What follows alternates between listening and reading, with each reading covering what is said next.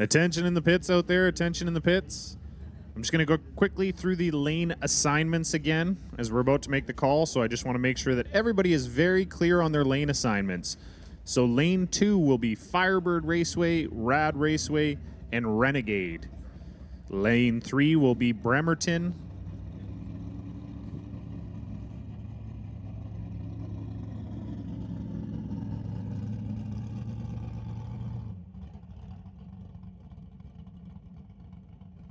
Lane 3, is Bremerton and Woodburn. Lane 4 is Mission, Pacific, and Walla Walla.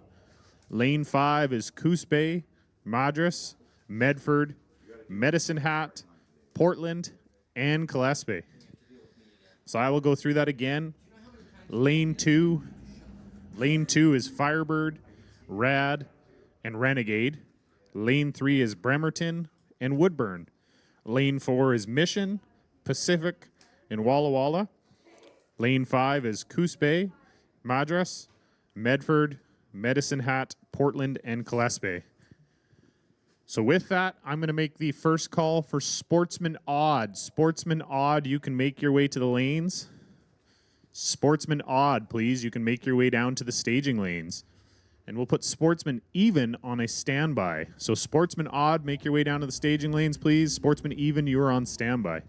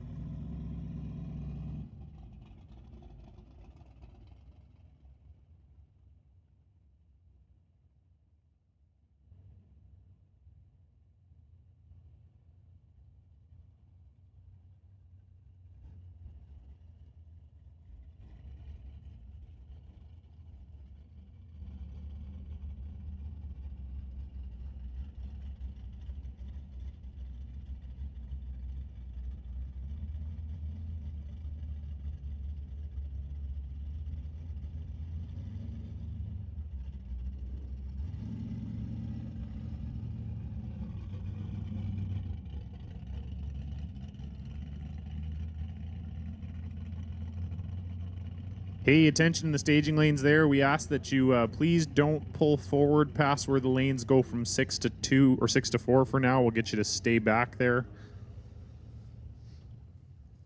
So just make sure to stay back. We'll pair you up at the back and then pull you forward.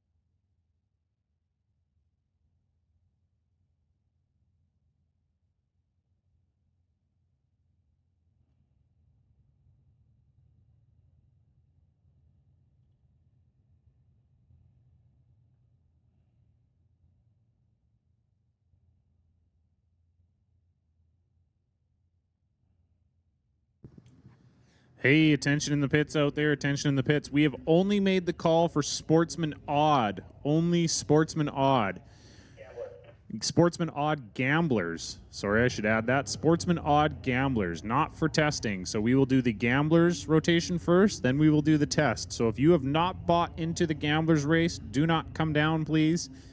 We will go Sportsman Odd Gamblers, Sportsman Even Gamblers, then we will do the test Sportsman. So Sportsman Odd Gamblers only, please, right now.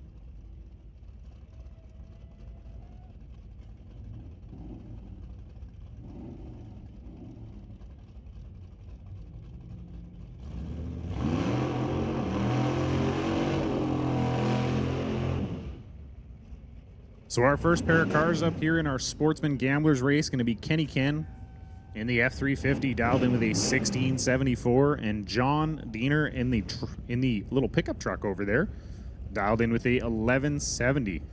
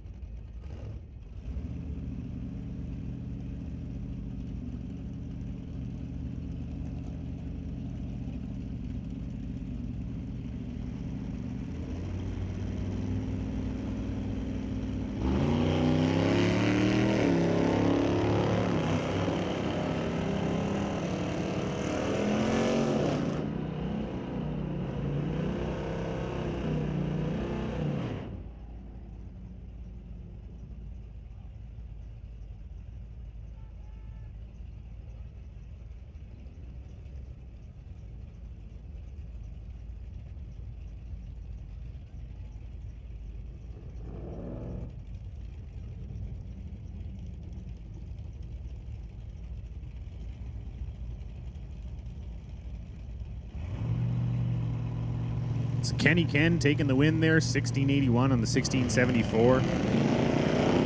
John Diener was 1174 on the 1170. Bringing up Chris Tycrop and Ron Wright.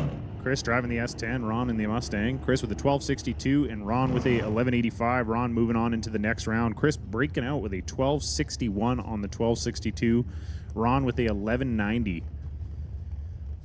Just going to bring up Troy Johnston in the Duster here in the left lane, 1163 up on the board. Ken Green in the right lane in the Chevelle, 1235.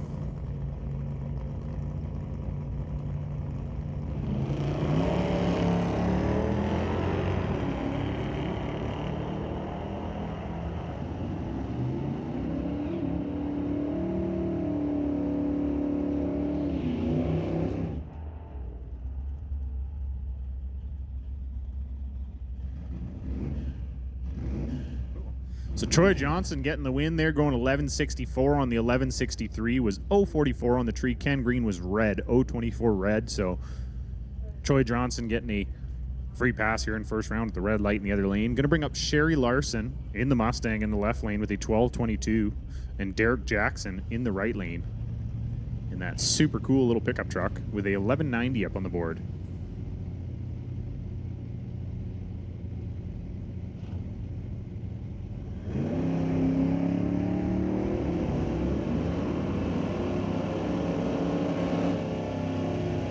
Pay attention in the pits out there. We have made the call for Sportsman Odd. Sportsman Odd, ODD. Only Sportsman Odd gamblers, please, right now.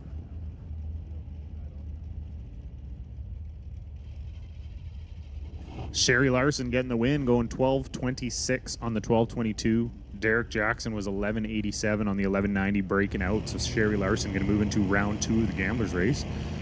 Bringing up Dean Addy and John Wavell. John in the right lane with 11.68. Dean with a 13.32 in the pickup truck here in the left lane. And John going 0.10 red, so Dean going to get the win here in first round.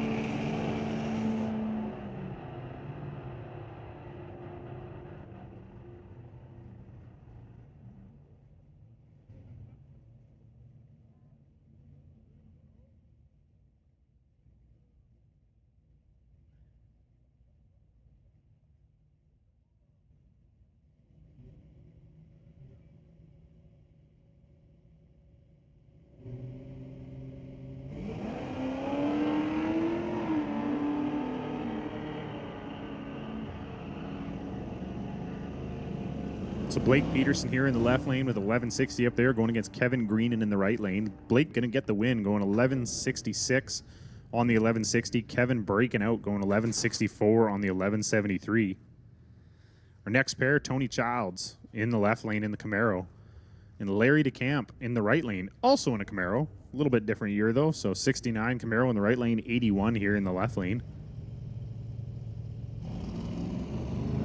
Tony with a 12.66 and Larry with an 11.93 up there.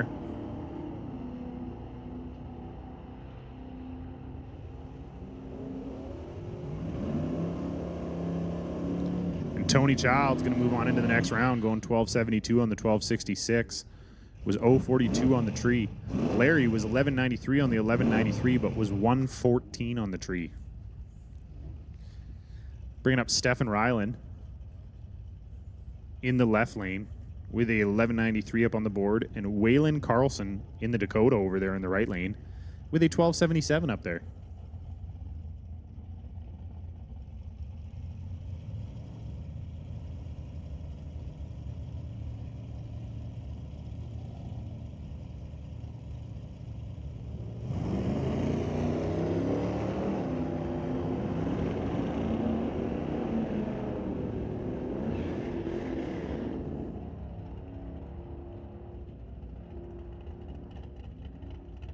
So Stefan Ryland getting the win, going 12.11 on the 11.93. Waylon Carlson, 12.82 on the 12.77, but was 2.10 on the tree. So Stefan with 0.58 on the tree here, getting the win, moving into the next round. Bringing up Ted Porter and Haley Christensen. Haley in that super cool little Chaotic Customs pickup truck over there in the right lane with a 11.80 up on the board. Ted Porter here in the Charger with a 12.45.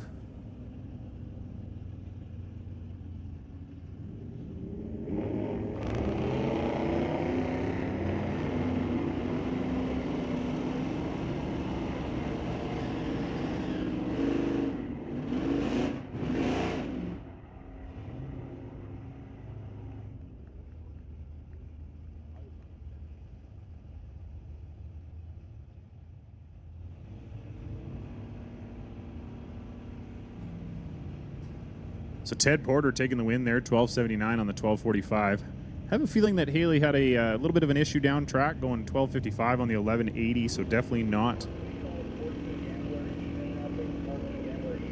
Hey, you guys might have heard that in the background. We're going to make the call. Sportsman Gambler even. Sportsman Gambler even. So if you were a Sportsman even and you're in the Gambler race, please make your way down to the staging lanes. Sportsman Gambler even, make your way down to the staging lanes, please. So Grant Smeeds in the left lane in the Camaro getting the win, going 12:81 on the 12:78. Ted breaking out, going 12:91 on the 12:99 in the right lane. Michael Webster here in the Hellcat with a 12:28 up on the board. And Tyler, it's a 12:26 actually. And Tyler Hereford in the right lane in the Camaro with a 13 flat.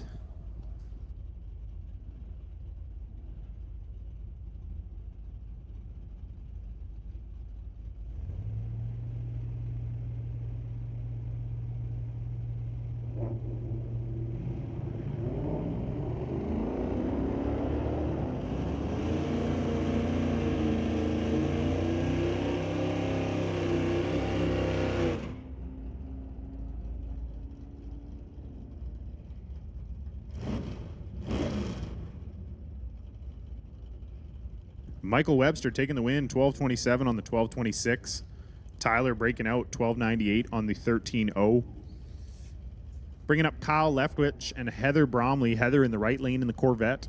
Kyle here in the left lane in the, looks like to be a Demon, would be my guess.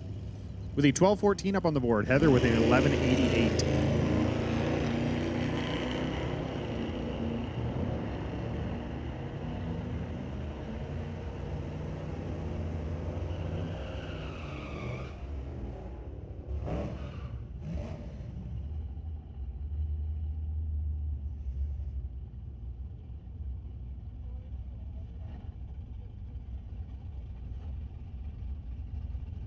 So Kyle taking the win, going 12:14 with a 9 on the 12:14.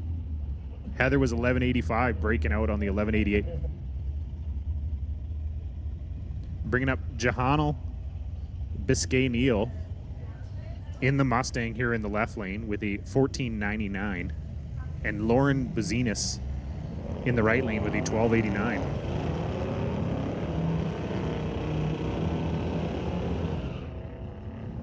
Hey, attention in the staging lanes. Sportsman people, if you could move up.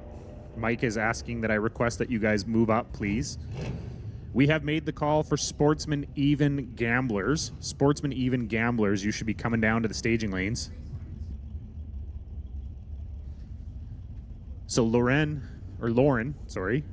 We have a Lorenz here, so I'm just used to saying it. So Lauren taking the win there, going 13:06 on the 12:89, moving into the next round. Bringing up Stormy Newcomb with a 13:06 in the left lane, and Jimmy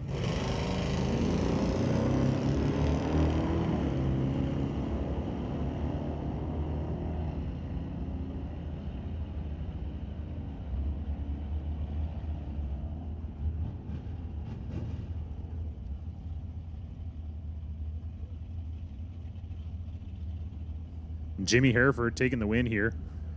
12:40 on the 12:34. Moving on to the next round. Stormy was 13:14 on the 13:06. Dead even on the tree, both 060.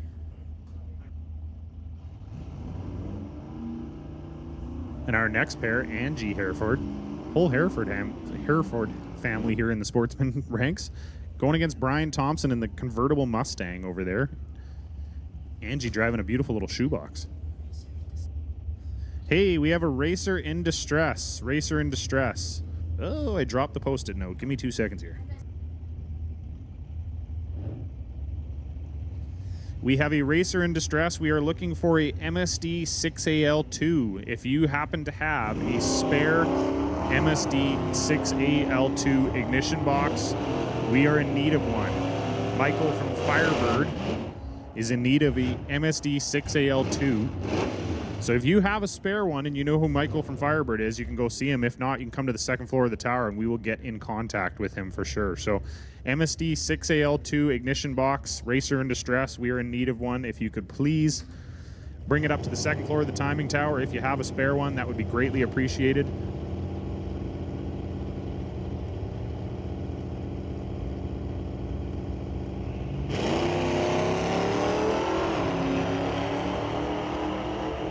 So Brian Thompson getting the win in the last pair there in the convertible Mustang, 1309 on the 1303. Bringing up Devin Frood and Blaine Robb. Blaine Robb moving on into the next round, going 1240 on the 1240. Devin Frood breaking out 1178 on the 1179.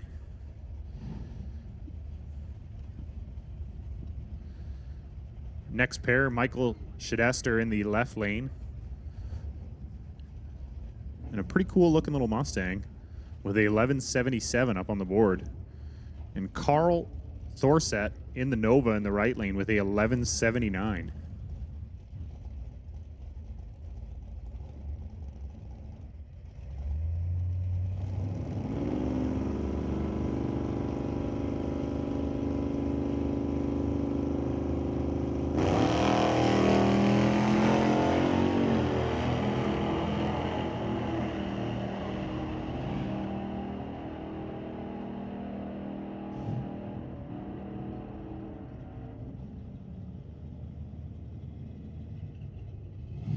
Carl sounds like he gives her a little womp or two at the end there, going 1183 on the 1179, taking the win.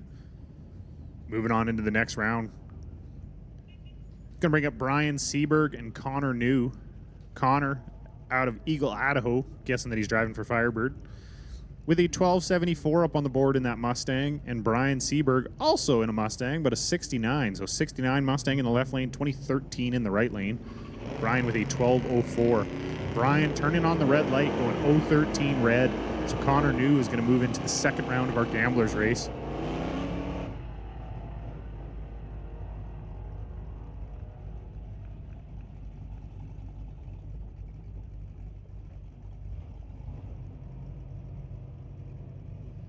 Next up, we have Rodney Weaver in the left lane in the 280Z with 1168 up on the board, and Gordon Rust in the right lane with an 1174.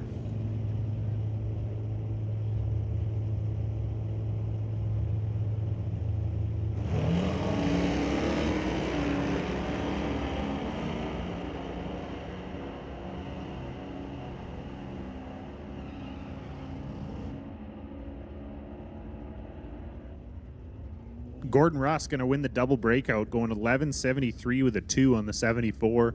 Rodney Weaver was 1167 with a 2 on the 1168. So Gordon going to move into the second round here, which will bring up Keith Hadley in the Mustang in the left lane and Chris Townsend in the right lane. Chris with a 1421 up on the board, Keith with a 1227.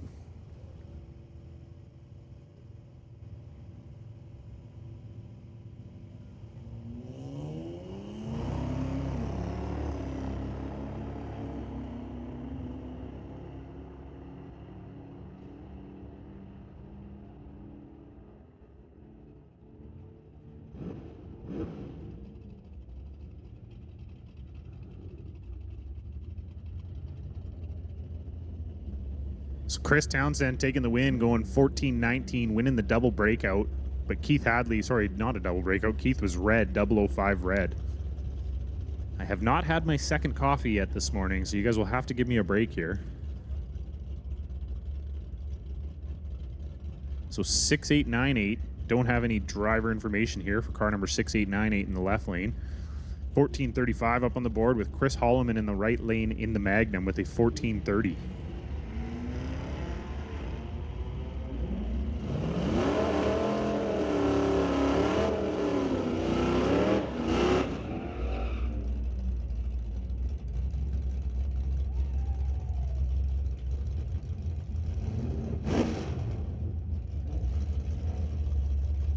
Chris Holloman going to take the win, going 1442 on the 1430. Brings up Jacob Cleve in the left lane in the Maverick. And Braden Wilcox in the Mustang in the right lane. Braden with a 1318 and Jacob with a 1170.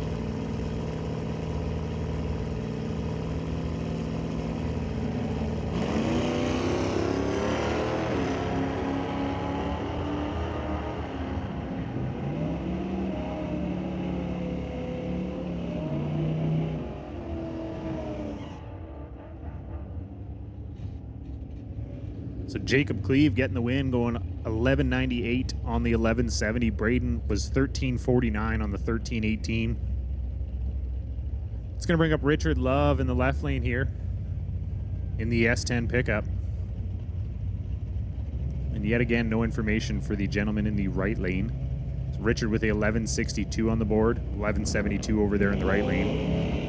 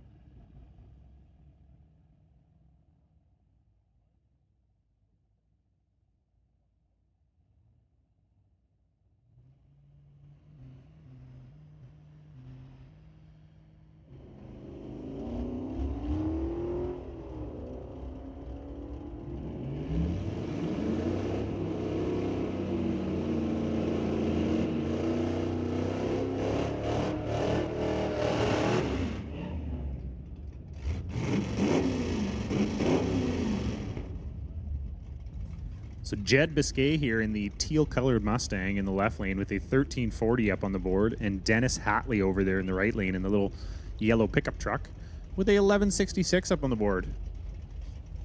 Sorry for missing a couple pairs there. We were brokering a MSD ignition box deal up here, potential MSD ignition box deal. So I think we've got what Michael from Firebird needs, but we're going to find out shortly here.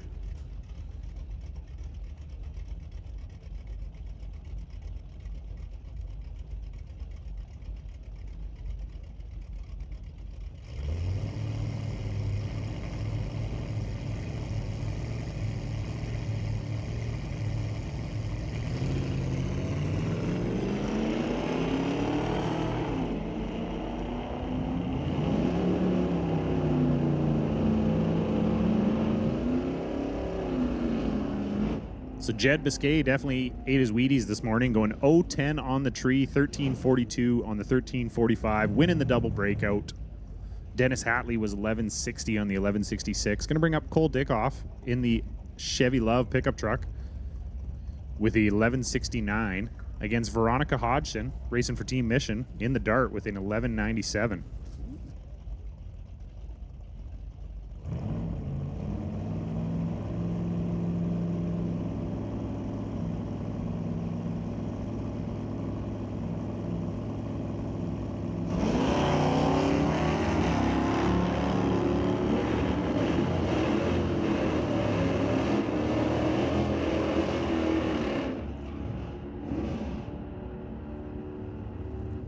And Cole winning the double breakout. Cole going 1167 on the 1169. Veronica was 1194 on the 1197. So Cole going to move into the second round. Just going to bring up car number 670K. We do not have a name on the board up here for them, so I'm not sure who it is. And Gary Howe in the right lane in the Skylark. 1240 on the board in the left lane, 1210 in the right lane.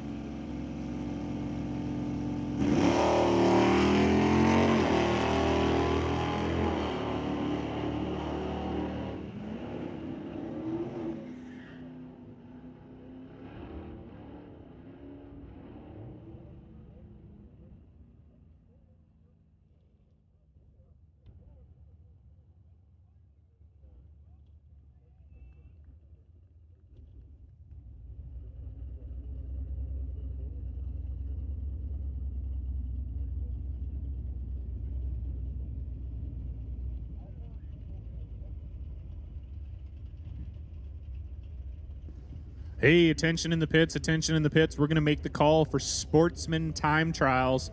So Sportsman time trials, if you were not bought into the Gamblers race, you can come in for the Sportsman time trials.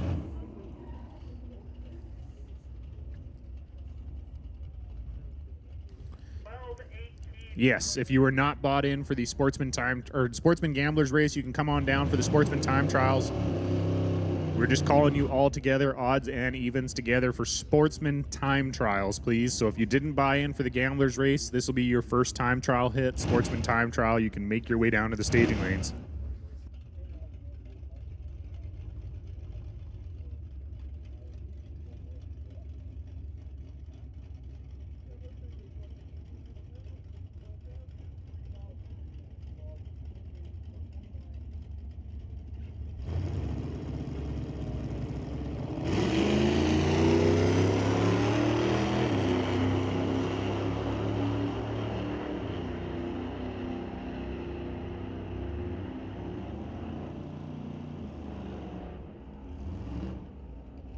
So no information for the car in the left lane here, but they take the win, going 12:25 on the 12:18.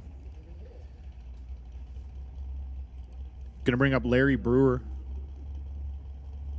in the Blazer that appears to be converted to a pickup truck. Kind of neat. Never seen something like that before, so kind of cool. 12:17 up on the board, and Shane Schaefer over there in the right lane. I'm just going to guess that Shane had some mechanical issues with his Mustang, because that is definitely not a Mustang over there in the right lane. So he's probably driving the rental car or the daily driver that came up with him.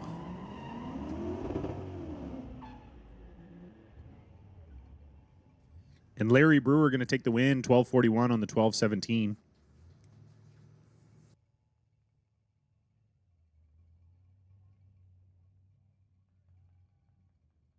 We're going to make the call again for Sportsman time trials. Sportsman time trials, you can make your way down to the staging lanes, please. We're going to put pro odds on a standby. Pro odd on a standby.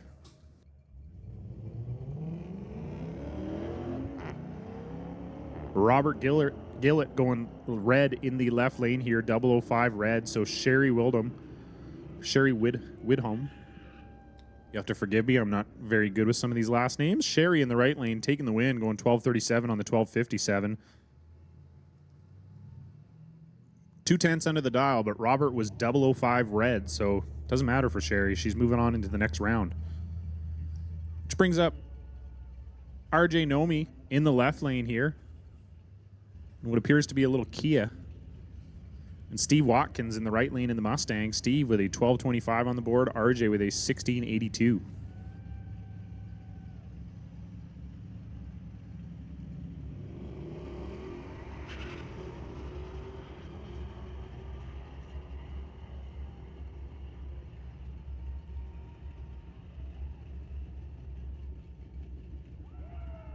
RJ going to take the win, going 16:85 on the 16:82. Steve Watkins breaking out, going 12:22 on the 12:25.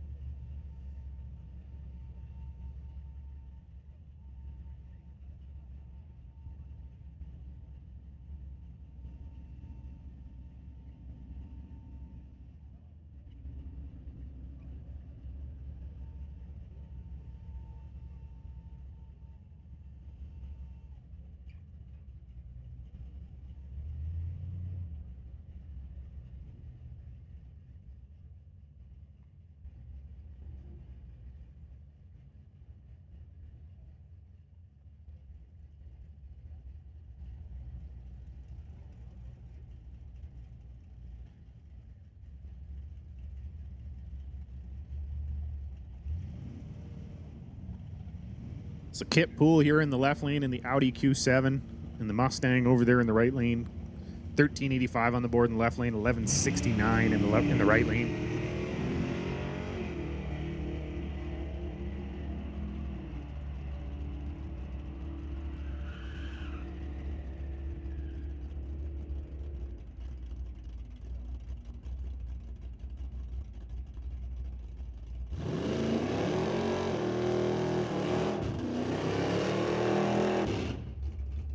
Mr. No Name in the right lane taking the win, going 1190 on the 1169. Kip Pool breaking out, 1384 on the 1385. To bring up our final pair here in our Sportsman Gamblers race, Gary Gandy in the left lane in the Mustang with a 1394, and Jason Biscay in the right lane, also in a Mustang, with a 1360.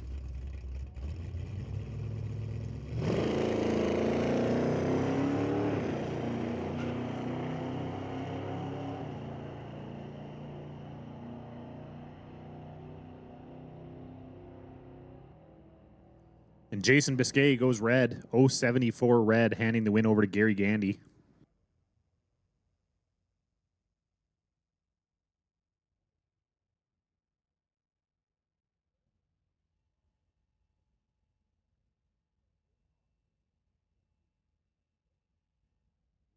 So this is moving into our Sportsman test category now.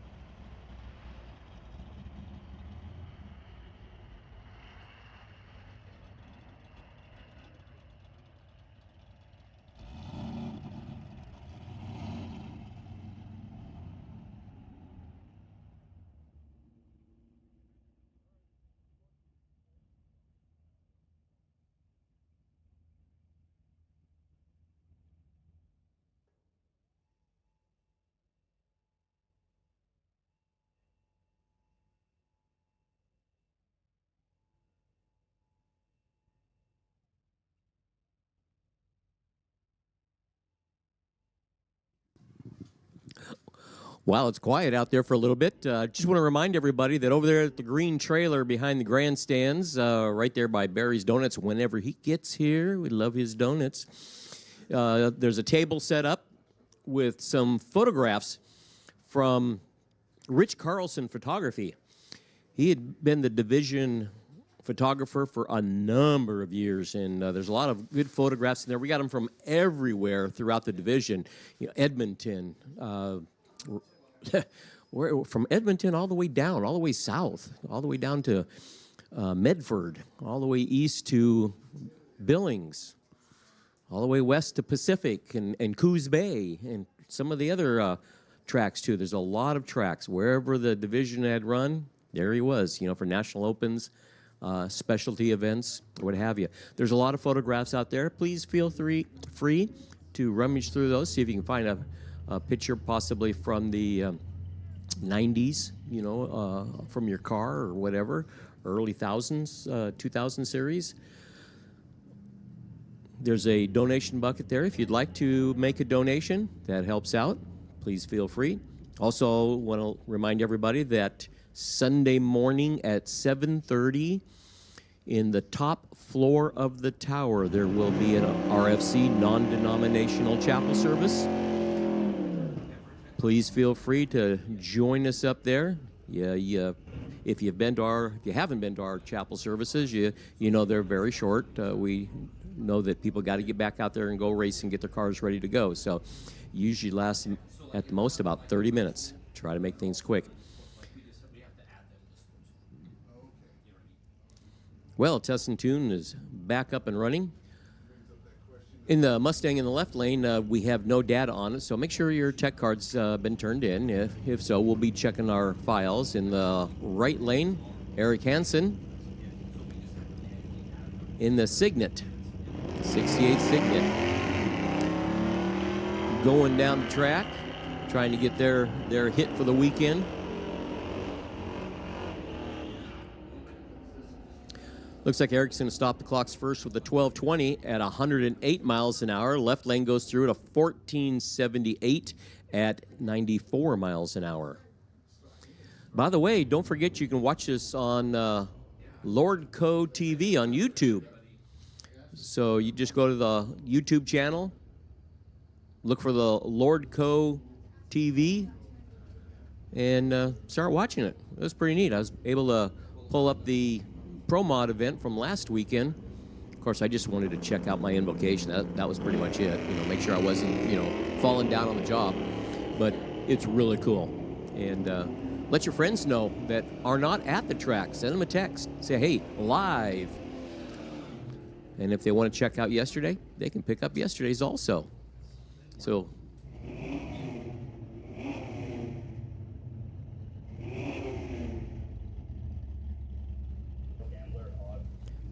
Pro Gambler Odd. Pro Gambler Odd. Now, if you do not remember your lane assignments, I know it's been a while since we called the Sportsman guys. So Pro Gambler Odd. Lane 2 is Firebird. Rad Raceway. Renegade. Lane 3 is Bremerton and Woodburn. Lane 4 is Mission, Pacific, Walla Walla. Lane 5, Coos Bay, Madras, Medford, Medicine Hat, Portland, and Quillets Bay. So those are your lane assignments again. Well, I'm sure we'll be hitting them throughout the time. But Pro Odd Gambler. To the lanes, please. Pro Odd Gambler.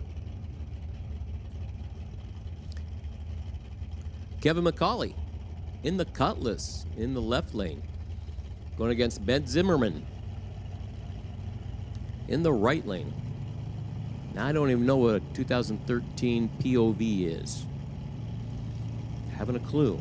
Must be a Canadian thing, but he's from Washington. In military terms, that's privately owned vehicle. So I don't know. But I'll tell you, the left lane gets there first with an 11.93 at 111 miles an hour. Right lane goes through with a 12.66 at 109 miles an hour. Come elimination, that would have been a pretty good race.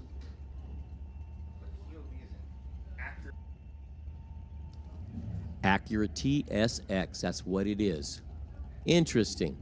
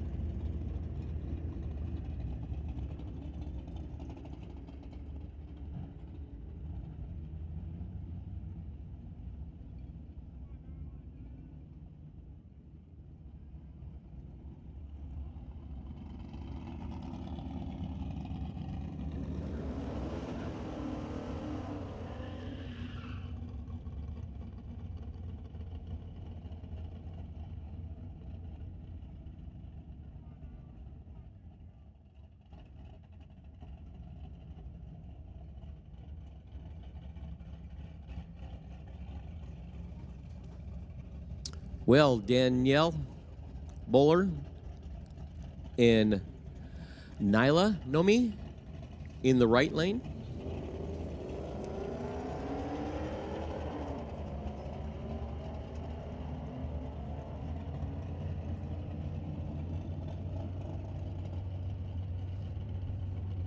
Camaro gets there first with a 13.85 at 100 miles an hour. Right lane goes through with a 15.32 at 88 miles an hour.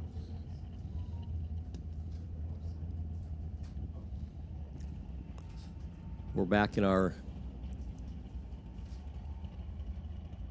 time onlys again. Catherine Love in the Versa in the left lane. Judy Wright in the Sportage in the right lane.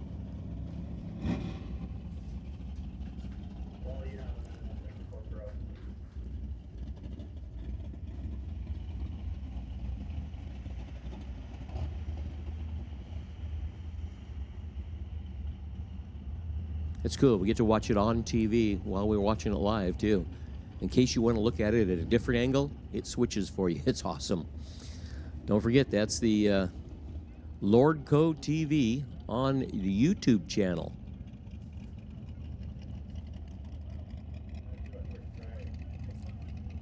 Catherine gets there with a 1779 at 79 miles an hour. It's a lot of sevens. And Judy gets through at a 1723 at 80 miles an hour. That's a pretty good heads-up race.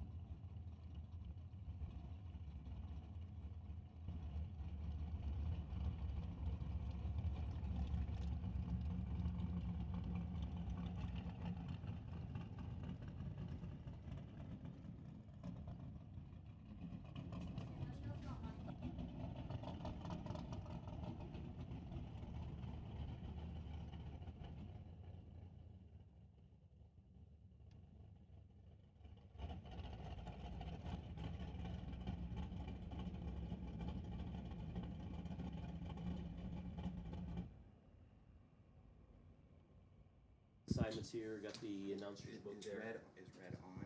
Or red is You're on.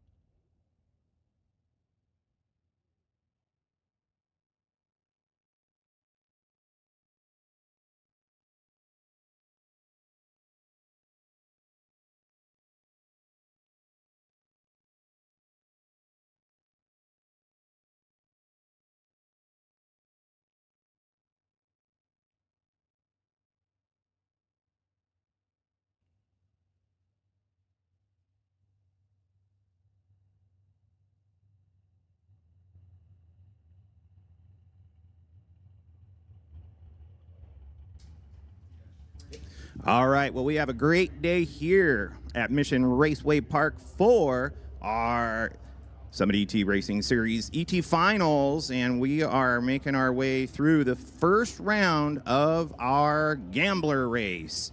It was an exciting first round of Sportsman as we kicked off the day today on what is a very exciting weekend up here in beautiful British Columbia. We have sunshine today, folks. And I gotta say, the bugs aren't that bad. That was probably my biggest concern coming up here this weekend was, hey, do we have what we need to protect ourselves from the bugs? And so far, hasn't been too bad. Well, it sure has been a lot of fun as we get set for a great weekend. I'm really looking forward to seeing the decorating of the grandstands we already have some grandstands decorated, and as the weekend goes on, I'm sure those displays will get bigger, brighter, and bolder. And we'll see who has the best decorated grandstand for their team this weekend.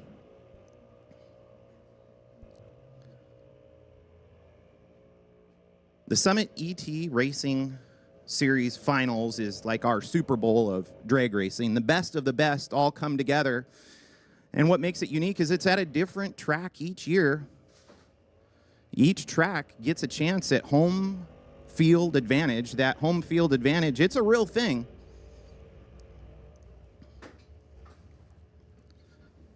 When you're used to racing on a particular surface, going in a particular direction at a specific time of day with different varying temperature, humidity, barometric pressures that create that thing we call density altitude. Of course, you can throw in wind speed, water grains, and track temperature in there too. It can get a little tricky to dial these things. Now, right now, according to our awesome app, we are at 349 feet of density altitude. And this, for a lot of us racers, is a new thing. It's a novel thing. We come here, and they don't give you a time slip. You get to the finish line, you make the turn, and you're kind of like, okay, now I got to figure out how to get back to my pit area. There's a whole bunch of one-way roads out there. You finally get back to your pit, and you think, I don't have a time slip. Well, sometimes you have to adapt to new things, and us old school people, new things aren't always that easy to adapt to.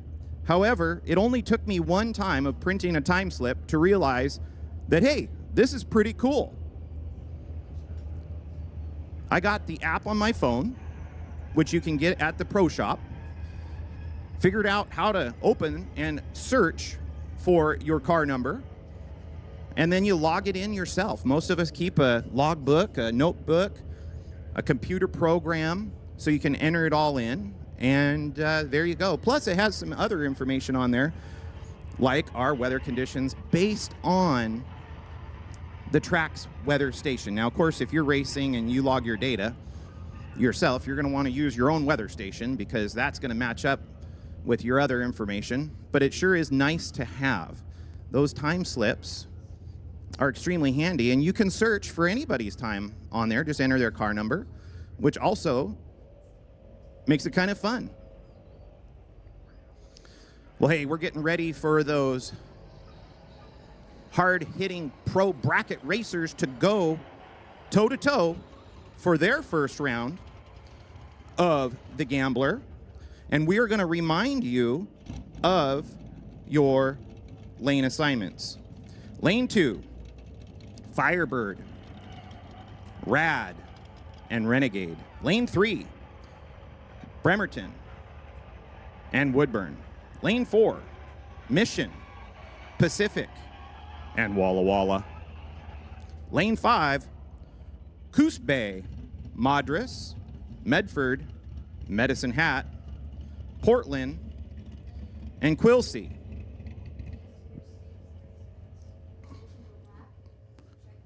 Pro Eliminator should be in the lanes, getting paired up, figuring out by the flip of the coin or draw of the card who's going to have which lane. If you are not running in the Pro Bracket Gambler, sit tight. We will be calling you soon.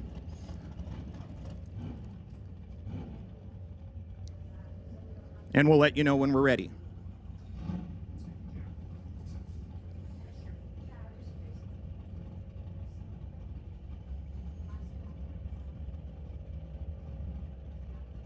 The timing system that's used here is called AccuTime, and I gotta say, it's pretty cool. I'm used to CompuLink, as many of us are, and this AccuTime system is, well, let's just say it's not a DOS system. It doesn't look like technology that sent the first space shuttle to the moon, which is kind of what we're all used to running on. So it's a privilege to get to be here and use this equipment. And I would say this is obviously the future of our drag racing sport. And from what I could tell, every track should take a look at this system. The other thing is you can pull up Mission Raceway on Lordco TV on YouTube. So for you at home, if you want to pull this up, just go to YouTube and look up Lordco TV, and you can watch the live coverage of the Summit Division 6 ET Finals wherever you are, at home, on your laptop, wherever you're at, you can pick it up. And it's crystal clear. It's beautiful, absolutely beautiful. All right, well, it's time to light the fires and burn those tires. Here we go, ladies and gentlemen.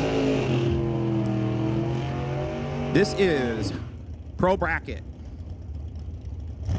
Gambler, round 1. Your first pair of cars. Jason Bourne in the right lane.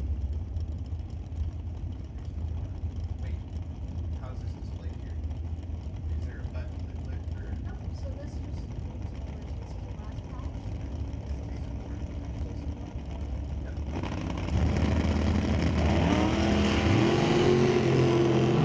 And they're off. Your first pair.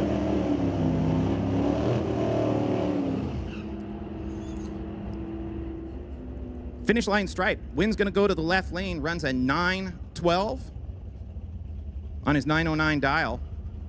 Bourne runs 991 with an 8 on a 1015 dial. 145 miles an hour for your winner, 133 miles an hour for Bourne. Next up, that's going to bring us Lance Cherchuk in the left lane, Brady Tucker in the right. Cherchuk's dialed in at 1128, Tucker 1088. Finish line stripe. Right lane's going to win. That is Bradley Tucker. Moving on to the next round, runs at 1097 on his 1088.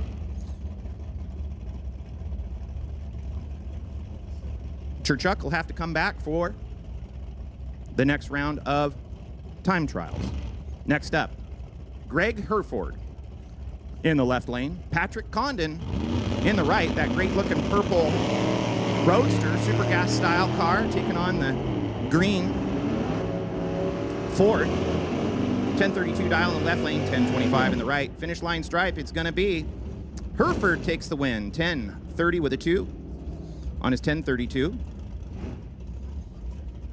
And he's moving on. Next up, Matt Kielman in the left lane, Martin Condon in the right. Two very capable and accomplished racers here, squaring off. Fast dial in the left lane, 987 to the significantly slower 1201. Kielman's going to have to be patient. Staged and ready. Condon's off. Big wheel stand for Matt Kielman. Darn near put the back bumper on the ground, but it was a beautiful sight. And at the finish line, we're going to see the black Nova, wheel standing Nova of Matt Kielman coming back for round number 2. Runs a 988 on his 987 dial. Condon ran a 1204 with a 9 on the 1201.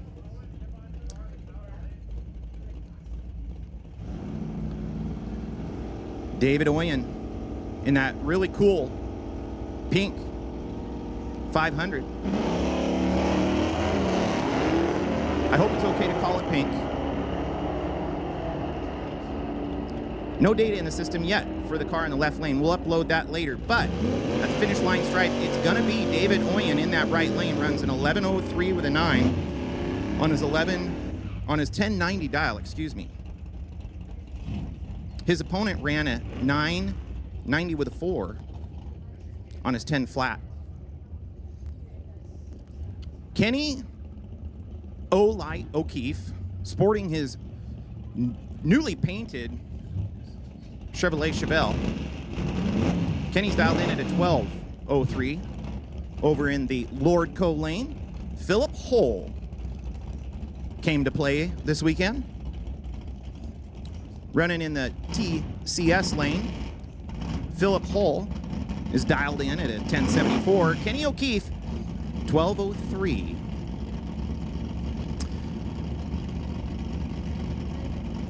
About a 1.5 second head start for O'Keefe.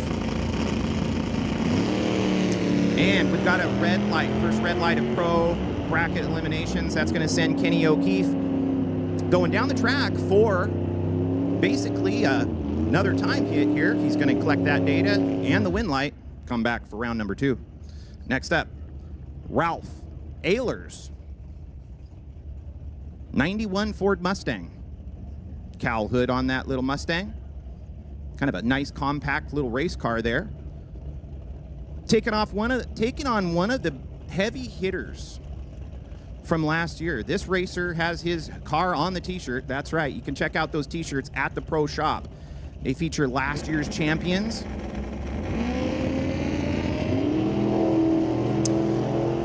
Definite reaction time advantage. We're going to see how this unfolds. We'll let you decide who has the reaction time advantage as we get to the finish line. You should figure that out about now. And win light's going to go to the champ, 9:31 on a 9:19. Ralph Ehlers will come back for his next round of time trials. Ralph ran a 10:91.9 on his 10:87, but he was closed out of that race at the starting line. Next up, it's Hollis Runge. Hollis Runge in the left lane. That's the TCS lane, taking on David Knudsen. David Knudsen out of Pacific Raceways. His son, Derek Knudsen, made it to the final round last night in our best on best. This one's for real. Somebody's moving on, and it's going to be Hollis Runge. Hollis runs 9:51 with a 4 on that 9:50 dial-in. Knudsen, 10:24 with a 6 on his 10:24. He goes dead on with a 2. Obviously, there was a slight reaction time advantage going in the direction of Hollis. Your margin was 1/100th of a second. Good race. One of the best races in this session. Next up, Aaron Udland, Dana Olson, squaring off. Olson's in the red car, Udland's in the blue. Tough break for Udland, and really a tough break there as Olson sees the win light come on, says, I'm gonna go ahead and get out of this one and save it for the next round.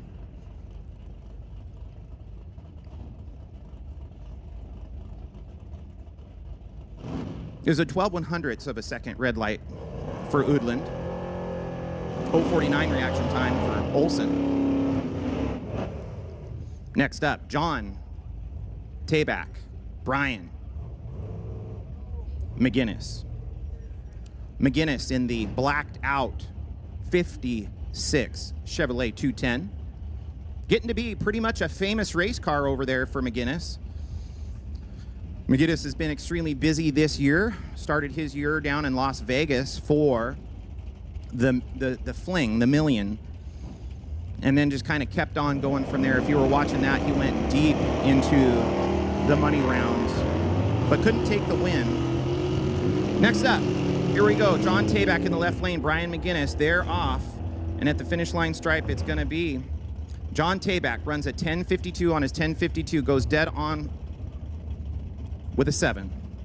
McGinnis, he tried 10:34 with an 8 on his 10:35, broke out by 2 thousandths. The magician, Russell Lopeman, we're gonna see if he can work some magic here in round number 1 as he squares off against Tyler Zeller, the Z team, the all red and black Camaro, squaring off against Russell Lopeman. Finish line stripe, it's gonna be the magician, runs a 10:23 with a 1 on his 10:20 dial. Zeller, 10:30 with a 1 on his 10:32, breaks out. Russell Lopeman's gonna go work on his dial in for round number 2. And here comes. Oh, attention in the pits, attention in the pits. Pro Gambler, even Pro Gambler even to the lanes. One more time, attention in the pits, attention in the pits. Pro, Gambler, even to the lanes. Darcy Frey in the right lane. Really good looking 56 Chevy. Car number F601 takes the win, running an 11:21 with a 3 on the 11:18 dial. Better reaction time goes to the winner on that one. And next up, it'll be Greg Palmer in the TCS lane, taking on Brenda Busquet in the Lordco lane. Brenda sporting that classic Ford Falcon, trimmed out in kind of a blue-purple color. Good-looking race car. Greg Palmer with the late model muscle car. Greg's going to take the win. Runs a 10:11 with a 4 on his 999 dial. Brenda went 10:21.7 on her 10:16. Reaction time advantage went to the winner.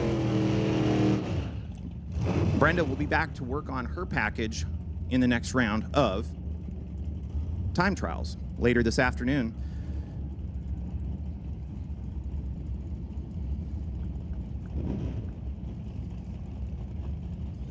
For those of you in the pits, hopefully you heard the call. Pro, time trial, odd.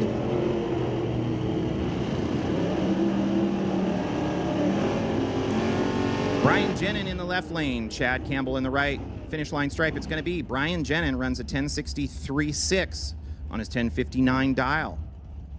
Chad Campbell, 9:73.6 on the 9:76 dial. Reaction time advantage went to Brian Jenin. And next up, the menacing white S10 of Dan Whelan. He was your Pacific Raceways Pro Bracket champion last year. You're going to see a nice wheel stand out of this little S10 pickup truck, taking on Jason Cooper. Jason Cooper with the big air filter sticking up, no hood on that car. And we didn't see the big wheel stand that we're used to from Dan Whelan, so he's tamed it down a little bit for this weekend at the finish line stripe. It's gonna be Dan. He gets there with a 9:75.7 on his 970 dial. Cooper went 9:88 with an 8 on his 985 dial. Reaction time advantage, as we see so many times, goes to Dan Whelan, and he'll be coming back.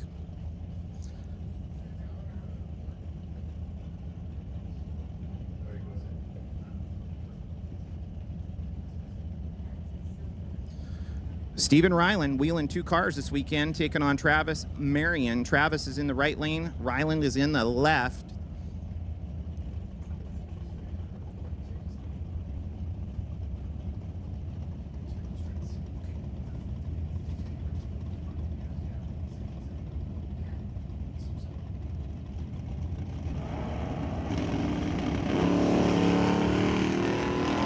And they're off.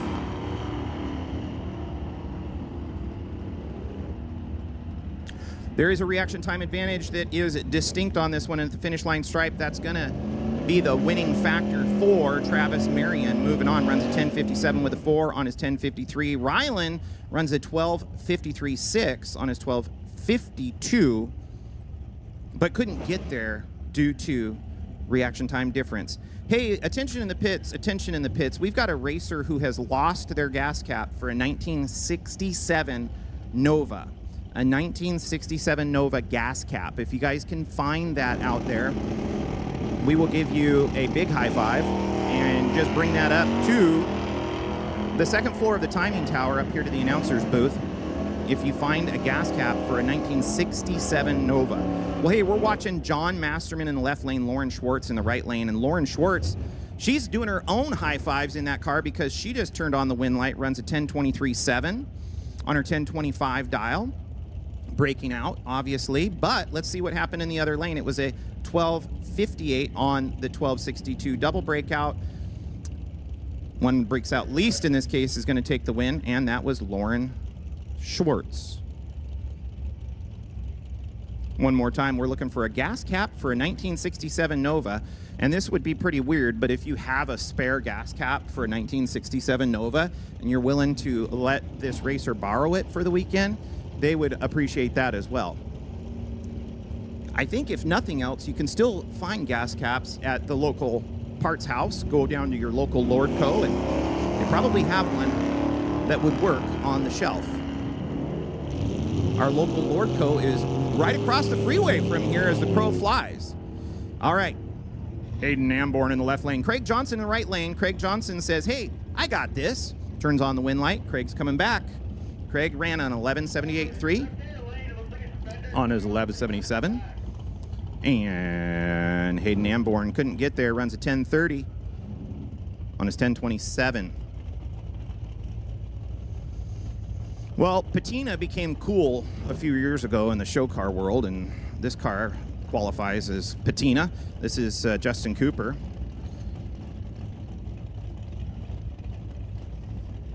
Comes from a place called Medical, Washington. Now, I live in Washington, and I have not ever heard of Medical, Washington. Must be, I'm going to guess without Googling it, because, hey, Google's too easy, right? We Google everything. I'm going to guess Medical, Washington is in Eastern Washington. We'll see. You guys let me know. Next, in the right lane, taking on Justin is Ryan Lardette from Maple, British Columbia. We've got a race. Very similar reaction times at the finish line stripe. It's going to be the left lane. Justin Cooper runs a 10.80 with a 2 on his 10.78. Ryan Leiter runs a 10.33 with a 6 on his 10.23. And that's going to take us to, I would say this should be a candidate for best appearing car, but I also have a warm and fuzzy place in my heart for 68 to 72 Chevrolet Novas. This is Brian Havner. That really clean blue paint job just pops out there on the racetrack, taking on Brandon Smith. Brandon Smith with also one of my favorite, a 70 Camaro orange with SS stripes. Tough break for Havner. He's going to say, hey, Brandon, you can have this one. He goes red, but look at Brandon. A 007 reaction time for Brandon. Runs a 10 flat with a 9 on his 10 flat dial. I would say if you're going to pair up against Brandon next round, you better be ready. Next up, Ryan Wildham, Brian Thompson. Wildham in the left lane, Thompson in the right. Wildham's in the TCS lane, Thompson's in the Lordco lane. Here we go. We've got a classic paint job on a race car that we see so much over at Renegade Raceway. They come from Yakima. Brian Thompson with the Ford Mustang, 1990 model year. Structural Components is the sponsor of Ryan Wilhelm.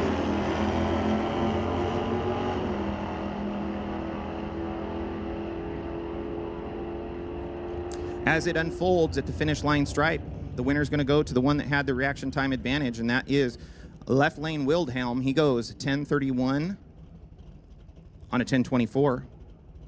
Thompson goes 12.56 on his 12.53.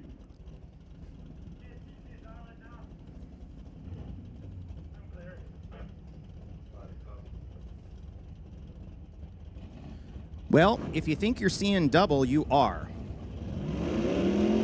Double Camaros, double structural component Camaros. You just saw one in the left lane run. Now we're going to see what looks like the identical car in the left lane run again. I'm not sure if this is father-son or nephew-uncle, but we know that they come from Yakima. It's Phil Fluitt taking on Steve Kelly. Steve Kelly was your winner last night at the Best on Best. Always a hard hitter. Steve's had a great year down at Woodburn. Just a great year.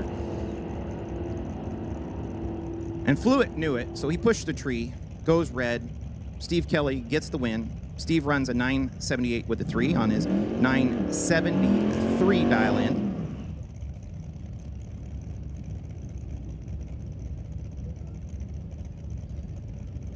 Robert Steffen, tough competitor, taking on the dragster in this first round of pro bracket.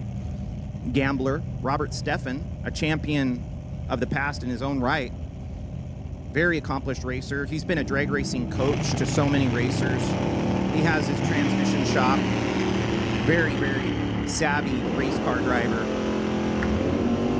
The dragster is car number 6328. We'll get his data later. But at the finish line stripe, Robert Steffen does his job, runs a 1086 with a 5 on his 1085. Turns on the win light. Sends the dragster to round 2 of time trials, as Steffen will come back for round 2 of gambler eliminations. Next up, it's Jake McLean, left lane, Frank Clanton, right lane. McLean in the Firebird. Clanton in the classic C10 square body truck. Those have become so popular now.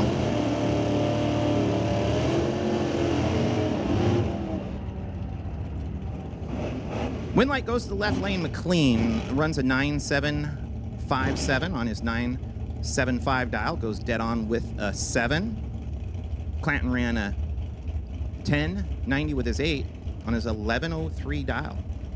Breaking out big time.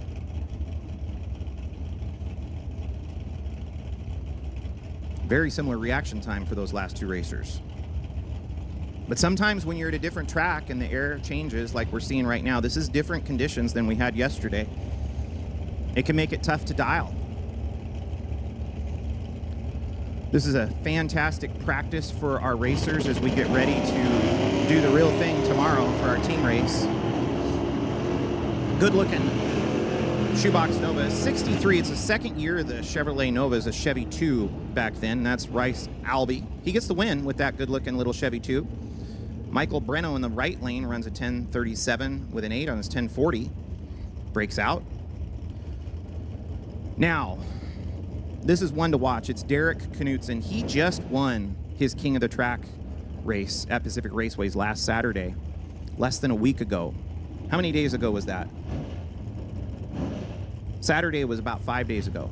So this race car, running 9 seconds in the quarter mile, took home the big wally at Pacific Raceways. Jason Harmon in the right lane. Both drivers have competitive reaction times at the finish line stripe. It's gonna be Derek Knutson, runs a 9600 on his 961. It was a double breakout affair. Harmon runs a 1053.5 on his 1055. Knutson's coming back. Next up, James Cleve from Morton, Washington. I think that's Van Cleve. We'll have to take a look at that. Purple Maverick. The Van Cleve family from that area has the historic Ford dealership and all run Fords. Left lane, J626 is the car number. That's about all we got right now. Good looking Mustang. All Ford matchup right here. Woo, big wheel stand. He was looking at the sky, couldn't see the track there for a good full second. As he brings those tires back down and turns on the win light, runs a 10:08 on his 1012. Had an unbelievable trip zip reaction time over there for James Van Cleve. It was a 3/10,000ths reaction time. Left lane went red, handing the win over to James Van Cleve. Next up, it's Tim Berg. Tim Berg's in the left lane. Bobby Berkovic's in the right lane. Bobby Berkovitz is no stranger to the winner's circle, representing Team Bremerton. Bobby, as Michaud last year.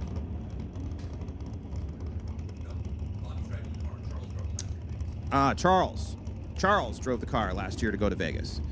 Next up, it's Jesse Blood in the TCS lane. Randall Garner in the Lordco lane. Blood in the 85 Blazer. Garner in the 98 Mustang.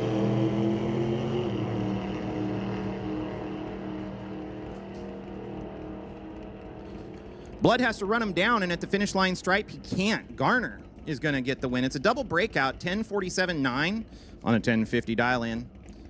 Jesse Blood goes 9:85 on his 9:89. Big reaction time advantage went to, you can say it with me, your winner.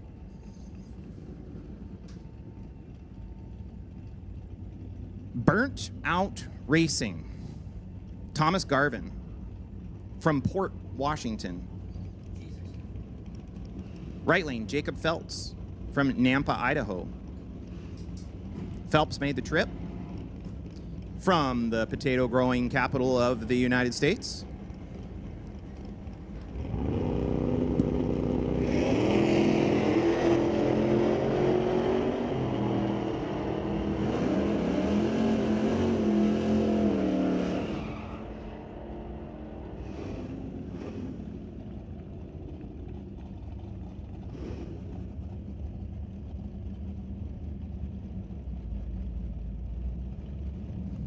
All right, the finish line straight.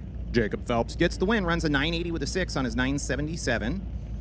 Thomas Garvin, 1022.9 on his 1017. Next up, Nick Douglas. Nick Douglas has the convertible 68 Dodge Dart. Greg Keelman in the right lane from Vancouver, Washington with a 69 Camaro. Good looking 69 Camaro. Wow. Big difference, 1363 dial in the left lane.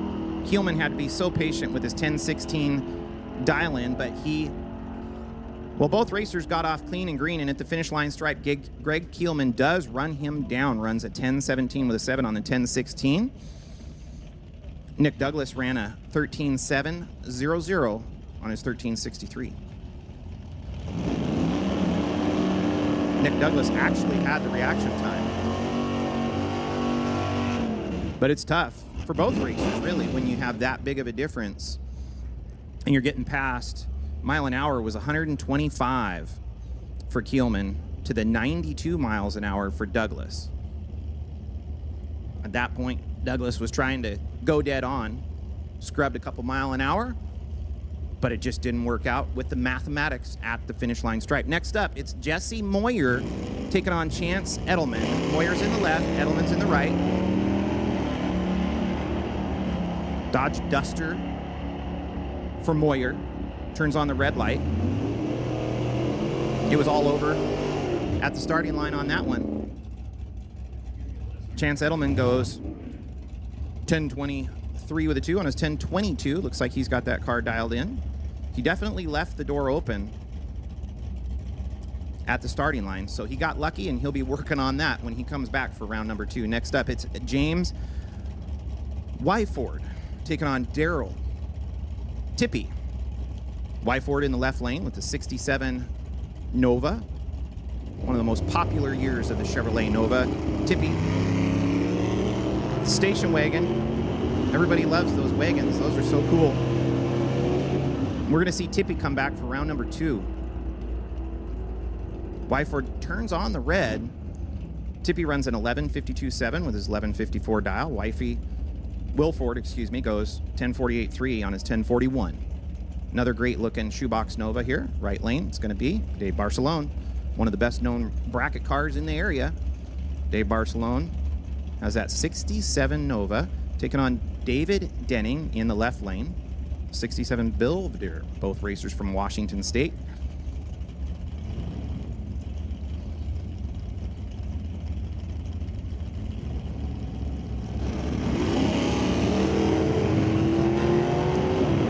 Nice smooth wheel stand over in the right lane for Barcelona.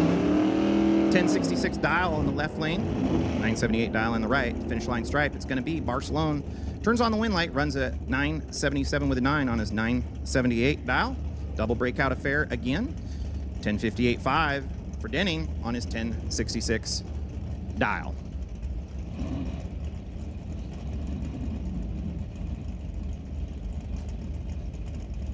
Well, needless to say, we've got a lot of cars in pro for the Gambler today. David Bronick taking on Tanya Moisewicz.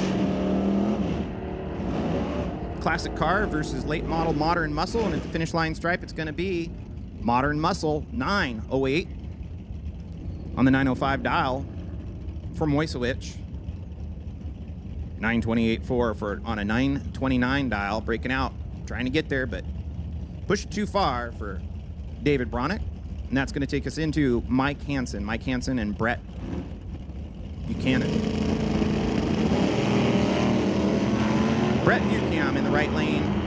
Mike Hansen in the left. 1043 dial in the left lane. 1053 in the right. Buchanan turns on the red light, and it makes it a time pass for Mike Hansen. He goes 1043 with a 3 on his 1043 dial. It goes dead on with a 3 and a 006 reaction time. So he came to play. He's dialed in, ready to go for round number 2. Next up, Bill Betts, 76 Chevrolet Love pick-em-up truck, taking on Douglas Clayson, 96 Pontiac Grand Am. Cool paint on that Grand Am.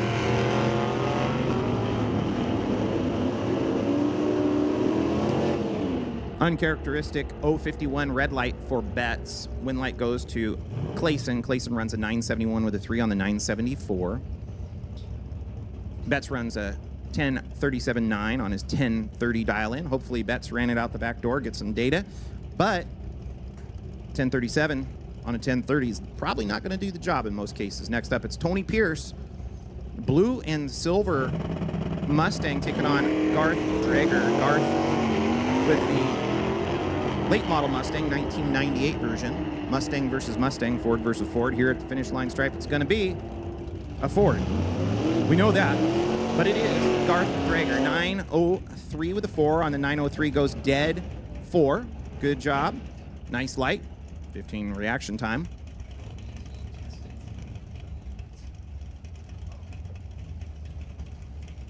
Attention in the pits. Attention in the pits.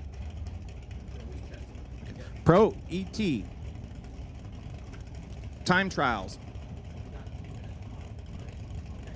Pro ET time trials. Test and tune. Come to the lanes. All numbers, odd or even. Pro ET, odd or even. Come to the lanes for your time trial.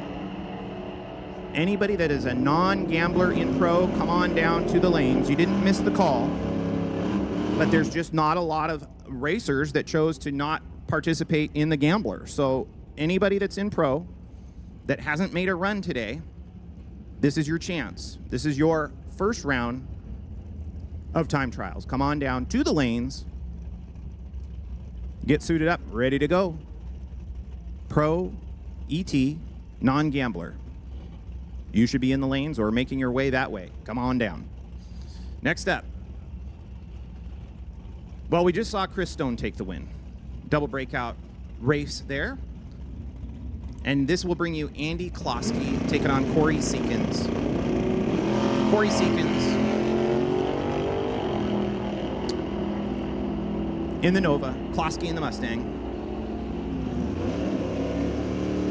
Left lane's gonna win, that's the Mustang. He goes 1016 with a 7 on his 1007. Seekins runs a 948.9 on his 950 and just breaks that out by 1/100th. Next up, Zach Zubrug taking on Shane Schaefer.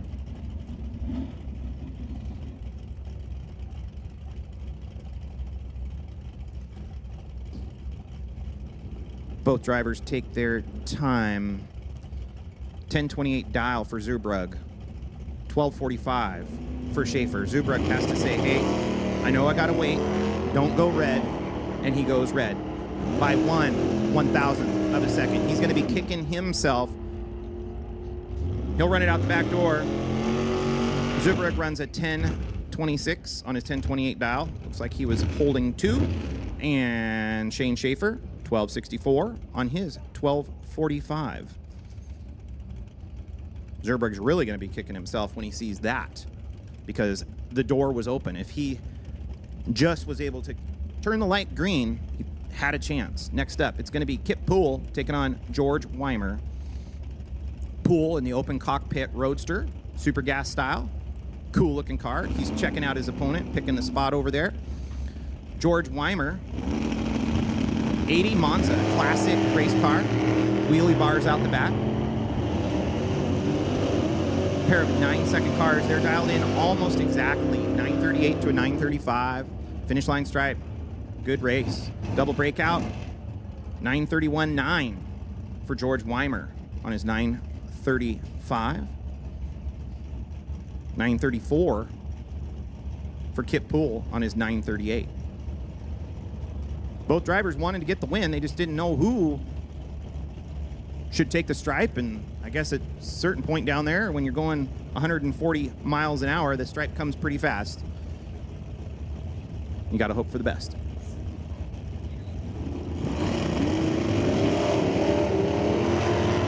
Super Pro Gambler Odd. Super Pro Gambler Odd. Come on down to the lanes.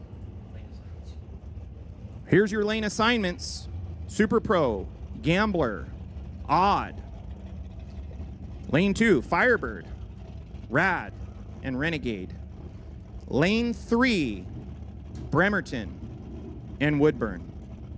Lane 4, Mission, Pacific, and Walla Walla. Lane 5, Coos Bay, Madras, Medford, Medicine Hat, Portland, and Quilcene.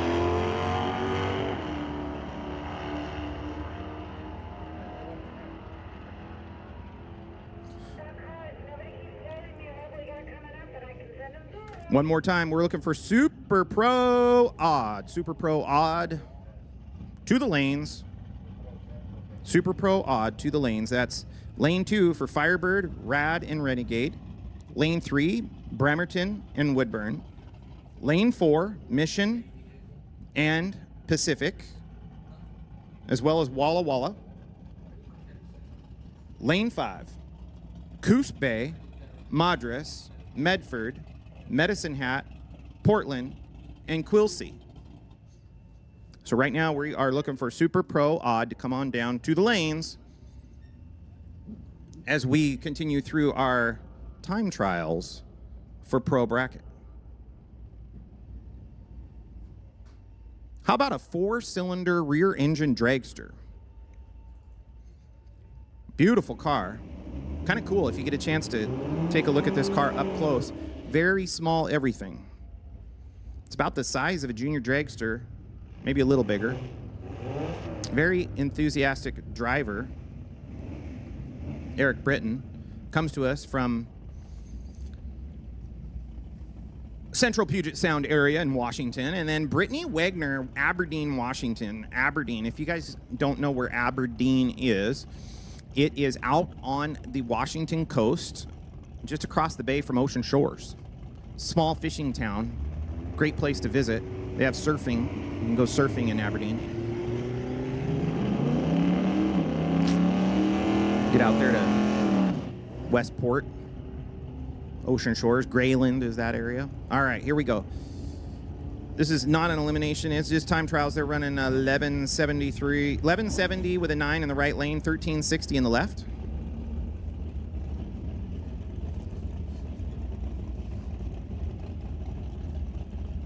Next up, Rob Munro, running next to Martin Lambert.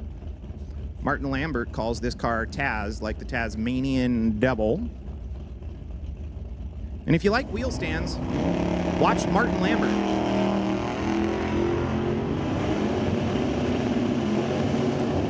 Martin is just one of the most fun guys you'll want to meet. Really a nice guy and just loves drag racing. And he loves taking Taz out and hiking the front end, runs a 9:49.4.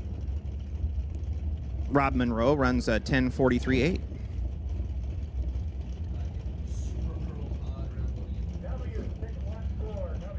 Super Pro Odd. You should be making your way to the lanes. Super Pro Odd. You should be making your way to the lanes. Super Pro Odd. And the Super Pro Even guys, well, you know you're coming up after them, so you're on deck. Get ready.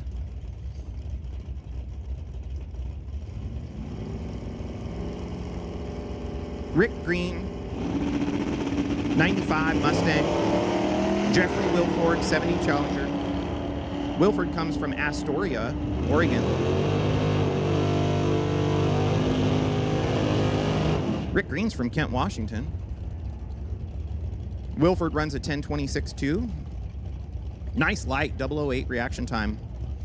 Rick Green, 12:37 at 105 miles an hour. He went red, and that's okay. It's a time trial. Let's get all those red lights out of our system today, and not for tomorrow when it is Wally time. Tomorrow is our first opportunity at winning a Wally. Look at the guys over here with the Indian headdresses, and it looks like they've got a noisemaker of some sort cheering on their team members. So cool, man. Gotta love the team spirit at the ET finals. I mean, it's the Super Bowl of drag racing, but then we add in all the team spirit, and it makes it really magical. It's just fun. Matt Warner, Jim Bonner, running side by side for their time trial.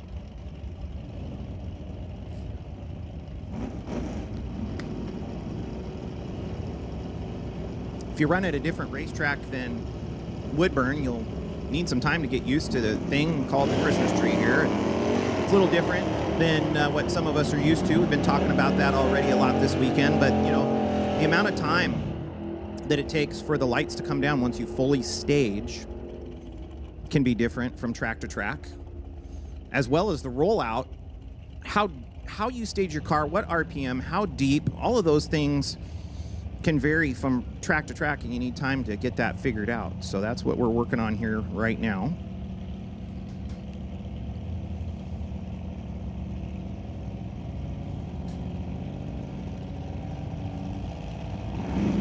Single pass for Phil Amborn with that cool looking 53 Chev pickup. Making our cleanup run here on the tail end of Pro Bracket time trial.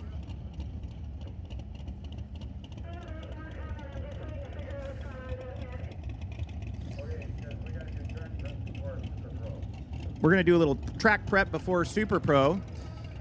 And then we're going to go into the 8th mile. Bad boys of drag racing, Super Pro. They don't call them Super for nothing.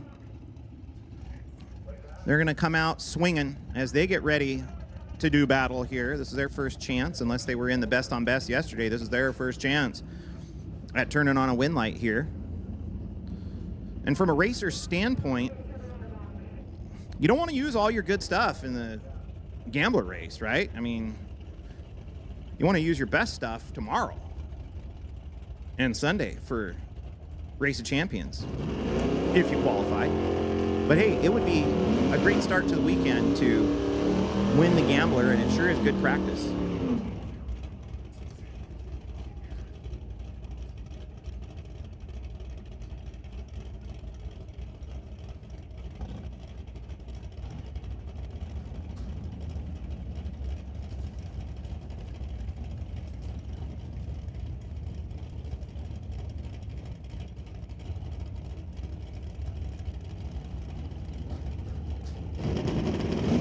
Old school 70s style wheel stand-in car for Mal Patterson in the left lane, Ross Walker in the right lane.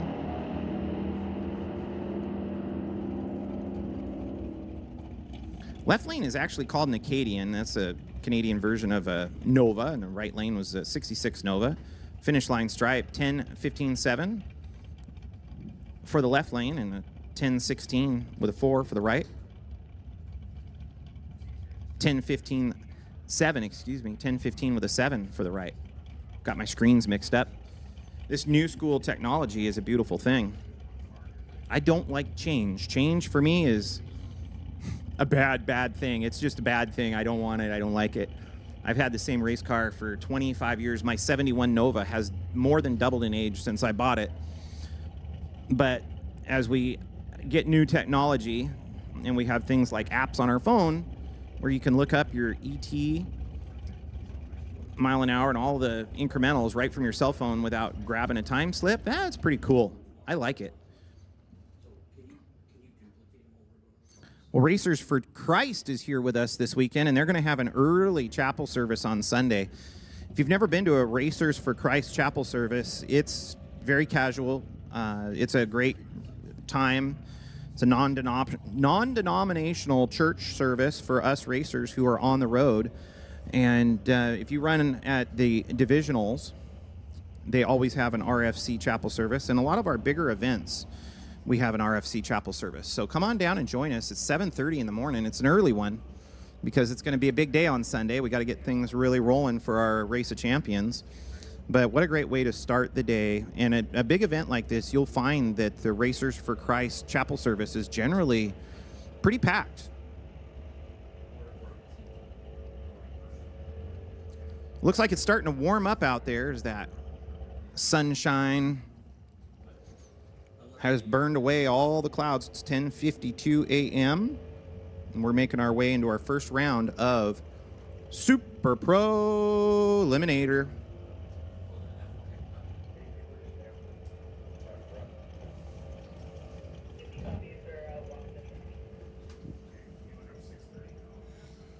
We have a rule here at Mission Raceway Park that if you're on a scooter, moped, or anything like that, a bicycle, you have to have a helmet.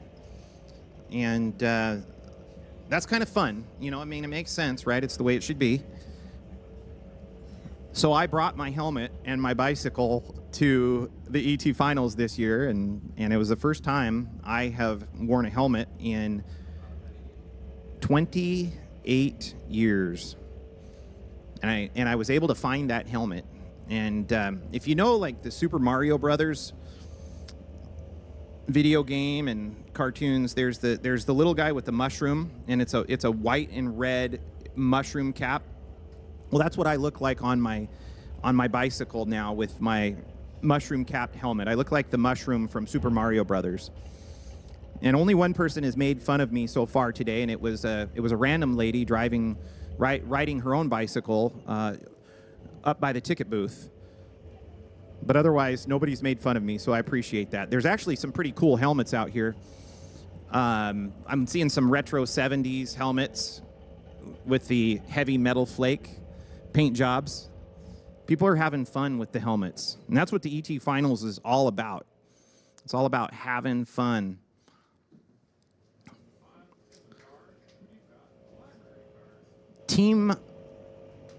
Teamwork and camaraderie also go with that fun. What do you do with your team at the ET Finals to make it special? Does your team have a potluck? Do they have a pizza party? I'm sure there's some pretty cool traditions. You can text me your tradition at 206-354-3152, and we'll share that up here in the tower. The members of the Division 6 certification team and myself, we practice voodoo when we go back to the hotel. Voodoo. Now that makes sense, right? Whether it works or not on the person that you're doing the voodoo to is yet to be determined, but it probably makes you feel a lot better, Mike. You kind of get that frustration and anger out. Do you know how hard it is to find 4 live chickens that we can sacrifice in Alberta or in British Columbia? He says, do you know how hard it is to find 4 live chickens that we can sacrifice up here in Mission, Canada? Well, it's getting weird up here, so we're going to get back to things drag racing related. We're having fun up here. Beautiful British Columbia. This is the first time I've been to Mission Raceway Park in over 20 years. You know, I keep saying over 20 years. I had a lot of fun when I was in my 20s. I crewed on a top alcohol drag team, and we were up here at least for 2 seasons and multiple times a year running the divisionals and other events. Mission Raceway Park was known for having amazing events. And we would come up here, and I'm telling you what, it was a party. We were running 540 at 244 miles an hour, banging blowers at 1,000 foot, and the people the people in this area would come out and they'd want autographs from the alcohol racers, take pictures. They were all in. Great group of fans out here in beautiful British Columbia.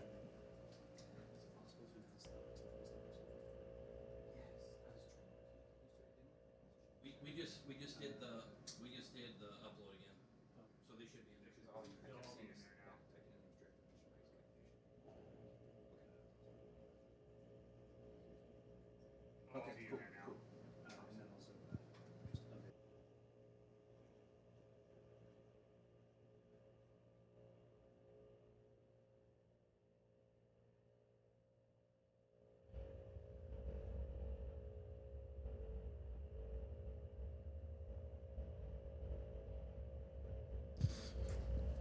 All right, we're getting our stats up here and talking about top alcohol. Sean Cowie has the world's fastest top alcohol dragster pass, the world's quickest top alcohol dragster pass. Oh, blown alcohol for a blown car, 5:11 here at Mission Raceway Park. That happened this year in June. So, you know, I was talking to some old-time drag racers. Ray Kuhn, who's an announcer at Pacific Raceways, he ran Super Gas and Super Pro. And anytime we talked about coming to Mission, he always talked about how flat and smooth the racetrack is here. And it's true. You go down this racetrack, and it is like glass. It is so smooth, and obviously, right here at sea level, alongside the river, Sean Cowie was able to put the right tune-up together to make that car go 5:11. Now, back 20 years ago, we were running 5:40s. So 5:11 is where we're at now with a blown alcohol dragster. And as most things in life happen, we find ways to go faster in drag racing, and Mission Raceway Park just happens to be able to claim that they're the fastest track for a top alcohol blown car at the Titanium Strip. The Titanium Strip here at Mission Raceway Park.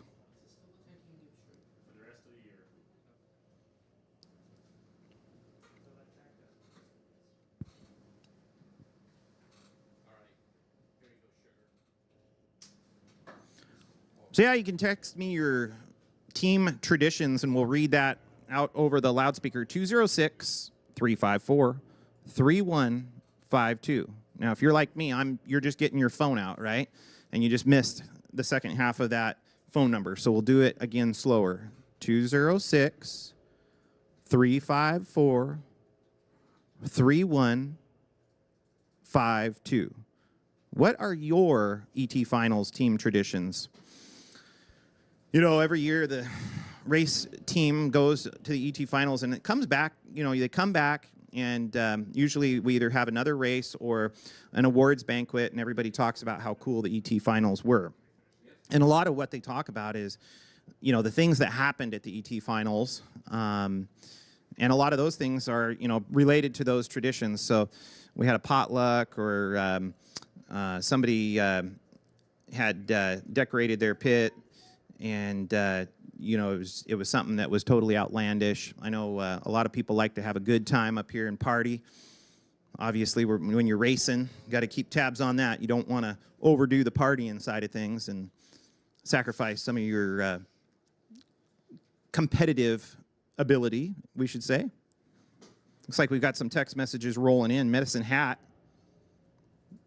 They're the Mad Hatters. Catch us wearing silly hats all weekend long. Medicine Hat. They're calling themselves the Mad Hatters, and you can catch them with all of their silly hats. How cool is that? I love that. Team Mission. They have a tradition of Jimmy Benke jumping the bonfire on his dirt bike. And I just heard somebody in the back of the office say, yes, that's true. That's crazy right there. Evel Knievel style right here at the ET Finals. He's going to jump a bonfire. He can do that as long as he's wearing a helmet. He can do that as long as he's wearing a helmet. Well, good. That makes it safe. Toad, that's the one. Somebody just texted me a picture of Toad from Super Mario Brothers, and yes, I look like Toad, and I have my helmet down here at the tower. You'll see me riding my pedal bike back later.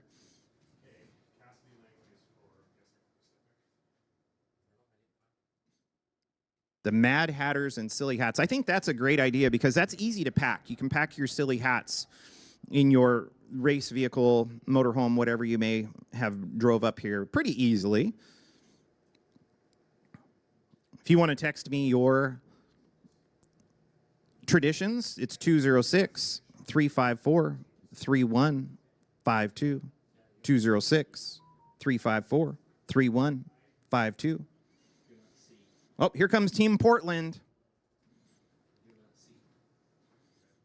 Team Portland. This is what Team Portland said their tradition is. They have an old dirty sock, and everyone smells it before round 1 of ROC to get locked in. I am glad I am not on Team Portland's team. They have an old dirty sock everyone smells before round 1 of ROC. I'm not so sure that that's true, but we'll see. You guys can go over and ask to witness this.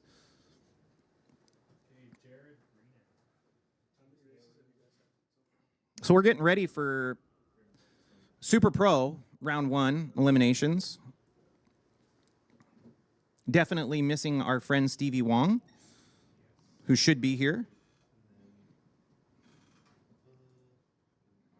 Stevie's okay. It's not a medical problem or anything like that. It's just apparently they got the riffraff coming across the border and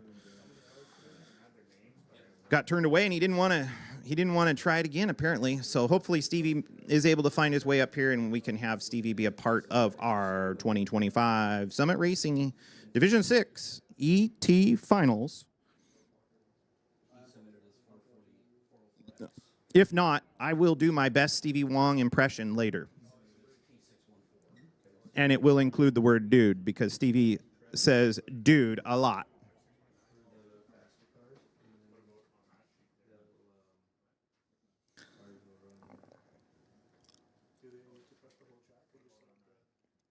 I've been very fortunate to get to work with some great announcers, and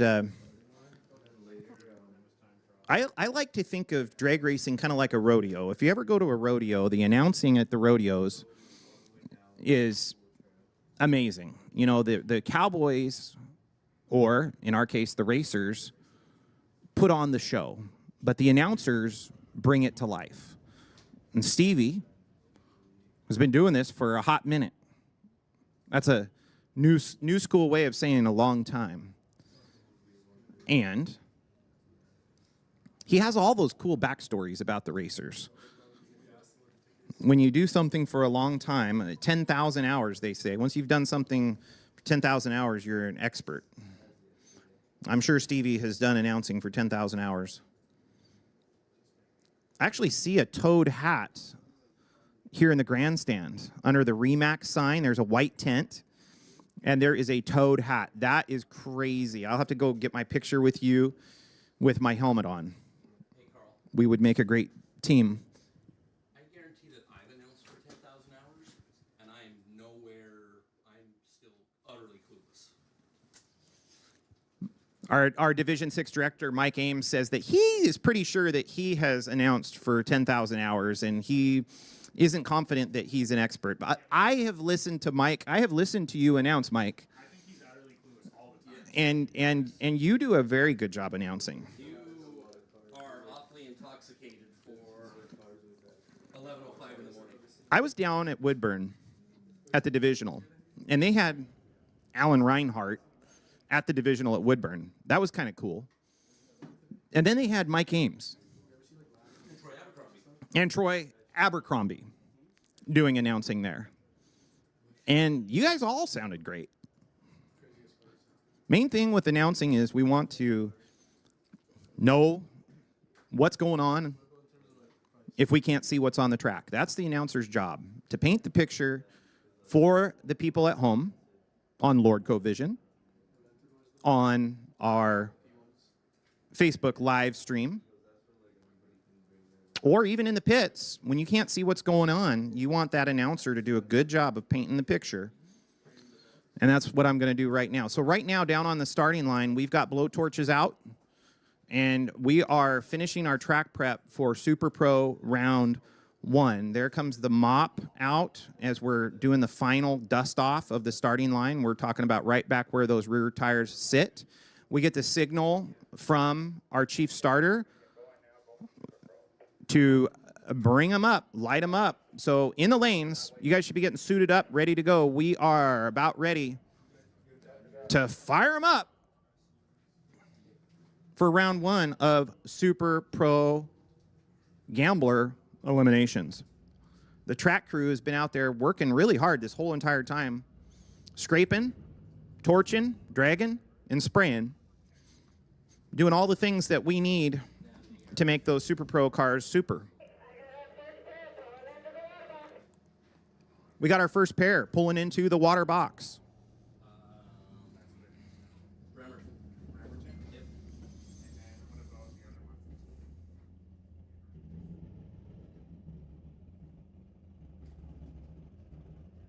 Team Walla Walla, they said that their tradition is red, white, and blue everything. The grandstands, the pits, they have different red, white, and blue shirts each day.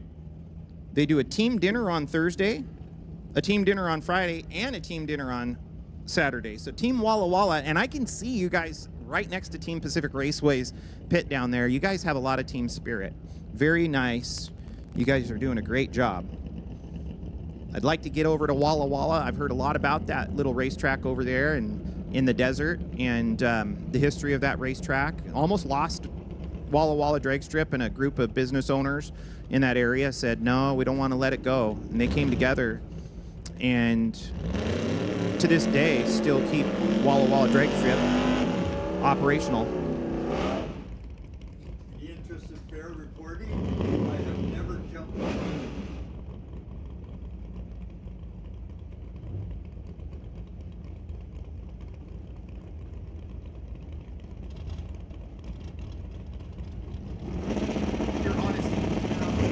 Here comes Bill Vest.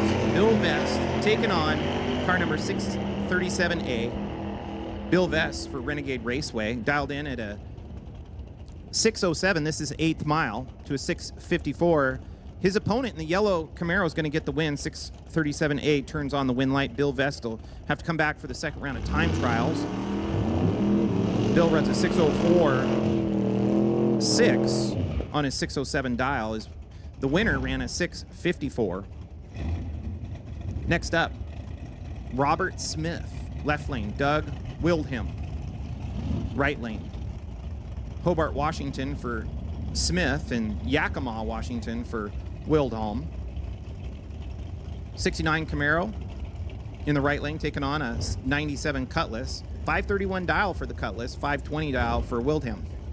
Super Pro cars definitely can take some time staging. They got a lot of moving pieces going on in that cockpit, as the drivers have to make sure that everything is set just right.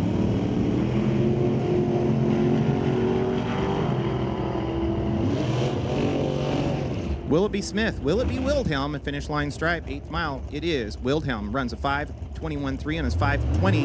Nice work with a 55 10,000ths reaction for Wildhelm.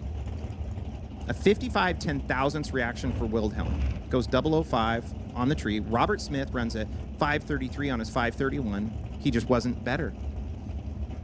Next up, Lloyd, left lane, in the cool looking late model, kind of pro stock truck era pick 'em up truck, and Matt Connon in the right lane with that hard charging rear engine dragster. 460 to a 487. 460 is the left lane, 487 dial in the right. Very closely matched.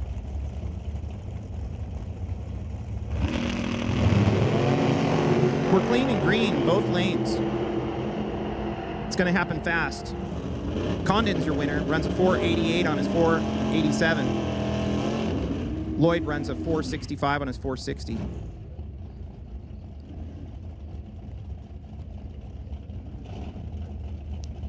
Earl Griffith, the Nemesis, Chevy Nova. Hood scoop on the front, spoiler on the back. Scott Howell, 73 Orange Vega.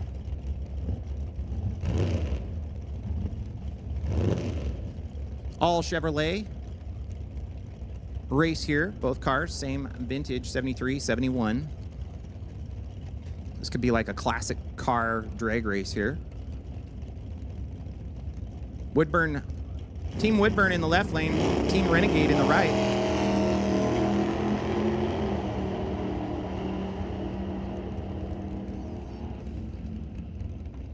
Team Renegade's gonna take the win. Scott Howell goes 936.7 on his 935. Earl Griffith runs a 632 on his 630 dial-in. Next up, Big Dave Wakefield, sponsored by A Street Automotive. Rob Gillette and the team are here with several cars racing for A Street Automotive in the ET Finals. Dave Wakefield's going to be going head-to-head with Thomas Avgarakis. Here we go. Thomas and David. 605 in the left lane, 533 in the right. Renegade Raceway in the left lane, Woodburn in the right.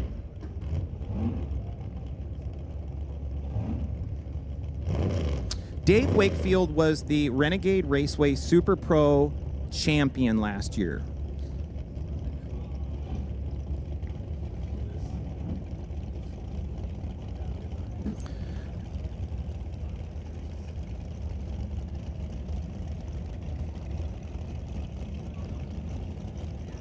Renegade Raceway's Super Pro 2024 champion is staging up right now against Team Woodburn.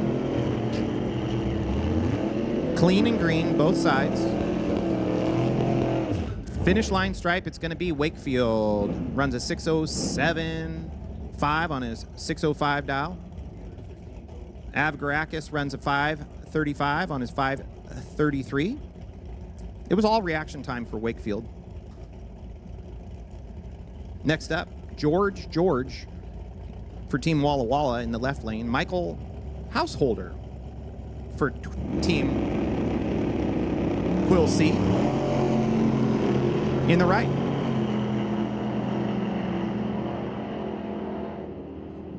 George for Team Walla Walla is going to take the win. Runs a 5.666 on his 565. Nice work there. Householder goes 6.45 with a 7 on his 6.48. Breaks out. Trying to get there, trying to get the stripe. Well, you can see we've got the team data now to share with you. Who's on what team. So you guys can root for your team. Hear your team get the win, get credit for their accomplishments. As part of the fun here at the ET Finals, a pair of dragsters makes their way up to the burnout box now. Both purely black dragsters. There's a blower sitting on top of the dragster in the right lane of Justin Jones. Dialed in at a 560. Todd Fricky in the left lane. Fricky for Walla Walla. Justin Jones for Quill C.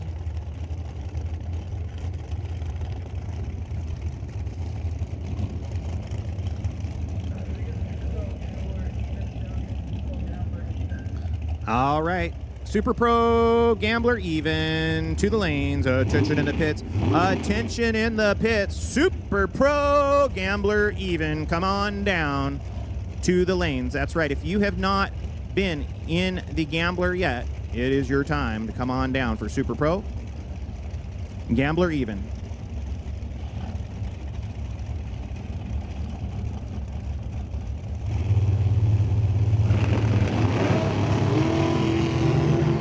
Well, I say you want to watch this one. Big reaction time advantage goes to the winner. Runs a 479.6 on his 479. He goes dead with a 6. with a 0:05 reaction time.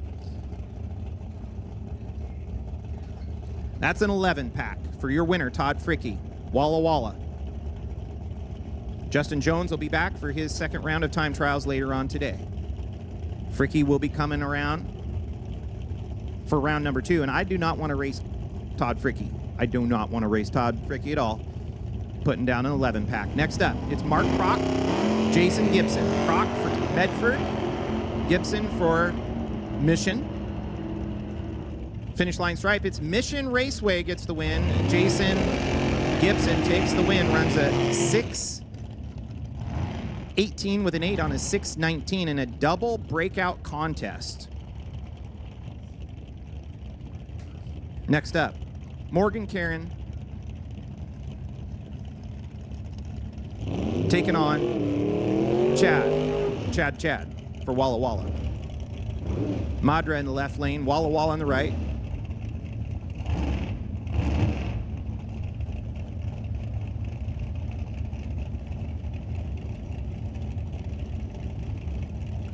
Super Pro Gambler Even, come on down. Super Pro Gambler Even, come on down to the lanes for your first round of eliminations as we continue our first round of eliminations for Super Pro Odd. Coming up right now, Morgan Karen taking on Chad.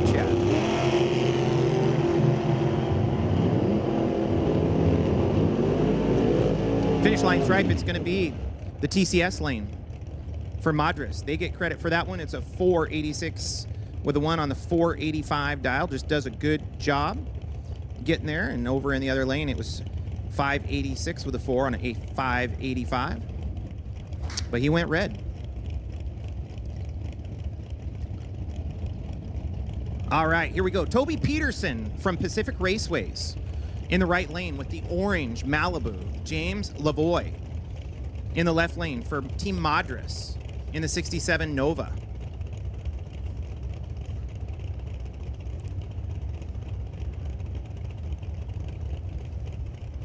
.563 dial in the left lane, 547 dial in the right.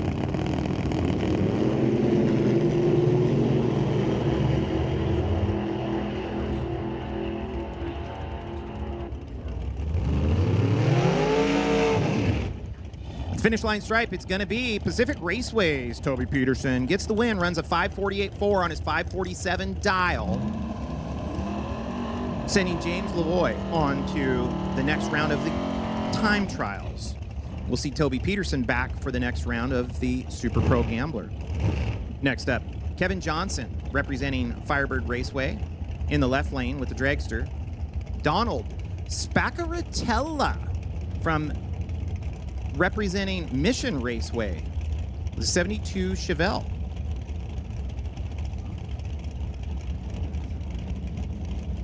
Something's goofy there because the Spaccaratellas are running with Pacific Raceways this weekend, so we're gonna say, hey, that's Pacific Raceways in the right lane.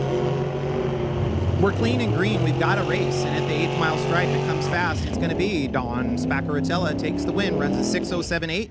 On his 6:07, he goes dead on with an 8:024 reaction time for Spaccaratella. Just does what he needs to do to turn on the win light. Kevin Johnson, he ran a 4:52 with a 2 on a 4:50 for Team Firebird.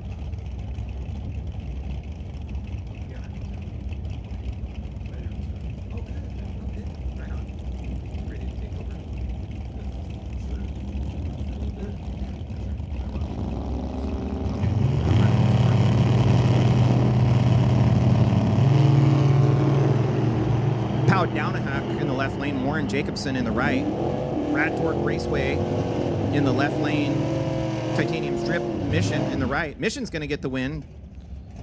Warren Jacobson runs a 7:087 on a 7:01. Next up, it's going to be Pacific Raceways, Jason Beggarly. Jason Beggarly was in competition yesterday for the best on best, representing his class in pro bracket at that time. And Gary Brown, Rad Torque Raceway in the right. Jason Beggarly, second generation drag racer. Steve Beggarly, his father, longtime racer, ran in the divisional and national event ranks in Super Street. Finish line stripe, it's going to be a tough break for Beggarly. Jerry Brown gets the win, runs a 6:35.2, dead on with a 2 on his 6:35. Sends the bags packing. Jason Beggarly runs a 5:40, 5:54 with a 7 on his 5:53.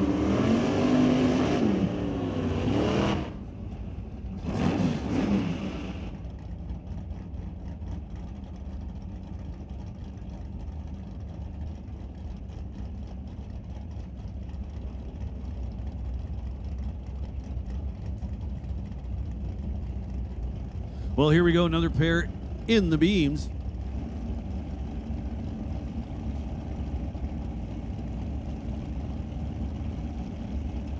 Well, Lonnie out of Bremerton, racing for Bremerton. I think it's Lonnie Sharkey, something like that.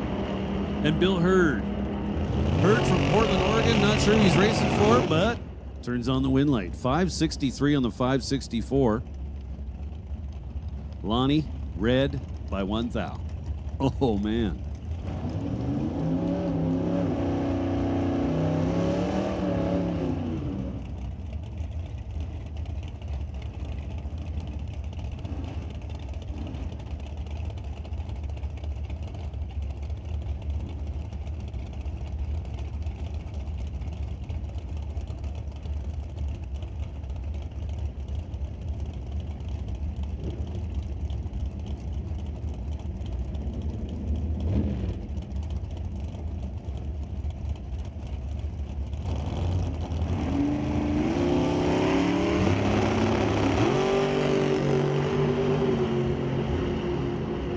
Aaron Stanky, big 900 cubic inch powered dragster, goes 441 with a 0 on the 441 dial. Tim Schrodel in the right lane was 009 up front, comes up 690 on the 697 to break out by a bunch.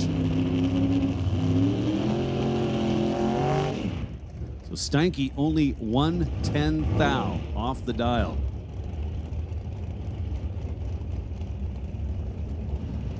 Now Dave Mazier. Escondido, California, left-hand lane. Beautiful orange dragster. Kyle somebody or other is in the right lane out of Pasco, Washington, racing for Walla Walla. Dialed 541.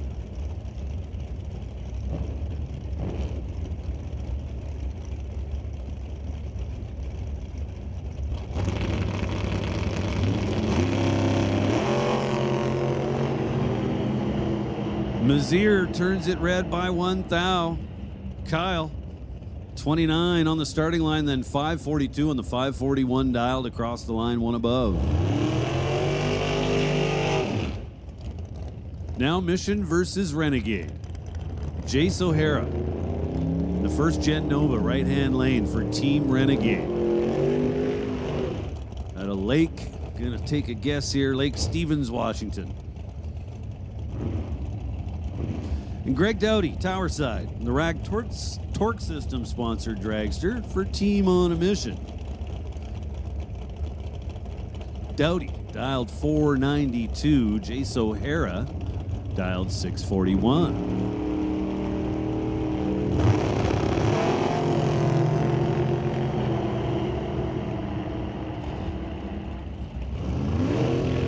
Dowdy with the win light on, 496 on the 492 dial. Jace O'Hara had a little advantage on the starting line, 002 to 015, but at the finish line is well under the dial, taking a little over 1/10 of a second at the stripe. So Greg Dowdy coming back. Now Tim Lewis and Scott Holbrook. So again, Scott Holbrook out of Walla Walla, Washington. Screen says that both these guys are racing for Team on a Mission, but neither of them are.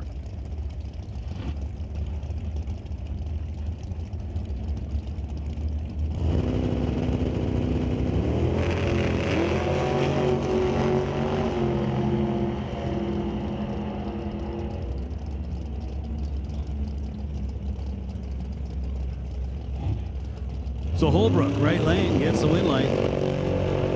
482 on the 480 dial. He was 007 up front.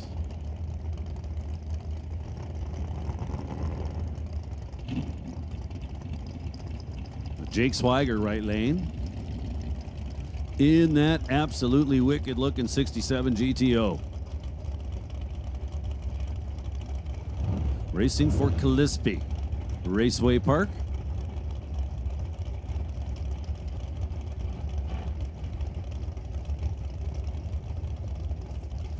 Jeremy McGee out of Vancouver, Washington, Tower Lane.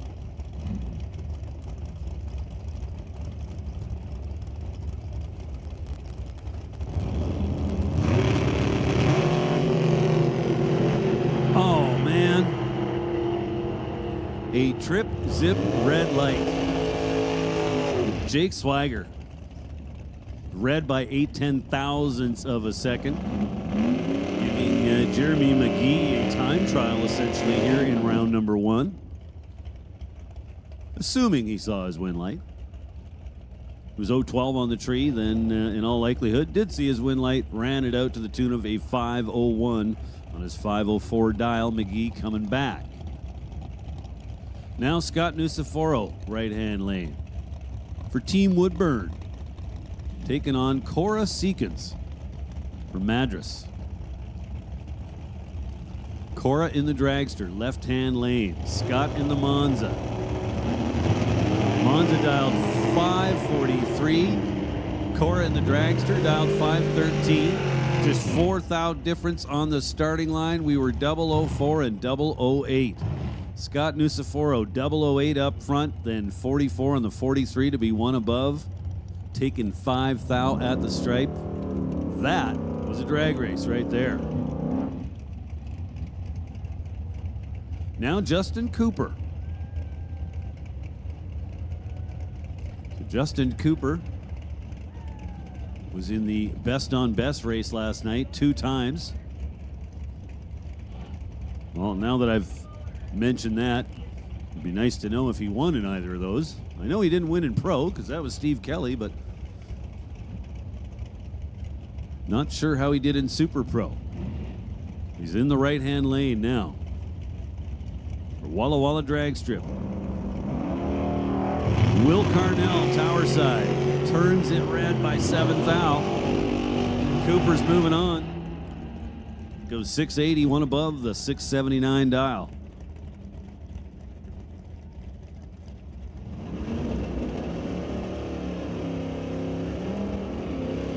Next pair just completing the burnouts. Mark Lynch for Team Firebird.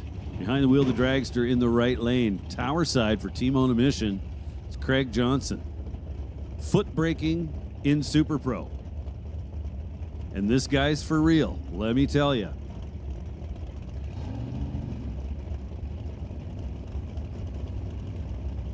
Dialed 660 in the black wagon. So, fun fact. That black wagon's been in the family for some time. In fact, Craig, the guy behind the wheel right now, was brought home from the hospital as a baby in that car. So what did I tell you about Craig foot braking on the starting line? How about 006 and turning the wind light on 5 above? Taking 38 at the stripe, making it look easy.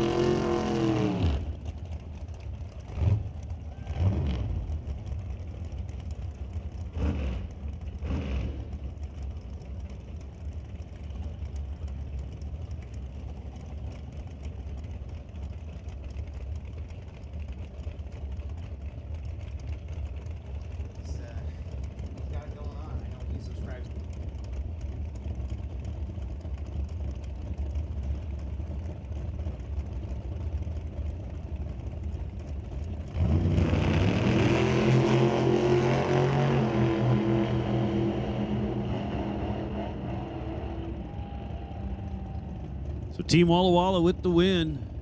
Patrick Osmundson in the right lane. Had the starting line advantage, but by just 6 thou at the finish line. Thinking had plenty to work with. John League in the left lane comes up just 547 on the 536, so well off. So Osmundson we'll be back for round number 2 of Gambler action.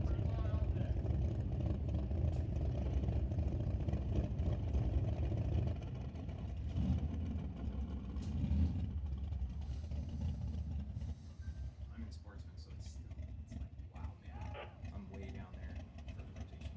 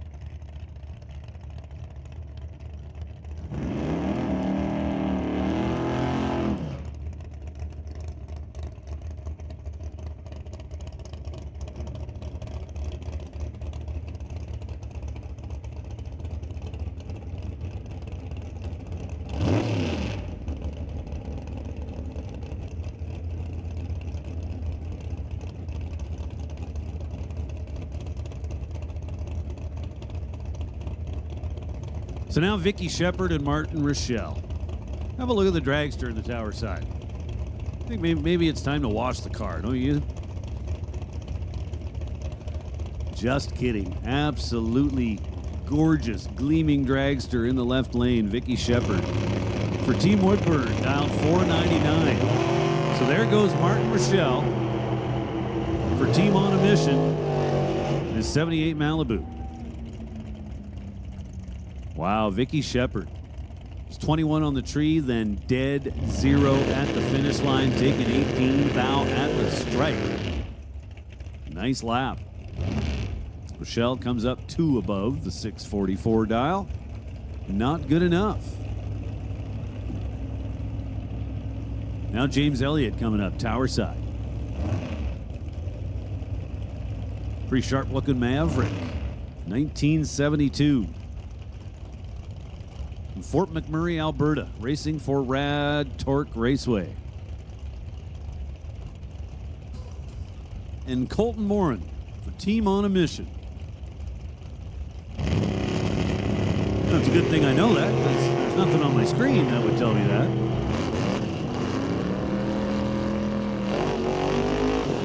And Colton Morin will be back for round number 2. 504 on the 499 dial, gets the job done. Had a sizable starting line advantage.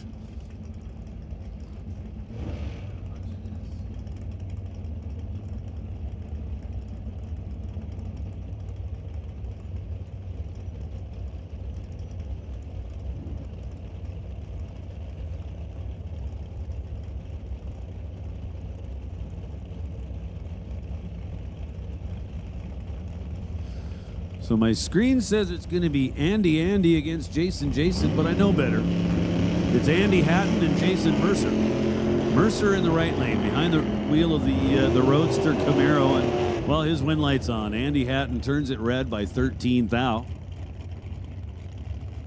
So chalk one up for Rad Torque Raceway. Next up will be Robert Siemens and Mike Nicholson. Pair of dragsters. Quicker of the two in the left lane, dialed 490.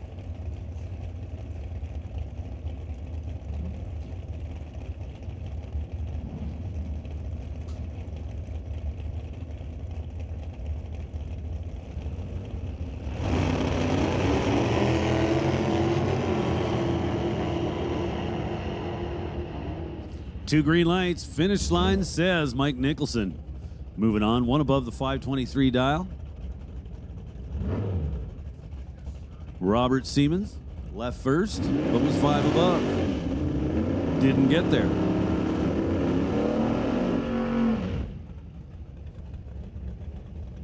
Now Nick Carr for Team Woodburn and Rick Hilburn for Walla Walla drag strip.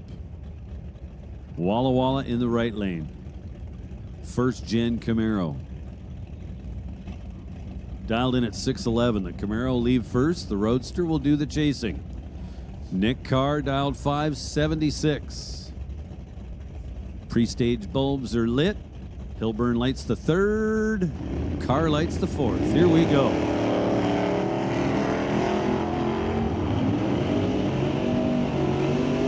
Well, just 78 thou difference in reaction times, and, well, there's your winner.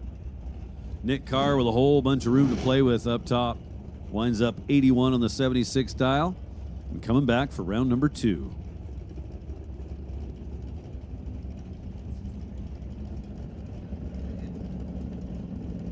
Get ready, but all right. There's my cell.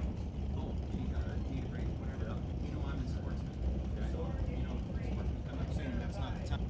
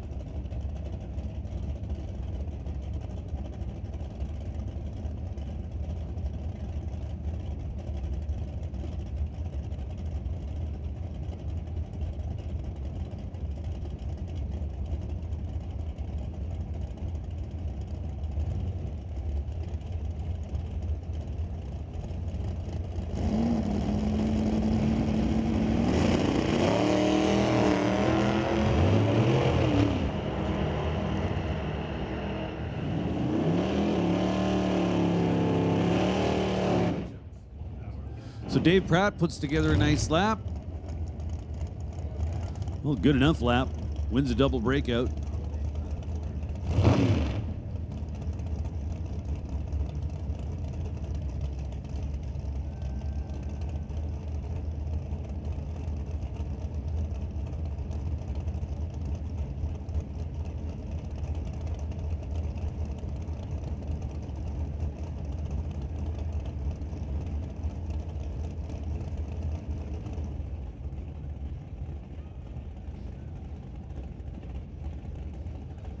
So here's another one of these dragsters that, you know, really needs to visit a car wash, I think.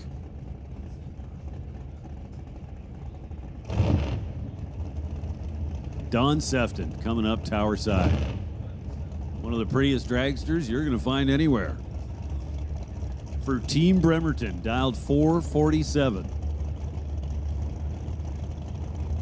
And in the red Camaro, Will Dewey. Racing for Team Calispi. Dialed 660, behind the wheel of the Camaro.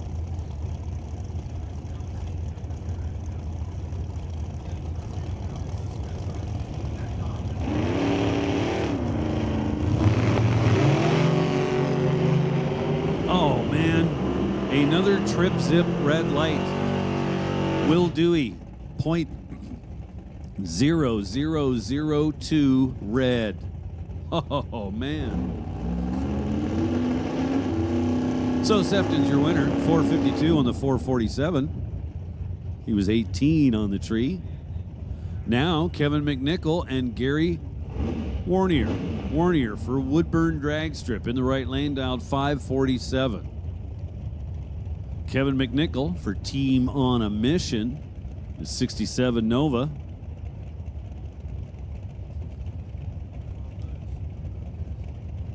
Hey, listen up in the pits, Super Pro Time Trial. Super Pro Time Trial. This is your call to the staging lanes. All remaining cars in Super Pro. Super Pro non-gambler. This is your call to the staging lanes.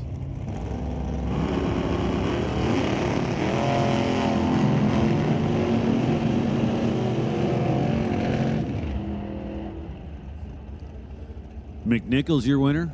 17 up front, 2 above at the finish line, taking 35. Warnier was 0.85 on the tree, not going to work. Now Stefan Robert, right-hand lane. Still in the computer as Stefan. Dialed 569 in the Roadster. Team on a mission. Brianne Jones, Tower Side for Gillespie Raceway Park in the 96 Corvette.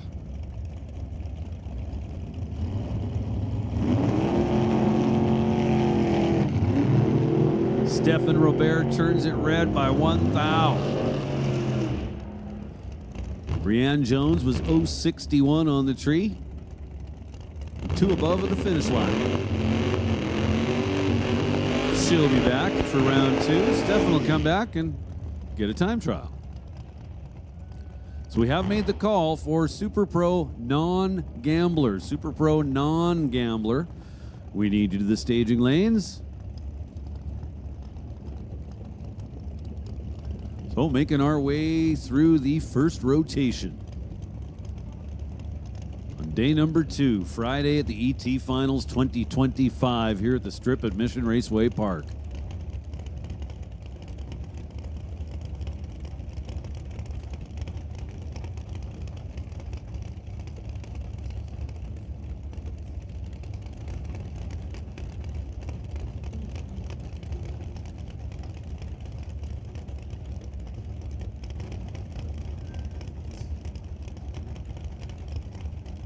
Now Kelly Thielen and Hannah Huber.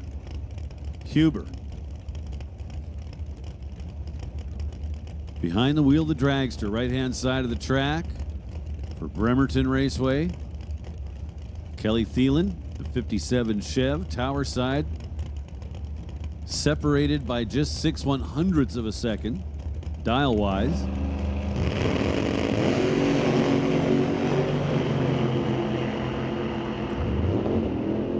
Well, one of these drivers was 00 and one of them wasn't. Hannah Huber in the dragster.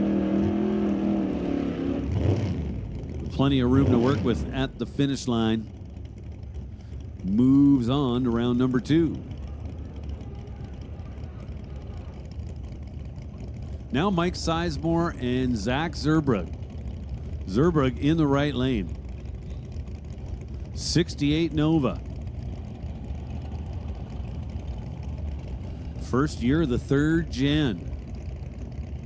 Zach racing for Bremerton. Dialed 563 in the red Nova. Little Mustang Tower Side. Sizemore for Walla Walla is dialed 587. One of these drivers 002 and that would be your winner.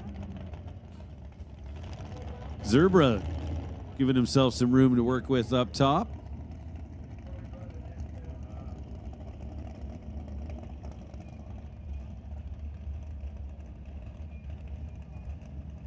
And it looks like getting the single. Here in the opening round on Gambler Day is Mark Simmons. Medicine Hat, Alberta.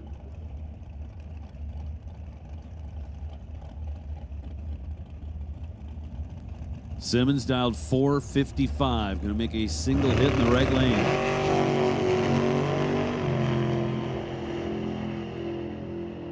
Simmons 005 up front, then dead on with a 3 at the finish line. 8 thou total. Thinking everybody else in the class was kind of glad at this point that he got the single, because who wants to have to try and run that?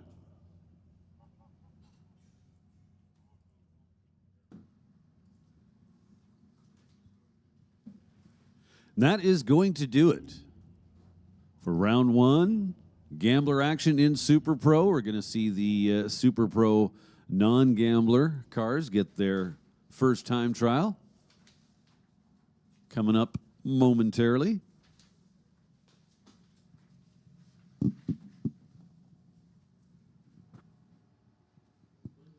So as per the run order, we're going to finish off Super Pro.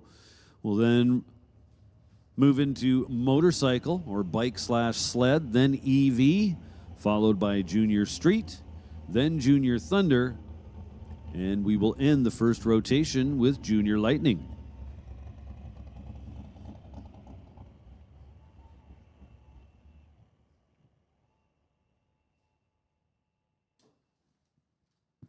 So safety out there just giving the surface a little rub,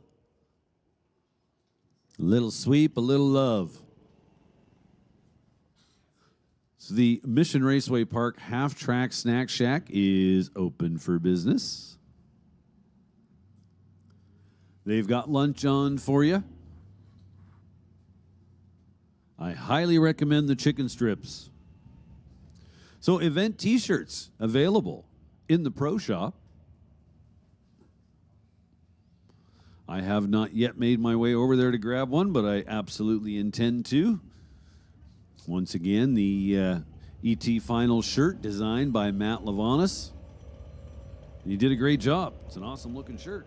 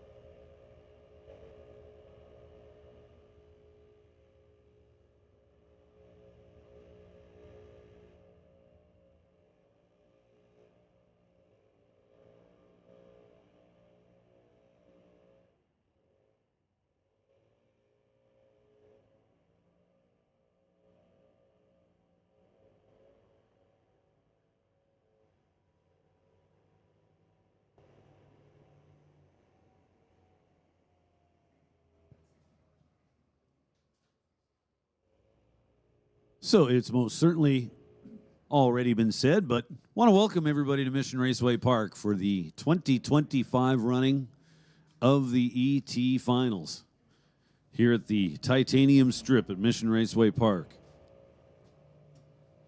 So we're thrilled to have you. Weather forecast is for nothing but sunshine.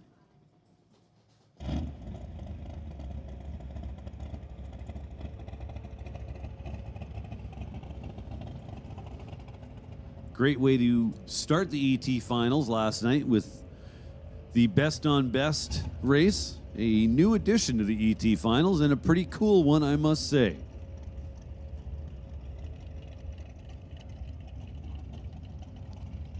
I'm showing up beside the base of the tower for the card draw to determine pairings in round one. I think in all the classes, it was kind of the who's who for whatever class you were running in Division 6. So some great racing last night. And that was just to start the weekend off. Today's Gambler Day. Tomorrow will be the team race. And then on Sunday, the Race of Champions.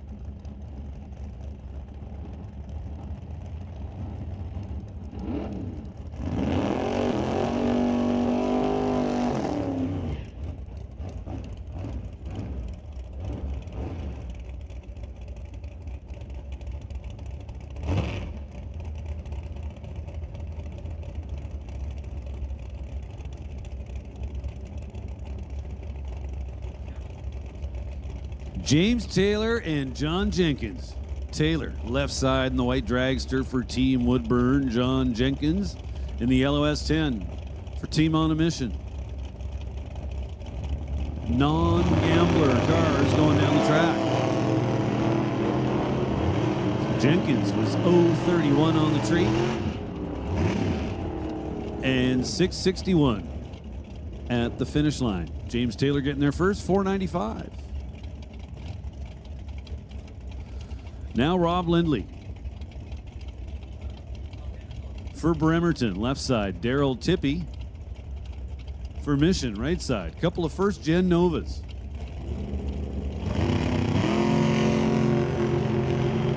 Tippy was 22 up front. Lindley was 11 red. And at the finish line, 6.95 for Daryl Tippy. Lindley, rather, easy for me to say, goes 5.58 at 124. Bike, sled, gambler to the lanes, please. Listen up in the pits. Motorcycle, sled, bike, sled. This is your call to the staging lanes. Motorcycle, sled, come on down. Gamblers only, please.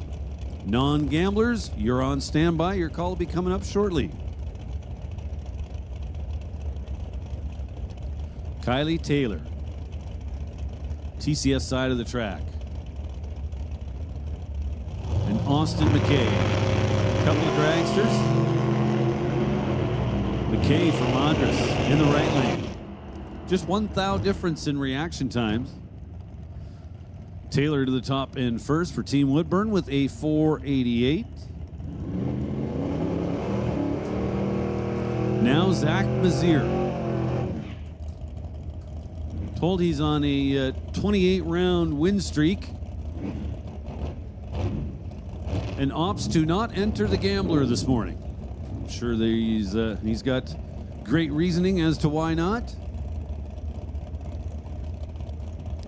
Zach Mazier out of Boise, Idaho. Got one of his water pumps. I really like it. And Loretta McCool.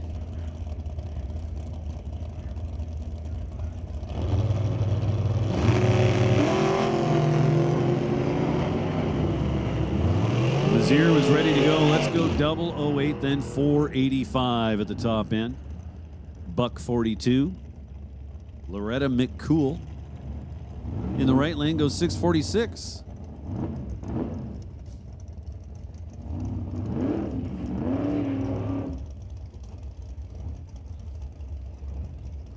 Now Tony Schroeder and Dale Green. Dale Green for DG Machine. Guess what the DG stands for? Green running for Renegade, left side of the racetrack. Schroeder, the 62 Bel Air, right hand side.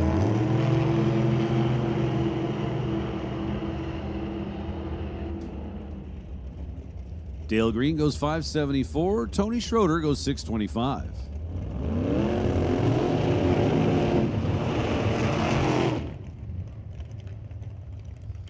Now Mark Loftus and Brian Schmanke. Schmanke, right lane. Out of Bremerton.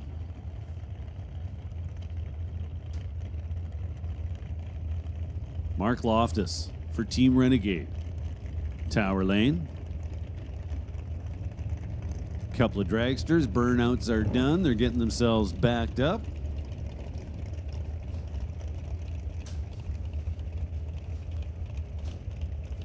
Look at the S10 rolling in the water box. I'm sure I've seen that paint scheme somewhere else.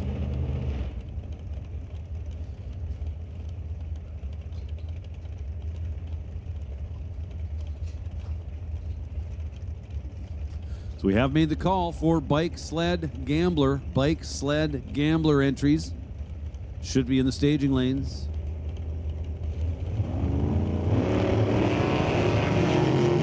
Well, Loftus just kind of drove through the beams before the tree came down, so no numbers for him. Schmanke might have been a little distracted. Had a 0.2 of a second plus reaction time. but got some numbers at the top end. 485 at 142. Now Alan Loftus in the S10.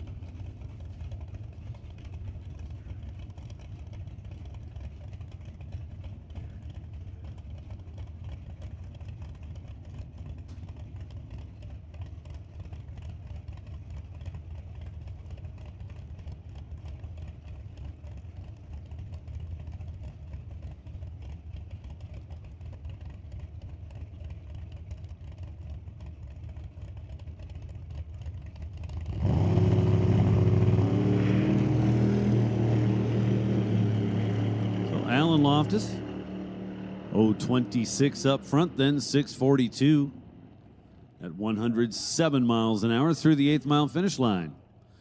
That's going to do it for Super Pro round 1.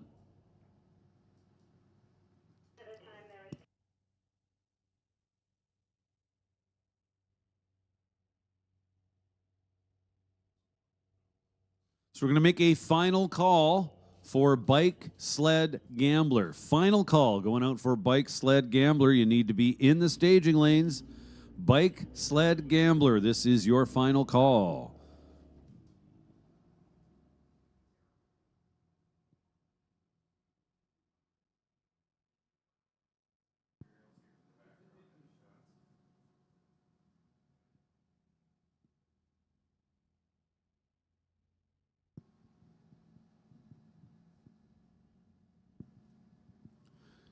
So 1 weekend to go here at Mission Raceway. We had, one of our marquee events of the year, Smoke, Fire, Thunder. And all in all, went pretty well. Kind of had a unique situation. Part of the weekend's event was a Pro Mod race with the West Coast Outlaw Pro Mod Series. And as kind of a bonus for the fans, we brought in some of the stars from the No Prep Kings. Namely, Sean Ellington, Murder Nova, Ryan Martin, Fireball Camaro, and Chevy Reeves in the Yeti Chevelle, Dave Mendez in the Goblin. Of course, the two big stars that most people were most familiar with were, of course, Sean Ellington and Ryan Martin. They ended up being our final round in Pro Mod in front of the big crowd at about 10 p.m. And they put up side-by-side 365s on the leaderboard. It was an awesome night, to say the very least.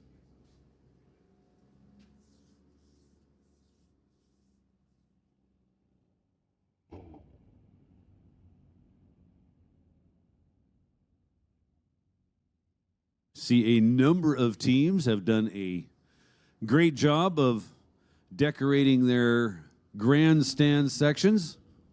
Looking good out there.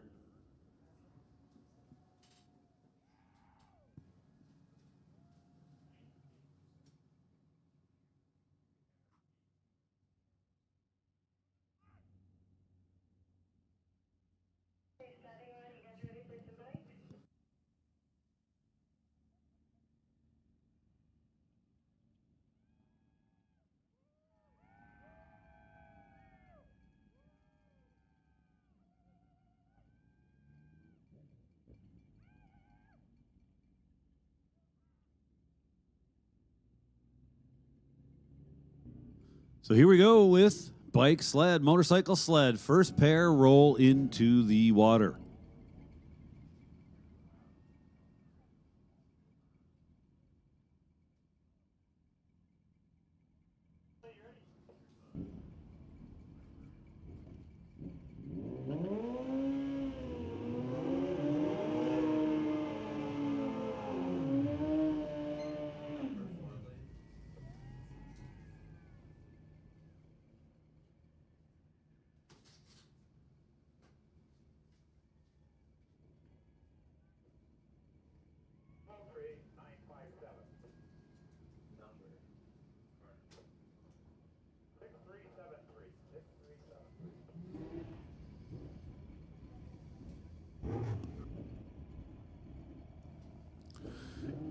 So first pair, got the burnouts done, ready to roll into the beams. Damian Chin, for Gillespie Raceway Park in the left lane.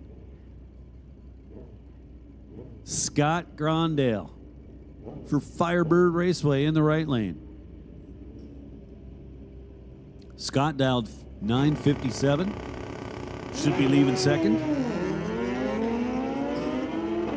Damian Chin working on a 973 dial. Side by side, here comes the finish line, and it is going to be Scott Grondale moving on to the stripe first by 60 thou with an easy win. Both riders' reaction times started with a 1, and nobody really close to the dial at the finish line. But it's going to be Grondale coming back for round 2. Now, Jose somebody or other and Mike Evans. Mike Evans, right lane for Woodburn. Jose in the left lane for Team Renegade. A couple of Suzuki's.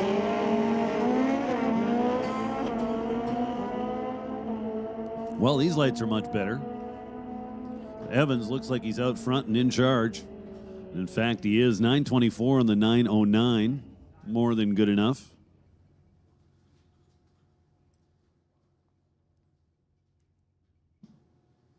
Jose coming up 952 on the 934 dial. Looking to be all out.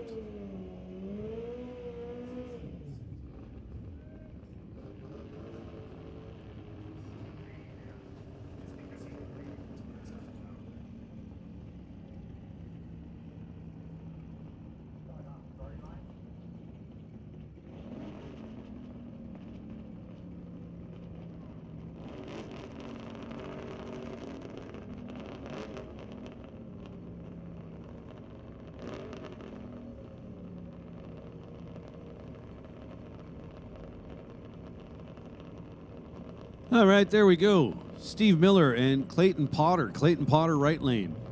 From Medicine Hat, dialed 910. Steve Miller, left side for Team Walla Walla, should be leaving first. 930 the dial, so 0.2 of a second. The difference in dials. So win on a double red light. Steve Miller wasn't quite as red as Clayton Potter, so he's our winner. Manages just 944 on the 930 dial. But coming back for round 2. Now Frank Scully and Bob Henry. Team Woodburn and Team Renegade. Henry dialed 914. And leaving first. On the sled. Frank Scully on the two-step for quite a while there. Didn't help him in the reaction time department.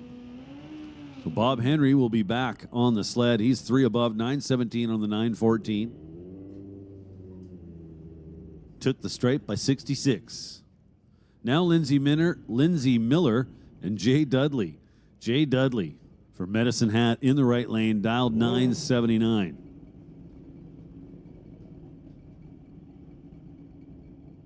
Lindsey Miller for Walla Walla, dialed 955. Suzuki in the left lane, Yamaha in the right.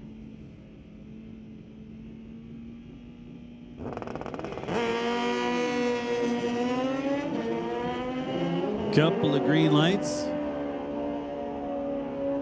One a whole bunch better than the other. But it wasn't your winner, Jay Dudley. Goes 988 on the 979 to arrive at the finish line second, but get the win. Lindsey Miller taking 0.2 at the stripe to find herself under by 26 thou. Well, I shouldn't say her. Now Travis Washburn and Don DePeel. Don DePeel's in the right lane for Team Woodburn. Dialed 855. riding a 50-year-old bike. Why not? Washburn for Team Firebird. Towerside turns it red by 13 thou. Don DePeel coming back. He was 26 up front and essentially on a time trial. Goes 8:48 on his 8:55 dial.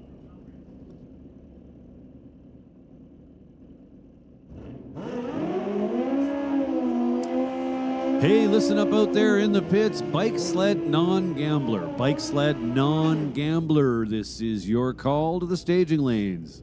Bike sled non-gambler.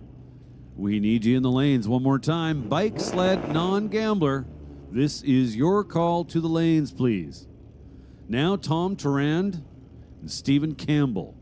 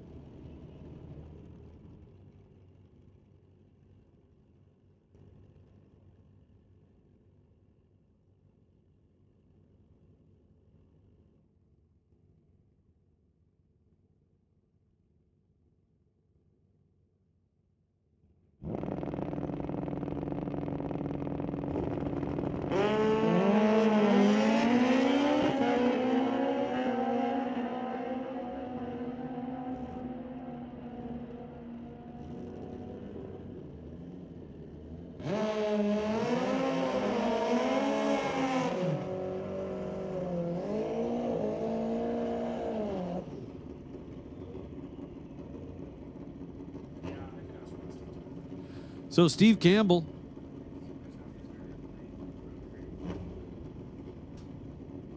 winds up losing to Tom Tarand. Tom Tarand, 876 on the 862 dial. Good enough to get the job done. Tarand counting himself lucky to get that round win. No doubt about it. Now Riley Toth for Medicine Hat. And Corey Craig for Team Mission.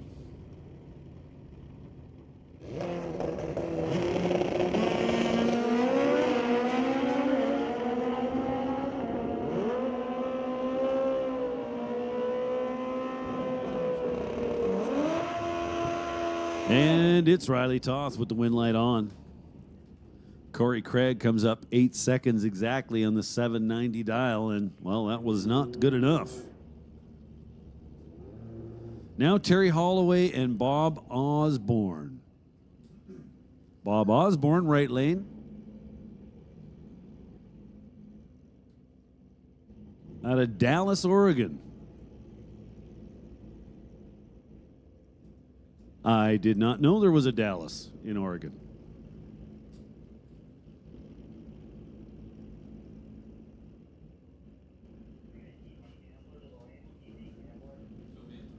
We'll make the call now for EV Gambler.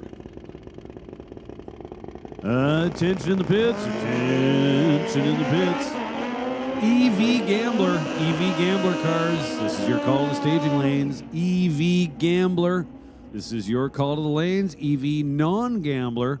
You're on standby. Please be ready to go. EV Gambler. This is your call to the lanes. So Terry Holloway with the win. Good drag race right there. Holloway to the stripe first by 4 thou. to be 2 above the 931 dial. Osborne had a 2 thou advantage on the starting line, but came up 3 above at the finish line and behind. Now Zach Toth and Jesse L. Medicine Hat drag strip in the left lane. Got a strong bike program. Has a lot to do with the Toth family.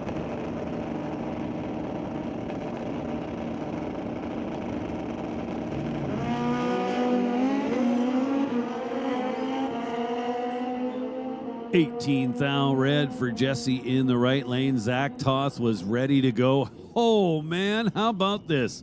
002 up front, dead 6 at the finish line, 8 thou total on a bike. Nicely done.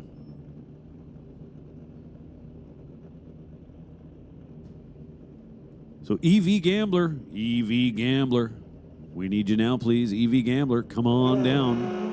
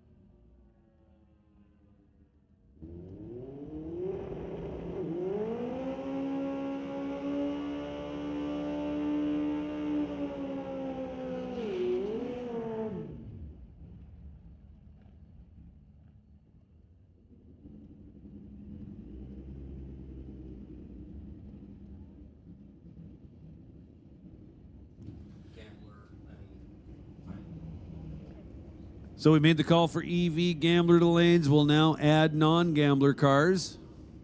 EV Gambler and EV Non-Gambler. Come on down.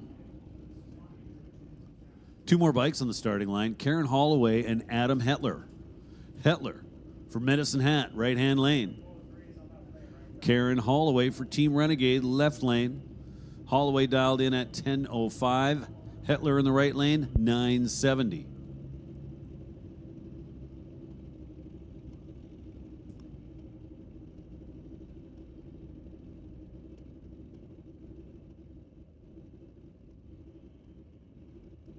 With no indicator, everybody in the bike class is super gun shy.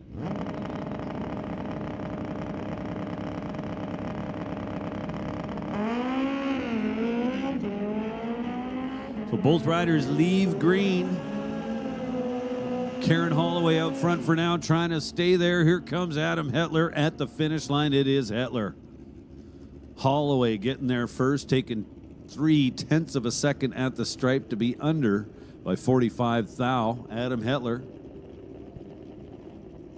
had an easy time of it. 982 on the 970 dial. We'll put him in round number 2. So Junior Street Gambler. Junior Street Gambler, this is your call to the staging lanes. Junior Street Gambler. So Stefan Kaufman getting awful close to the center line. Bike was moving around a little bit. Despite that, still turns on the win light. 10:04 on the 999. So we have made the call now for Junior Street Gambler. And just a reminder to everybody, I'll go through the lane designations once again. So everybody please listen. Lane number 2 will be for Firebird, Rad Torque Raceway, and Renegade. Lane number 3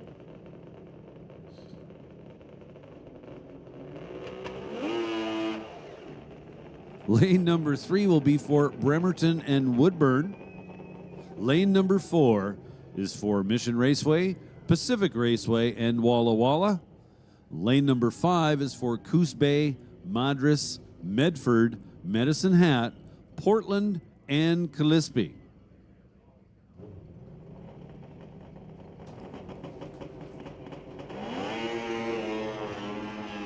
Joe Burney on the sled turns it red by 34. Jay Lake for Gillespie Raceway in the right lane was also red, but by just 16 thou.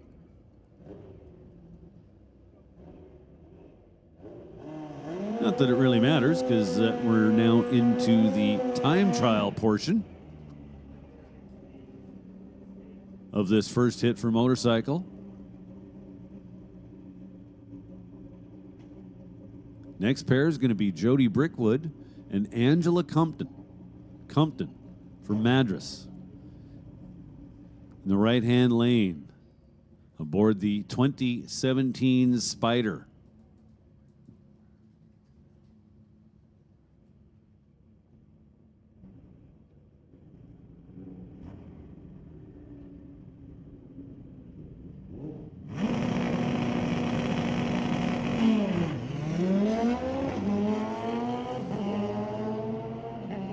Both riders posting 140 reaction times, one green, one red. Brookwood left lane goes 9:43 at the finish line, 135 miles an hour. Angela on the Spider, 13:69 at 97 miles per hour. Now Daryl Storzik for Team on a Mission, and Cody Compton for Madras. Compton in the left lane, Storzik in the right.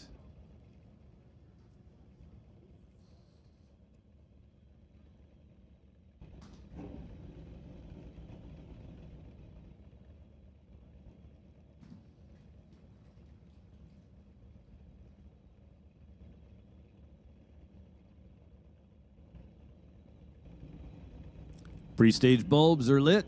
Now we got 3, there's 4.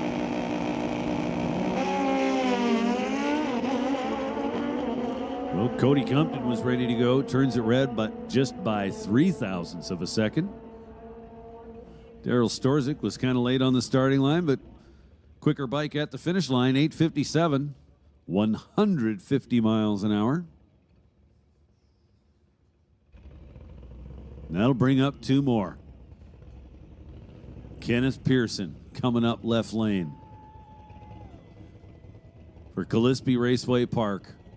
I'm a huge fan of this man. Check out what he's riding.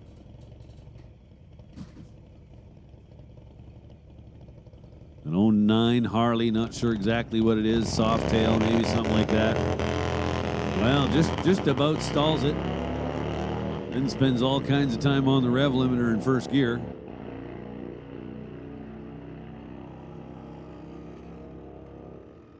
And still manages to get there first. How about that? 13:56, 114 miles an hour.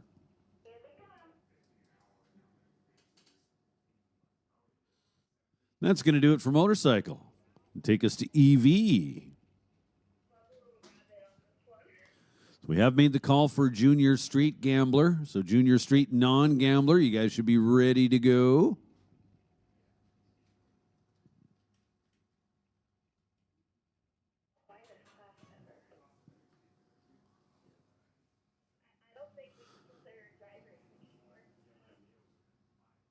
Now, I learned a little something about watching these EV cars yesterday. You actually have to watch, because if you turn your head away and look at something else thinking, I'll look back as soon as I hear them, wow, that's not a very good game plan, because you're not going to hear them. They don't make any noise.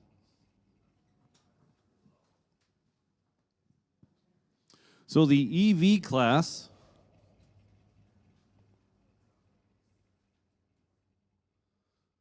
heavily populated by Teslas.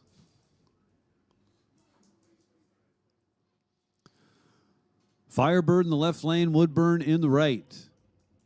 It's 9:55 in the right lane, the dial for Matthew Shea.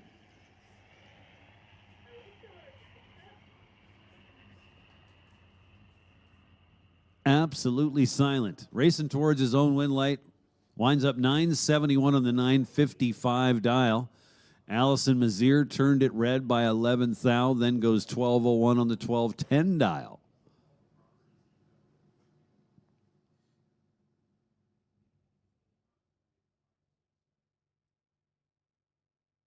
So I'm going to be honest, my screen's not helping me out with exactly what we have in the left lane right now. I am quite sure it is not a Tesla. That's about all I can tell you. Jason Leon for Renegade was dialed 1275. Joseph Scott's in the right lane for Team Woodburn, dialed 1156. Joseph Scott's your winner. Gets to the stripe first by 39 thousandths of a second to be 4 above. Now a pair of Teslas, Mike Webster and Tim Lewis. Bremerton in the left lane, Renegade in the right. 2 green lights, 14 thou difference. We got a drag race going on.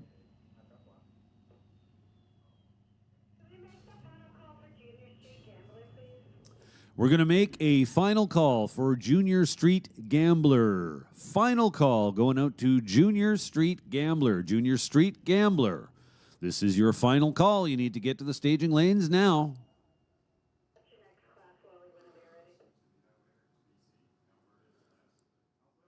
Junior Street Non-Gambler. Be ready to go. Your call coming up momentarily. Final call for Junior Street Gambler.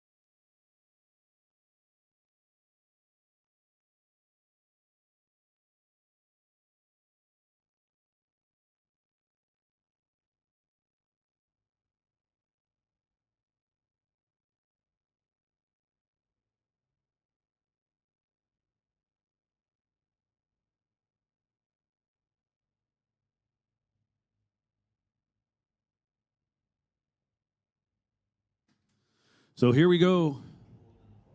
Junior Street Gambler, round numero uno.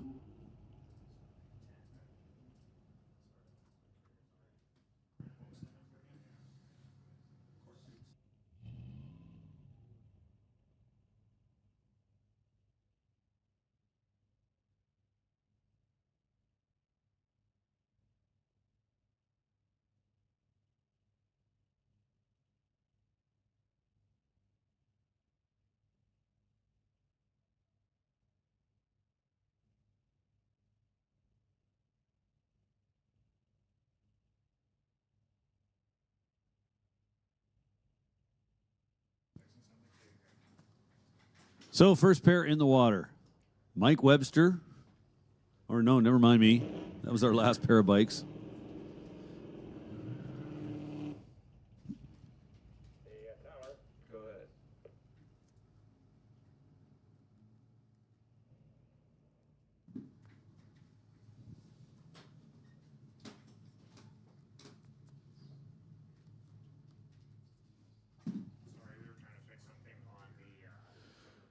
Carter Chun and Race Fuller. Race Fuller in the right lane for Team Firebird, dialed 905 behind the wheel of C10 Chevy pickup.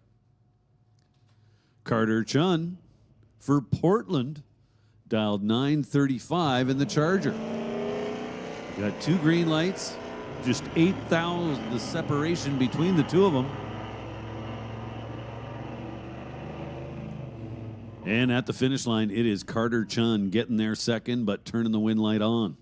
He's 2 above the 935 dial. Race Fuller goes under by just 6 thousandths of a second.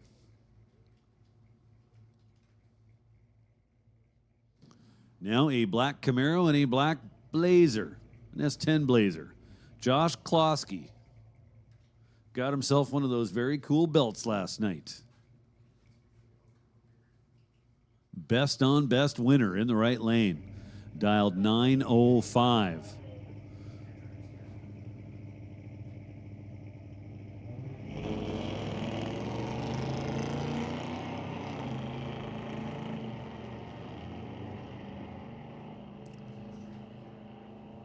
Junior Street non-gambler. We need Junior Street non-gambler to the lanes. Hey, listen up in the pits. Junior Street non-gambler. We need you to the staging lanes, please. And with that, we're going to put Junior Thunder on standby. You guys need to be ready to go.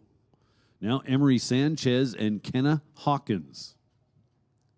Klosky, by the way.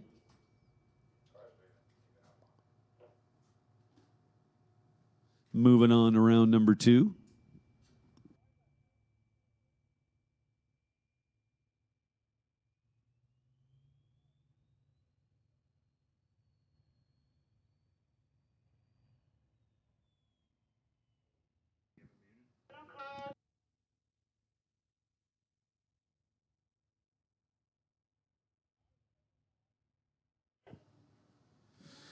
And we'll go ahead and make the call for Junior Thunder Gambler. Junior Thunder Gambler. This is your call to the staging lanes. Junior Thunder Gambler. Come on down. Emery Sanchez and Kenna Hawkins. We also need Junior Street non-gambler. You guys should be making your way there already. We're going to add to that Junior Thunder Gambler cars. Emery Sanchez with the win. 972 on the 966.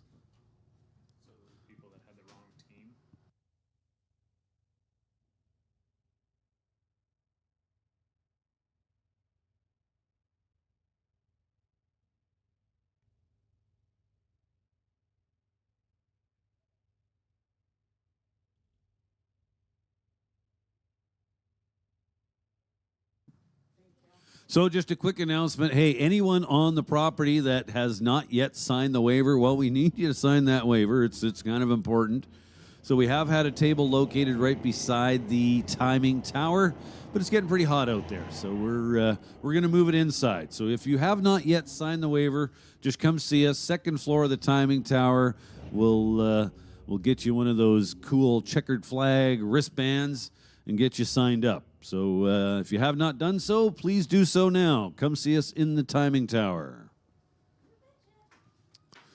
And with that said, I'm going to put the microphone down for a little while and go get ready for round number 2.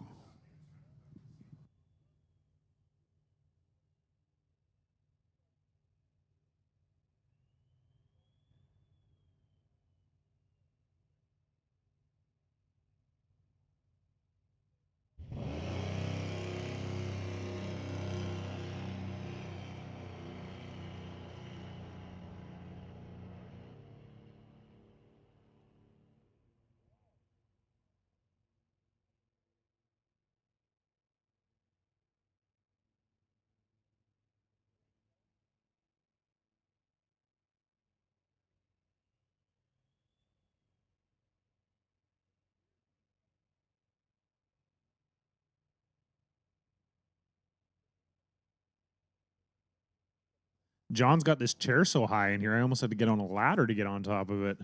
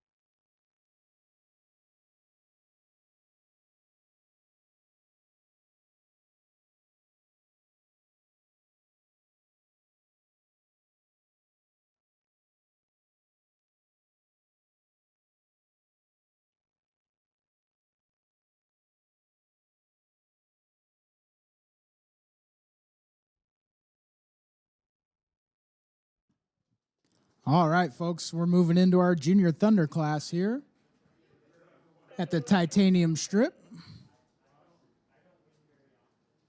Got Cody Evans in the Lord Co lane, dialed in at a 12:19.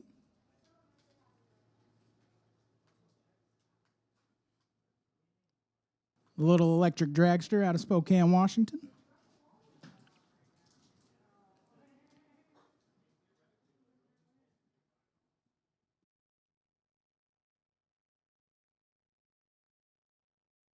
Racing against Journey Morrell out of Eagle, Idaho in the TCS lane, dialed in at 8:93.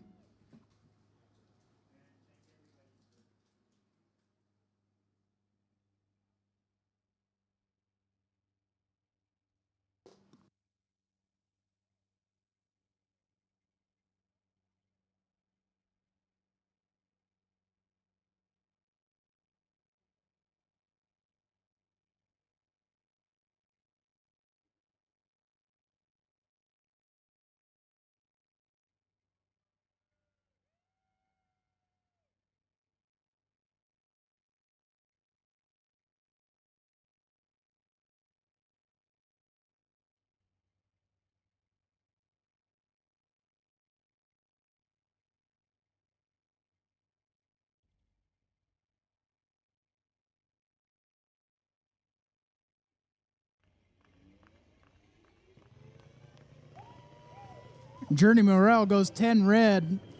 Cody Evans is late. Journey's going to want that one back. Journey Morrell runs at 8:95 with a 4, 75 miles an hour on the 8:93. Cody Evans runs a 12:16 with an 8 on the 12:19. But breaks out, but gets the win anyways because Journey went red.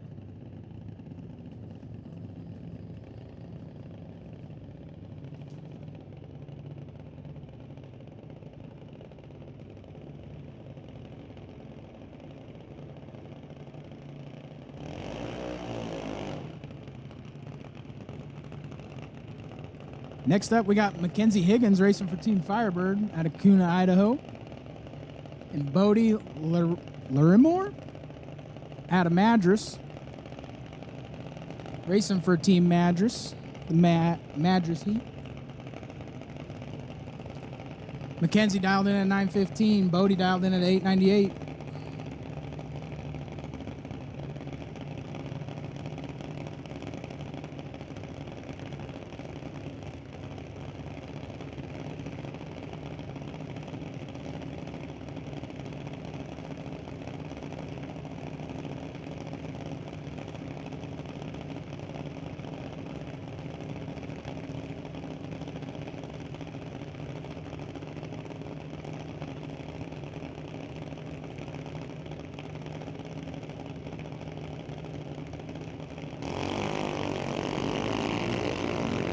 Mackenzie Higgins came to party. She's 004 up front to Bodie's 27 red.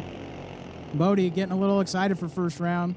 Mackenzie goes 907 with a 0 on at 71 miles an hour to Bodie's 897 with a 9 on the 898. But 27 red had no chance when he left the starting line.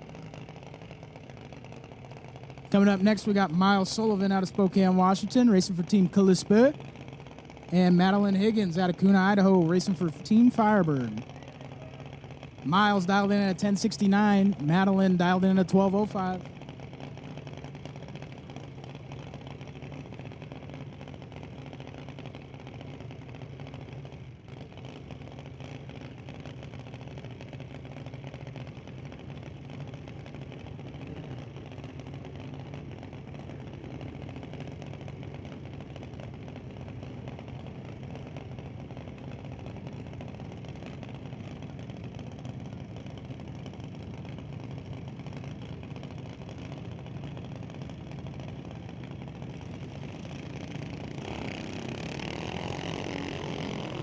Miles going to take the win there. Goes 60 up front. Madeline leaves a little early. Miles runs a 10:68 with a 9 on the 10:69 dial. Madeline runs a 12:02 with a 0 on the 12:05. Be another win for Team Callispe.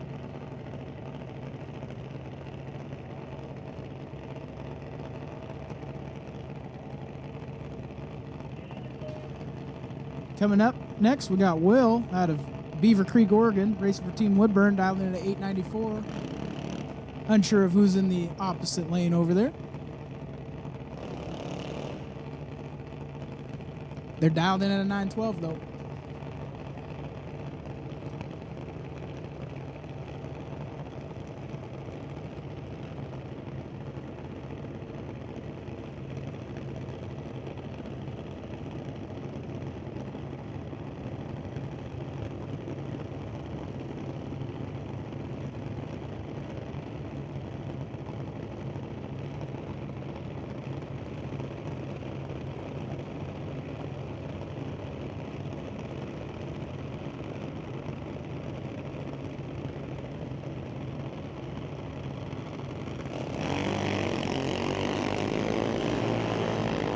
Lordco lane's a little excited for first round, goes red.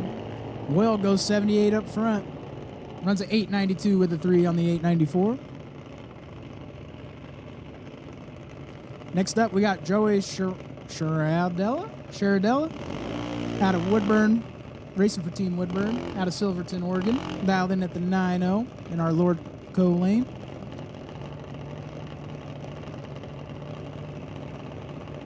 Not sure who's in the opposite.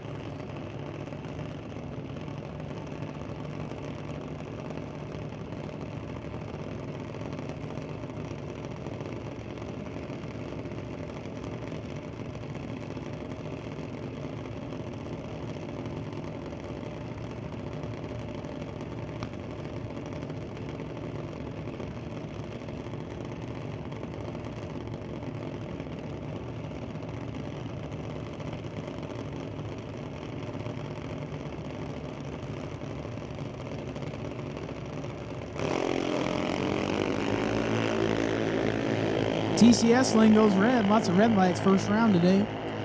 Giving Joey the win. He lets go 44 up front. Runs an 898 with a 5 on the 9-0 dial.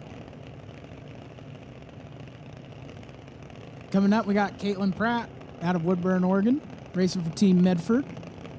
Best on Best Championship last night. We got Natalie Holloman dialed in at a 966. Caitlin dialed in at 838.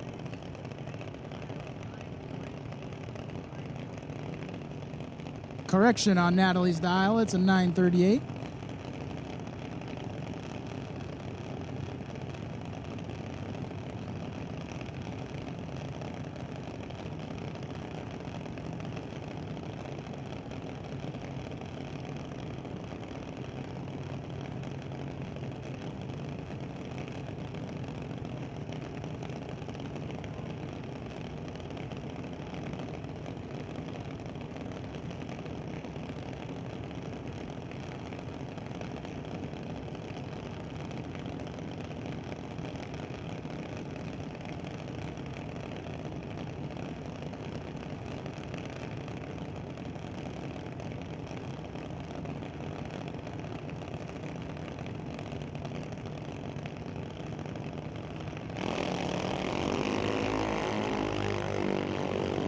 Caitlin goes red, 61. Natalie taking the win there. She's 125 up front. Runs a 971 with a 7 on the 966. Caitlin runs a 934 with a 9 on the 938. Next up, we got Lincoln Secondi out of Ellensburg, Washington, racing for Renegade Raceway, dialed in at a 1318. It's Ashton Katnick out of Mission, Team on a Mission, dialed in at a 910.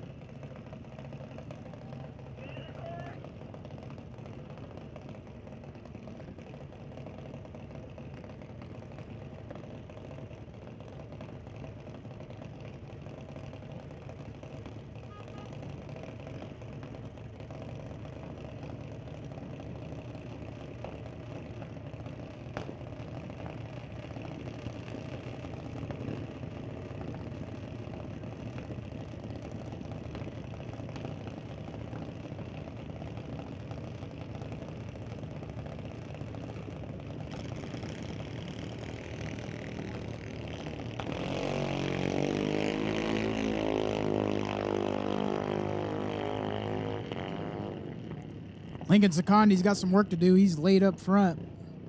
Ashton going to get the win there in total control on the starting line. 964 with a 6 on the 910 dial.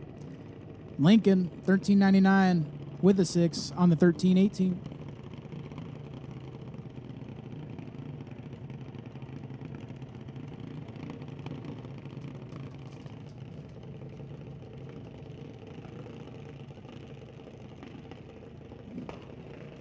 Next up, we got Allison Busby out of Callispe. Dialed in at 11.90 out of Spokane, Washington.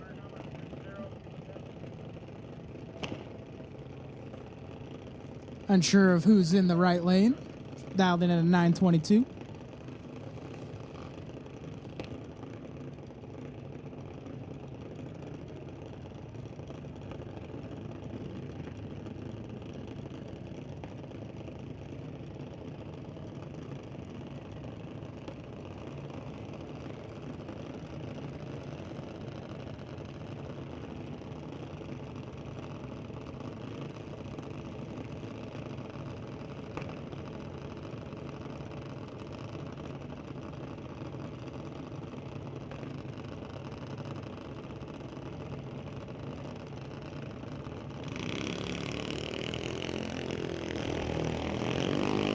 Allison comes to party, her first year racing, and she lets go 006 up front.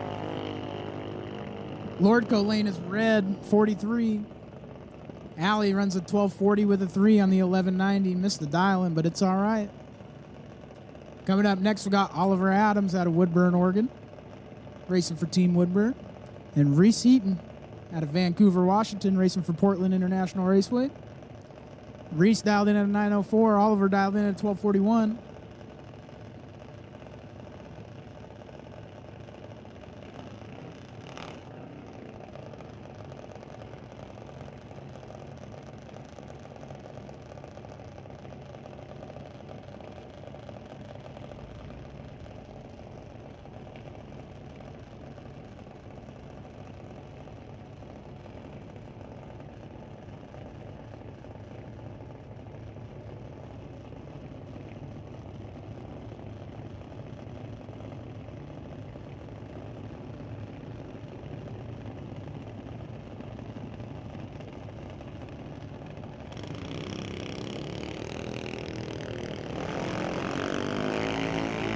Oliver going to take the win there with the green light. Reese goes 33 red. Reese runs a 8.95 with a 7 on the 9.04. Oliver runs a 12.37 with a 9 on the 12.41. Had some in his pocket just in case. Coming up next, we got Annabelle Froud out of Renegade, racing for Team Renegade out of Roy, Washington. Dialed in at a 9.25. And Easton DePeel dialed in at a 9.07, racing for Team Woodburn.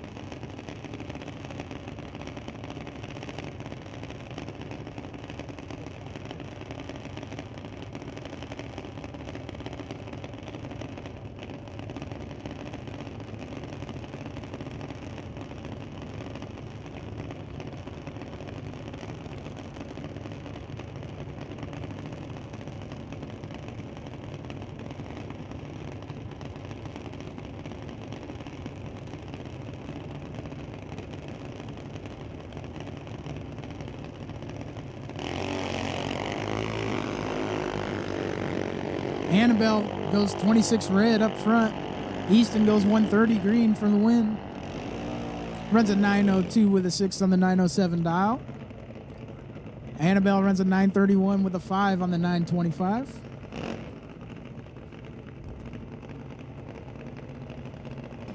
Next up, we got Caden Rodriguez and Grayson Fossum. Grayson out of Tacoma, Washington, dialed in at an 8.93, racing for Team Renegade. Caden's out of Chilliwack, BC, racing for Team On a Mission.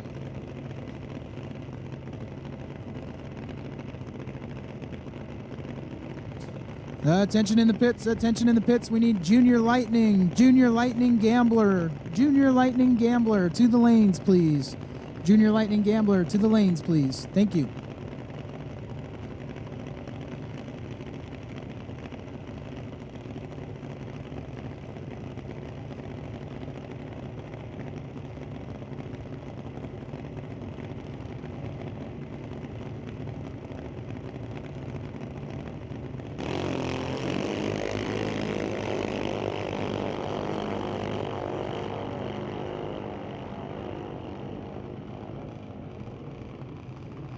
Grayson going to get the win there. He's 79 up front, runs a 899 with a 3 on the 893 dial. Cadence misses the tree a little bit, runs a 890 with an 8, trying to get there. Breaks out by 11th out.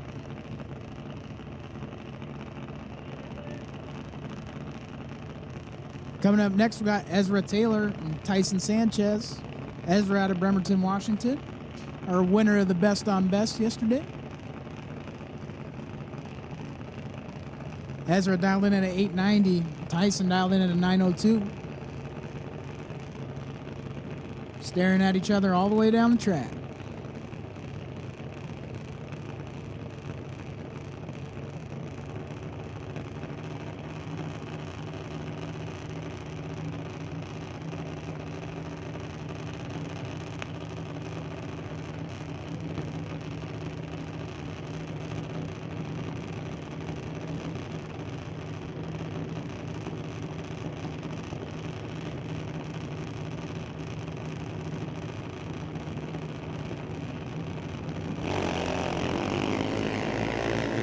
Ezra Taylor goes 24 red up front. Tyson's green.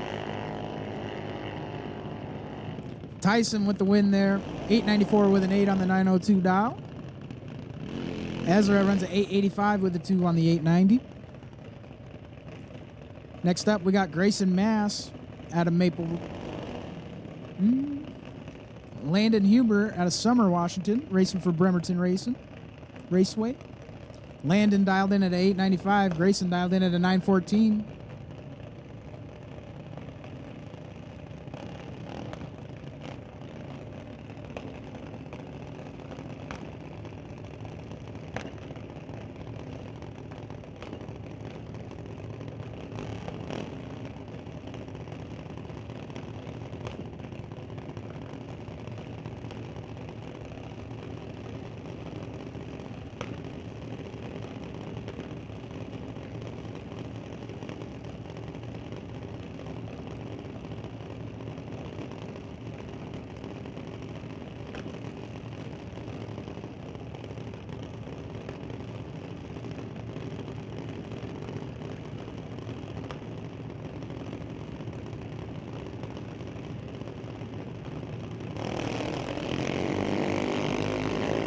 .002 red for Grayson. Landon's 52 red, giving Grayson the win.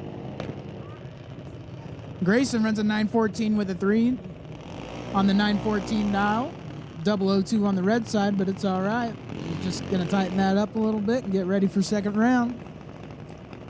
Next up, we got Revy Swagger out of Spokane Valley, Washington, racing for Team Walla Walla. And Peyton Huber out of Sumner, Washington, racing for Bremerton. Revy dialed in at 917. Peyton dialed in at 897.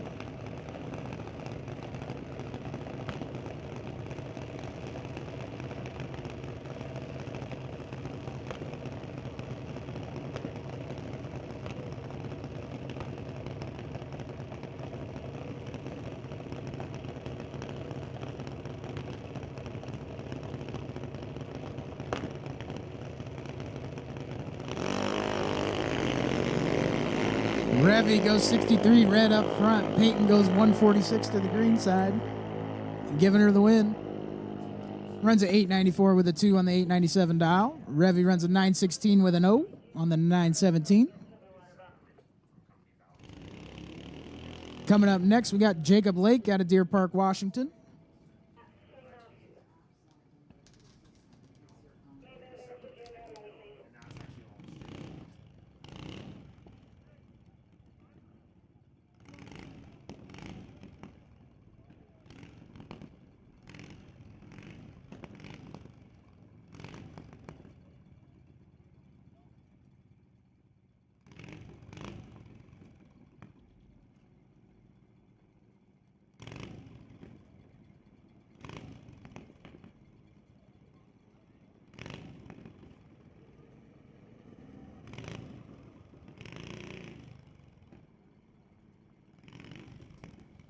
Think we're going to back Jacob out. Might have rolled in a little too deep.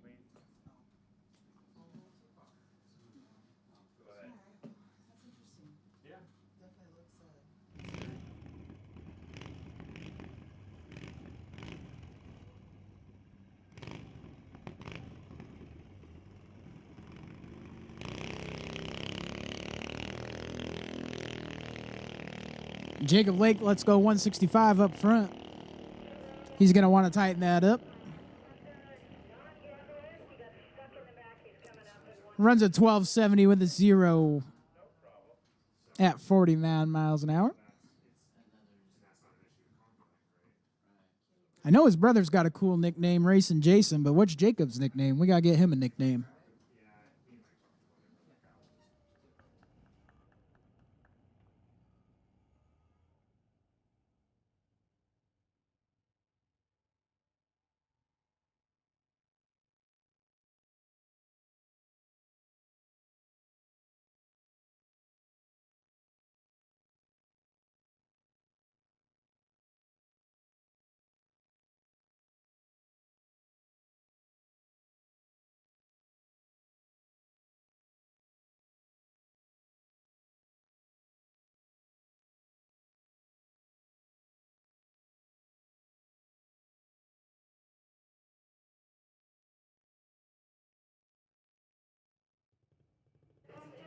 Don't forget, racers and fans, stop by the concession stands, grab yourself some bite to eat. Maybe stop at the pro shop, pick up a t-shirt, maybe a hat, maybe some Hot Wheels. They got a lot of cool little knickknacks in that pro shop. Go check it out. Moving into our junior lightning class, it looks like.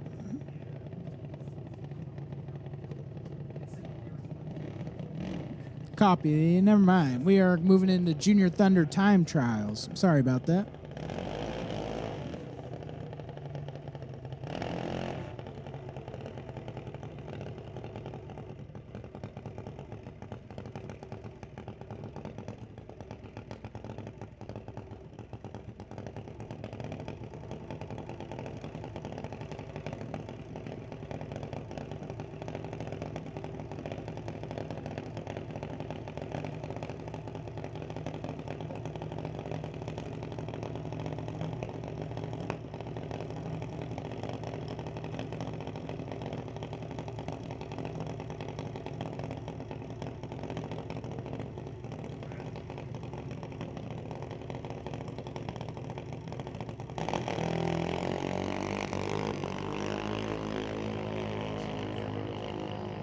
Wesley Armstrong goes 226 up front on his 926 with an 8 at 72 miles an hour.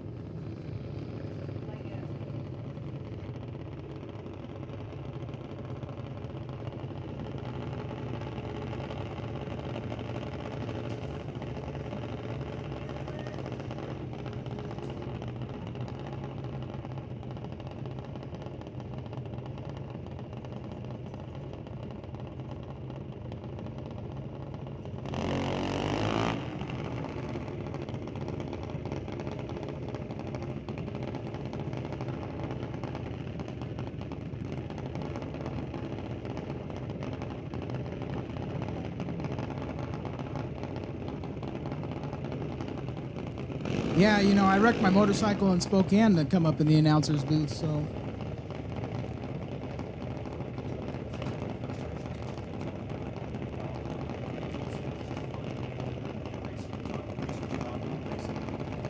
"100%, you got to give the racers the play-by-play. Coming up next, we got Gage Charles out of Liberty Lake, Washington, racing for Team Calispe. And Sydney, I'm not sure how to pronounce that last name, out of Bremerton Raceway. Sydney dialed in at 840, Gage dialed in at 790.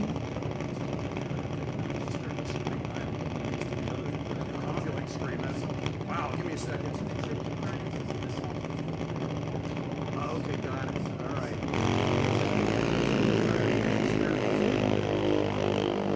Gage Charles, let's go 23 red. Sydney's 002 up front. Runs a 845 with a 3 on the 840 dial. Gage Charles, red up front, runs a 792 with a 7 on the 790.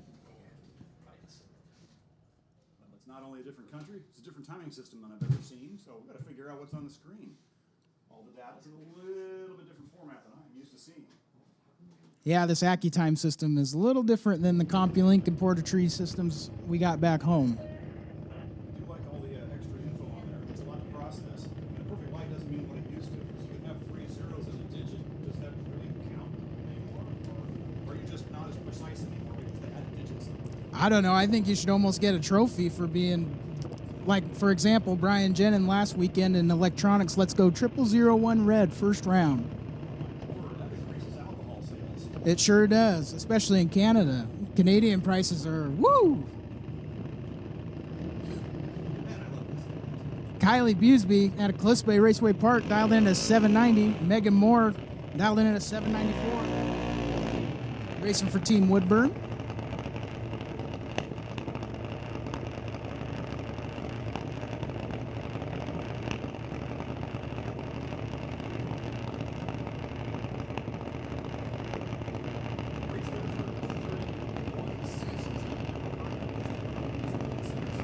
I don't know.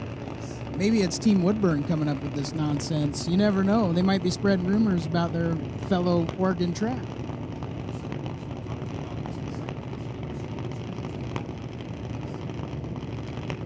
Like on Thursday, I heard there was an autograph signing for a minute in Team Firebird's pit. Dave Mazier was signing autographs for a minute. You had to catch him at a good time. Oh, Kylie misses it. Goes 001 red to a 148 green. That's going to hurt. She goes 801 on the 790. Megan goes 789 with a 4 on the 794.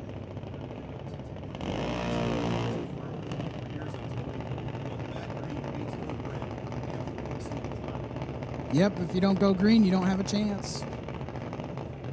I'd almost rather be like 10 to 12 instead of 00 anything.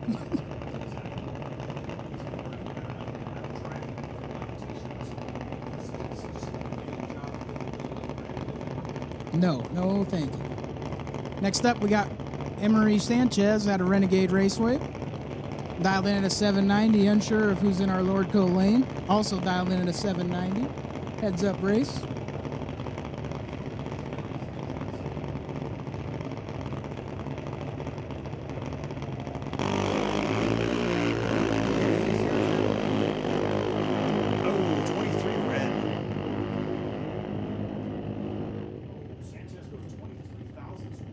And goes dead on 0. Ouch. No one ever said this is easy. By golly, you got the best of the best racing out here. This is hard. Yep. 0009 off the dial. 23 red up front. No chance when he leaves the starting line. It's like you said, you got to go green to have a chance. If I come allows a line, the racing has to drive most of the way to the other end of the track before they realize what they're doing. Yep, he's got to make a decision. Hopefully he makes the wrong one.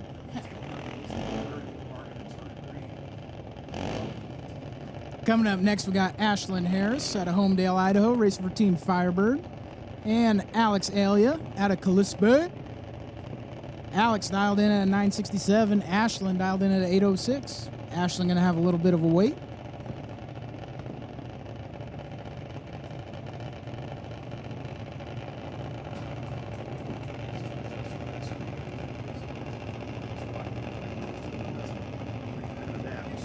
Takes me a minute here.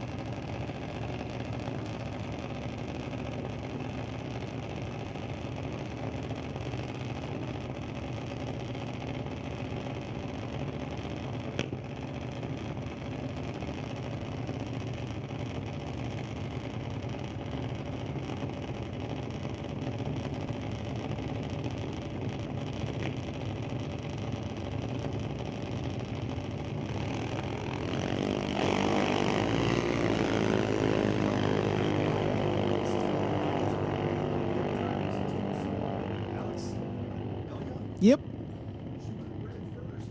Ashlyn Harris went red second.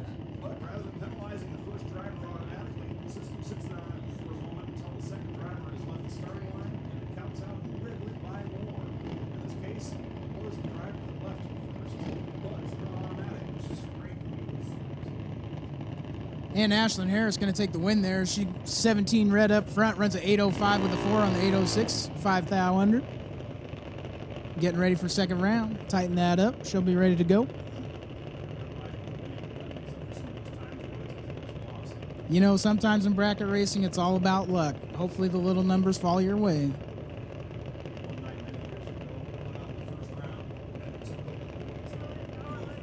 Wow, that's impressive.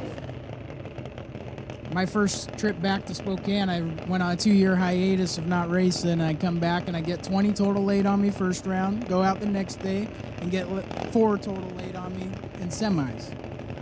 In Sportsman.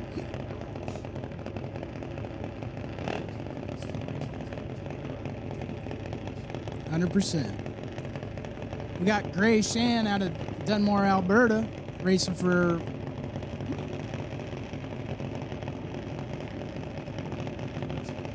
Medicine Hat, left lane, and Presley Pratt racing for Team Walla Walla. Placed so nice, they named it twice.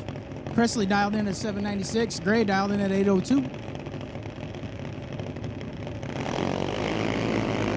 Presley stayed up too late last night. She goes 145 red. Gray goes 62 green. Presley runs a 786 with a 9 on the 796. Gray 806 with a 1 on the 802.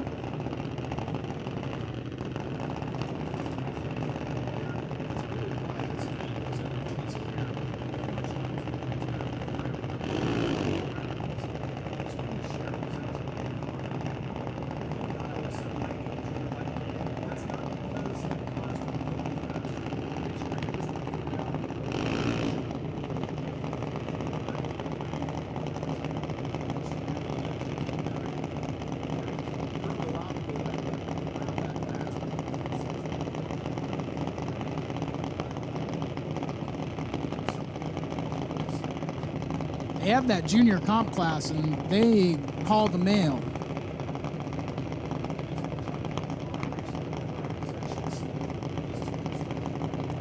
Yeah, these junior dragsters are faster than most street cars. Coming up, we got Jeg Holbrook and Kenley Pratt. Kenley Pratt was the winner of the best on best. I mistaked her for her sister last round. Jeg Holbrook racing for Team Walla Walla. Heads up race, both dialed 790. Kenley for Medford.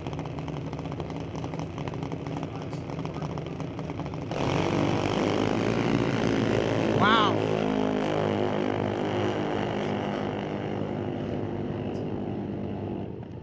And she's going to get the win.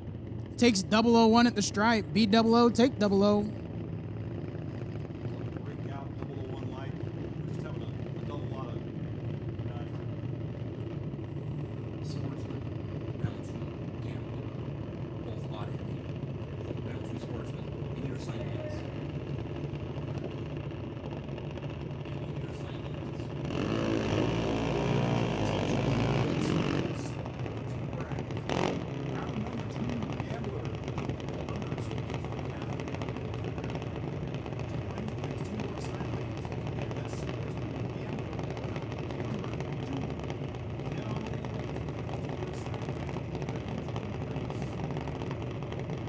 Coming up next, we got Cole Karen out of racing for Medicine Hat.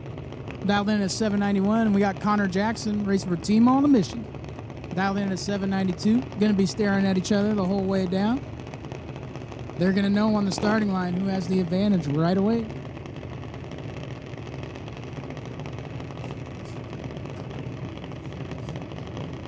Oh, that's a good one. Yeah, that's a good one. Still working on my announcer one-liners.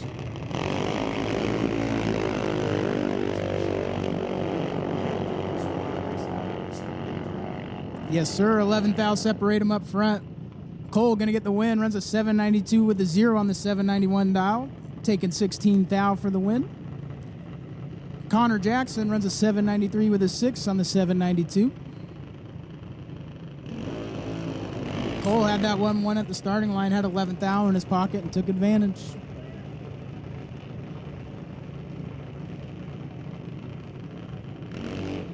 Man, a lot of Canada on Canada going on for this round.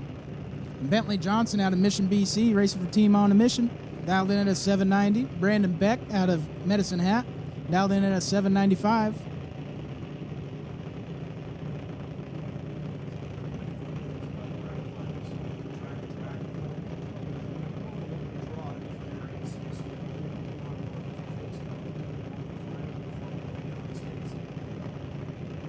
Yeah, it's a little. This place is awesome. I love this place. What a facility. The crew here, everything about this facility is top notch. I love it.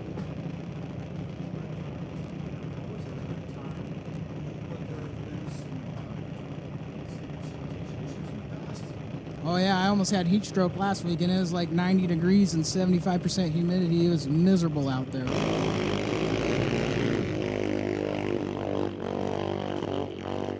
And Brentley Johnson gonna have some problems there. Car shut down, maybe.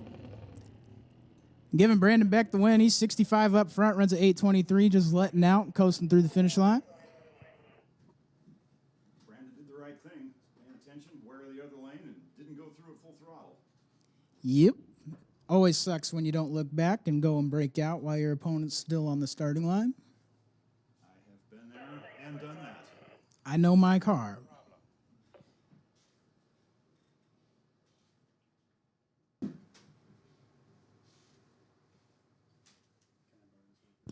Sure. You're the Jeep, man. Dylan, I heard it's your birthday. You're on It is your birthday. How old are you? I am a big 25 years old, halfway to 50 today. Well, happy birthday. Thank you, brother. off with the light on and off, because I heard him there, but The light on is we're on. We're on. I don't think I've been talking to anybody then.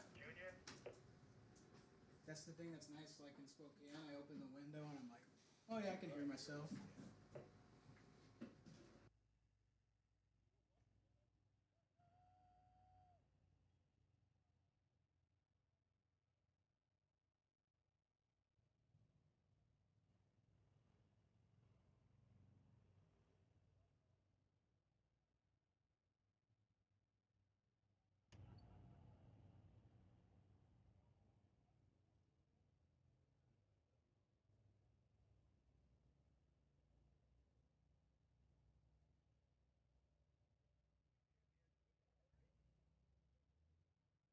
Well, sorry about that, folks. If I was just there talking to myself, we just figured out how to turn the mic on the second mic.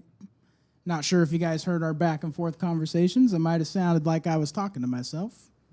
Now, I'll just go ahead and ridicule myself. Apparently, I can't handle this operation. There was exactly one button involved, and I failed.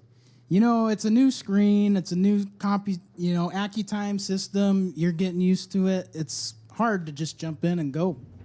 Oh, that's okay. I'll just own up to it and let everybody roll their eyes at me. I mean, I'm used to it. It's kind of fun to poke fun at yourself, especially for your home track folks. Yep. Everyone at my home track calls me the scapegoat. Well, years ago, I saw one of those little, funny ha-ha lists. We passed it around where I used to work. Favorite entry on there that we used regularly. It said, I didn't say it was your fault. I said I'm going to blame you. And man, we use that for everything. Oh, that's a good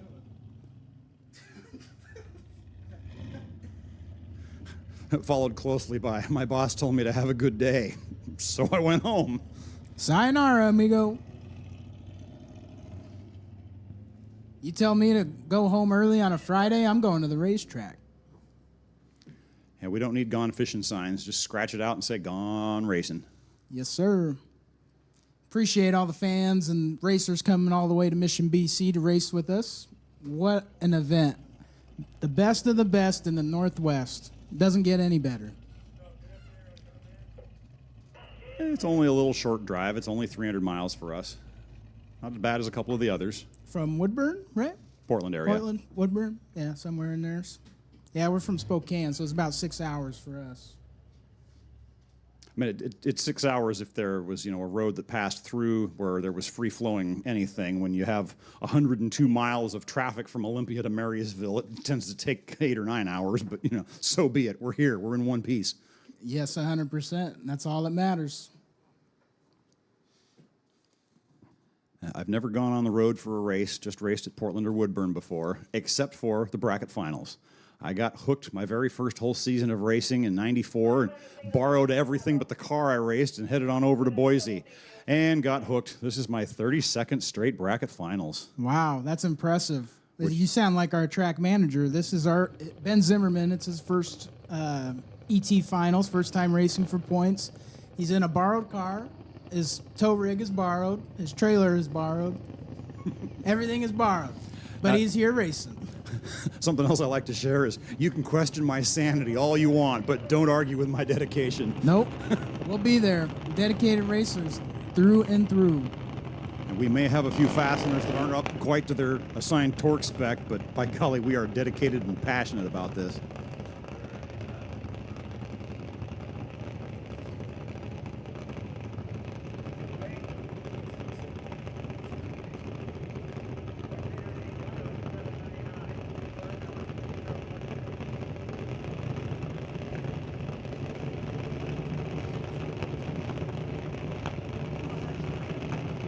Coming up, we got Xavier Heaton out of Vancouver, Washington, racing for Portland International. Dialed in at a 799. Unsure of who's in our TCS lane. He's dialed in at a 790. That's Jeremy helping Good Xavier. Got it. Now I'm caught up. I thought I knew something for a moment, but I was corrected quickly. I don't. Oh, man. Speaking of the 000 Reds, 0002 Red. Ouch. For the Captain America helmet TCS lane. Oh, there's no other way to put it, but that hurts. A lot. As they say at the Spring Fling, that's a trip to the swear jar. Amen to that. Here comes Rachel Place. Moving on up to Lightning Bracket this year. Forcing good old Dad to learn a new car. It's good for him. Can't complain about this. She's got the bye guy. Excellent. Automatic win into the next round. I love it when I get to race nobody. My odds increase considerably. I am never fortunate enough to buy a bye. I can never get a bye, it seems like. Some guys get 2 buys in 1 races. It's amazing. I had that happen once. I mean, there are those days where you go out there and you get a 12-pack laid on you in round 1, and then there's other days where it's a 4-round race and you get red light, a single, a left before third amber, and who knows what in the final, and you still win. Yep, it's a 6 5-round race, and you only race 2 races. You race the final, and that's probably it. Never better. Rachel, she runs a 791 with a 7 on the 794, going 22 under.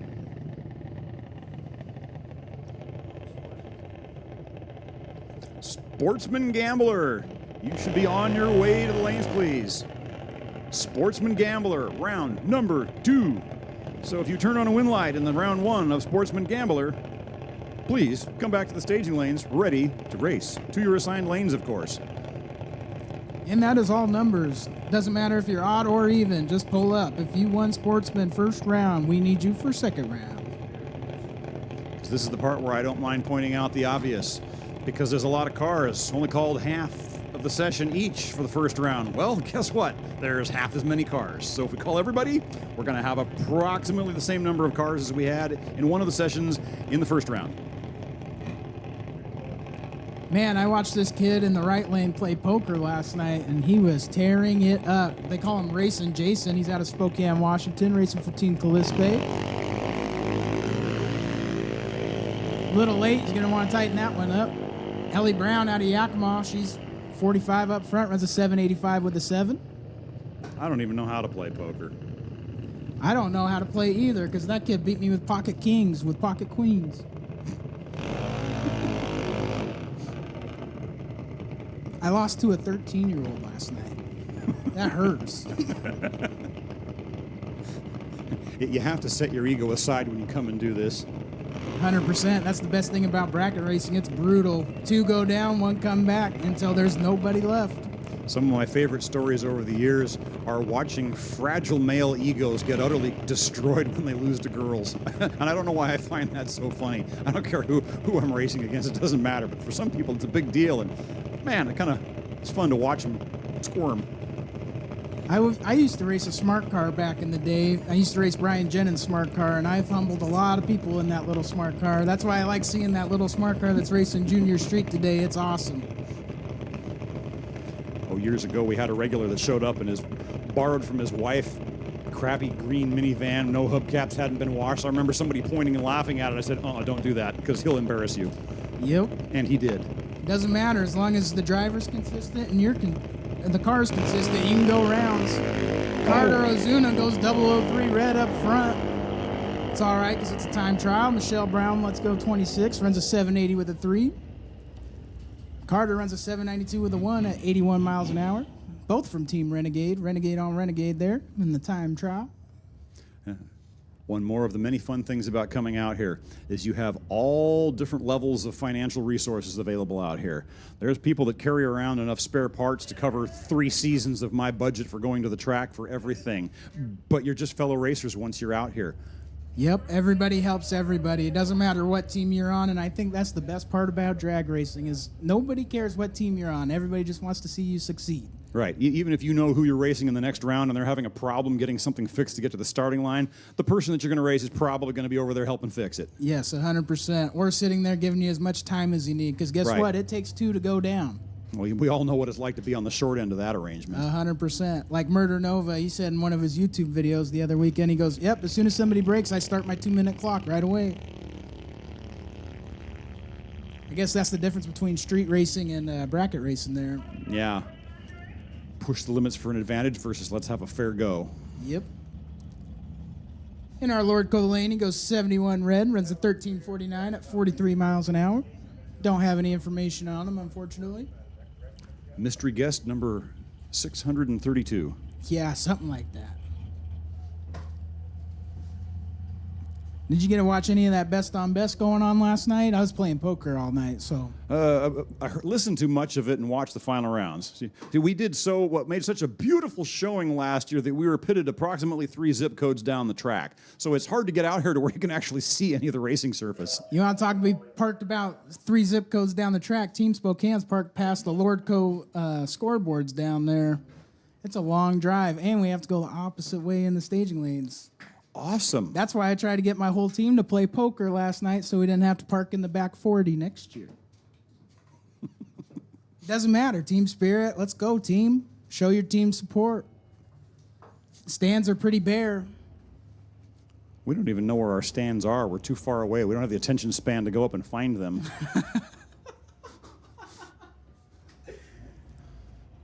Well, normally we have a little bit more quantity of racers that make the voyage to the bracket finals, but this year we have a whole whopping 25 entries for Team Portland, which is a new record low certainly since I've been around. Well, I think they lowered the car counts these years. I think you're only allowed to bring 42 instead of 64 like previous years. Well, it doesn't matter. We seem to be the hub of drunken criminals that cannot cross the border, so the interest level was a little bit lower than traditional. I feel you there. They call us the Spokane Outlaws one year, and they called us the Outlaws for a reason. Yeah, apparently our guys have earned their stripes. At least everybody that said they were coming up did make it this time. I think that's a first. That's good. 100% return rate.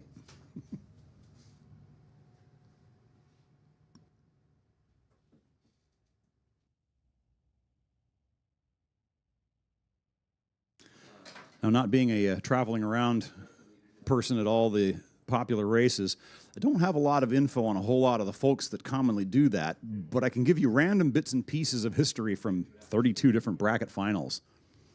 A random favorite story is back in the early good grief, I'm not ready to be old, dang it, so just don't go there.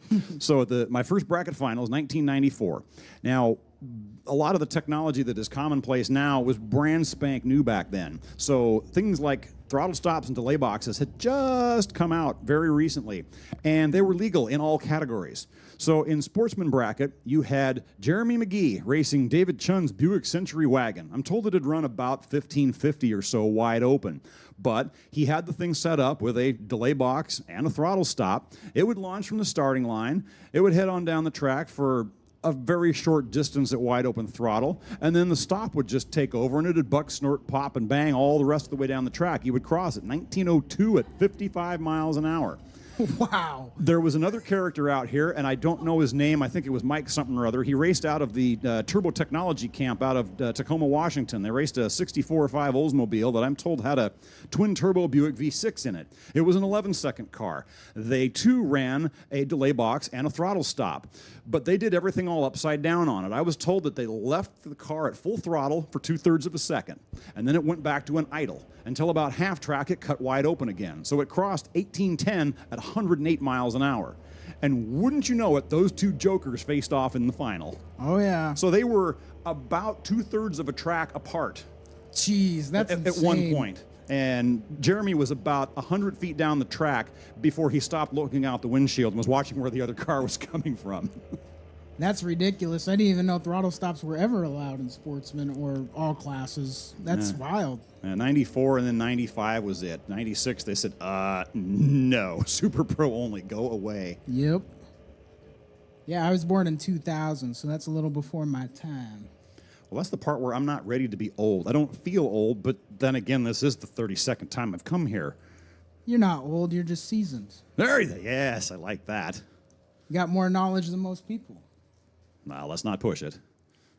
I just remember the strangest things and numbers and bits and pieces and parts over the years.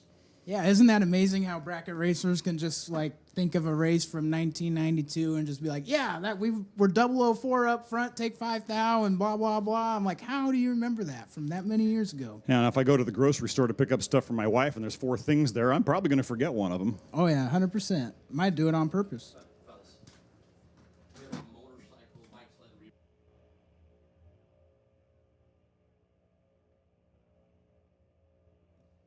Attention in the pits, attention in the pits. We have a motorcycle sled rerun.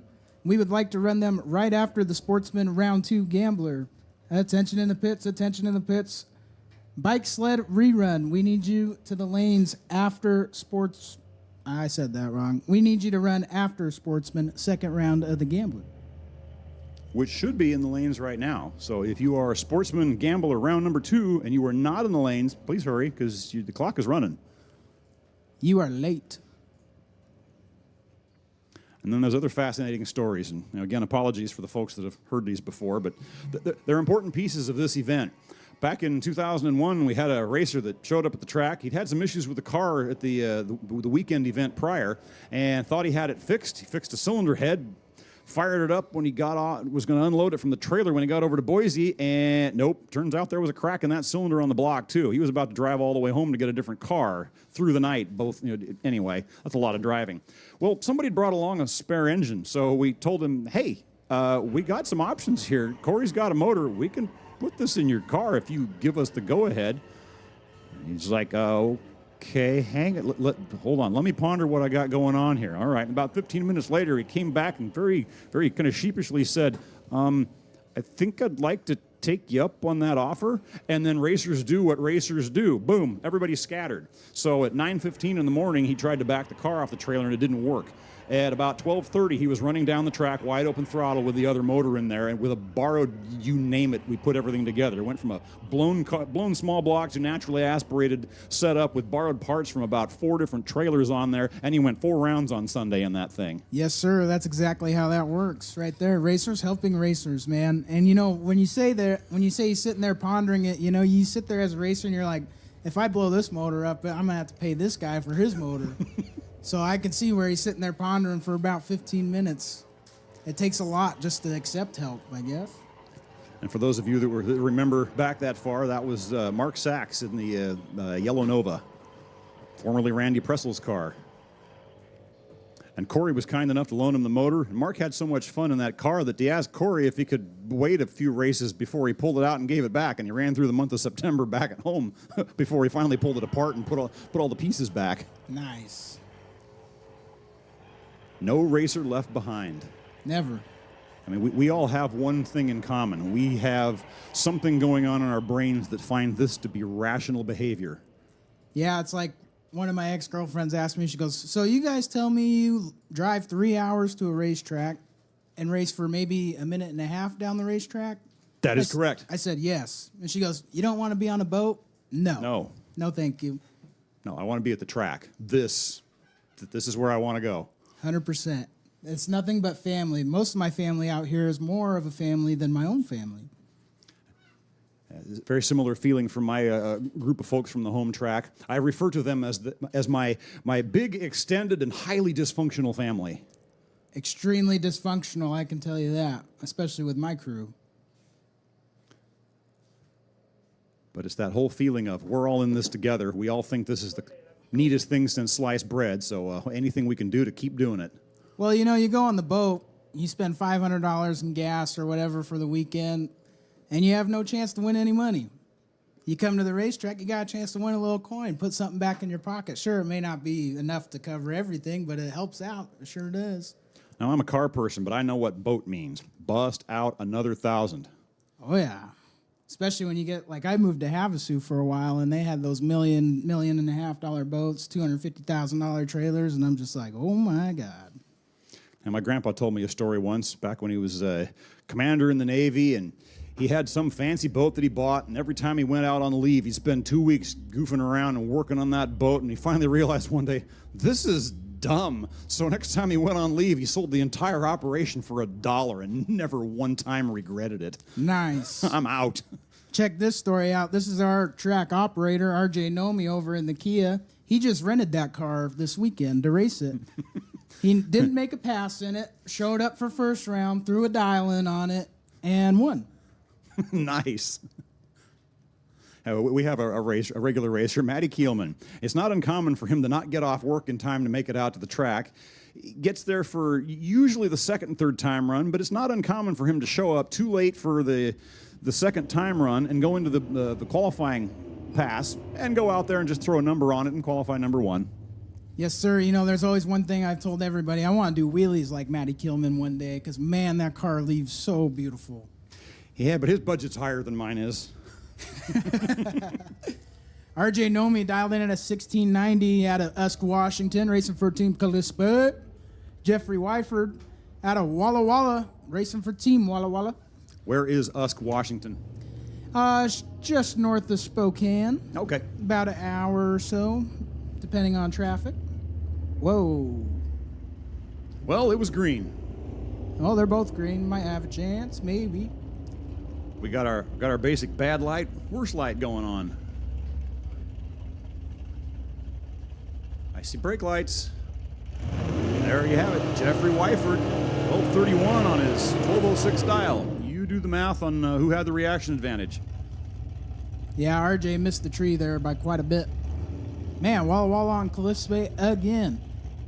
Ken Eldred dialed in at 1160 out of Lewiston, Idaho. Ron Wright, my uncle Ron Rom, dialed in at 1192, racing for Team Callispa. Got the whole Eastern Washington posse going on here. Yeah, we race each other all the time up north, too. Or down there. I guess we are up north now. We're green, 20 thou separate them.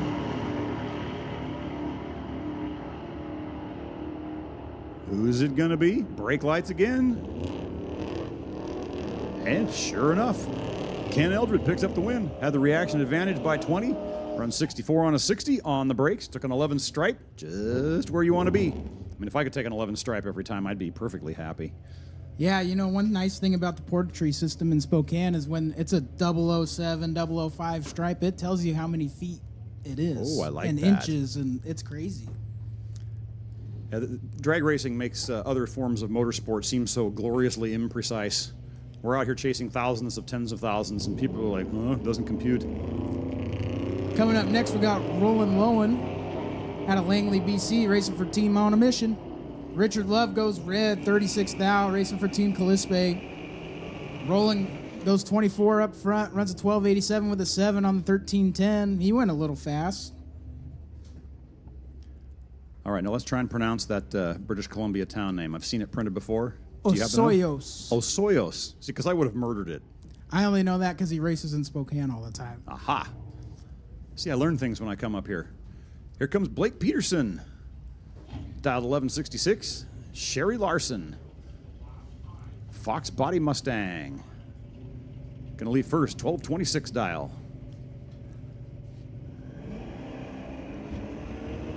Boy. Now, do we share the numbers with folks going down the track with the cars that may have radios? No, I don't pass up. I don't think so. Holes. That would be silly. Thank you for the treat.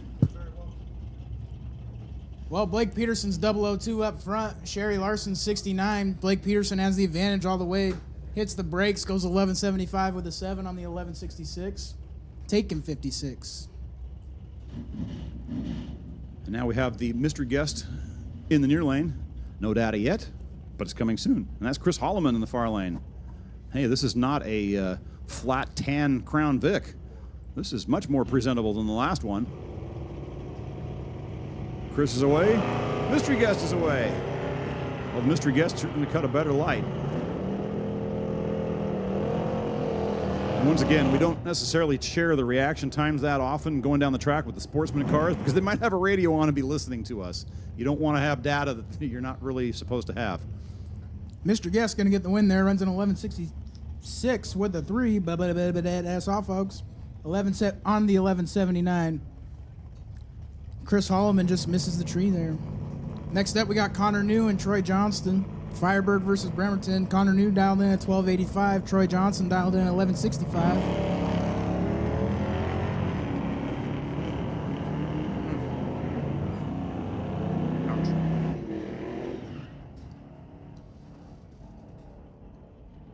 Connor New is in trouble on the starting line. He lets go 129 to Troy's 23. Troy on the brakes runs an 11.73 with a 6, taking 49 thou for the win. There's a lot to work with a 10th advantage at the tree. Here comes Ted Porter, Team Firebird. Cole Dickoff, Bremerton Raceway. Ted dialed in at 12.55. Cole dialed in at 11.68. Oh! Cole's going to want that one back, that's for sure. Yeah, Ted Porter getting the win. Went 141 green, and Cole bailed him out with a 34 red.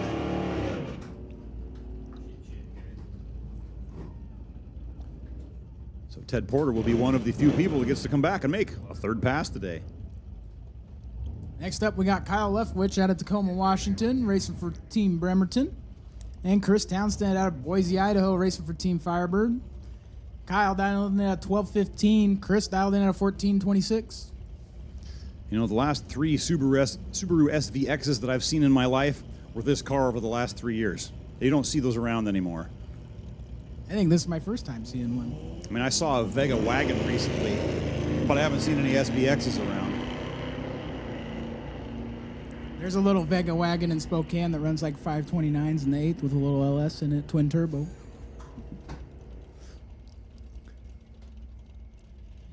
Chris Townstead going to get the loss there.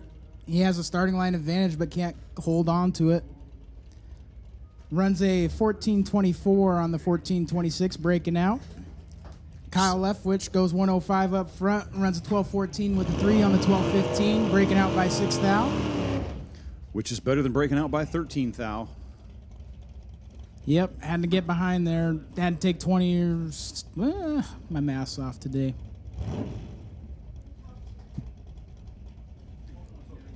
Yeah, bracket racing. You don't necessarily have to be awesome each pass. You only have to do better than your competitor, whatever they throw at you.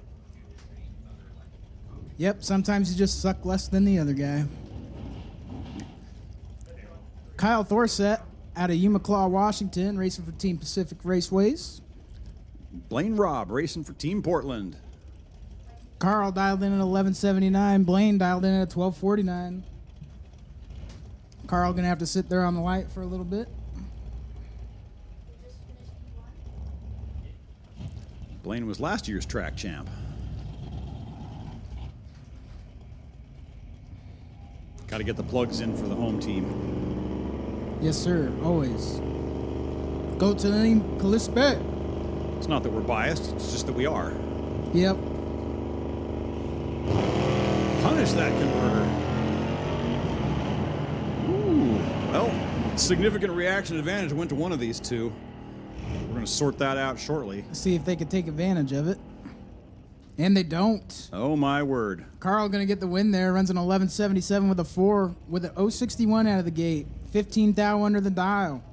Blaine Robb has a 13 green light, but runs under by 23 thou. Ouch. Took a 55 stripe. Needed to tighten that up a little bit. Next up, we got Dean 80, racing for Team Medicine Hat, dialed in at 13.32. Nick Douglas, racing for Team On a Mission, dialed in at 12.36. And we got something going on here. Unsure of what happened there. There's...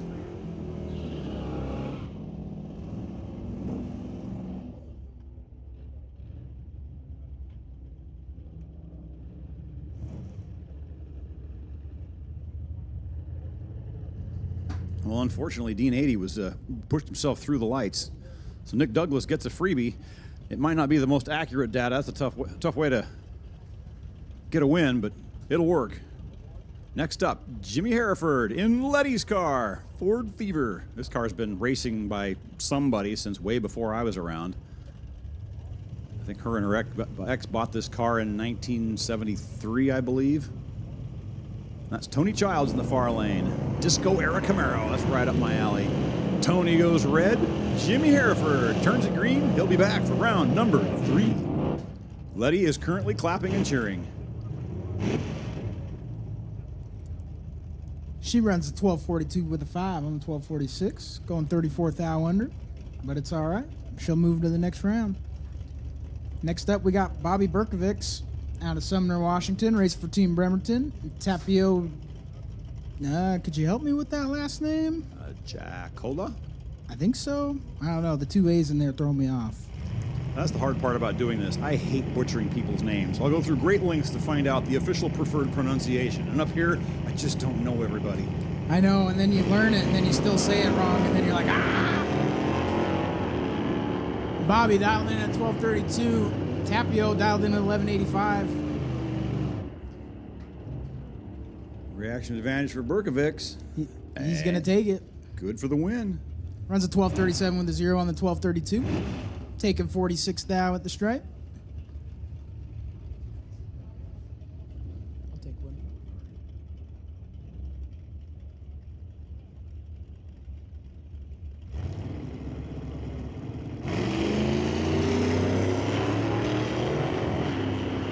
Michael Webster in the far lane.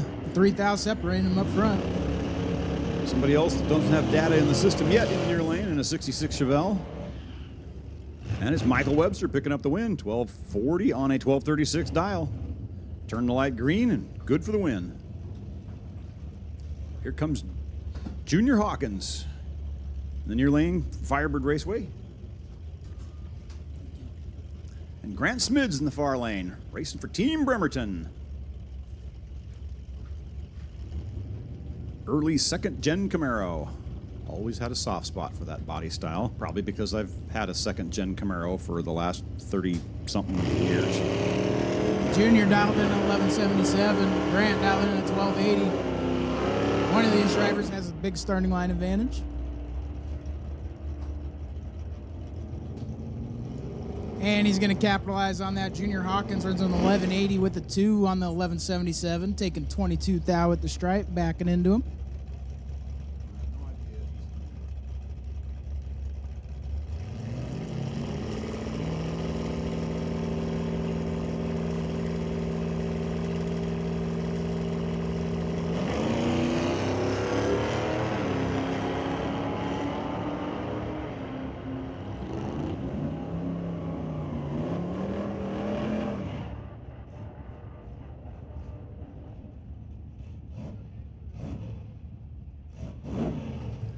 Jacob Cleve picking up the win that round. Lauren Bazunas is at a little bit of a reaction deficit, and Jake was able to pick up the win, running 1180 on an 1173 dial. Next up, we got Steven Ryland and Larry Brewer. Larry Brewer dialed in at 1219. Steven dialed in at a 120. And Ryland leaves a little too early, goes red, and saves Larry Brewer from that reaction time. Yep, gonna want that one back, that's for sure.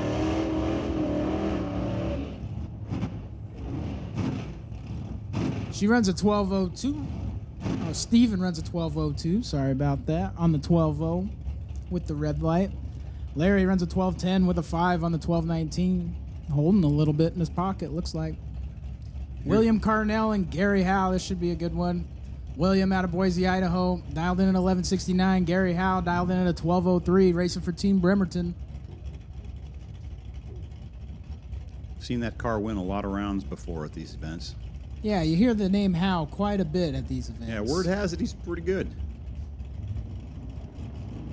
He'll lead first, dial 1203. William Carnell giving chase, 1169.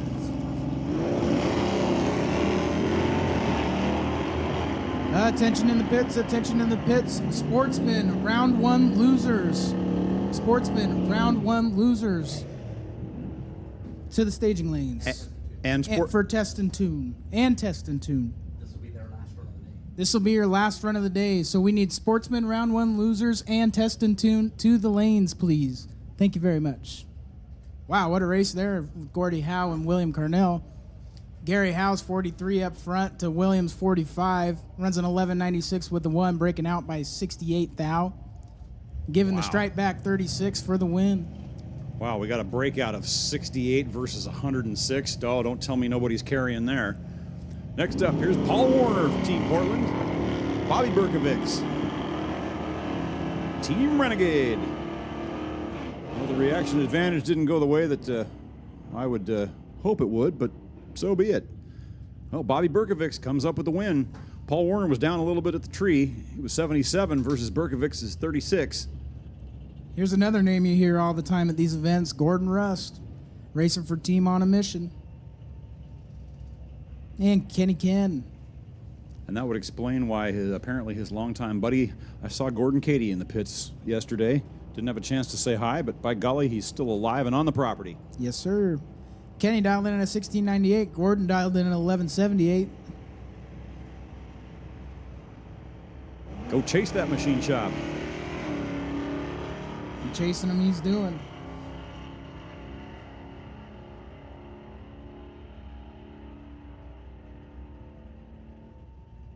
Gordon Russ going to get the win there. Runs an 1183 with a 3. Letting go 43.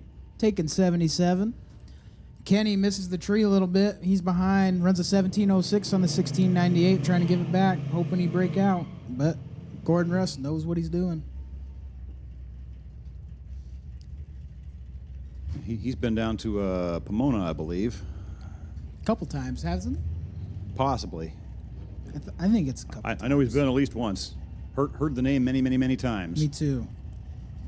That brings us to our next pair. Cassidy Langley racing for Team Pacific. Skylar McFall racing for Portland International, one of your racers here. Yep.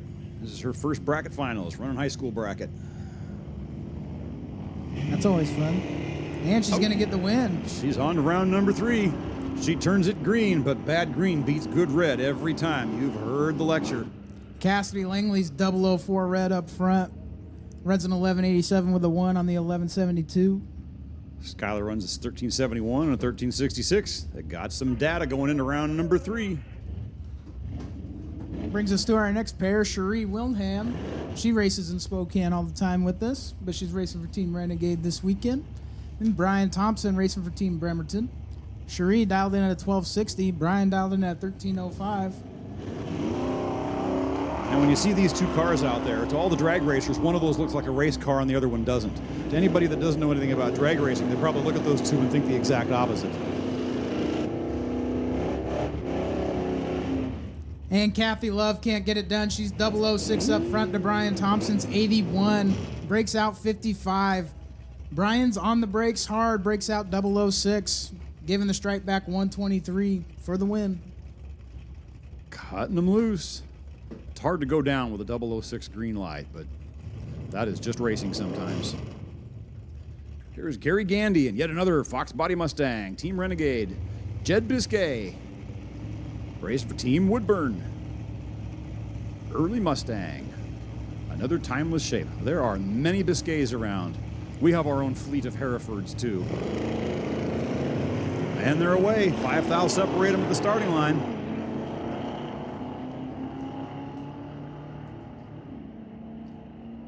Will Gary stay out in front or will Jed chase him down? And Jed will chase him down. Gets there by 31 thou ahead. And he's dead on 0 with a 7. Wow. He's got skills. Didn't he win the finals here a couple years ago? Or was that a different Biscay? I'm not sure. There's too many of them to keep track. I get them crossed up. There's quite a few, and they're all really good at this. It was not Jet.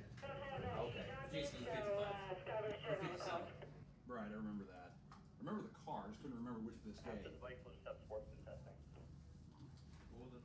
Looks like we have our bike sled rerun here. It's going to be Steve Miller. I know that. Unsure of who's in the opposite lane over there. No, Steve Miller races in Walla Walla all the time. His daughter went to the finals in the best on best, went 007 red in the best on best.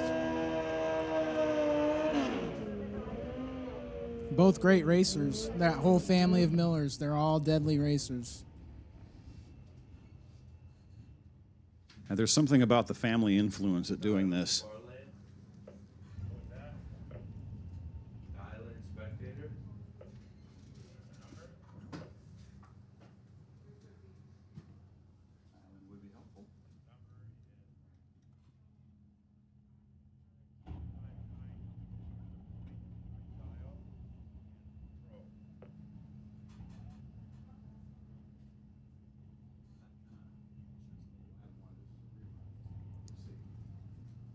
We got Steve Miller and Clayton Potter. Clayton Potter out of Calgary, Alberta, racing for Team Medicine Hat.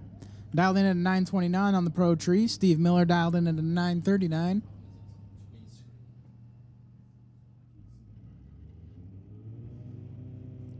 why when I was racing bike, I got a nylon board and zipped tied into my bags.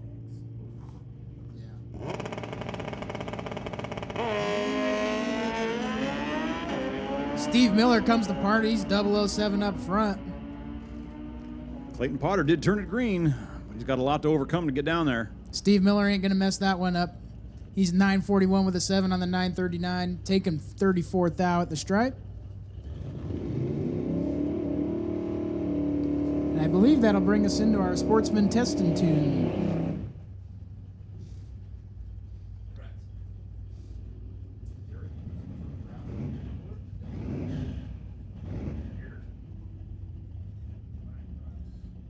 Shane Schaefer and Derek Jackson. Shane Schaefer for Team Firebird. Derek Jackson for Team Woodburn. It kind of surprised me to see Derek pull up here in the the gambler race lane, but hey, no matter who's racing who, one's going to win and one's not going to win. Yep, there's a good old saying, bracket racing can take you from 0 to hero and hero back to 0 pretty quick. Oh yeah, you can go out and have a career best pass and get embarrassed. You can go out there and do the second dumbest thing ever and still win a round. Derek Jackson runs an 1188 with a 7. And Shane Schaefer runs a 1486 at 92 miles an hour. Next up, we got my buddy John Diener out of Calispe Raceway Park. And Dennis Hatley racing for Team Walla Walla out of Ukiah, Oregon. Compact pickup trucks. We got the Love Truck versus The one Toilet. named the Toilet. John Diener's 008 red up front. Dennis Hatley's 38 green. I think that typically if they have a Toyota motor in them, they don't lift the left front up when they leave, do they? No, not at all. It's got a Chevy in it. I'm sure of what Chevy, but it's got a Chevy. That brings us to our next pair, Abigail McFadden and Amy Cole. Abigail racing for Team Firebird. Amy Cole racing for Woodburn. Team Woodburn. The Woodburn Warriors. Don't give them too many props. They got to send their own announcer up here for that. Okay. All right. Just making sure. I'll dial it back just a hair. I have to look out for our own interests. I mean, we are Willamette Valley rivals after all.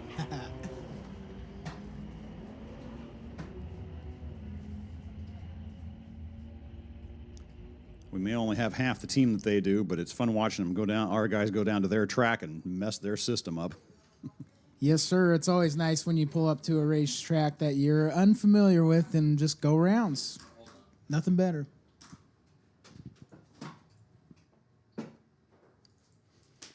Here's Damian Chin in the near lane. Now, what is our official pronunciation on this again? Calispa? Calispe. Calispe. It's like Kalispell, but a little tweaked. And that's Jake McLean for Team Walla Walla in the far lane. They both turn the lights green. That's what we need. Walla Walla, the place so nice, they named it twice. Never been there. Beautiful place, beautiful track. You know, something that I think about once in a while is in the greater, northwest corner of Oregon type area, think about it. We have, within 200 miles, we have 6 NHRA sanctioned tracks. Yes, it's a beautiful thing. There are some options to go out and have some fun around the Northwest. Couple 8th mile tracks, couple quarter mile tracks. Yes, sir. And Walla Walla, man, their family atmosphere down there is unreal. That's what makes that track so fun to go to. Add 20 miles to the radius, and you'll cover Walla Walla, too. There's number 7. Yes, sir. You should come race with us sometime up there. Well, there's this key thing in life that gets in the way of going racing very often. It's called adulting, and it interferes with everything I'd rather be doing. Yeah, I'm still young and dumb, so I choose racing over everything. I did that for many years, but, well, adulting and children and all that responsibility stuff just, yeah. Another Biscay with additional last name. Not sure how to say it. Jahaniel? Is that how you say that? That I do not know. Let's Go 10 up front. Runs a 14.88 with an 8 at 92 miles an hour for Team Woodburn. I haven't been able to venture down to Woodburn Drag Strip this year, so I haven't been able to keep track of who's running there these days. You're back to that adulting thing that takes up all the time. It's all I can do to make it to my home track each week. Yeah, now that I'm all busted up, I just try to hitchhike my way to a racetrack because I got nothing to do all week. Besides find a ride to a racetrack. Well, that saves on gas money, too. Sure does.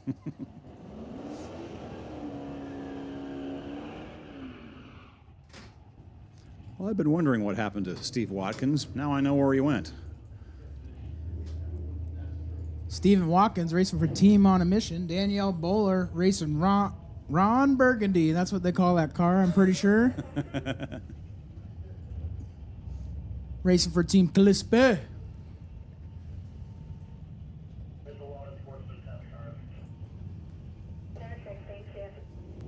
Her son also races that in Junior Street. Oh, excellent. Stephen Watkins, he came to party. He goes 004 up front. Danielle goes 14 red. Now, he ran 2 brackets at Portland for about the first third of the year and then vanished. At least I know he's still alive and well.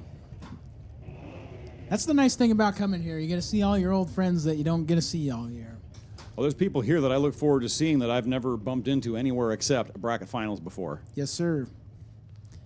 Devin Froud coming up for Team Renegade. Stephanie Biscay, another Biscay, Team Woodburn. Man, watch the wheelie on this car. It's beautiful, if I remember right. Must be a different Mustang. Well, we are in Sportsman. They typically don't do too big a wheel stand over here. I could have swore I seen one yesterday doing a big wheelie, but I could be wrong. Could have been in pro. This is my aunt coming up in the Kia Sportage. I used to race that car in high school. Oh, It's excellent. slow and inconsistent. I don't know how I won a championship in it, but I did. Got the mighty killed in action, back in service. Yes, sir. Braden Wilcox in the opposite lane, racing for Team Woodburn in the Mustang.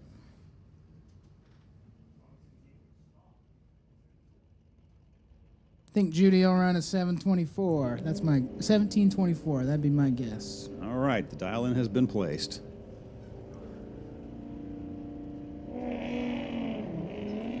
Well, she's 40 red. That ain't gonna help her tomorrow. That's for sure.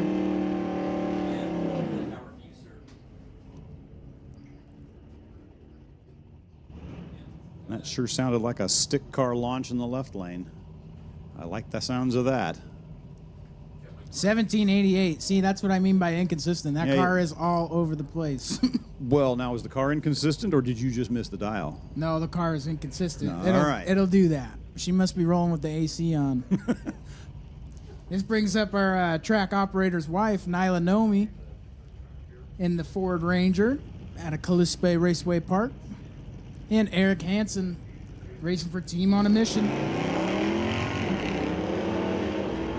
I was racing my street car one night and forgot to turn the air conditioning off. Had a surprisingly small effect on the overall TT, though. Yeah, it's kind of trippy. My mom does that. And my mom and my aunt both leave with 1 foot. They don't 2 feet it. It's weird. I'm like, how do you guys Really? cut lights if you guys aren't using 2 feet? That just doesn't compute at all. Yeah, you have to swap feet. It's like no-brainer, right? I would think so, but apparently they just proved us wrong. Yeah, I mean, they go around in Spokane and Powder Puff and Sportsman, so... Wow, Rodney Weaver, let's go 001 up front. That might not be a coincidence. He was in the best-on-best race yesterday. Show up with a 001 and a time run. Yeah, maybe some connection there. Yes, sir. But he's not in for the third. Are we in the third round of Sportsman? We're in a second round. Second round, somewhere in there. That means round one runner up. Yep. Which is Race the best on the best, and then round one runner up the next day. That's bracket racing. 0 to 0, real fast. This can be humbling. Got another track manager for Team Calispe out of Tum Tum, Washington. Ben Zimmerman, he's racing that borrowed car. That's Angie Weaver's car. Going up against Joel Smith out of Abbotsford, BC, racing for Team On a Mission. I think Ben needs to put about 30 pounds in his front tires so he can quit going 280-something green.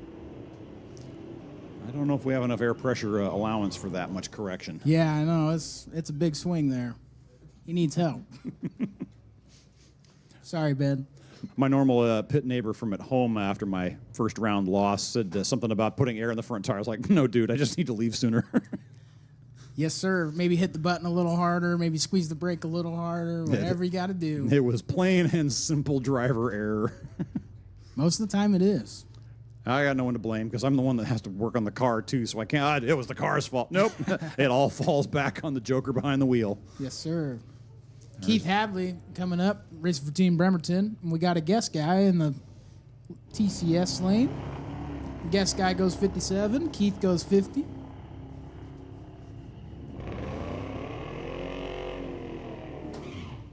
And we got to keep the whole spirit of the team finals here going on because we don't have Stevie to keep things cheered along.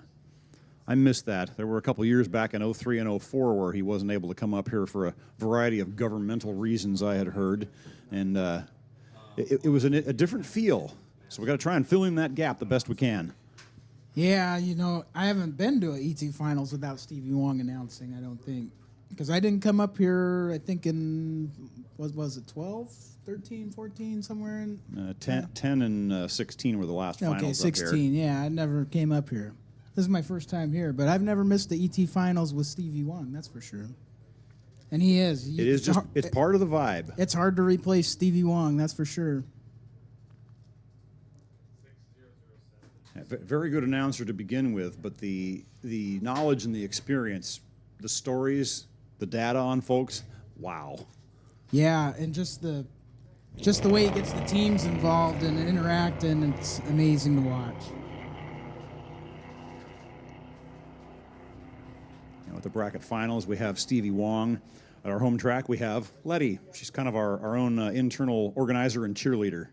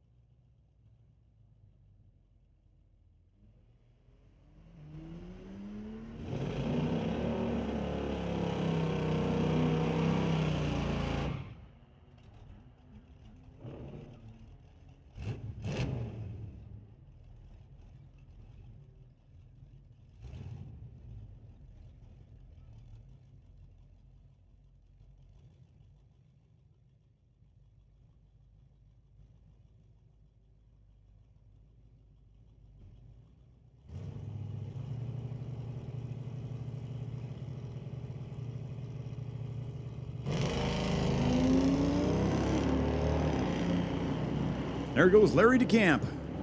002 light. He's been around for, I believe, as long as I've done this. Yeah, rare to see a DeCamp name in the losers round. Stormy Newcomb in the near lane. Runs 13:02. Got some data going into tomorrow's race.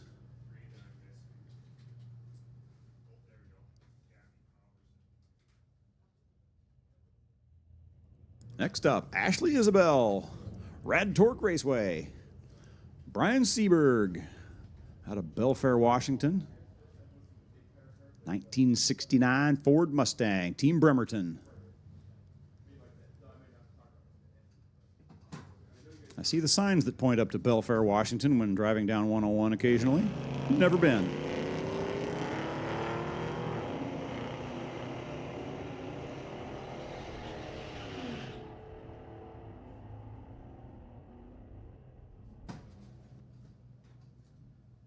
Brian Seberg runs a 12:01 with a 0 at 110 miles an hour.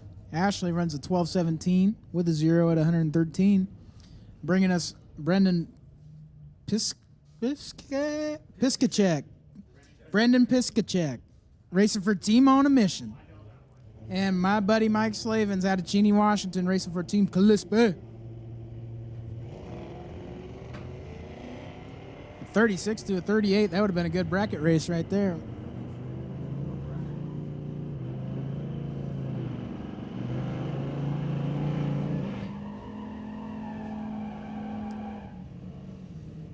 Brendan runs a 13:19 with a 9 at 102 miles an hour. Mike Slavens runs a 15:0 with a 9 at 91 miles an hour.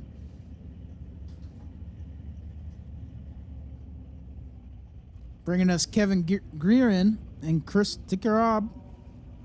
Kevin racing for Rad Torque Raceway. Chris racing for Woodburn Drag Strip. Chris, let's go 58. Kevin, let's go 117.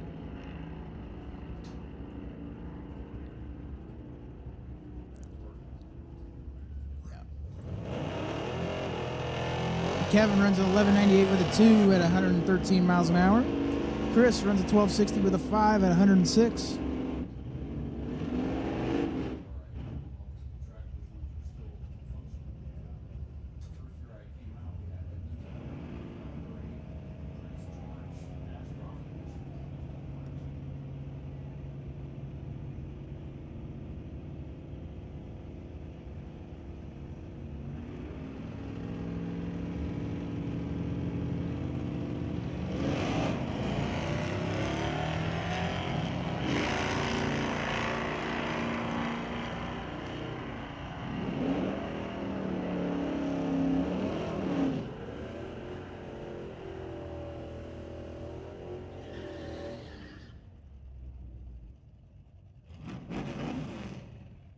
So to answer your question, not yet.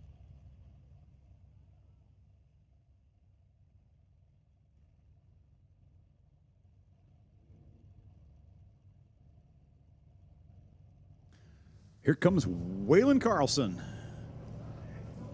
in the left lane, John Huvel in the far lane. And he enjoyed having the car sanded and semi working on paint so much and loved the feedback so much that he just simply clear coated it. We're just going to preserve that look. So if it looks shiny, it's because it is. Why? Because he could. That seems like a good enough reason in most cases. Huvel runs 11:68. He cut a green light. Whalen's was also green, runs 12:81. Here comes Kylie Bostic, late model Dodge Charger. Talon Gould out of Spokane, Washington. Ford Mustang. One red light, one green light. 12:52 and 13:41.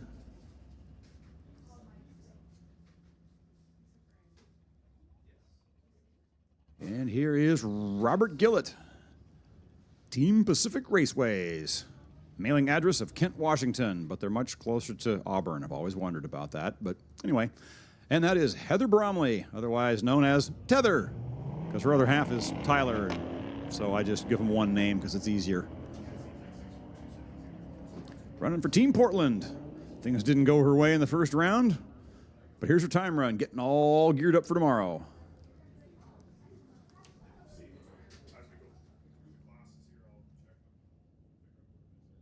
Okay, what's your location? All right, one more mystery guest in the near lane. The far lane is Karen Kolsch, Oh, copy that. I have a hat Dodge Challenger. for Brandy upstairs.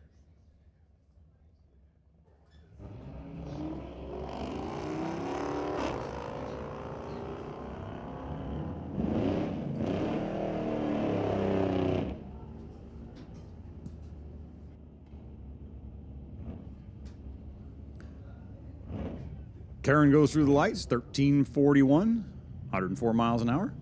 The mystery guest, 15:44.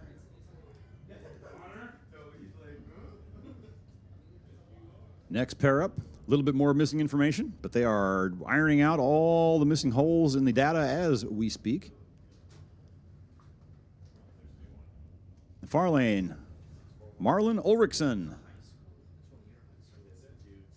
Medicine Hat, Alberta. 67 Dodge Dart. Number M641. I am N641.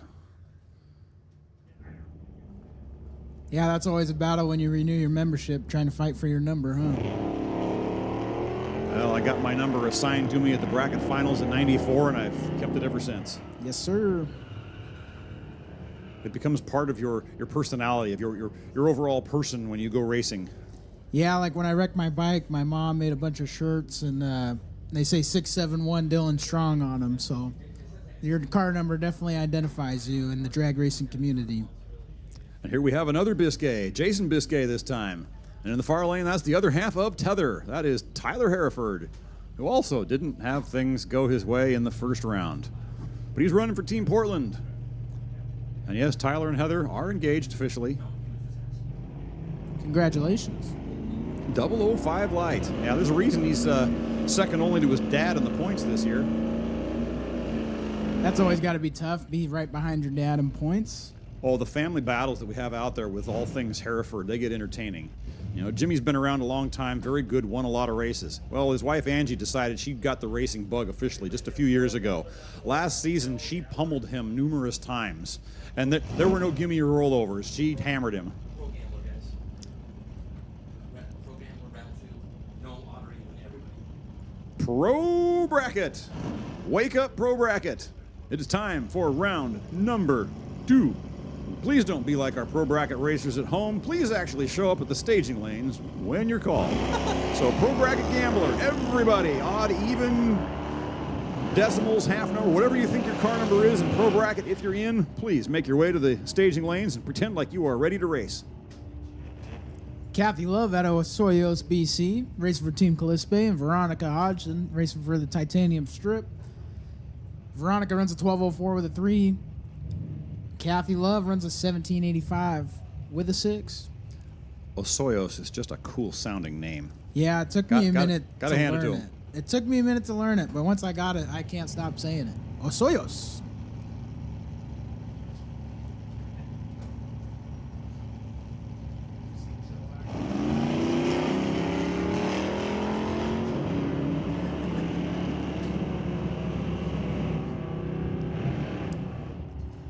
I'll head down the tracker. Kevin McCauley and Silvio Hoogstens. Was I close? I believe so. A couple Team Mission Racers. Team on a Mission Racers. Both out of Oh. Maple, BC. All right, here he is. We actually get to get him correctly announced on here. That is Michael Chedester in the far lane. Because you would never guess it by the spelling of his name. His family's had it, obviously, for a while. They're used to it. But it's just a mission to make sure that everybody that possibly can pronounces it correctly just because. And that's Sean Langley in the near lane. Mustang versus Mustang.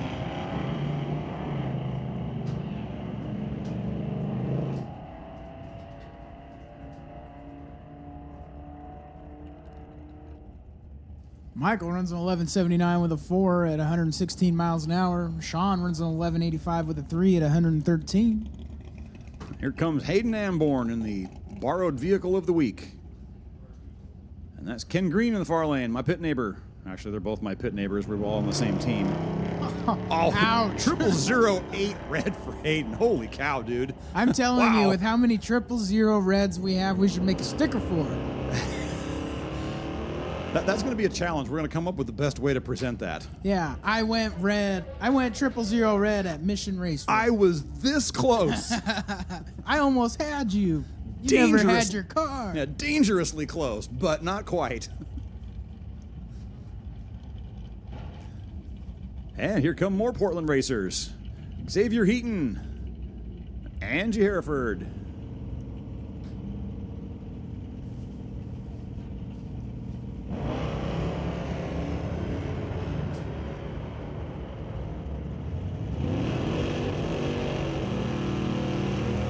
Angie got the racing bug, ran the full season last year, and came down to a one-day battle at the last points race amongst 5 people to figure out the track title, and she didn't quite get it, but man, there were 5 of them in it for the last shot at it. Yeah, that's tough. 1 in 5 shot at a track championship. One day deciding it. Whoever's hot, it's hot. Whoever's day it is, it's their day, their season. Brings up my good buddy JT Sherlock, racing for Team Calispe. It has, because he's racing in high school and Sportsman.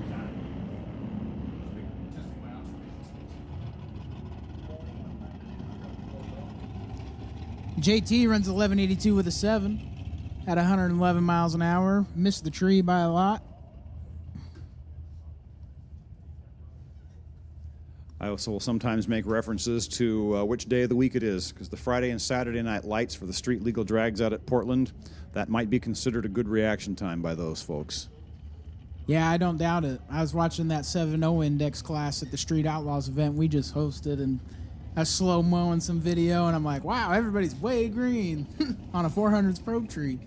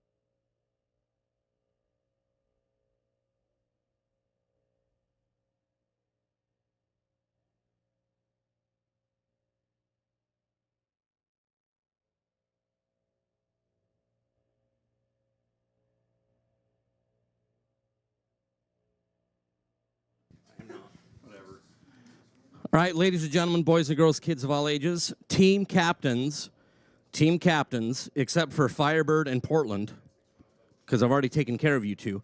Team captains, I have your stickers counted out. Please come see me.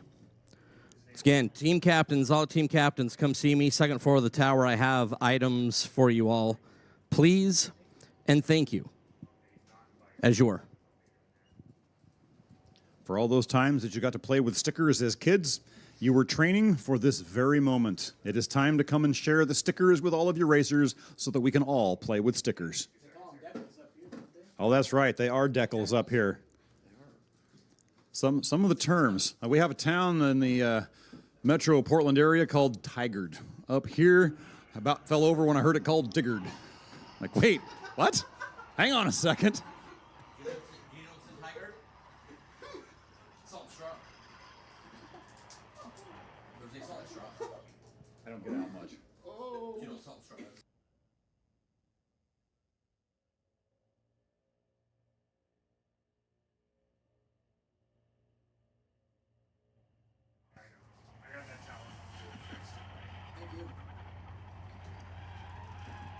Now you get to hear fun things when you cross the border, like a boat. My neighbor used to have a boat. I call it a bout. First time I ever came up here, my car transformed. It became a Z28. Like, wait a second.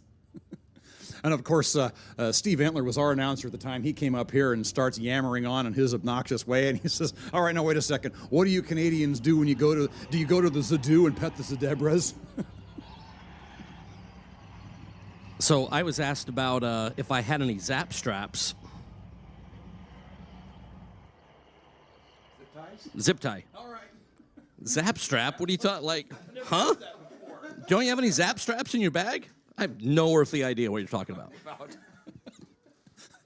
It's just a simple little line on the map, but boy, there's some interesting cultural differences just with that one little geographic line boundary there. Now, as silly as it sounds, the first time I ever came across the border was in '96 to go up to Ashcroft. I'm driving up the street just after the Abbotsford crossing, and I see the clearance sign. Oh my gosh, oh, never mind, it's 3 times that. We're good.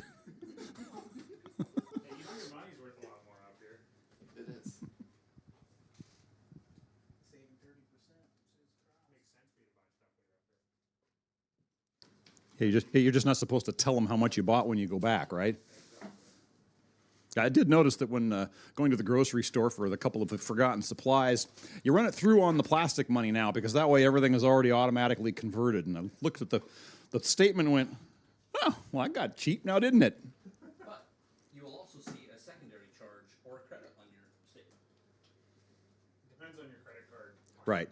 Yeah, the percentage for processing on all that became pretty much mandatory not too many years ago. But the first time I ever came up here, it worked out well. You just charge absolutely everything on the credit card. Then you didn't have to deal with any of the conversion, and the bank handled it when you got home, and it was much cheaper that way. Do we need to know who 6427 is?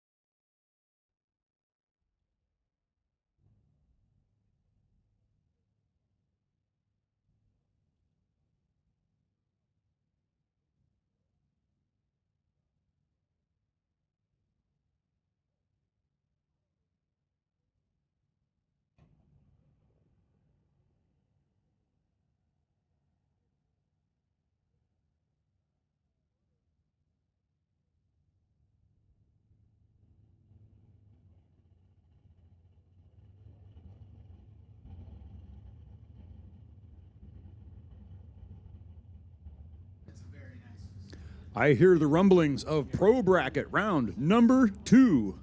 And I even see a familiar looking ride down there. It's the Power Steering Pump Man.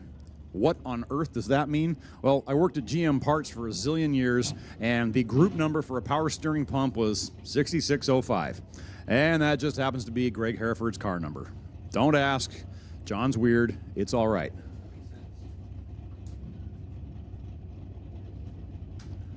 First pair heading for the water box, and I actually know both racers. Greg Hereford in the Vega. That there's Robert Steffen. He has won just about everything there is to win at some point. Greg's been dangerously close. He made it down to the final round of the Race of Champions not too many years ago. What was that, 2018? Yes, that was 18 over in Boise, wasn't it? Yes. So round number 2 of Pro Bracket. This is more my speed because I race Pro Bracket. I just didn't race Pro Bracket very well, which is why I'm standing here talking to you while Pro Bracket is racing. There is this fine Wednesday tradition. If I lose early, I grab my sandwich and the microphone. Holy cow, there's a reason why Mr. Steffen does very well at many races. He just went 001, and he is probably coasting as we speak. And yes, he gets the win. 1090 on a 1088 dial. Unfortunately, Greg Hereford was dramatically green in this case. Runs dead 7, but it's hard to overcome an 84 light versus a 001. Wow. Nice work, Robert.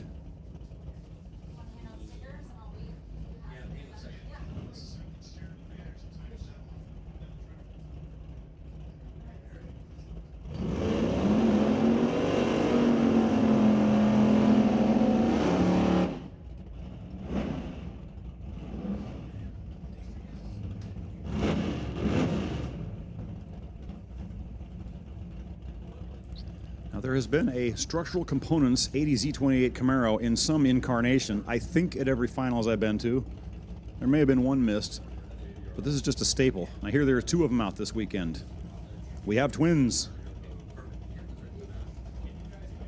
Ryan Widholm. Structural components. David Owen.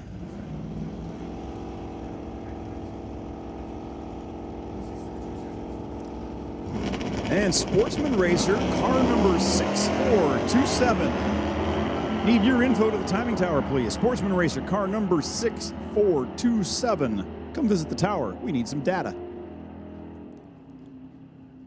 Well, Ryan leaves first, the 10 light. 1035 for the win on the 1028 dial. Had a reaction advantage. Was good for the win. Team Renegade should be cheering.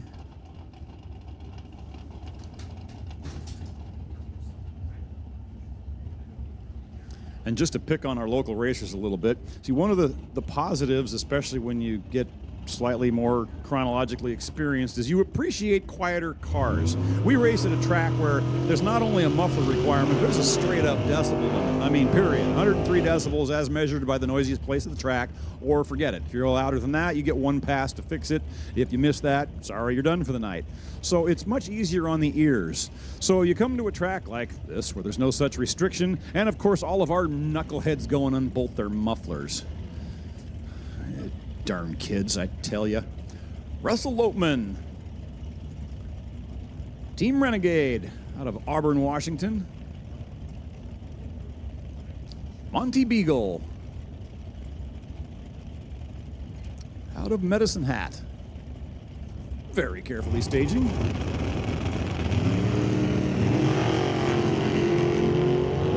Reaction advantage to Russell Lopeman. Will he stay in front? Yes, he will. Gets there first by 19 thousandths. Good. Russell's good for the win. 1019.8 on a 1020 dial, but it was a double breakout. 1 thou breakout did better than a 5 thou breakout. See, the fun of bracket racing, you don't necessarily have to do good, you just have to do less bad. Because I guess technically less bad is the best we can ever hope for, because you can't really make a perfect run. Not with this timing system. I mean, you could be close, but so all we really do is coordinate our failures here. Here goes Shannon Campbell. Chance Edelman give it chase. Reaction advantage went to the left lane to Shannon, and good for the win. Runs 26 on a 20 dial. Took a 23 thou stripe. That does the job. And here comes the person that probably has the highest number of bracket finals appearances. Kenny O'Keefe tells me that he did miss one finals once upon a time. I don't think he remembered what year it was because it was way back, but he's missed one out of all of them since 1978. Jake McLean in the near lane. I've hit all of them since 94. So I'm somewhere up there on the you gotta be kidding me, get a life list, but whatever. Well, Jake McLean showed Kenny how to do it at the starting line. 20 versus a 74. He picks up the win. Eases across to an 83 on a 78. Takes a 12 thou margin and 12 thou stripe. Good for the win. And here comes number 61. Tony Price, last year's big dog. I guess technically he's the big dog until the last round on Sunday. And that's Dana Olson in the Duster. Don't you love seeing economy cars go out there and do non-economical things? These really were the entry-level cheaper cars of their day. But that just means we put the biggest motor we can in it. And in Tony's case, there's not really anything Chevrolet original about it. It just looks like a Nova. But Dana Olson's picking up the win. Tony Price had a decent run, but it is not quite going to do it. Dana runs a 24 on a 20, had an 025 light. Here comes Hollis Runge. I got the privilege of losing to Hollis in the third round of Seattle in 19, I think. Something about I misjudged the stripe. Yeah, anyway, don't use the brake pedal so much, John. John Tabak in the S10.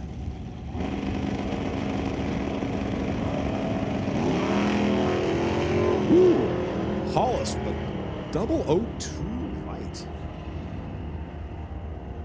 How will it work at the top end? There you go.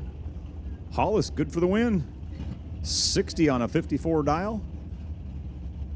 Pushing John Tabak out, trying to stay out in front. Broke out by 6,000ths. Got there a little too soon.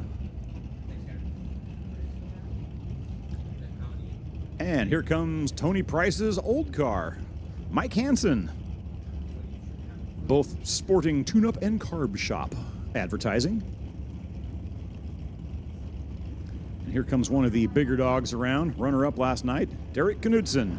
And yes, this really was Grandma's car. I asked last year.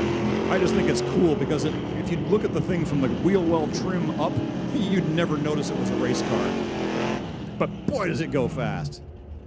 And it won another round. Runs dead one with a 45 light, which makes up for going 45 versus a 001. But Hansen, unfortunately, takes a little too much stripe and breaks out by 21 thou.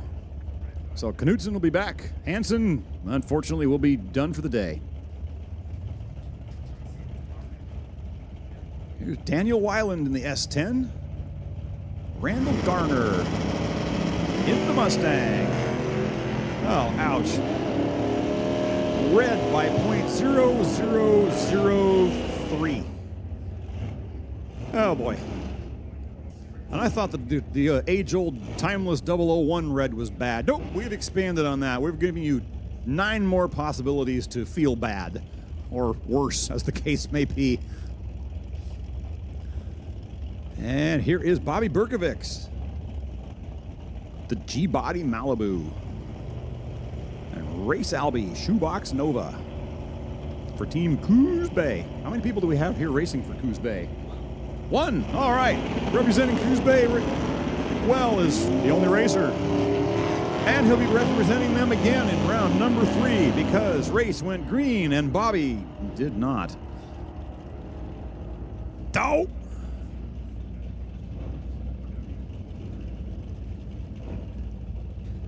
And here comes Brad Tucker, Shoebox Nova.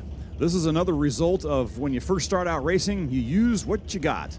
So yes, it is a Chevrolet Nova with a big block Mopar and a 727 in it. And that's Brandon Smith in the far lane, in the orange Camaro. Wow, they're both dead even at the lights. No advantage there. Who's closer on the dial? Who's judging the stripe better? Who's it going to be?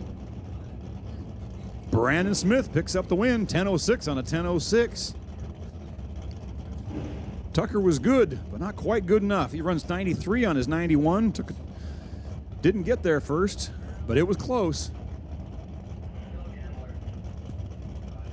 All right, attention to the pits. Julie Adams or Nicholas Shepard. If you can come please see us in the second floor of the tower, please. Julie Adams or Nick Shepard. If you can come to the second floor of the tower. According to Mike Geams, you are in a lot of trouble. You have no idea. So, one of those two, please come up to the tower. Second floor, please.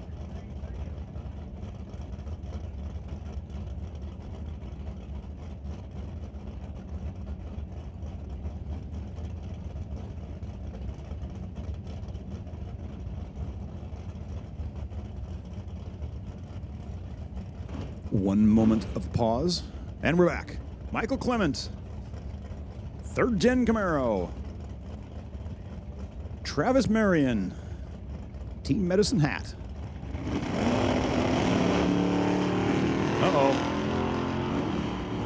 Well, Travis Marion turns the light green and powers down the track.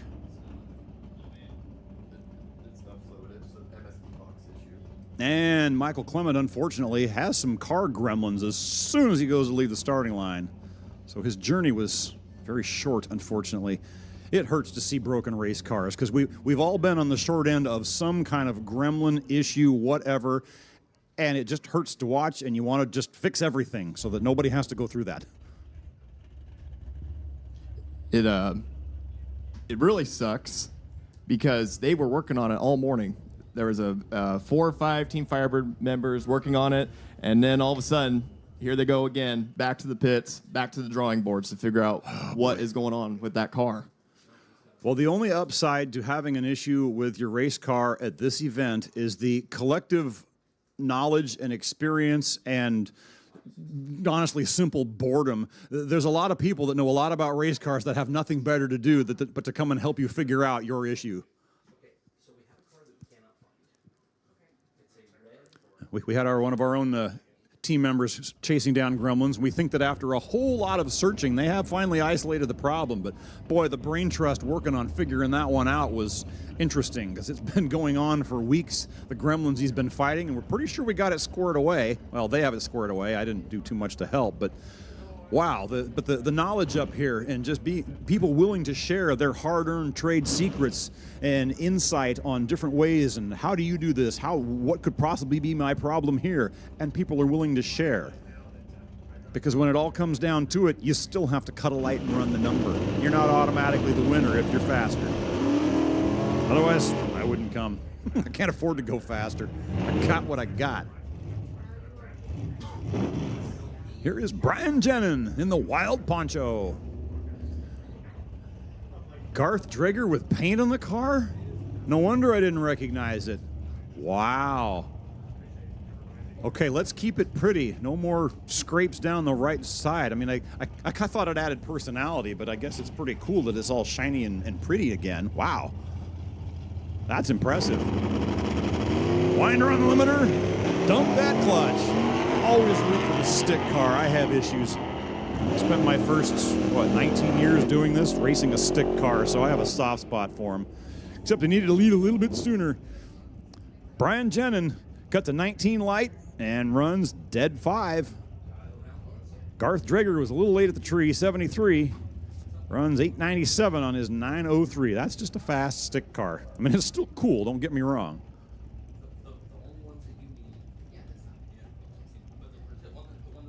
Here's Andy Klosky. That is also a very, very, very shiny Mustang. George Weimer, Chevrolet Monza. You know, there's more Monzas and Vegas and early shoebox Novas on the road with either tube chassis or big motors and semi-stock whatever than there ever will be again in their stock form. When was the last time you saw a stock 4-cylinder powered Vega? I mean, partially because the design was so bad on the engine that they only lasted 30,000 miles, but that's not the point. They're just not out there anymore. They're all race cars. I haven't seen a Monza drive on a public road in I don't even know how long. The ones that are left, they're race cars. Why? Because they're smaller, so they're lighter. Let's put the big motor in it and go. So Andy Klosky heads down track. George Weimer gives chase. He was a little tardy in his departure. I don't think he read the bus schedule. Klosky leaves first with a 13 light, runs 10:25 on a 10:22. And maybe he caught the next bus. I don't know. Sorry, that is a random little tidbit out of a movie called Johnny Dangerously. The rant where they're going down towards the, oh, brother. My train of thought derailed. He's talking about, who's the bus? Talking about, he missed the bus. When's the next bus? It's part of the rant when they're going down to the chamber there. Anyway, it's a stupid movie. It is hilarious. It's time you'll never get back in your life. And there's so many one-liners from it that it's impressive. Don't hang me on a hook once. Where are you going? Back to law school. I guess you had to be there, sorry. Greg Palmer in the near lane. Justin Cooper in the far lane. New car, old car. New car is cool because it borrowed the lines from the old cars. It worked once, go with it. Greg Palmer has a 10 green light. Assuming they don't have radios in operation. Justin Cooper getting chased down. Oh, he stays out in front. Justin Cooper gets there first by 21 thousandths. Unfortunately, Greg Palmer not quite able to run the number. Runs a 10:10 on a 10:04 with a 10-47 advantage. And here is that Daryl Tip or Tippy? Tippy.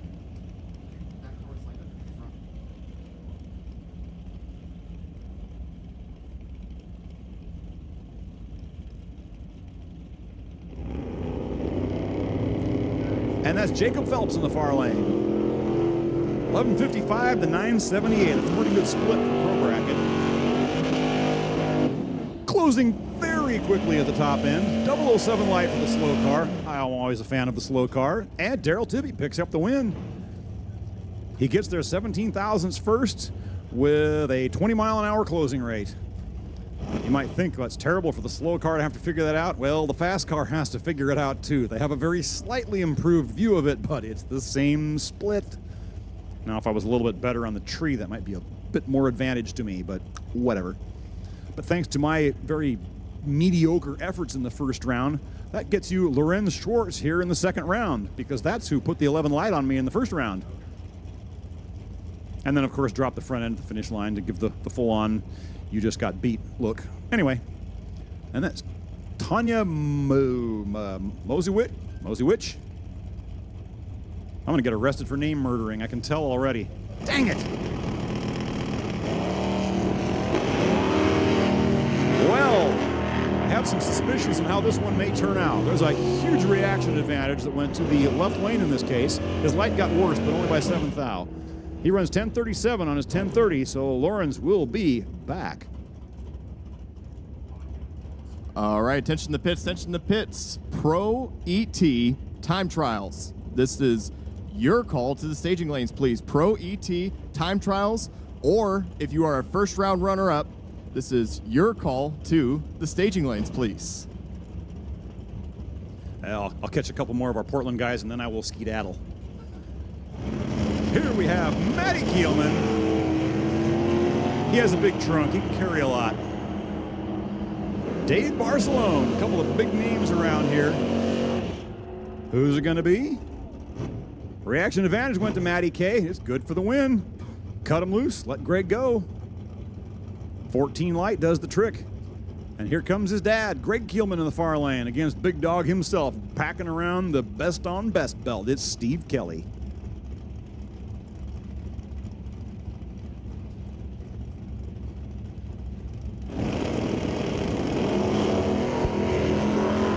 Well, once again, I have a solid suspicion on how this one just might turn out. And it's probably not going to be what my first option would have been.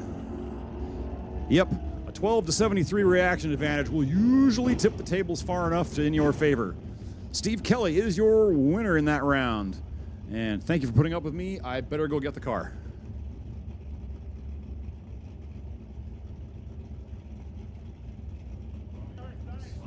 So next pair up, Craig Johnson over your left-hand side lane. It's dialed in 11.79. Luke Bannon over there in the far lane, right-hand side lane, dialed at a 10.18, racing for Team Firebird.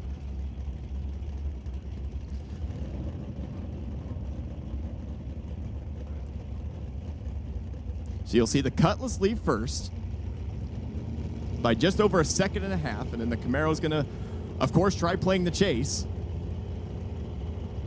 This is Luke's first ever season in this Camaro, full season, and this is his first ET Finals, and unfortunately for Luke Bannon, turns it red 31 thousandths of a second to the red side. And how about that Craig Johnson? He'll be back for round number 3.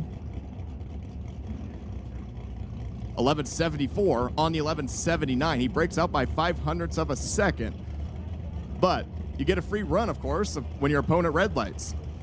So Craig Johnson will be back as Doug Klassen and Shane Schaefer around. Shane Schaefer just got here this morning, racing for Team Firebirds, dialed 12.70. Klassen over here, tower side lanes, dialed at 9.73. Here he comes.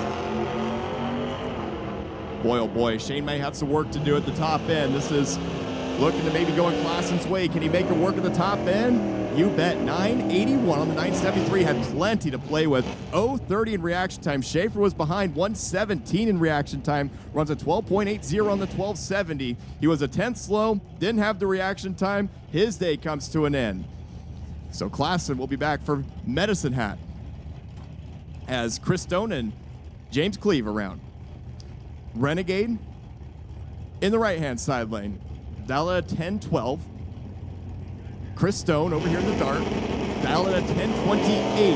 And unfortunately, he turns it red, but look at the wheel stand by James Cleve. He'll advance. Chris Stone turns it red by 0.03 of a second. 10.15 on the 10.12 dial with an 0.45 reaction time as Chris Stone, 10.30 on the 10.28. Unfortunately, his day comes to an end. So once again, this is another call for Pro ET time trials. Pro ET time trials or first round runner-ups. We need you to the lanes, please.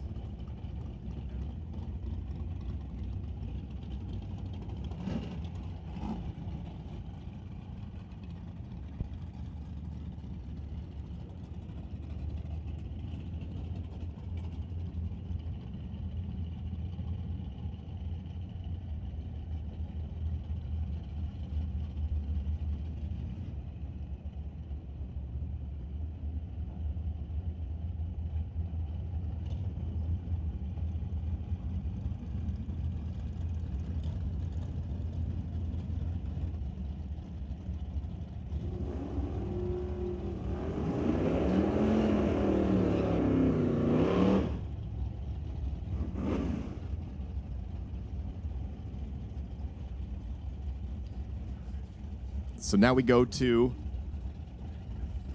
some Pro ET time trials. Lance Cherduk, racing for Rad Torque Raceway. In Edmonton, Tim Bird, racing for Team Woodburn. Clocking in their last laps of the day, 0.22 for Tim. Lance's 0.41, top end, 10.65 at 124. Lance, on the other hand, 11.37 at 116. Looks like we have a single run. Brittany Wagner. She races for Team Renegade in the F-150 out of Aberdeen, Washington. We'll be on a solo run here.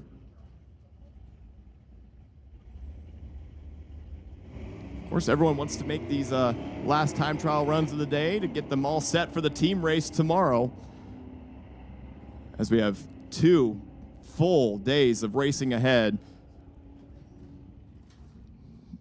11.72 at 116. That F-150 gets the job done.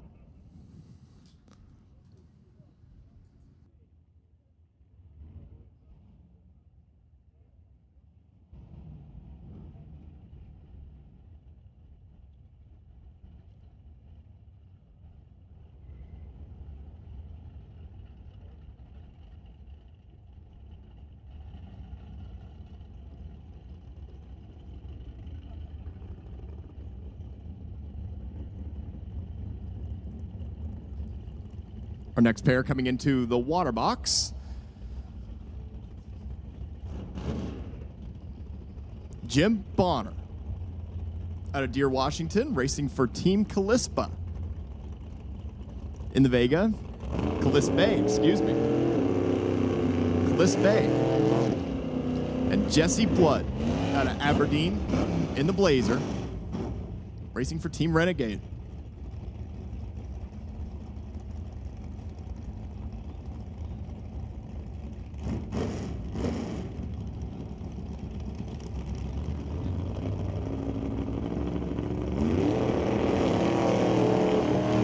So a little red there for Jim Bonner. 0-24 the red side. Jesse was, I'm sure he's glad that was just a time trial. He will definitely need to tighten up that reaction time before the team race tomorrow. He still clocks in at a 994, 136. Bonner, on the other hand, 1057 at 124 miles an hour. So that locks them in for tomorrow's big day. Phil Amborn, who's racing for Team Woodburn, over here in the left-hand side lane in the 53 pickup truck. And Mal Patterson, racing for Team On a Mission.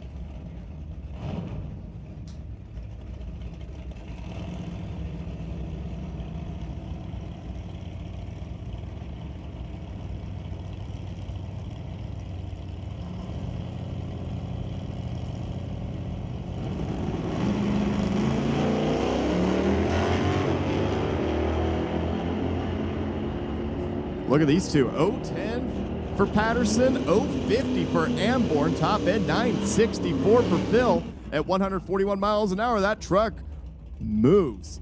And 10-18 at 131 for Mal, as it sets him up quite nicely for tomorrow. Ross Walker and Richard Love around.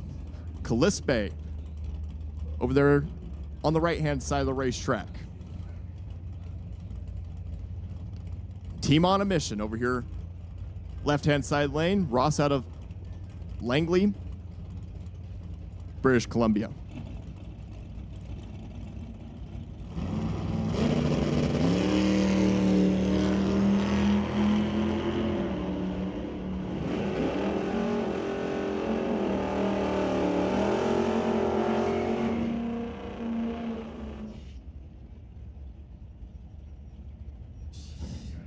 .1019 at 130 miles an hour. 0-11 reaction time for Ross Walker. Richard Love clocks in at 1398 at 101. Ralph Ellers and Rick Green around. Team On a Mission to take on Bremerton. Pair of Mustangs. 0-90 to the red side for Ellers. Of course, this is a good time to get the red lights out of the system before the big race. 12:35 for Rick Green at 105, and Ralph clocks in at a 1094 at 123. Let's roll up the next pair. Jed Biscay, who's racing for Team Woodburn. Cool looking Mustang over there, right-hand side lane, and Mike Moziewicz, racing for Rad Torque Raceway in Edmonton. Look at Jed, 0-11 reaction time. He's double duty this weekend, racing in pro and sportsman. 10-11 for Mike at 141 miles an hour. But Jed Biscay, 11:78 at 114 miles an hour, 0-11 reaction time. David Knutson out of Kent, Washington, racing for Team Pacific, the Pirates, and Ryan Ladrett, racing for Team Calispa.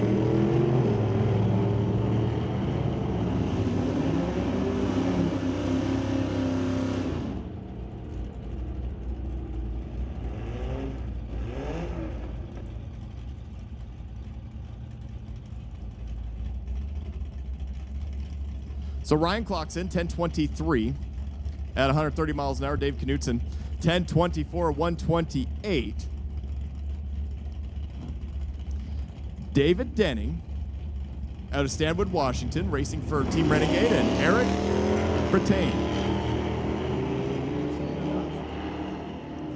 A 4-cylinder Datsun motor in that dragster. He's racing for Team Pacific. 1066 for David, though, at 124 miles an hour. And how about Eric?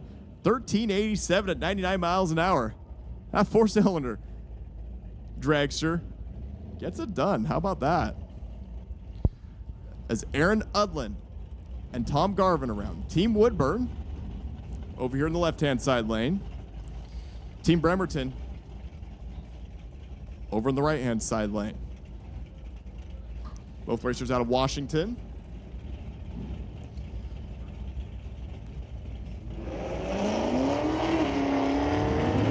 Well, both the reaction times start with an O. Look at the Camaro charge down there in the right-hand side lane. What will the scoreboard say? 10:24, 134 miles an hour. Beats an 11:59 at 1:16 for Aaron.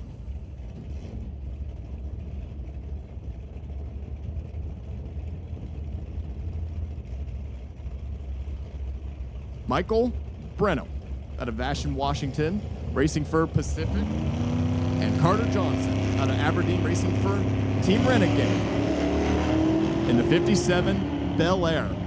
Beautiful ride. Look at him go 087 to the red side, but look at Breno. 005 to the green side. Clocks in at a 1042. At 127, Carter Johnson 906 at 133 miles an hour.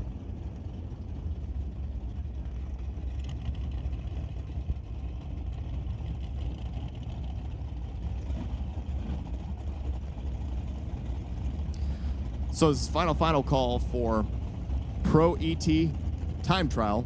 Pro ET Time Trial is your final call. If you didn't enter the Gambler or you're a first round runner-up, you can head this way to the lanes if you're not here. I know most of you are probably there in the lanes, but if you didn't hear the lane call, you do need to be here. Jason Bourne clocks in at 10:01 at 133. Tony Pierce 1482 at 80 miles an hour. Something definitely not quite right with that Mustang. Of course, it should probably run a lot quicker than what it just did. Philip Hull and Frank Clanton. Philip Hull racing for Walla Walla. Frank Clanton is racing for Portland out of Vancouver in the 76 C10 pickup truck.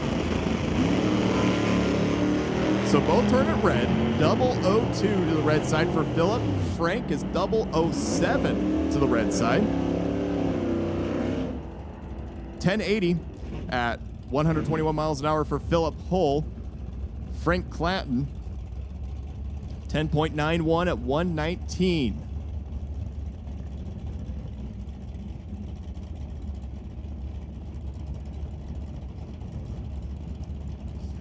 Jim Wyford racing for Walla Walla. Zachary Zerbrug racing for Team Bremerton in the 68 Camaro, and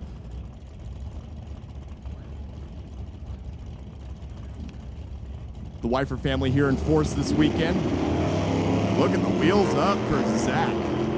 016 to the green side. Wyford's 007 to the red side. He did line it up pretty deep. He did go in deep, but he clocks in at 10:59 at 126 miles an hour as Zach, one of the kingpins at Bremerton, 10:31 at 125 miles an hour. But Martin Lambert out of Everett in the 79 Monza, racing for Team Pacific, and Darcy Frey racing for Team Medicine Hat, the Mad Hatters, in the 56 sedan. Over their right-hand side lane. Wow. Wow, wow. That went everything but straight for Martin Lambert. Went up, hit the wheelie bar, came down, went to the right, was hunting towards the tree, hunting towards the 60-foot cone, gathered it up, pedaled it, somehow got it down the track straight, 11:18 at 1:02. Well, Pat Condon and Jeff Taylor. Jeff Taylor racing for the Woodburn Warriors in the 99 Dakota. And Jeff Taylor, 084 to the red side. Condon is 092 green, clocks in at 10:16 at 127 miles an hour. Jeff Taylor, on the other hand, goes 9:16 at a very quick 150 miles an hour.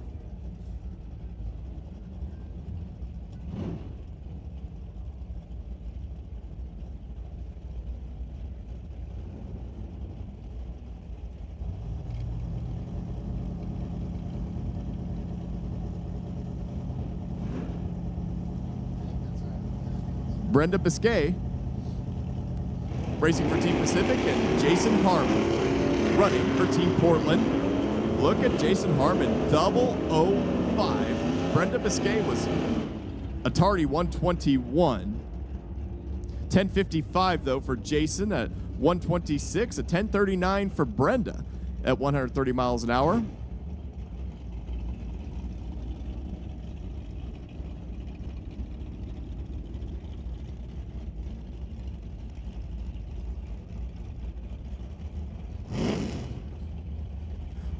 Martin Condon racing for Team Renegade in the 67 Dart over here left-hand side lane, and Brian Havener racing for Bremerton, 070 to the green side.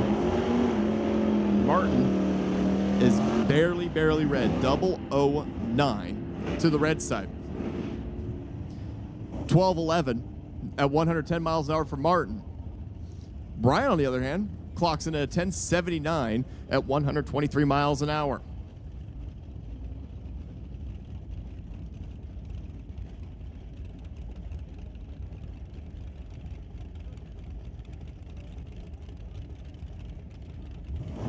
Rob Monroe and Brett Buckingham. Rob, racing for Team On a Mission, was ready, 011 to the green side, 10:56 at 120 miles an hour. 10:64 at 125 for Brent. Turn it just a little bit to the red side. As we turn the page to Bill Betts, racing for Team Bremerton in the 76 Love. Phil Fluate, racing for Team Renegade, running the 67 Camaro.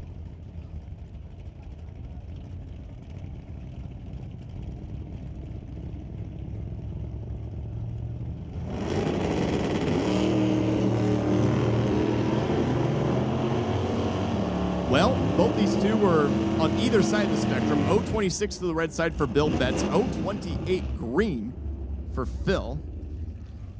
How about a 10:22 at 130 miles an hour for Phil? Bill, on the other hand, 10:43 at 127 miles an hour.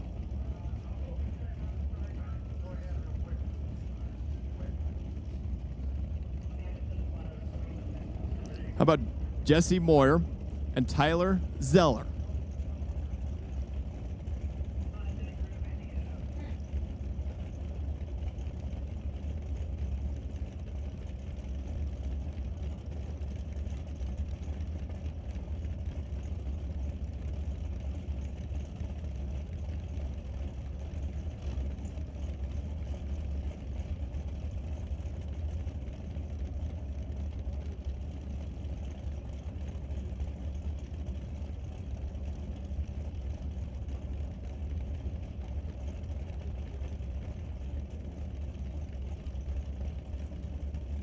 So it looks like something may have came off one of the cars down there in the shutdown, so they are out there picking it up down there in the shutdown area, and we'll be right back to it as Wally down there on the starter button gives our next pair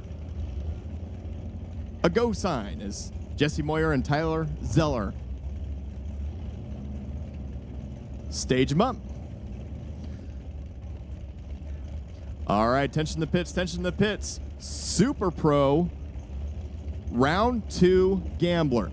Super Pro Gambler, round number 2. This is your call to the lanes, please. Super Pro Gambler, round 2. We need you to the lanes, please. Look at these two. 021 for Tyler, 1031 at 130 miles an hour. It's Jesse Moyer, 1139 at 113 miles an hour. How about this pair? Chad Campbell, racing for Team Firebird. Fly Like an Eagle. The 64 Falcon out of Meridian, Idaho. And David Bronick, racing for the Warriors of Woodburn. Both these drivers are usually pretty good.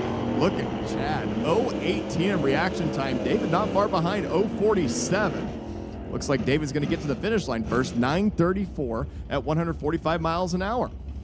Chad Campbell, on the other hand, 9:77 at 134. That car has been locked in the 970s all weekend.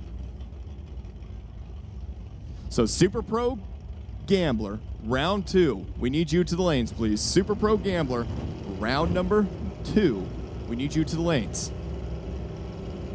Matt Warner and John Masterman. John Masterman, as you've been hearing up here on the PA a little while ago, on the track in the Skylark, 12:66 at 106 miles an hour, and Matt Warner clocks in at a 14:18 at 85 miles an hour. Nice 0.08 in reaction time. Jason Cooper and Kip Poole. Kip Poole racing for Team Bremerton. In the Roadster. Cooper over here in the left-hand side lane, the 72 Maverick, racing for Team Renegade.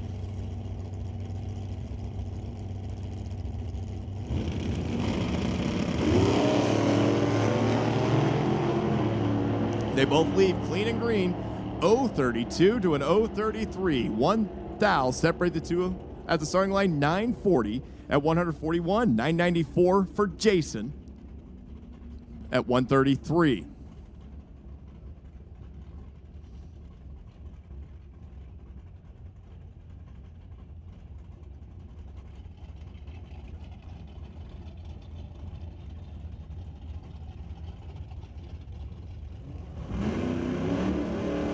So, Super Pro Gambler round 2. I see a couple of you starting to make your way to the lanes. Thank you.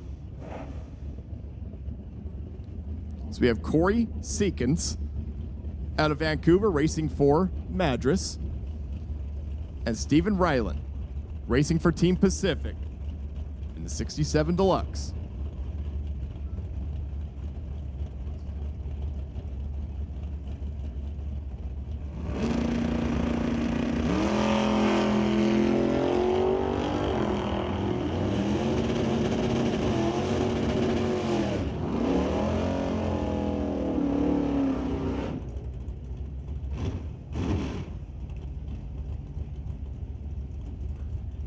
.951 for Corey at 137 miles an hour, 0.43 in reaction time. As we have our next pair rolling up to the ready line, Brian McGinnis and Jeff Wyford. Jeff Wyford out of Astoria, Oregon, in the Challenger, racing for Walla Walla. And Brian McGinnis running for Team Bremerton, one of the best in the West. It was quite the shocker to see him go out in round number 1 this morning. As Jeff Wyford, look at this, 0.12 in reaction time. McGinnis was 0.29. Top end says 10.26 at 127 miles an hour for Jeff Wyford. Brian McGinnis, 10.38 at 128. That was a good pair.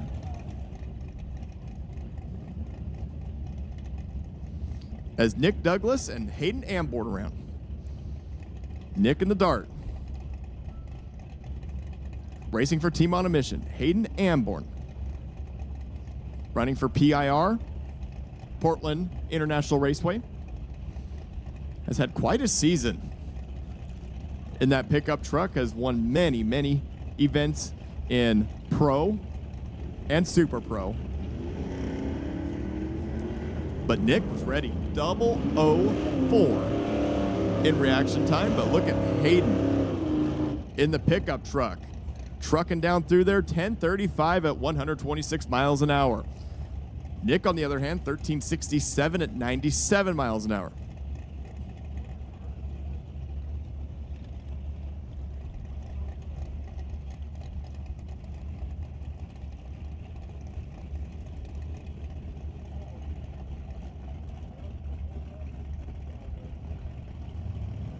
Brian Thompson and Dean Cowell. Madras versus Bremerton.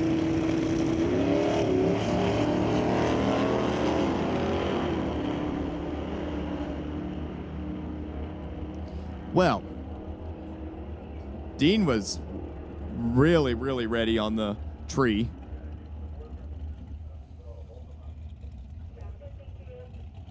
.072 for Brian Thompson, 12:60 at 1:04.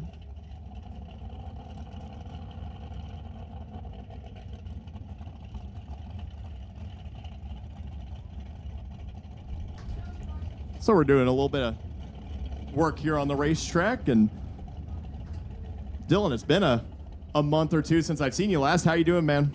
Doing good. Healing up quick. Just happy to be at a racetrack, you know. Nothing better than being at the team finals, celebrate another birthday at the ET finals. Can't complain. That's good to hear, man. And I know I saw you, I think, last at the 4th of July race, and it's great seeing you getting healed and getting better every week. Yes, sir. I appreciate that. It's always good seeing the new family anywhere you show up.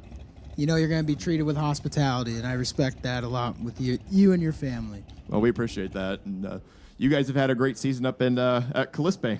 Yeah, not too bad. We've had a lot of out-of-towners coming to our track, a lot of people trying it out. I think we're starting to turn things around. So there might be a time where I'll have to make a trip up there at some point to maybe race one of your points weekends up there. Yeah, maybe we can host a big money bracket race, and all you guys can come try to take our money. Yeah, we tried doing that at Walla Walla a time or two every year. My only stipulation is if you win, you got to take at least 1,000 to the casino. Okay. Yeah, but it's been beautiful weather. This is my first time to Mission.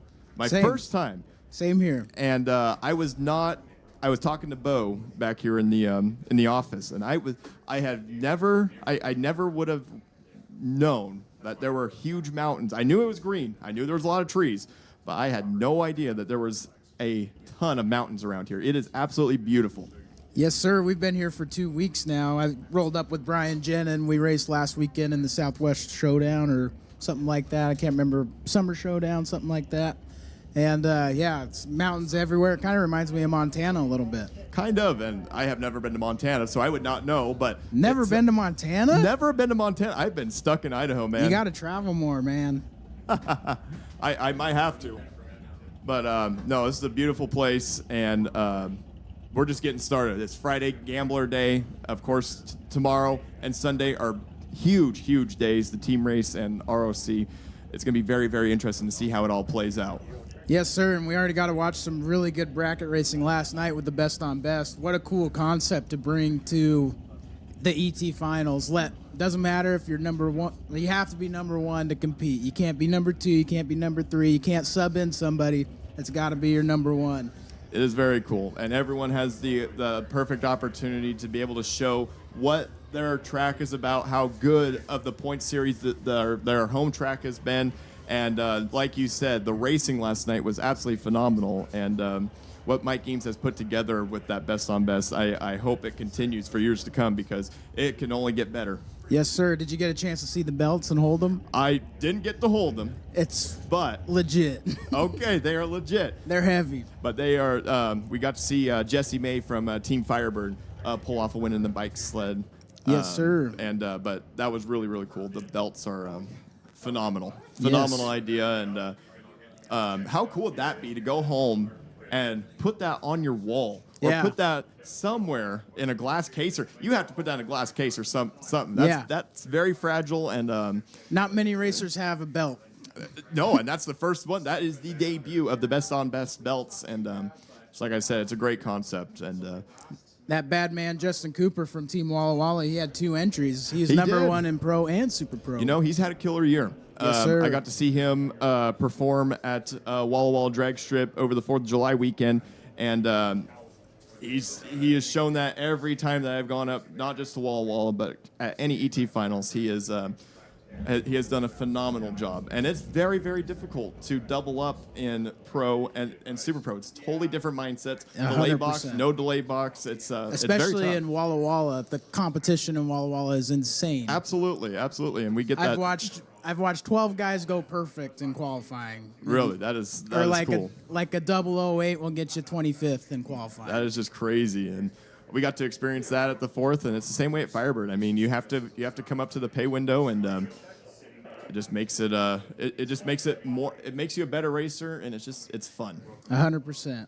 Nothing like being at the ET finals, surrounded by all the teams. You know, we're all friends, but you get in your competitive team spirit. You know, you're like, yeah, I root for you, but if you're racing my team member, it's like the helmet goes down, no more friends. Absolutely, and that's Mano y mano. And that's the cool thing about this race in general. We get to go. We get to go to different tracks every year, whether it's Mission, whether it's Firebird, whether it's Woodburn, whether it's Pacific.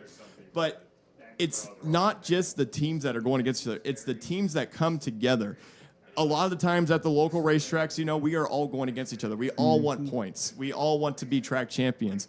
But when you come to the ET finals, it's not about, it's of course, you decorate the stands, cheer on your team and stuff, but it's everyone coming together. If you see a car break, you see 5-10 people around that car making sure that they are fixed and ready to go. That is one cool thing about ET finals. It's just everyone comes together, they help each other out. I love the team dinners. That's what I love. Absolutely. I mean, you can't go wrong with the food, right? I'm always leaving full after every night of racing. Absolutely. It's just it's very magical, and we're just very fortunate to be able to host at our track every 5 or 6 years, but to be able to go to all these different tracks and stuff, it's really, really cool. And you go around these pits, even for Mission coming up to Canada, it is actually packed. And, yes, sir. It is cool seeing everyone in the pits. It's Friday, right? We still have a few more days, but I haven't had a chance to even say hi to everybody yet. I apologize. I have been really, really busy with me racing and just kind of helping out Team Firebird and stuff, but I have not said hi to a lot of people, but of course we still have 2 more days of that. Yeah, you guys have been having some gremlins in Firebird's pit, huh? We have just a couple, but we're hopefully to get those fixed, and because you know what, we're going to try everything we can, because we travel 11-12 hours just to get here from the Boise area. Yep, double what we do. And we're not going home broken. We're going to try and repair and whatever we can do to get everyone fixed up and ready to go. That's what racing's all about, family. Absolutely. Everybody's a family here. Absolutely. But it's cool, just like I said, seeing all the racers that you maybe only see maybe once, twice a year, and it's been a lot of fun so far. And it's only day number 2 out of 4. Yeah. What do you think about the staff here, man? The staff unreal. is unbelievable. From when we came into the gate, just like I said, this is my first time here, so I had no idea. I had no idea where I was going. Right? They have all these different. They have a few different things here in Canada that you have to get used to, kilometers per hour instead of miles per hour.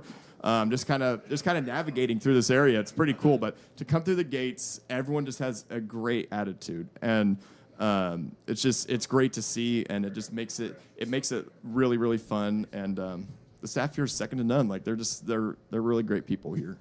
Yeah, when we were here last weekend for the Summer Showdown, they had that big screen up there, full production, a drone flying everywhere. I was looking around, I'm like, wow, this is like top-notch like live stream. Yeah, absolutely. It was really, really cool. How cool is it that everybody at home can't make it over the border, or can't make it to the ET finals for some reason, can sit there at home and watch all day long? Absolutely. I mean, that's it. I got a text from Phil Hudlow yesterday, and he Hudlow. I know Hudlow, right? But he is just amazed by the live stream, and it's really, really cool. Is it your birthday? Yes, it is. Happy birthday! Oh my goodness. It is. We just learned it is your birthday today, Dylan? Yes, that is. I turned 25 today. Okay, so I'm going to say this right now. You're Callispe, right? Or are you wall this weekend? Kind of both. I got American flags and a headdress. So. Okay, so I did this at our club race last weekend. I did this to one of our clubs. A couple of their people were celebrating their birthdays. I would like to see Callispe and Walla Walla. I'd like to see 2 different videos of all of them singing happy birthday to you before the end of the weekend. Oh, that's a good one. Oh, I think they would do it. I don't know who would win. I think Spokane's got a bigger team this year. They do, I think. I think Walla Walla's going to have to cheer a little louder. Oh, they will. Come Saturday and Sunday, they will be in the stands. I hope so, because our stands are looking pretty good over there. They are. And that's the other thing. The decorations this year are amazing as well. I see Woodburn decorated theirs. Mission's decorated theirs. Firebird has decorated. We've decorated ours. Walla Walla has as well. Callispe on the other side. Madras is starting to get some stuff up. The stands look absolutely amazing. Yeah, it's starting to get real fun around here. It is. Looks like Super Pro's looking pretty good in the lanes. Hopefully we'll get going here soon.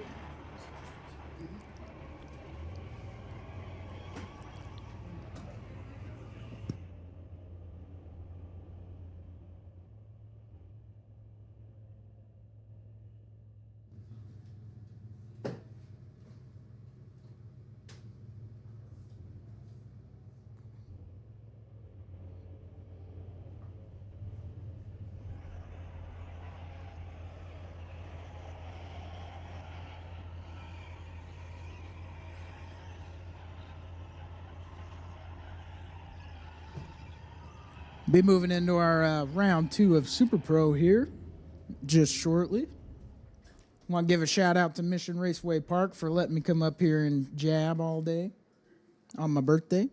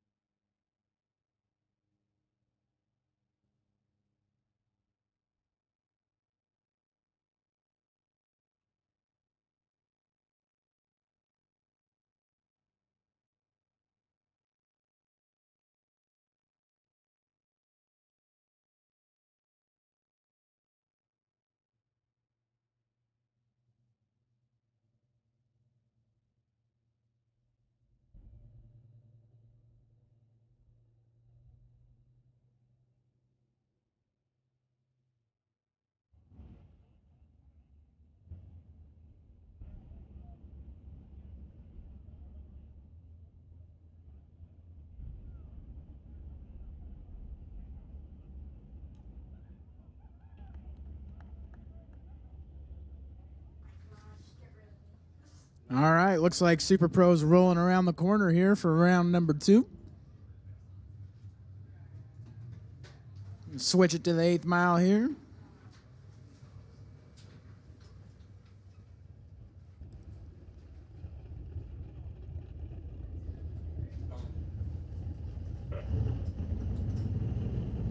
Shout out Tim Hortons. I just had some donut holes and they were amazing.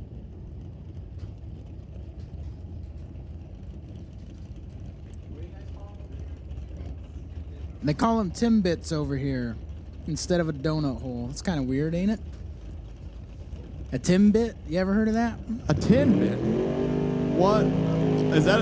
Did I just hear that's a donut hole? Yes, that's correct. Oh my goodness. So I do got an announcement before we get into Super Pro. Team Firebird. We will be having our team dinner around the 6:30 bell. 6:30 p.m. Team Firebird. It sounds like we're going to be having dinner. Dinner in a Firebird pit area at 6:30? Okay. You want to join Mike Eames? No. I heard a yes. He might want to join. But look at this, Jason Mercer and Toby Peterson. This is the first pair of round 2 Super Pro gamblers. No time trials, we're dialing them up, and this is the first pair. 8th Mile Racing, 632 the dial for the Roadster. Over here, left-hand side lane, the Malibu. Racing for Team Pacific of Toby Peterson is dialed at a 548. They're off. There goes the Corvette. Oh, no. Dylan. 012 red, you're not supposed to do that in eliminations. Nope, that ain't gonna work. Should have hit the bump up. 548 on the 548 dial for Toby Peterson. Look at Team Pacific. They have one moving into the next round, as Jason Mercer is going to be kicking himself. 635 on the 632.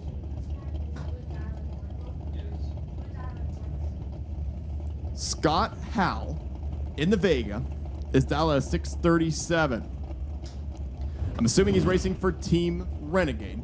And Jason Gibson, racing for Team On a Mission, is dialed at a 621 in the beautiful 91 Mustang. So you'll see the Vega leave first, barely.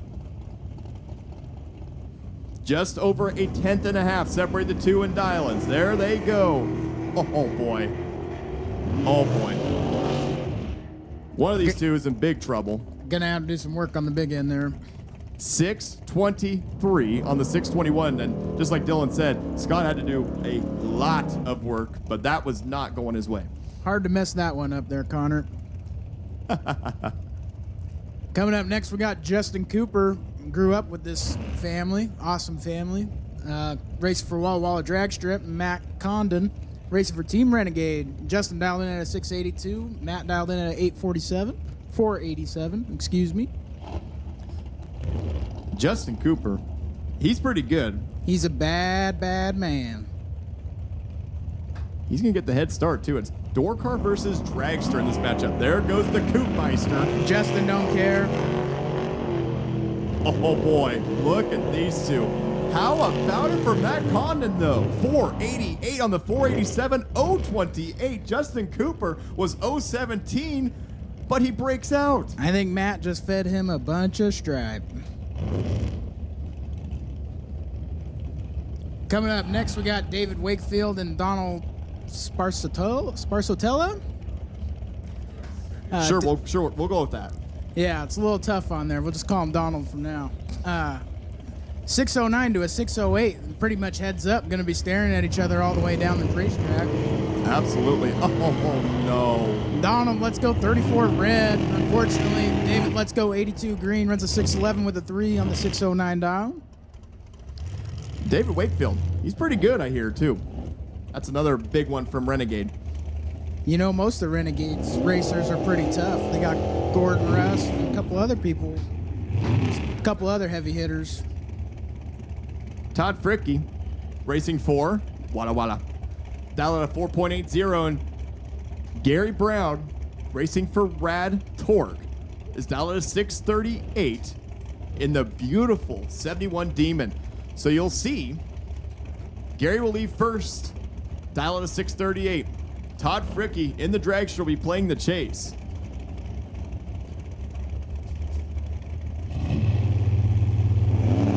There goes that Demon. Here comes Todd Fricke. Look at these two. 2,000 separate the two off the starting line. Top end, give it to Todd Fricke. 482 on the 480 dial. 0-12 in reaction time. Gary Brown was 0-14. He stepped up to the pay window. 641 on the 638. Couldn't quite get it done. So Fricke moves on. Walla Walla has one that's moving on into round number 3.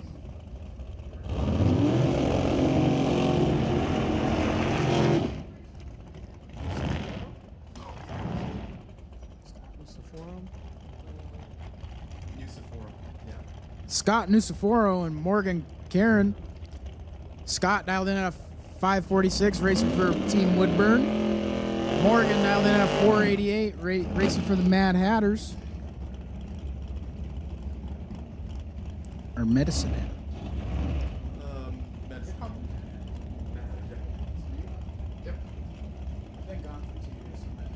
Oh, it's so hey, it's all good. Sometimes it's a little it's hard to keep track of all these teams.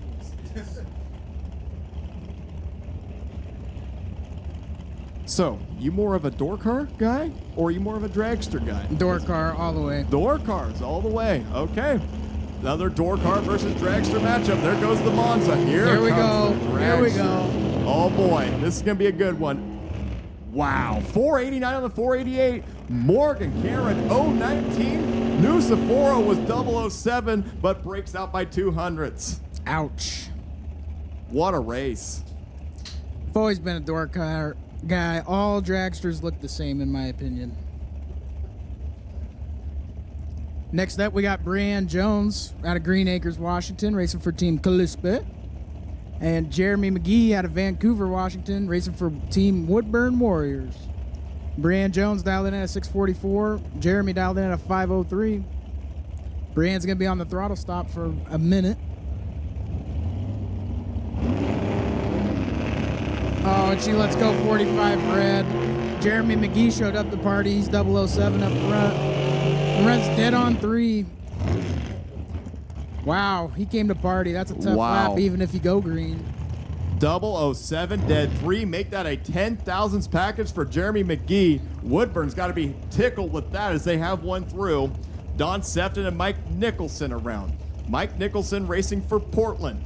Dialed at a 524. You know, one cool thing about Mike Nicholson this year, he was nominated as our Bracketeer All-Star this year at the Nightfire Nationals, which is a prestigious award that we give out to one Bracketeer racer, also known as Super Pro, once a year at the Nightfire, and he's now added to the Hall of Fame list. And Don Sefton out of Bremerton. Oh boy, 449 on the 449. We are tightening things up. 024. Nicholson was 013, but just couldn't get to the stripe. Margin of victory, 0.007 of a second. Wow.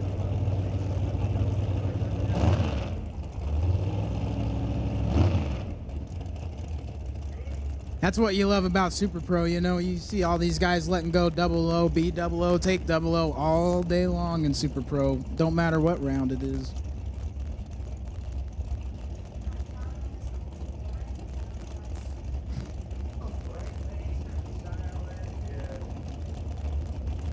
We got Colton Morin in the dragster going against one of my buddies, Doug Wildham. He comes and races for us in Spokane all the time. He's racing for Renegade this weekend. Doug's dialed in at a 523. Cole's dialed in at a 505.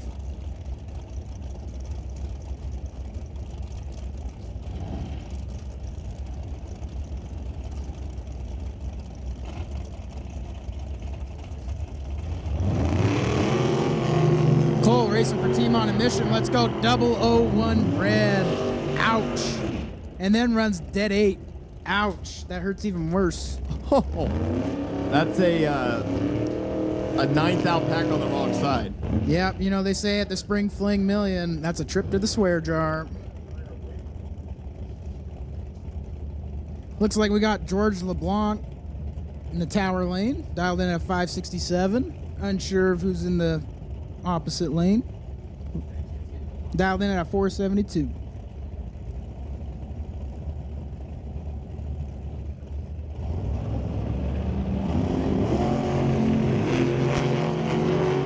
George gonna have the starting line advantage here. Thank you. George gonna take advantage of the starting line. He's 10 up front, runs 567 with the 6 on the 567. 16 total. Dragster 67 and has no chance. Mathematically ineligible.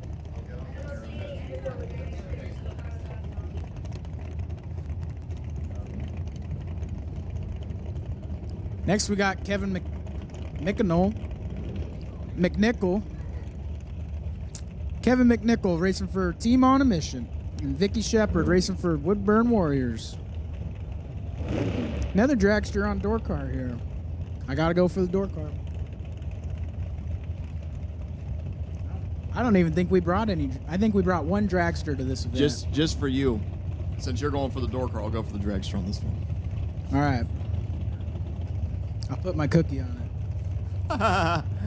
I've already had 2, so you get to keep it no matter what.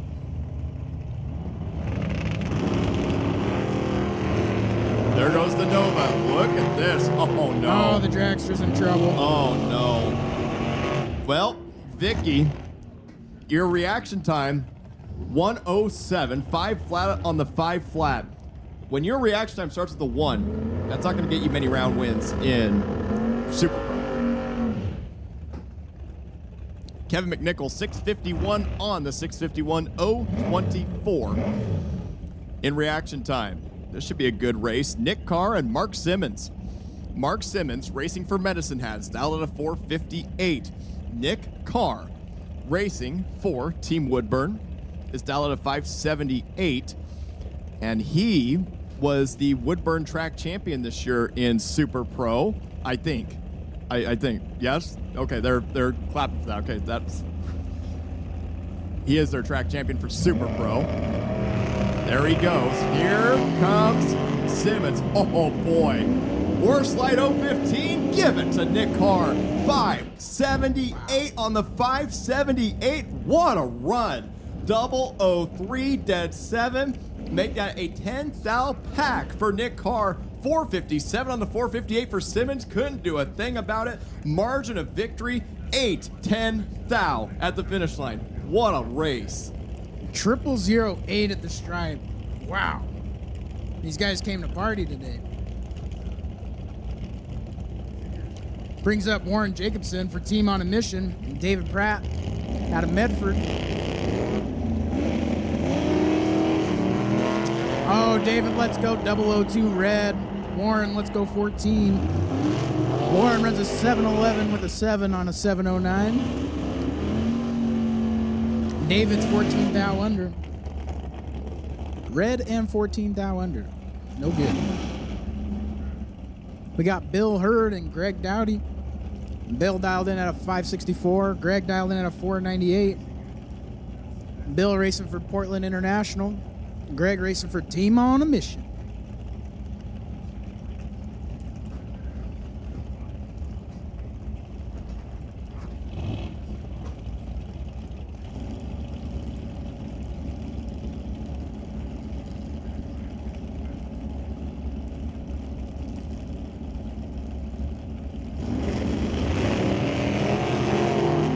Bill Hurd, let's go 10 red. Greg's 31 up front. Greg runs a 495 with a 3 on the 498. Bill Hurd, 10 red, dead 9. Ouch.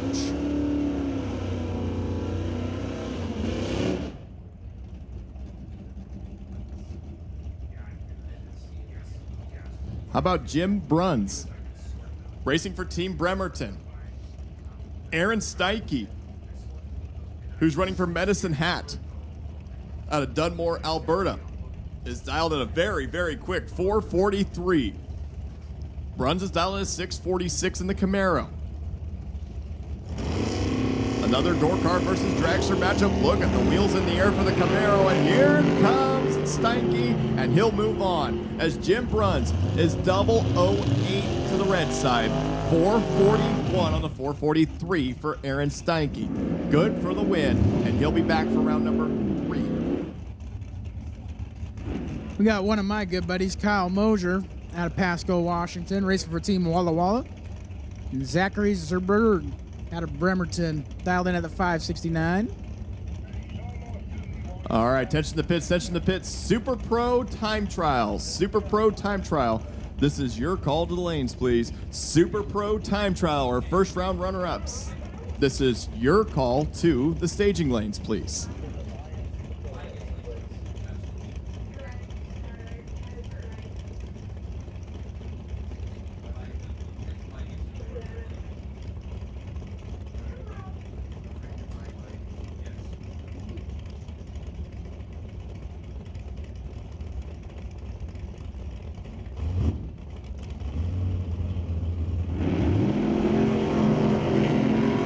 Wow. Kyle Mosier going to want that one back. He goes 40 red. Don't know what he was doing. Zachary's 009 up front. Runs 566 on the 569. I only say that because I know Kyle.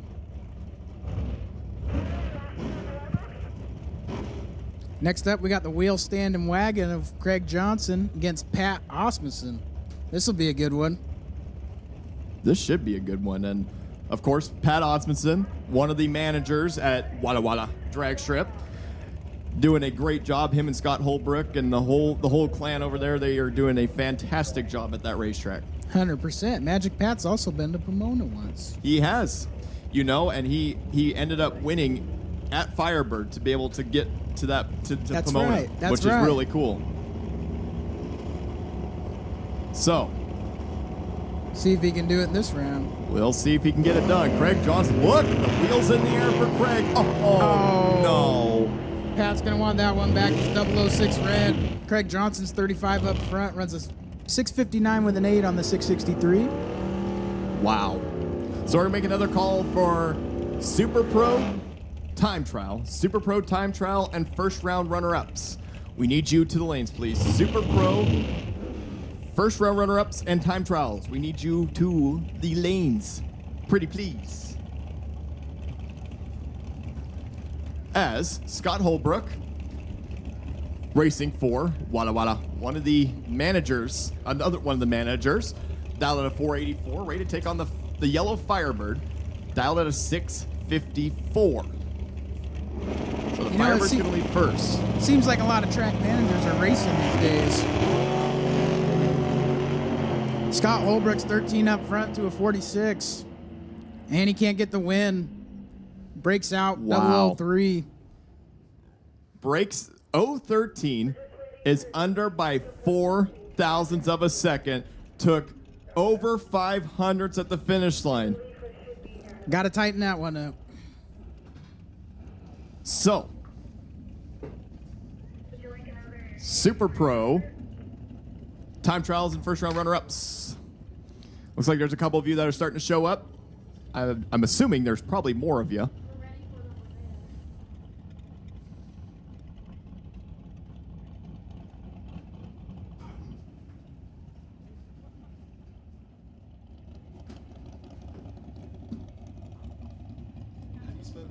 How do you pronounce your last name? Almeida.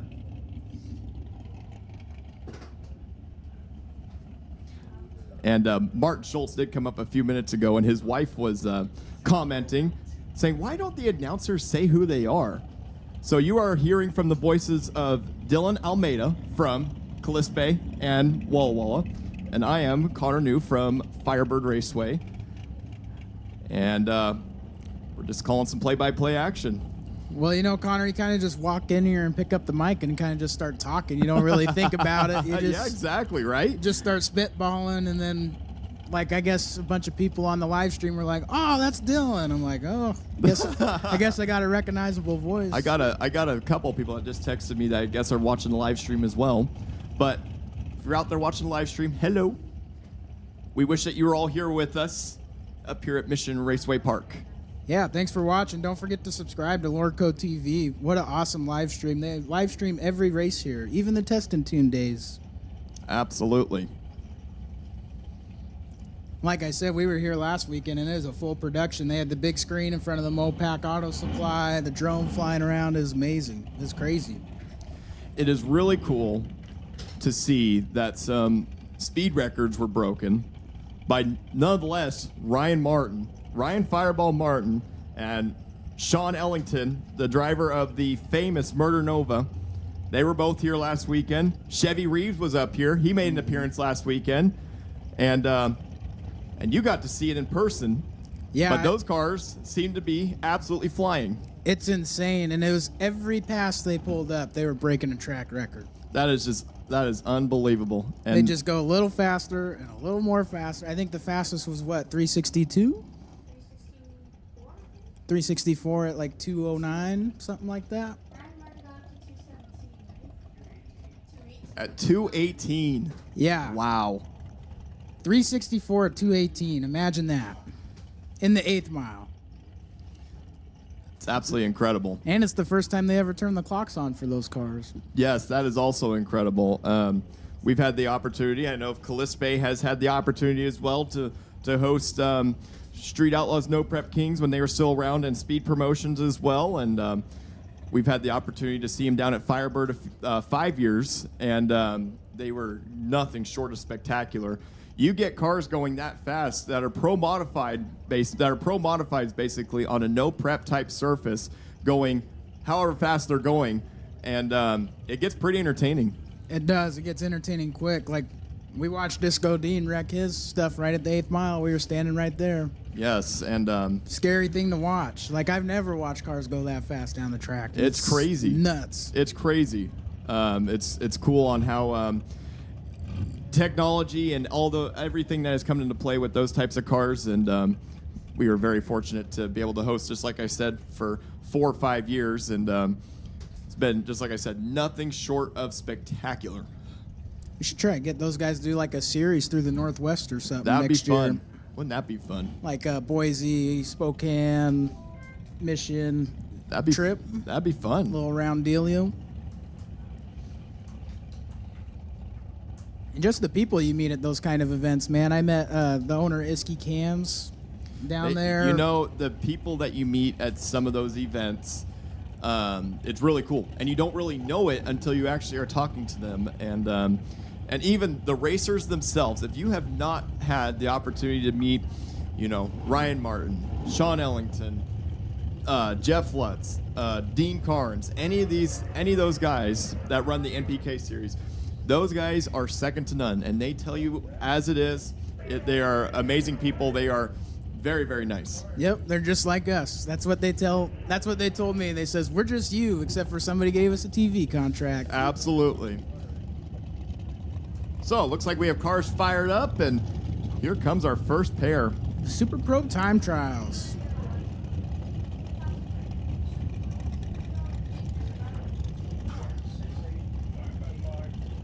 Jace O'Hara and Mike Sissamore. Mike racing for Team Walla Walla. And Jace racing for Team Renegade.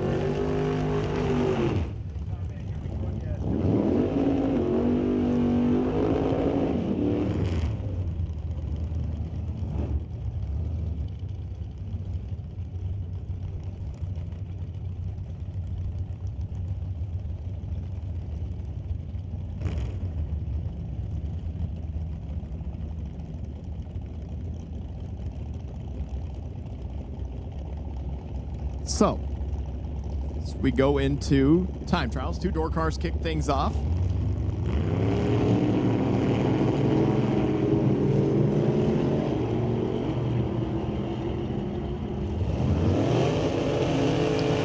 Look at Mike, 595 at 116 miles an hour, 054 in reaction time. Jace O'Hara, 635 at 106, 043 in reaction time.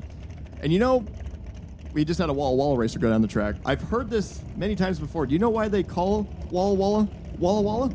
Because it's so nice, they named it twice. There you go. You know it. Of course, you're from that area. It's one of the tracks I like to venture down to. The people there are just amazing. That's a big portion of it. Their people down there are just like family. As we go to Cora Sinkins and Brian Schmanky? Sure, we'll go with that. Bremerton versus Madras. Schmanky?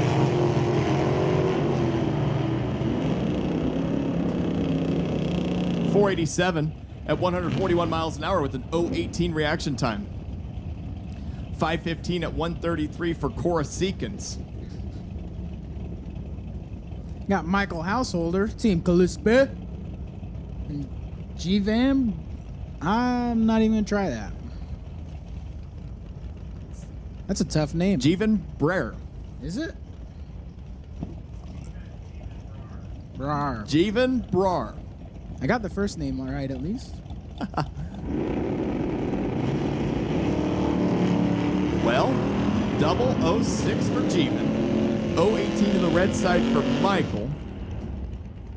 6.80 at 99 miles an hour for Jeevan. 649 at 106 for Michael Householder. It's kind of cool, you know, seeing. We just got done with round 2 of Super Pro, but this is just time trials. We have still the teams are cheering on each other, which is really cool. Yeah, you know, one thing I respect about our team in Calispe's area is We know Walla Walla. We know a lot of people. We don't care who it is. We're still up there cheering for him, ringing the bell, banging the drum. That's what it's all about, right? Yes, sir. How about Thomas Adbernakis? I butchered that name every time. And William Vest, 5:37 at 130 miles an hour. For Tom, 6:05 at 112 for William.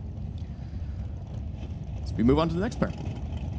Daryl Tipp and Jonathan Jenkins, both from Team on a Mission.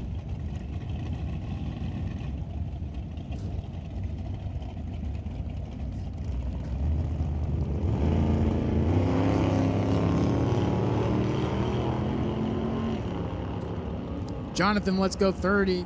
Daryl, let's go 003. Jonathan runs a 665 at 103. Daryl runs a 70 at 101 for the Team on a Mission. Got Austin Mackey, James Elliott. James Elliott racing for Rad Torque Raceway. Austin racing for Madras. Got to talk to, of course, I don't see a lot of these racers often. Last time I talked to Austin was last year at Pacific for the ET Finals. Very, very nice kid. He has just been getting started in a dragster. I think this is his second or third full season. He used to race juniors, junior street, all that, but now he's in the big dragster. Very, very nice kid, though. Awesome. Most of these junior kids are really They're nice really kids. great. And I love talking to the junior kids. You do not want to race them when they grow up for some reason. No, They scare me. not. So, Austin Mackey, 084 to the red side.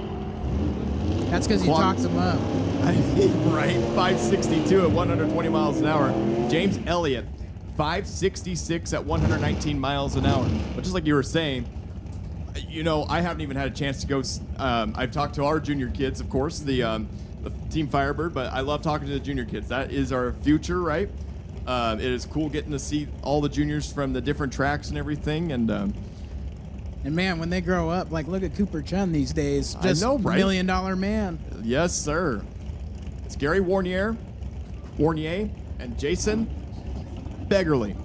Woodburn versus Pacific. Two door cars ready to go at it. Even Chevy Reeves started in juniors. He used to race juniors at ET Finals Did every he year really? too. Yeah, for Wow. Rad Torque. Wow. Both clean green. 013 for Gary. Jason not far behind. 032. 549 at 127 miles an hour for Gary. Jason Beggerly, 557 at 124. Next up, we got Tim Lewis in the Duster racing for Team on a Mission. Andy Hatton racing for Team on a Mission in the 69 Camaro. If I remember right, this Duster does a nice wheelie.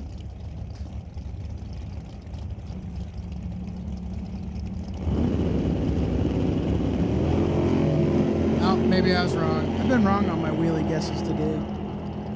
Need to start paying more attention. Andy runs a 534 with a 552 up front. Tim, let's go 11 red, runs a 587 with a 2 at 116. You got Jake Swagger out of Spokane Valley, Washington, racing for Team Callispe. And Loretta McCool. What a cool last name. Racing for Team Woodburn. Loretta McCool. Very cool last name.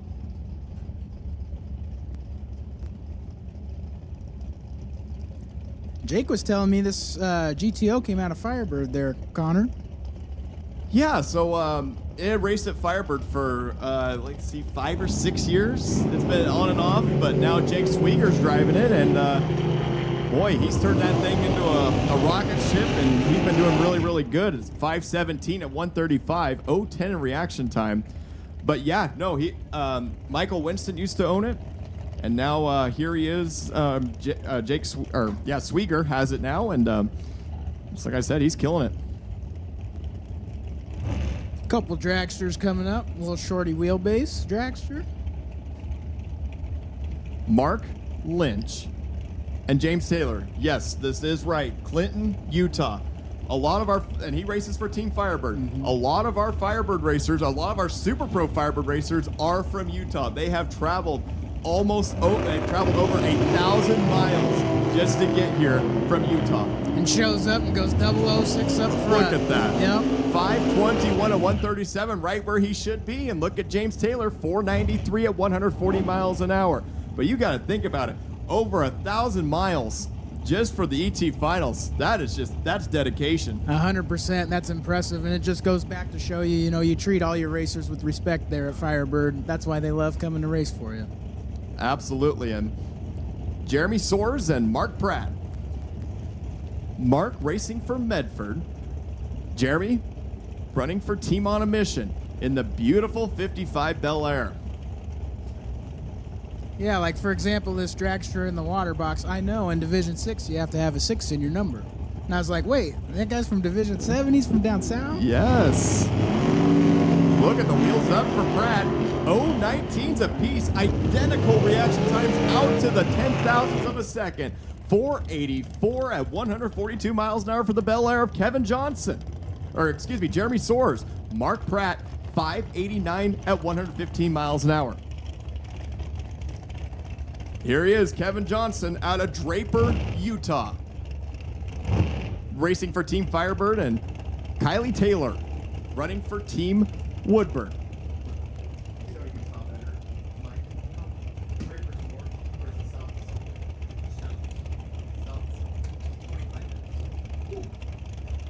Jeez. So, I just learned something because I these racers race at Firebird every week, and I still don't know where. Okay, so I'm learning something new. Draper is about 30 minutes south of Salt Lake. So you have to go through Salt Lake and then the rest of the way. But look at Kevin, 452 at 152, 061 in reaction time as Kylie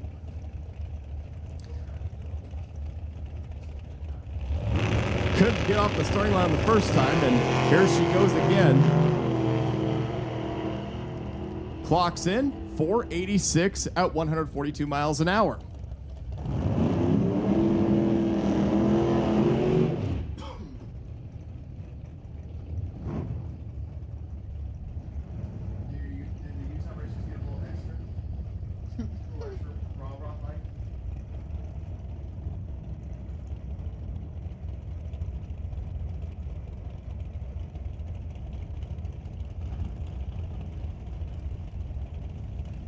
James Lavoie in the Nova, racing for Team Madras, and Martin Rachel racing for Team on a Mission in the Malibu.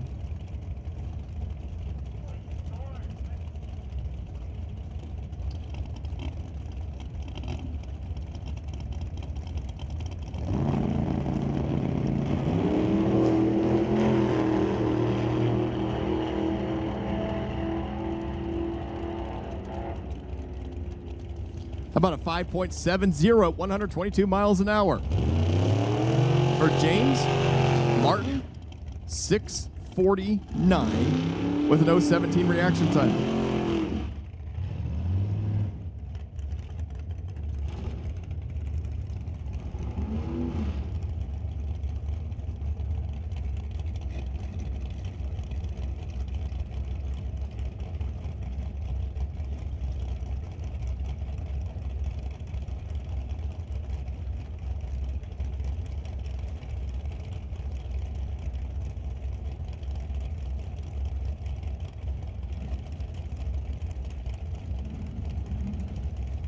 Robert Smith, running for Bremerton. Pat Downahue, running for Rad Torque, 005 for Pat. What will he clock in at? 555 at 120 miles an hour. Robert clocks in at a 535 at 133 miles an hour. So now we got Will Dewey out of Spokane, racing for Team Calispe. In the Camaro, Stephen Robert in the Roadster, running for Team on a Mission. Stefan Robert. Thank you. Robert. That's Very like fancy. it's like when you look at your Coors Light can and it says all the French words and stuff. It's all weird. Right. 587 for Stefan Robert at 102 with an 023 reaction time. Will Dewey, 008 to the red side, 662 at 113. Will Dewey, I have talked to them multiple times. They came down for our Halloween Classic race in October. And that's a very, very nice family as well. 100%. You know, Brianne Jones, the first night she got here, she said, we should put the car covers on. Brian Jennings says, well, it's going to get Dewey later because they're parked right next to the Deweys. What a knee slapper. Alan Loftus and Mark Loftus. Team Renegade. Both painted kind of the similar way. Both same color paint scheme. Always cool. Kind of like the Nelsons, how they all have the same colored dragsters. 023 to 033 reaction time. The dragster of Mark's going to get down there first. 507 at 137 miles an hour. Alan Loftus, 639 at 107 miles an hour. Brings up Rick Hilburn for Team Walla Walla. He actually placed 4th in the poker tournament last night. Says he's never played poker before. Really? Yeah. I find that hard to believe. Me too. But I guess I hear there's a 10-year-old that was killing it down there too at the poker tournament. 13-year-old from Team Spokane, Gillespie. 13-year-old. Racing Jason. I've heard great things about that kid too. I hear he's really good. Yes, sir. He actually got invited to the National in Pacific a couple weeks ago. Did he really? Yeah. In the junior? Yes, sir. Awesome. That's cool. Dave Mazier and John League. So Dave Mazier, out of Escondido, California. You know where that's at? It's pretty down south, ain't it? It's right in between LA and San Diego. That's a long haul. Very long haul. But you know what's cool is his son, Zach Mazier, lives in Boise. This is actually Allie's dragster, his wife. So Zach's letting Dad race the dragster this weekend as he made enough points races at Firebird. And we needed some extra people. So we were like, hey, Dave, you want to make a trip up to Canada? And he was like, absolutely. And look at that. He lets go 001 up front. Runs a 469 with a 7. John League, 18 up front. Runs a 549 with a 4. Great looking laps there for both. Did I hear Dave was signing autographs yesterday? I heard rumors that was going on, but I don't know if that actually happened. It was only for a minute. Did anybody make the time call? It was like 118 to 119 or something like that. Oh, okay. I think it was 117 to 118. Okay. That's what I heard. But yes, no, I didn't get a chance. That a minute goes by fast nowadays. Sure does. Next up, we got Chad Welch out of Walla Walla. And Justin Jones for Team Gillespie, the lone dragster we brought. The rest of our Super Pro cars are all door cars.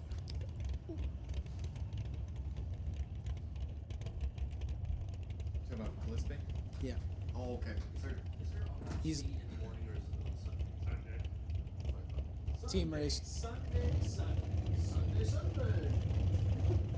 Are you ready for some football? Well, both these two, they're pretty good racers. Yeah, Justin Jones runs a throttle stop on that dragster. Kind of different. Normally, you don't see people running throttle stops on dragsters. I mean, I don't necessarily see it every day.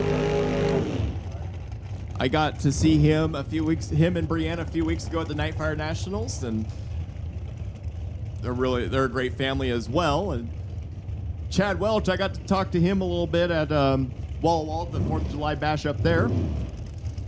Everybody talks to Chad Welch. That guy makes his rounds. He does. You either go talk to him or he makes sure and comes find you sometime during the weekend. Yep, 100%.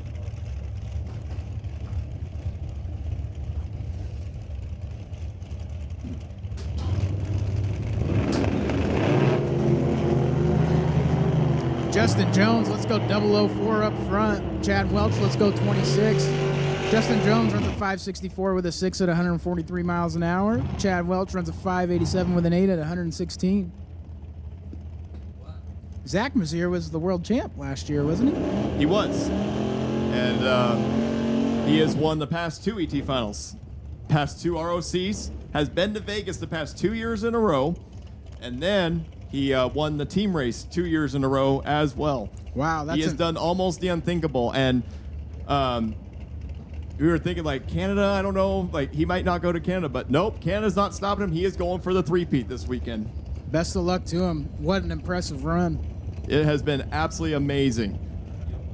I almost think the road to Vegas is harder than the race in Vegas. It is, and I got to experience.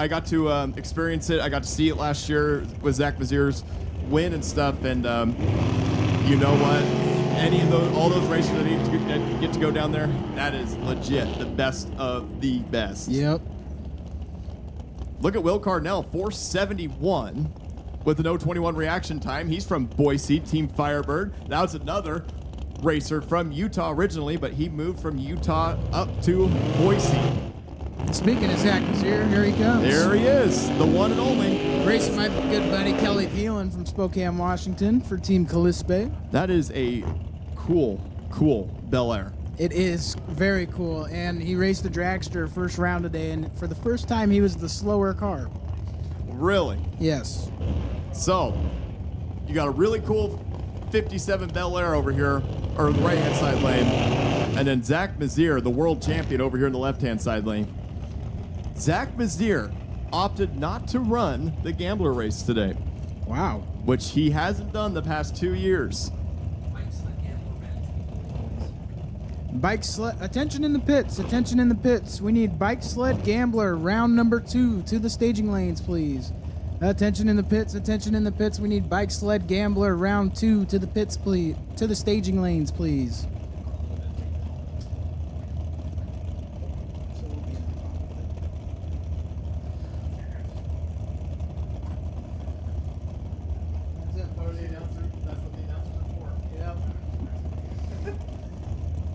So, Zach Mazier, what will he be able to do on this time run? The last time run before the team race. And Kelly Thielen. I'm sure we'll be seeing this car at the Halloween Classic at Firebird in October as well. They always make the trip down. Here we go. Oh my goodness. Zach Mazier, trip, zip, in reaction time, 485. Oh man, Zach Mazier. He's gonna get himself unreal. Gonna get himself one of them cool little Mission Raceway Park mugs, the Perfect Light mug. Absolutely. And look at Kelly, 4.80, 143 miles an hour. In a door car. That is pretty quick. 008 at the stripe too. Good side-by-side race. How about David Chun and Lloyd Flatham? Bremerton versus Woodburn. This is a fast little S10 too.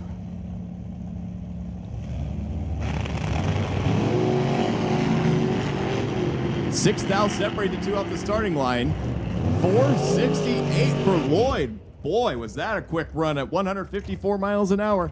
David Chun, 579 at 118 miles an hour.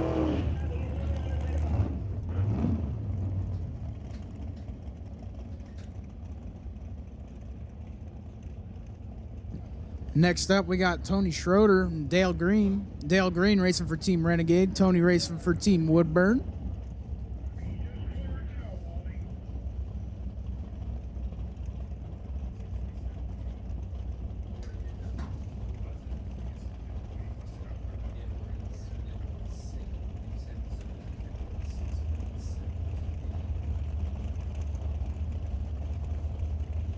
So we got Team Woodburn and Team Renegade ready to go at it.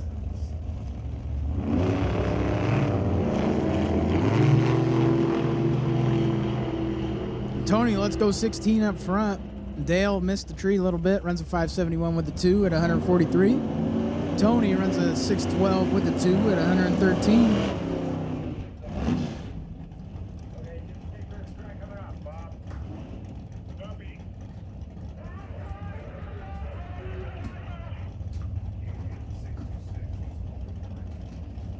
Attention in the pits, attention in the pits. We need motorcycle sled to the staging lanes, please. Motorcycle sled for round number 2. Thank you.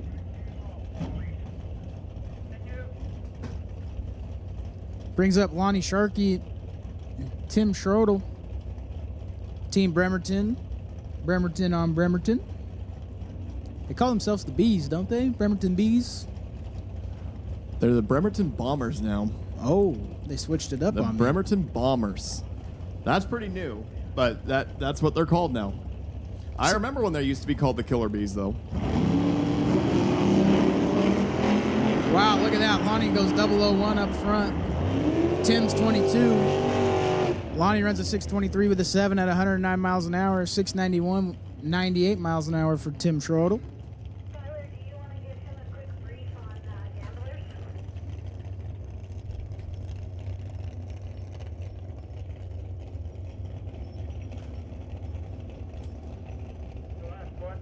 gamblers? Robert Siemens out of Ogden, Utah. Racing for Team Firebird in the Dragon. So Bob Siemens, this is another one of the Utah racers. You weren't lying when you said the Utah racers coming to race. And you know what? We also have one in Junior Street as well, so they're everywhere. 0-10 in reaction time for Bob Siemens. This sets him up nicely. 5 flat at 139.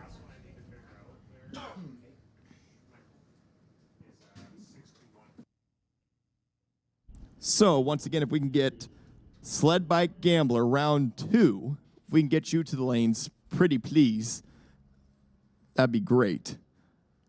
Looks like there are some that are starting to cycle their way into the lanes.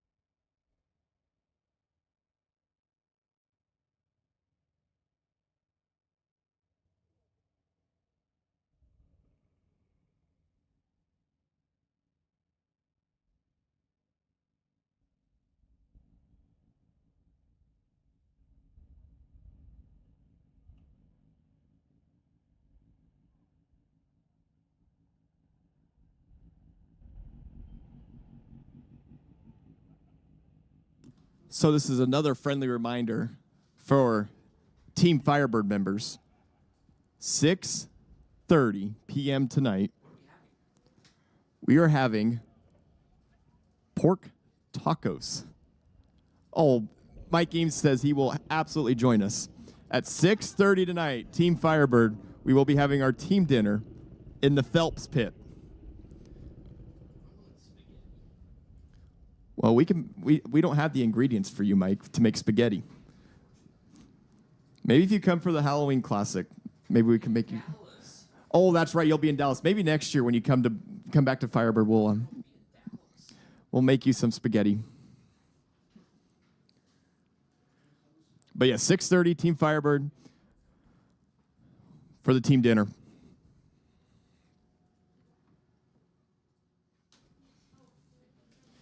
I gotta say, the weather has been absolutely phenomenal, Dylan. Yeah, you know, last weekend it was pretty hot and humid. I had heat exhaustion for a little bit. Spent most of Sunday in the camper in the AC. So yeah, I'll take this weekend for sure. Absolutely. Got a nice little breeze out there, and this is definitely a lot different than the Boise weather for sure. Boise weather, nowadays, it seems like from June to anywhere late August, mid-September, it is pretty hot.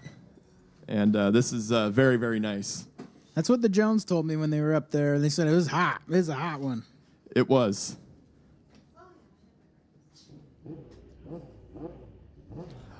And look at this. We got motorcycles coming into the water box. That's a Terry Holloway, looks like, pulling up in Tower Lane. Maybe? That is. I think it is. And I've heard he's a pretty good racer too. Multi-time national champion.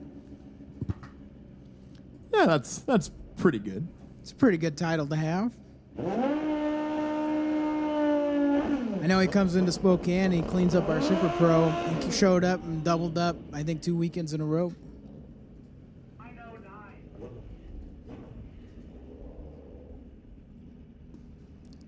So it'll be Terry Holloway and Mike Evans. Terry Holloway dialed in at 9:36. Mike Evans dialed in at a 9:09. Renegade on Woodburn action. And this is not time trials. We are back to eliminations. This is round number 2 of bike sled. 2 go down, 1 come back. So it's Woodburn versus Renegade. Woodburn has a little bit of a cheering section in their stands. Renegade, I'm sure, will have a little bit tomorrow as well for the team race. Who's moving on? There goes Holloway, and it will be Holloway.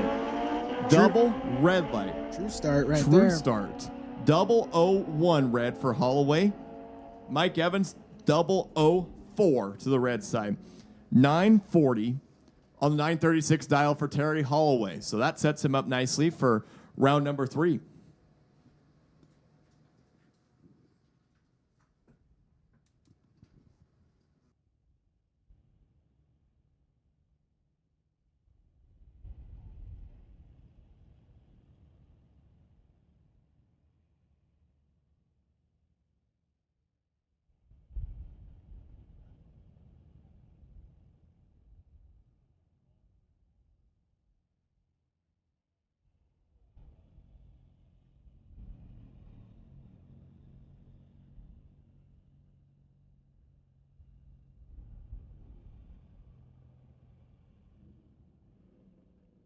Looks like we're getting some more pairs lined up at the head of the staging lanes as here comes a bike and a sled.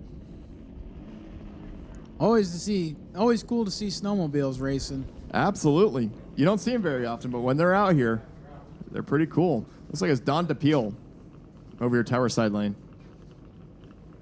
Bob Henry racing for Team Renegade on the sled.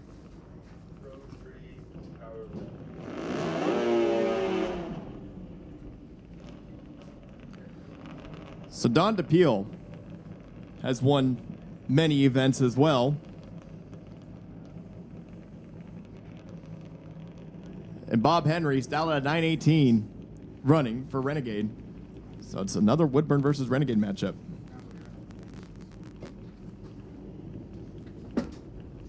Yes, Waleed is a Bremerton racer. This is round number 2.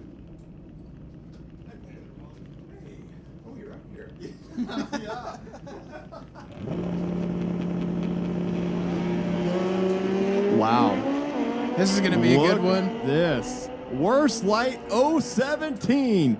They go down there to the big end, top end. It is Don DePeel, 857 on the 851. 017.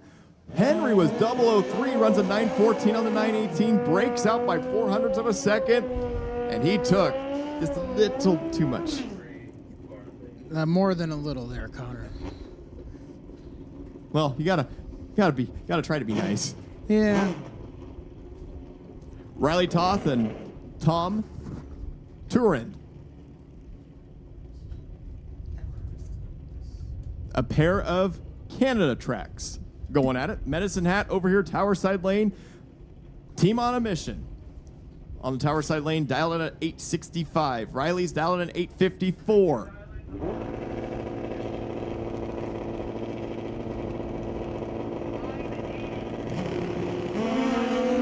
They're both clean and green. One of these two, 001. Boy, oh boy, who's it going to be at the top end? Give it to Riley Toth. 857 on the 854. That's how you do it. It's going to bring up Steve Miller out of Yakima, Washington, racing for Team Walla Walla, and Adam Hitler racing for the Mad Hatters. Steve Miller dialed in at 940. Adam dialed in at 980. I'm gonna blame you. For what? You gave me a bad light. you hit the button and it turned.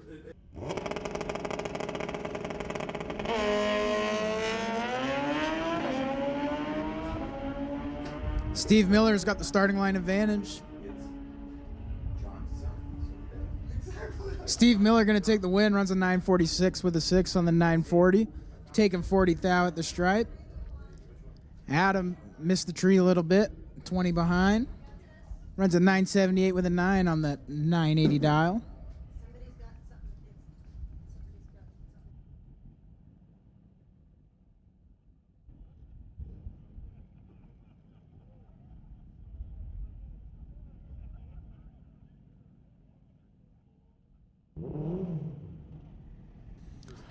Liz Micheletti and Jay Dudley, Team Firebird.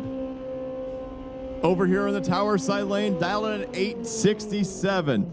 I tell you what, Dylan, we came with a loaded bike sled class this week, and we have 5 that made the trip.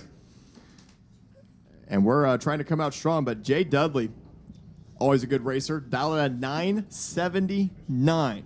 So Liz will be playing the chase.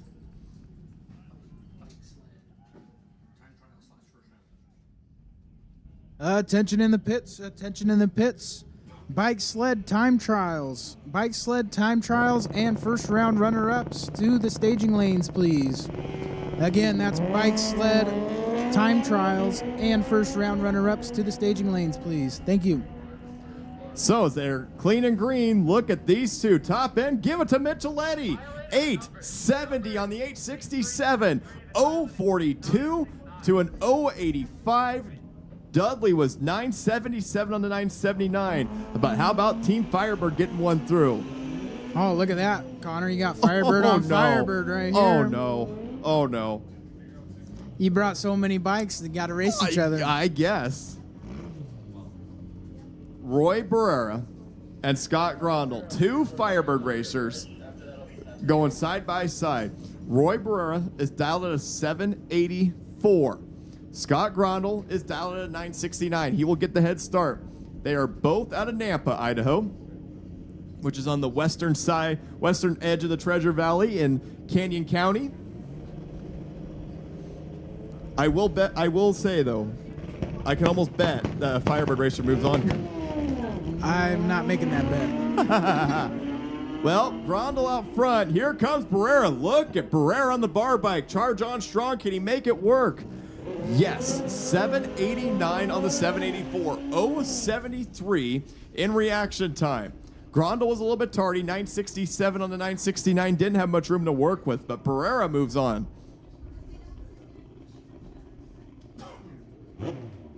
Brings up Zach Toth and Stephen Kaufman. Stephen Kaufman racing for Team Renegade, dialed in at a 10:02. Zach Toth dialed in at an 8:29, racing for the Mad Hatters. So this is another call for bike sled time trial.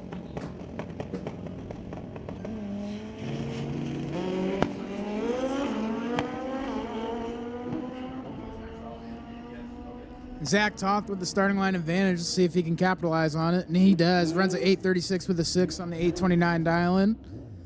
Stephen Kaufman missed the tree a little bit. Had a lot of work to do, but couldn't get her done. All right, attention to the pits. So this is final call for bike sled time trial or first round runner-ups. Final call for bike sled time trial or first round runner-up. And we're going to make a first call out for EV round 2. EV round 2 and EV time trial. EV round 2, we need you first, followed by EV time trials or first round runner-ups. We need you to the lanes, please.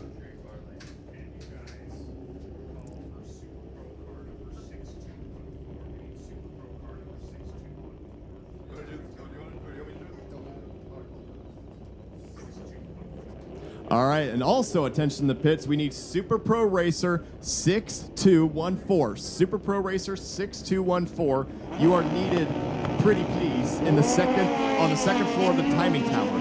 Super Pro Racer with the number of 6214. We need you to the second floor of the timing tower, please.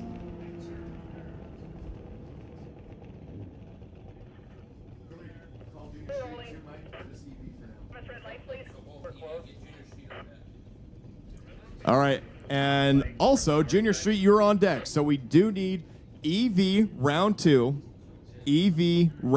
and EV time trials and first round runner-ups, please. And then Junior Street, you are on deck.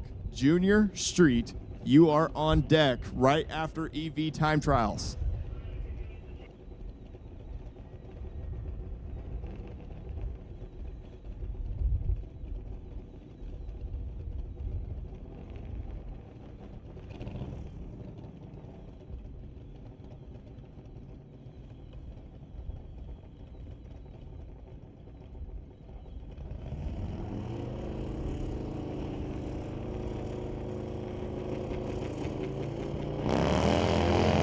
Brings up Ken Pearson and Joe Burney.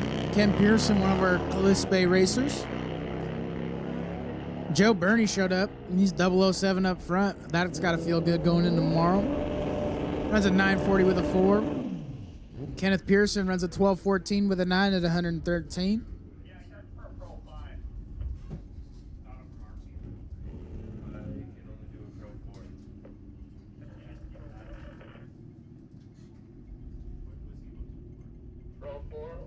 And brings Frank Scally and Talon Gold. Talon Gold racing for Team Callispe.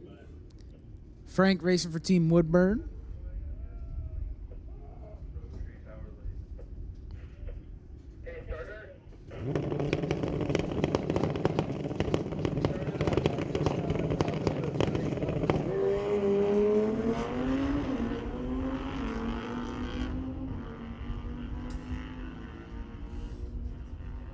Both missed the tree there just a little bit. Frank runs an 834 with a 6 at 168 miles an hour. Talon Gold runs a 1406 at 95 miles an hour.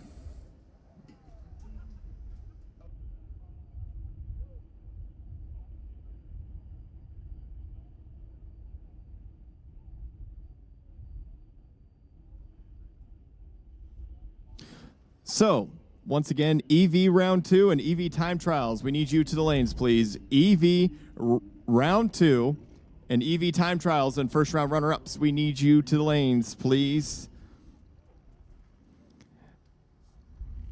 And then Junior Street, you will be following. Junior Street, you will be following.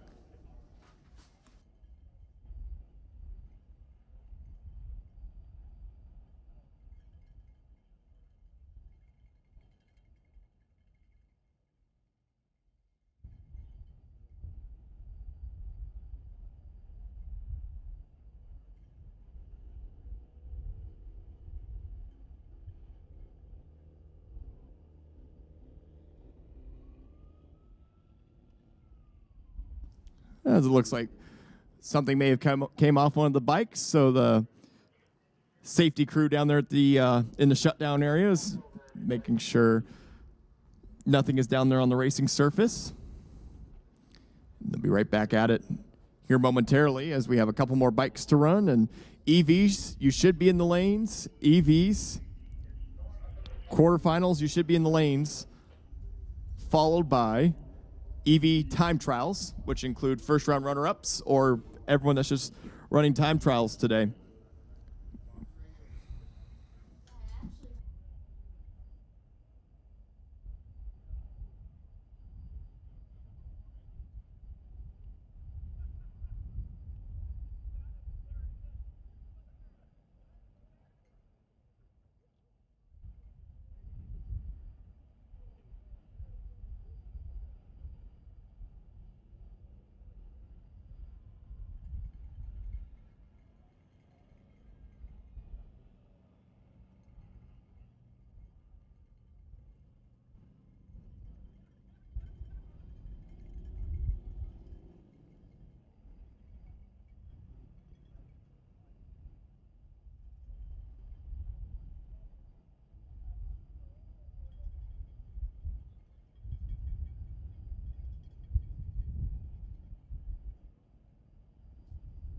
Remember that 13-year-old that I was telling you that tore up that poker tournament? Yes, sir. That's his dad right down there on the Triumph. Okay. Jay okay. Lake racing for Team Callispe. Okay.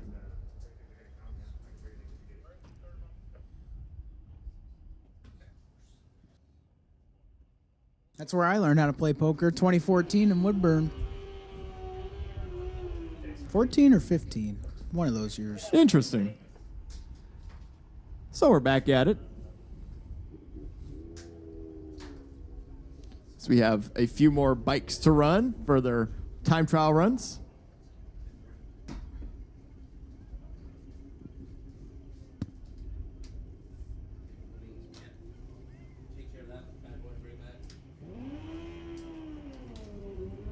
Jay Lake, let's go 23 up front.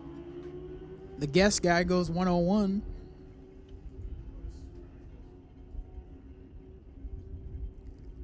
Guest guy runs 11:38 with a 2 in the Lord Co lane. Anna Donaldson.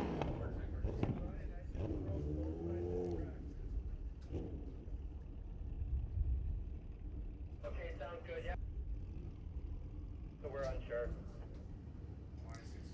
Brings up Bob Osborne and Kevin Bromley. Kevin out of Ridgefield, Washington, racing for Team Woodburn. So is Bob.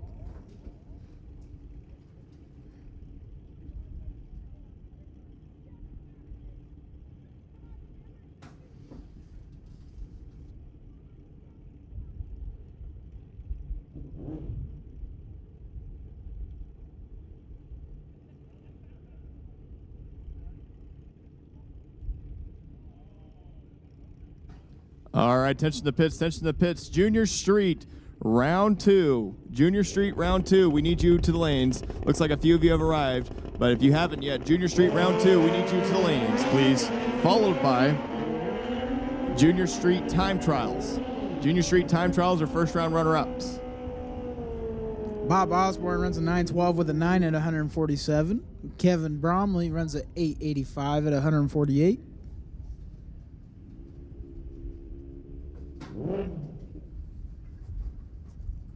Brings up Karen Holloway and Cody Compton. Karen racing for Team Renegade. Cody racing for Team Madras. The Madras Heat.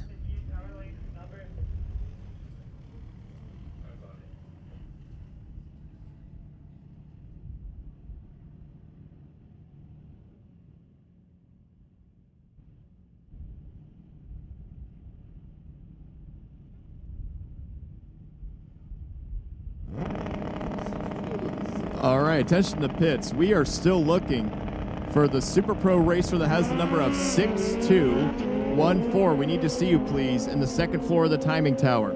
Once again, racer, a Super Pro racer with the number of 6214. We need to see you, please, in the second floor of the timing tower. Karen Holloway's 004 up front, runs a 10:06 with a 0 at 130 miles an hour. Cody runs a 9:63 with a 1 at 139. It's got to feel good for Karen going into tomorrow's team race. Brings up Angela Compton and Travis Washburn. Travis out racing for Team Firebird. Angela racing for Team Madras.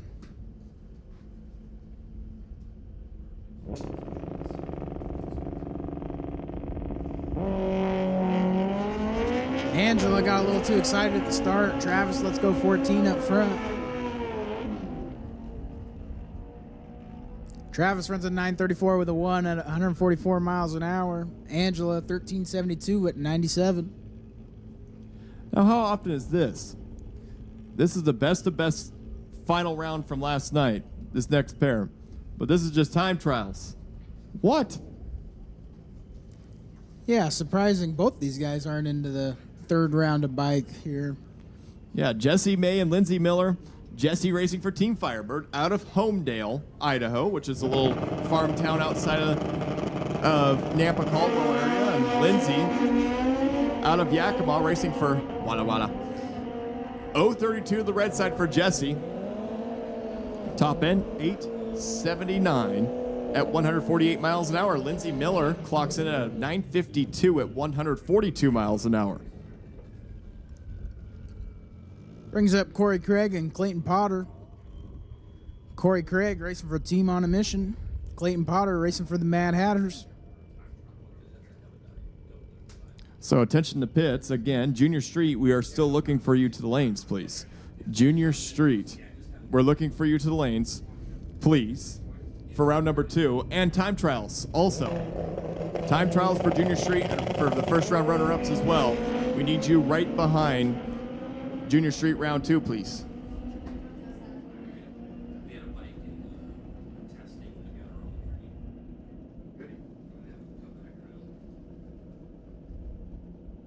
Corey Craig runs at 8:02 at 169 miles an hour. Clayton Potter, 9:26 with a 9 at 147.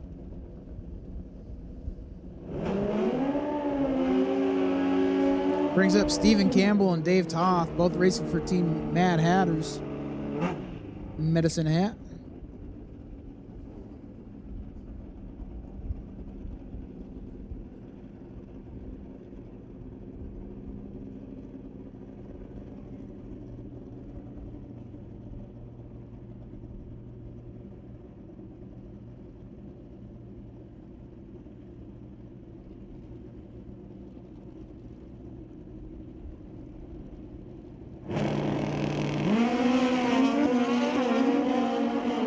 Double 03 for Steven, 027 for Dave.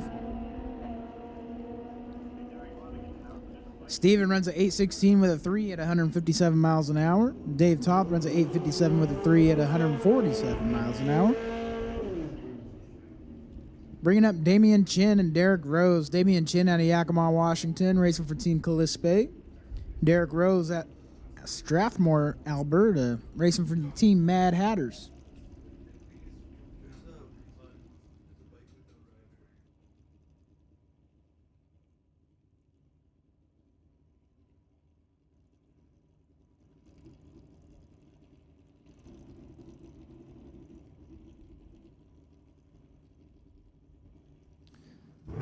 So there is a bike here in the staging lanes with no rider. If that's yours, you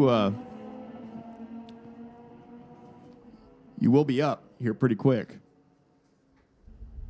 Oh, was it that rerun? The rerun?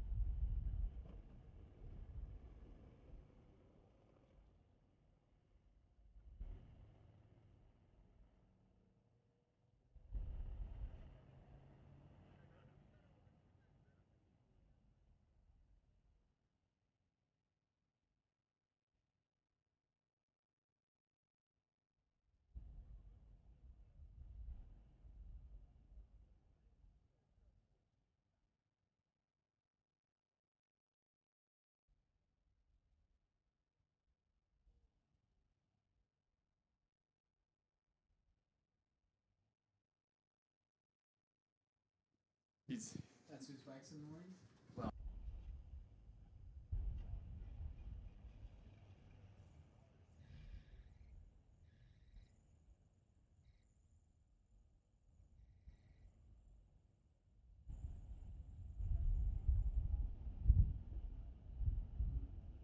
So as we go to EV round number 2, Michael Webster racing for Bremerton will get the automatic solo into the next round. 036 to the red side. Top end, 12:28 at 112 miles an hour.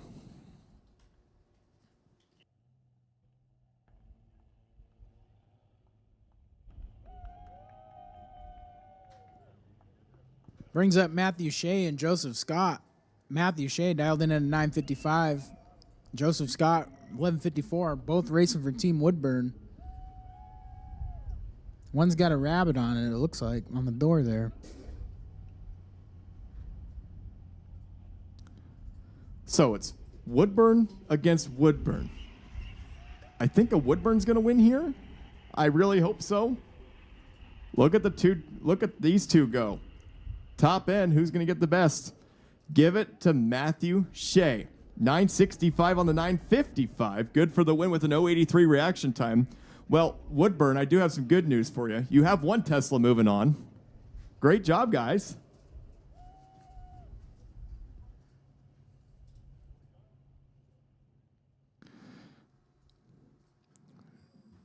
Joseph, 11:50 on the 11:54 was not there in the reaction time department. That's what made the difference at the finish line. How about Jason Leon and Tim Lewis around? Renegade on Renegade. I can almost bet here Renegade's going to move on. I would assume so. It's like what, minus 3,000 odds? And then some.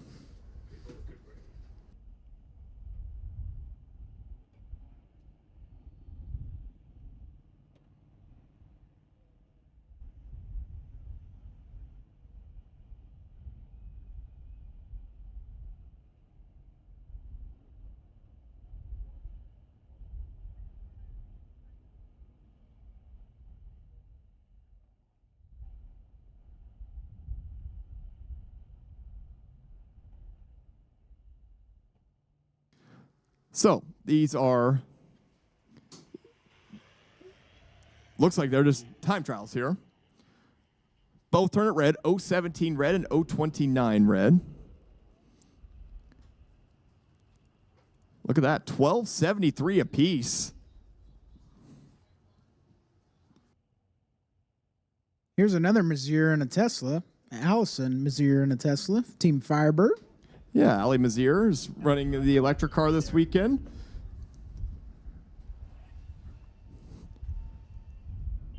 Zach looking on and Dave looking on as well.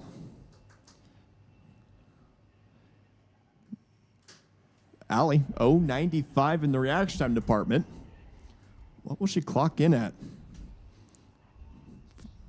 It's been in the low 12s all weekend. 12:17 at 111 miles an hour. So she'll be ready for tomorrow. Thank you, Junior Street, for making your way into the lanes. Once again, this is a final call. Junior Street, round 2. You should be here. Junior Street time trials or first round runner-ups. You should be in the lanes as well, please.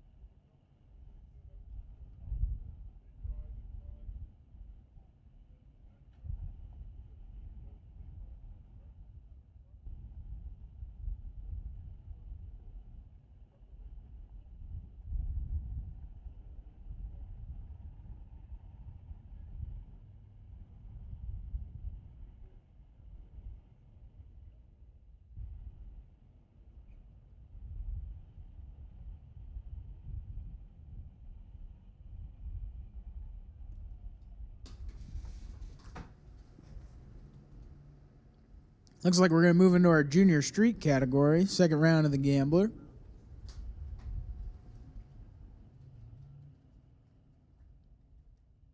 We've got last night's best of the best winner in the right lane there, Lord Co-Lane.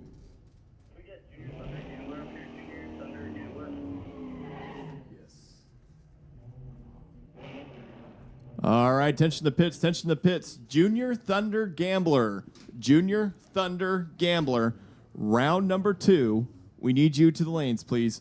Junior Gambler. Round number 2. We need you to the lanes, please. And make sure you are in your assigned lanes. Junior Thunder Gambler. Round 2 to the lanes, please. We got Emery Sanchez here, racing for Team Renegade, dialed in at 968. And Joshua Klosky, last night's best of the best winner, dialed in at 905.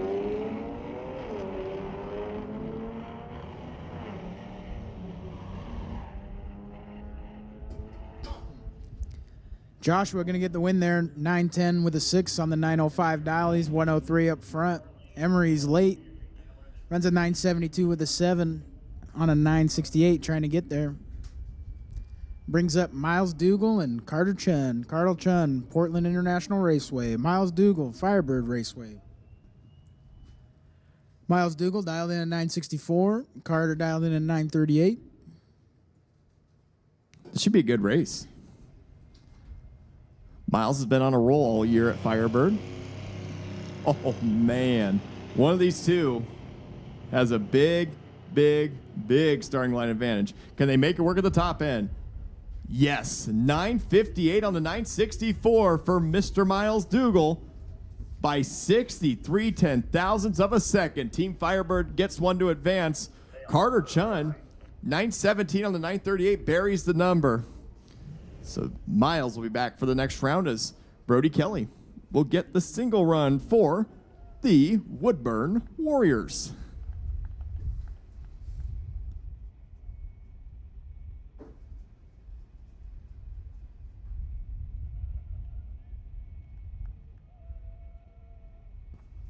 So once again, Junior Thunder. Hello, Junior Thunder. We need you to the lanes, please.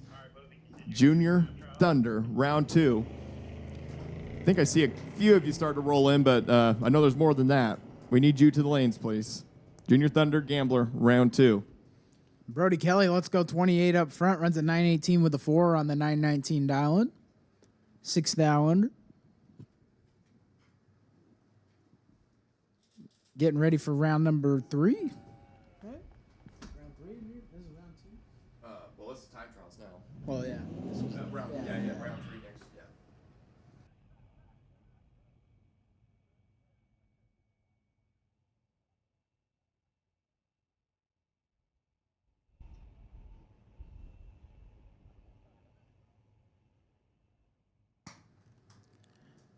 Got Junior Street time trials going on. Brings up Kenna Hawkins out of Team Firebird. Josephine Smith out of Abbotsford, racing for Team On a Mission.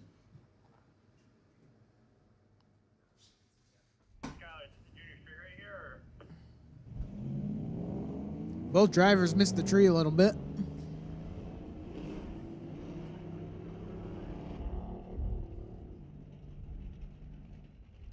Josephine runs a 980 with a 1 at 73 miles an hour. Kenna Hawkins runs an 1108 at 65 miles an hour. Brings up Race Fuller out of Grantsville, Utah. And Taryn Monroe out of Surrey, BC, racing for Team On a Mission. How cool is that name, Race Fuller? You guys have got all kinds of races over in Firebird. We do. And there's one race that's not here. We have a Ray Schaefer as well that didn't make the trip up to Mission, and he's in Junior Dragsters. So, yeah, we got some cool names. Yeah, Race Fuller, Race Kidd, Race Schaefer. Yeah, we got a bunch of races. So Race Fuller is currently number 1 in the points at Firebird with, I think, 3 more points races to go for Junior Street.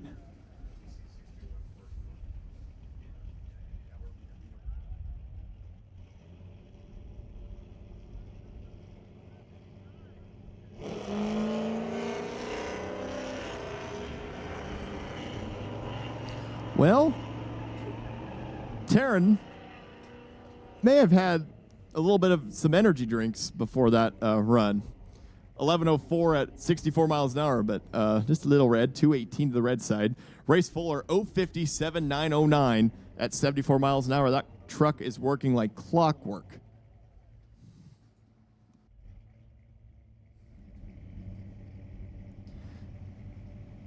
Thank you, Junior Thunder Gambler, round 2, for making your way to the lanes. Wow, look at that. Tyler Smith, let's go 002 up front. Runs an 11:05 with a 9 at 63 miles an hour. Samantha Payne, 9:53 with a 2 at 72 miles an hour. 21 up front.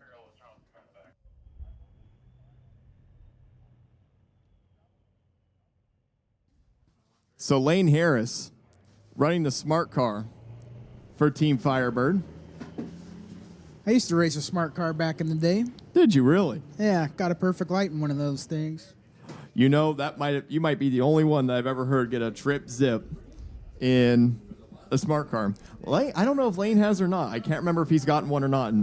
You know, they're pretty tricky. They got a manual automatic in it, so you can't load it up. You can't stall it. So you have to leave on, like, the second amber. It's a very tricky car. I should have took a page out of Lane's book and deep staged it, but I never thought that far. Well, up next is Cody Mackey. Do you remember earlier his brother Austin ran in Super Pro, and younger brother Cody ready to go get after it? And a pretty cool looking diesel truck, F350. Big boy. Race for Team Madras. It's cool seeing Madras up here. I think they have about a dozen cars here this weekend. It's not about the quantity, it's about the quality. Absolutely. Wow. Yeah, Cody 22 up Mackey. front. Nice light. 898 at 74 miles an hour. That is almost perfect. The quickest you can dial on Junior Street's 9 flat, and he's right about there. He's got himself something working for him that he could definitely work with tomorrow. So this is final call for Junior Thunder round 2. Junior Thunder Gambler round 2 final call.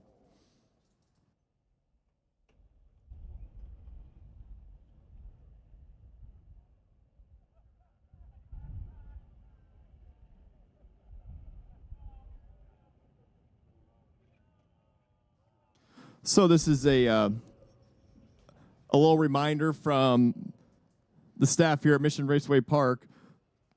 Please, please, please, if you have air conditioning in your car, please make sure you turn that off before you get onto the racetrack. It's pretty normal for newer cars or any car with an AC to leave a little bit of water right underneath the hoses and stuff, and it gets onto the racetrack. So please, please, please turn off your ACs before you go onto the racetrack. Thank you. That is your public service announcement of the day from the Mission Raceway Park staff.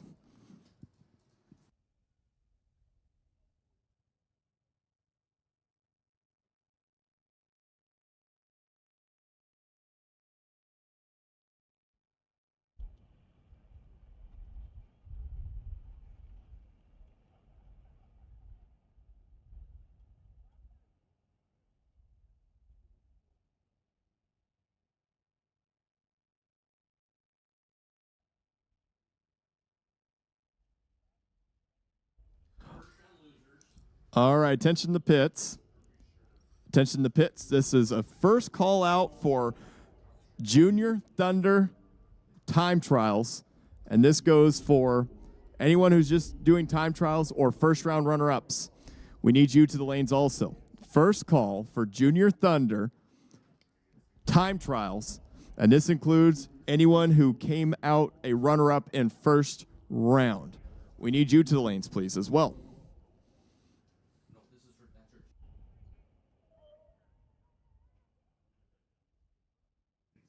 So I got to ask Dylan, since we have a little bit of quiet time, what does the rest of the season look like for Calispe? You know, we actually have a backside drag race going on this weekend. Really? Yeah, small tire, big tire shootout. Awesome. So that'll be pretty cool. I think we have a couple more points races coming up. I think our schedule goes Spokane, Walla Walla, and then I think we're back in Spokane again. Nice, nice. And then obviously the Classic. Absolutely.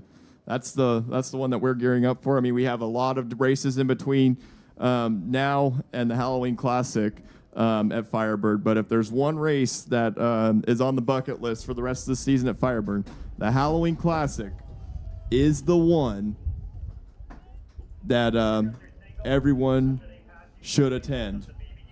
What are you going to be this year? I don't know yet. I've had some ideas. I'm going to be the Mustangs for sure getting dressed up for sure. But I don't know. I don't know what it's. I haven't came to a final decision yet, but I got to get on that. Yeah, got to start brainstorming. I think Brian, Jennen, and I might have our costumes picked out. Okay. But if you haven't been to the Halloween Classic before at Firebird, you are missing out, and I think you should be putting it on your bucket list to attend these next couple of years if you haven't been. It is probably one of the more fun events in the Northwest every year, and there's a lot of different racers that come up. The gambler races are Thursday, Friday. The main event starts Saturday with first round on Saturday night, and then the rest of the main event on Sunday. But it's 5 days of pure fun. It's like one of those events, you know, you can tell people all the stories and how much fun you had, but until you go there and experience the Halloween Classic, you do not know what you're missing Exactly. out on. You don't know the Halloween Classic until you actually have attended. And every year we get more and more new racers every year. It just keeps growing. My favorite's the bonfire at night. The bonfire is the place to be every night, especially when the weather is a little bit cooler. But I'm really looking forward to seeing everyone there. Entries are now live online, so make sure you get a gambler entry if you want to do the gamblers Thursday and Friday. They are limited to 128 entries, and they do sell out every year. But make sure you go onto the Firebird website, look it up, look at the flyer, and get those entries in, because just like I said, if you don't make the 128 entries for the gamblers, you're not racing Thursday or Friday.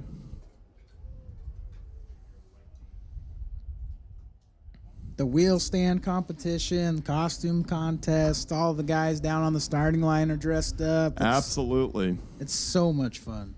What's your costume going to be this year? I haven't decided yet. I don't know what my costume is going to be yet. The real I question think is... Mike Eames is going to... You know, I wish Stevie was here this weekend. Yeah, then we'd ask him. You know, I always tell him every year, one of my favorite conversations that we have in the office every year is what we're going to dress Stevie Wong up as for the Halloween Classic every year. Maybe you and him could be Dr. Evil and Mini-Me. Oh, wouldn't that be something? I was more thinking that you and Stevie could be the Coldplay Kiss Cam couple. Oh, my goodness. Are you on another planet right now, Mike Eames? You are okay. Wouldn't that be something? I bet you money someone dresses up as the Coldplay Kiss Cam act. Wouldn't that be something? That's someone's challenge this year, is to do that. That brings us into round number 2 of Junior Thunder. Grayson Mass out of Mission, BC, and Oliver Adams. Grayson dialed in at 9:14. Oliver Adams dialed in at 12:40. Oliver Adams racing for Woodburn Warriors. 2 go down, 1 come back. That's what we love about bracket racing. Absolutely. So Team Woodburn, they're up there in the stands. Dialed in at 12:40. Oliver Adams ready to take on Mission Raceway. Team on a mission.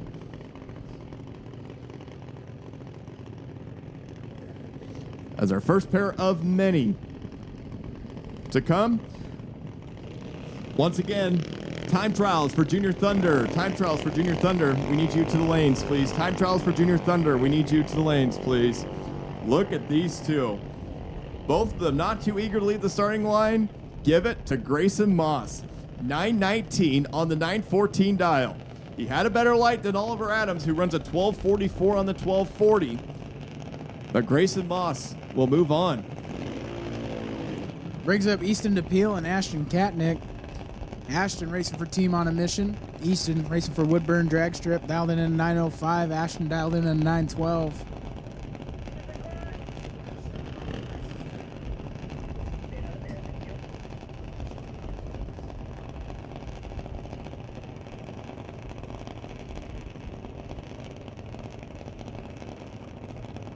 So Easton DePeel running for Team Woodburn. Ashton running for Team on a Mission.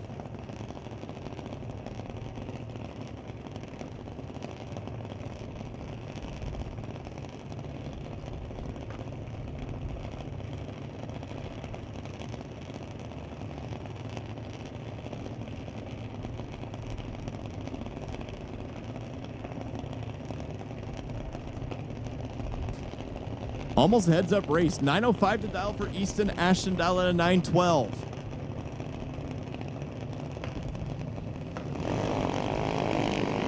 Oh boy. One of these two has a very big reaction time advantage. Can they make it work at the top end? Ashton out front. Can't do it. 9:07 on the 9:05. Easton DePeel with an 0:26 reaction time. Good for the win. Ashton was 0:75, but breaks out by 0.04 of a second. Couldn't really do much about it. So Easton will be back. Brings up Will Lee and Cody Evans. Cody Evans out of Calypso Raceway Park in that little electric dragster. Dialed in at 12:16. Will dialed in at 8:90, racing for Team Woodburn.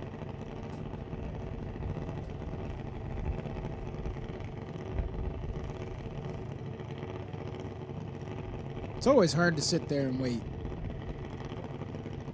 Just want to go. So another Woodburn.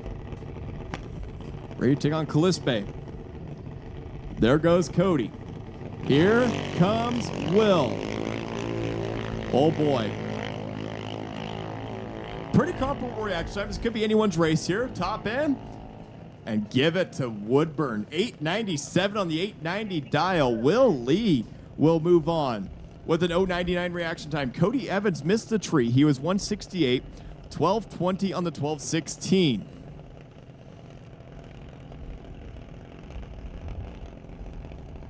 Unbelievable. Here comes another Woodburn racer. I think this is number 3 for Woodburn. Natalie Holloman and Allison Busby. Allison running for Calypso. Natalie running for Woodburn. Man, Calypso and Woodburn have come loaded with Junior Thunder. Yeah, we have plenty of juniors that race with us, and we appreciate all of them. That family alone brings 4 cars. The Impatience Racing Team. How cool is that? Gage Charles raced the best on the best. I'm pretty sure it's Allie's cousin, I think, but I'm not sure. Don't quote me on that.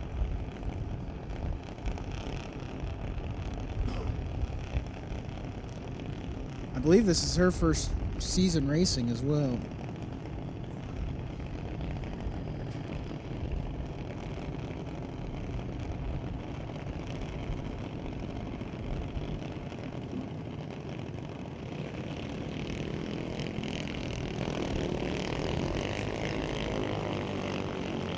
Wow.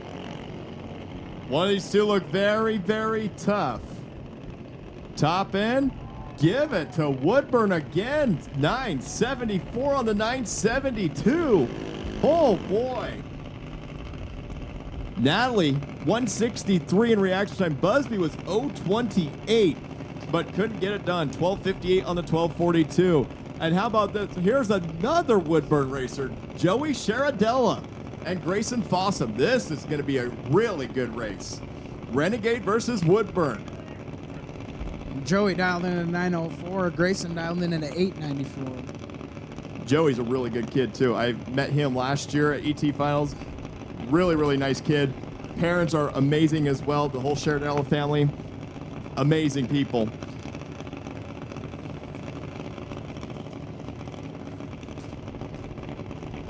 And Grayson Fossum has won many times. Here we go. Oh my goodness. Can Woodburn go 4 for 4? Looking very, very tough here. Can they do it? You bet. 906 on the 904. 008 in reaction time for Joey, and he'll advance.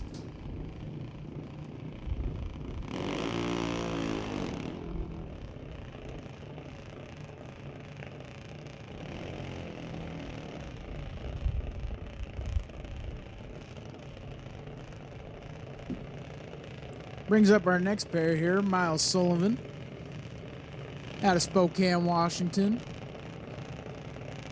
Part of Papa's Motorsports, Calypso Raceway Park. And Tyson Sanchez, Renegade.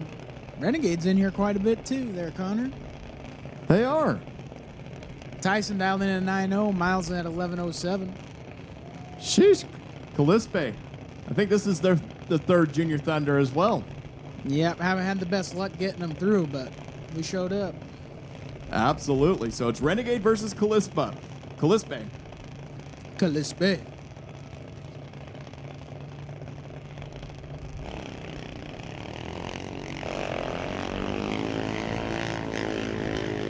Miles Sullivan with the starting line advantage. And he's not going to get it done. Miles Sullivan's 84 up front to Tyson's 227. Tyson runs a 902 with a 4 on the 90 dial. Miles Sullivan runs too fast, breaks out by a lot.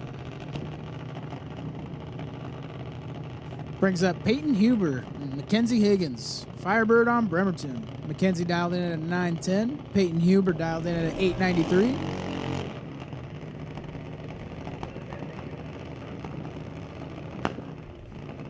The Bremerton Bombers.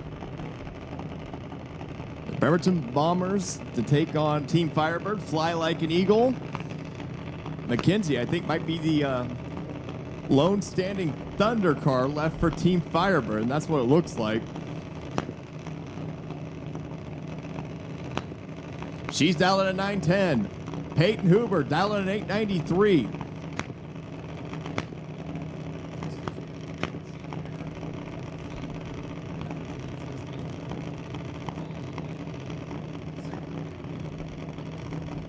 All right, attention to staging lanes. Junior Thunder, test and tune.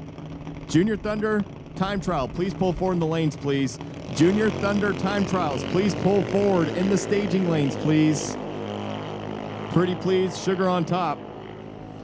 Top end. Wow, give it to Mackenzie Higgins. Mackenzie Higgins 70 up front to Peyton Huber's 44. She runs a 910 with a 6 on the 910 dial-in, taking 14 thou at the stripe. Great driving by the Firebird racer. Fly like an eagle, they say. Straight out of Space Jam.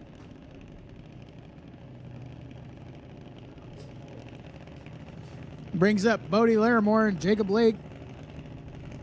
Jacob Blake was also playing some poker last night. Had some fun.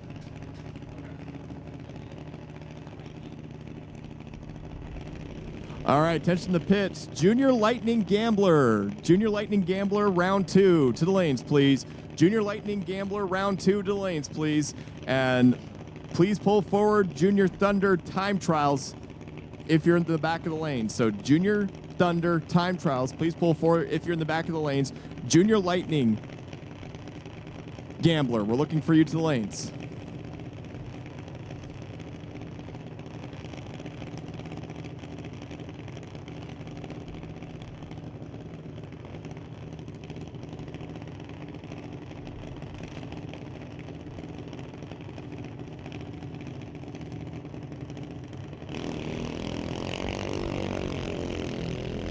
You know, I'm thinking we call Racing Jason. We gotta get his brother a cool nickname.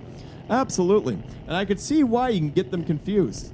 They're very close. They have the same, they rhyme. Not rhyme, but they have the same letters. And Jacob, Jason. It's like me and my brother. Dylan, Devin, whoever you are, get over here.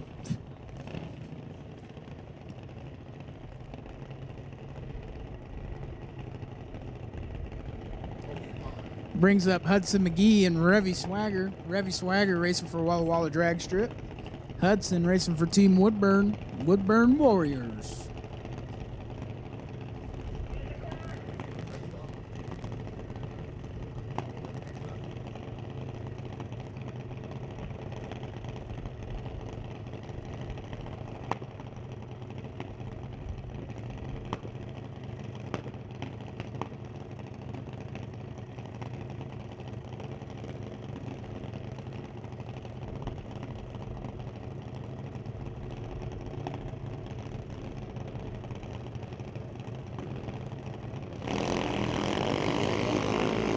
Revy Swagger, let's go 73 up front. Hudson, let's go 110. See what the scoreboards light up at. 916 with an 8 at 68 miles an hour for Revy. 923 with an 8 at 71 miles an hour for Hudson.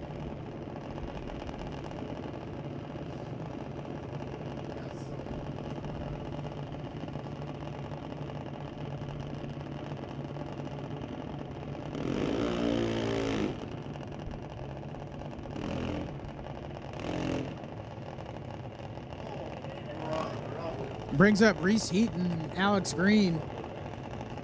PIR versus Team on a Mission.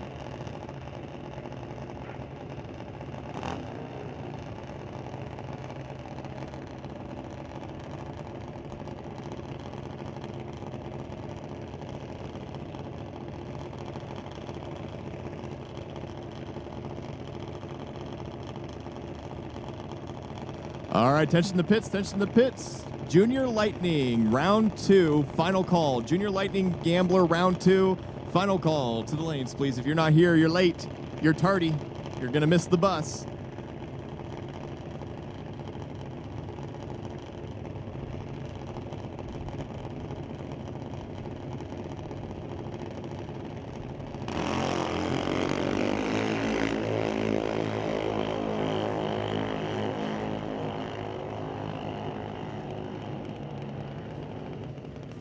Alex Green, let's go 53 up front, runs at 893 with a 7 at 73 miles an hour. Reese Heaton, 99 up front, runs at 904 with a 9 at 71 miles an hour. Bringing up Caitlin Pratt and Cadence Rodriguez. Cadence racing for Team Mission, Caitlin racing for Team Medford.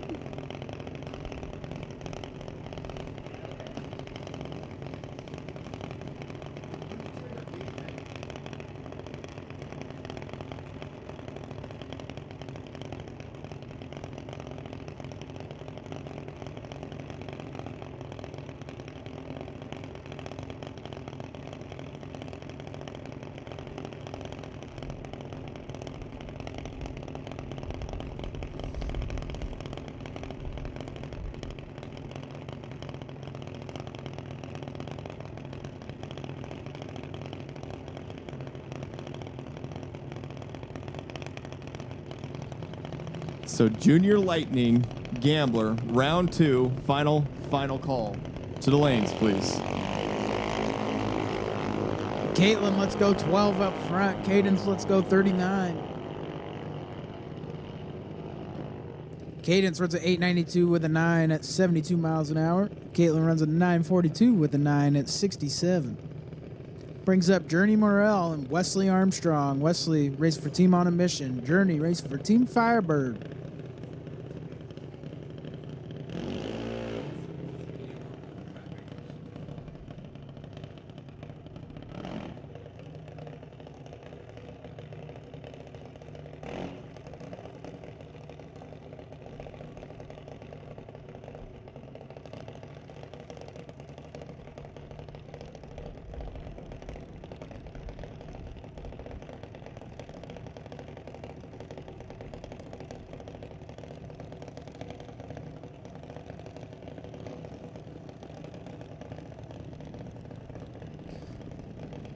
So Journey Morrell, cool story. She was voted by everyone last year at Firebird, the top lady competitor for Firebird Raceway last year. After the year she had, ended up winning a track championship in juniors, and ended up winning the 70T Finals ROC race which ended up finishing on Monday last year up in Seattle. So she had a really stellar year. And she's 033 here. She'll clock in at 896 at 75 miles an hour, but look at Wesley Armstrong, 902 at 72 miles an hour. 007 to the red side.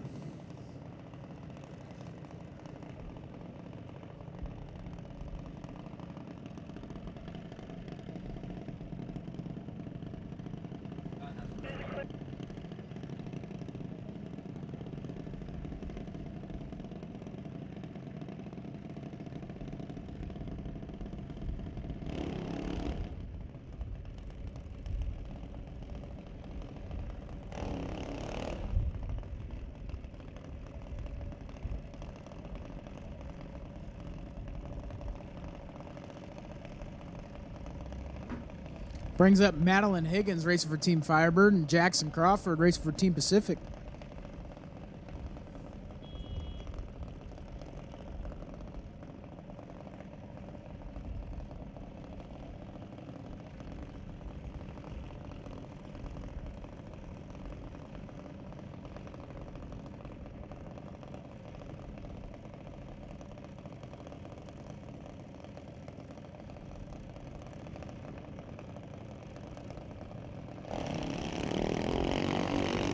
Madeline Higgins, let's go 43 up front. Jackson Crawford, I think he's ready for dinner.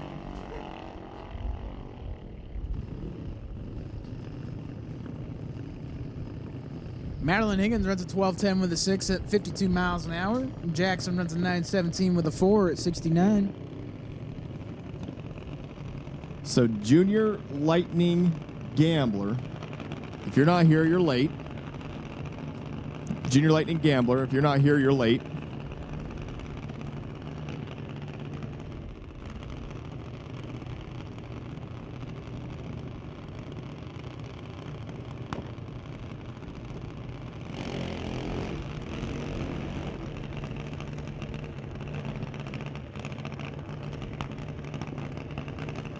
All right, attention to the pits. Junior Lightning time trial. Junior Lightning time trial. We're looking for you to the lanes, please. Junior Lightning time trial, and that includes first round runner-ups. We need you to the lanes, and please pull forward once you're in the lanes, please.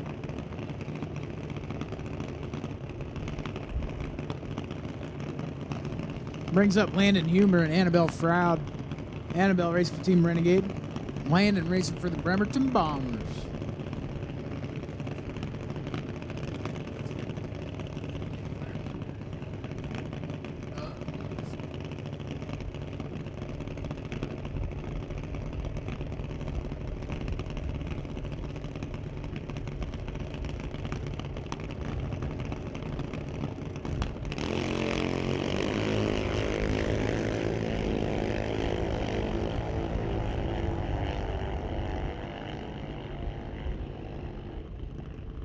Landon Huber, let's go 60 red. Annabelle, let's go 78 green. Annabelle runs a 9:33 with a 7 at 66 miles an hour. Landon 9:05 with a 7 at 73.76. Brings up Ezra Taylor. Ezra Taylor, your best of the best champion last night. Got one of them cool WWE style belts.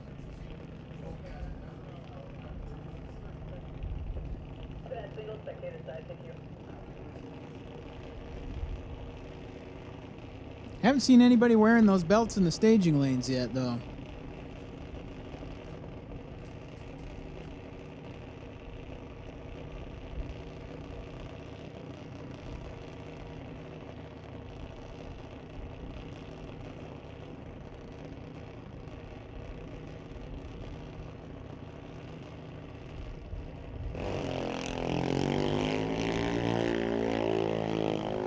Ezra Taylor, let's go 47 up front.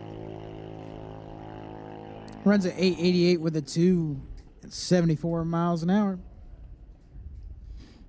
You know, Dylan, I'm looking down here right next to the tower. Team Woodburn, that looks good. That pizza looks really good. You guys have it made down there. They're smart, man. Just bring it to the stands. Why leave the stands? I wonder if they can bring like a couple boxes to the tower. Well, I wonder if they'll let the tower have a couple of boxes. I heard over half the track last night ordered pizza. There's all the pizzerias in town were shut down completely, just making pizzas for the track. Oh, that's cool.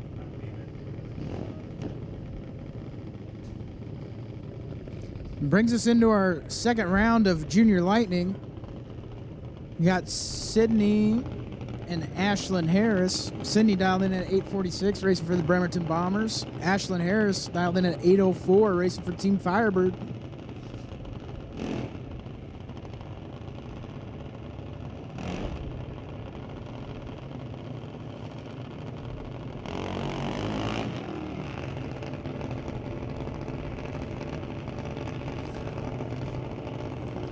So Bremerton versus Team Firebird.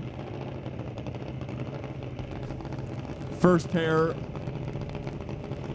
of Junior Lightning. Ashlyn's dialed in at 8:04 in the right-hand side lane. Sydney's dialed in at 8:46. So this is final call for Junior Lightning time trials. Final call for Junior Lightning time trials, and please, I beg you, please pull forward in the lanes if there's a gap in front of you.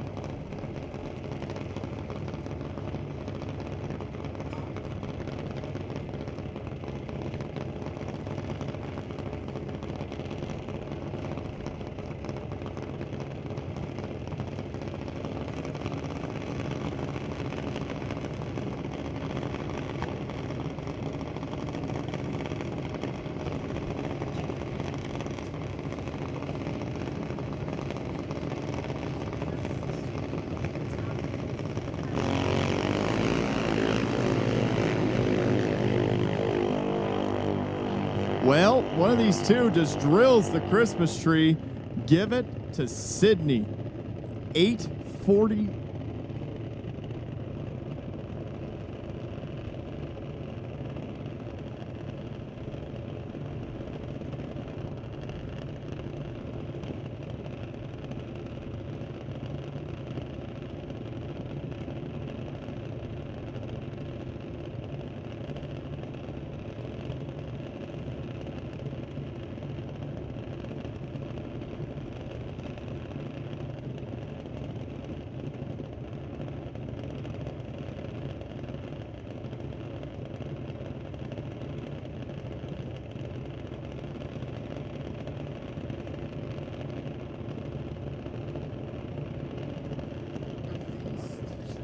Attention in the pits, attention in the pits. Natalie Elia and Amanda Erickson. Natalie Elia and Amanda Erickson. You have a couple of t-shirts or sweatshirts. Be ready to pick up at the second floor of the tower. Natalie Elia and Amanda Erickson. You got some t-shirts and sweatshirts ready for you to be picked up at the second floor of the tower. Thank you. How about Gray Sean? Adam Katnick.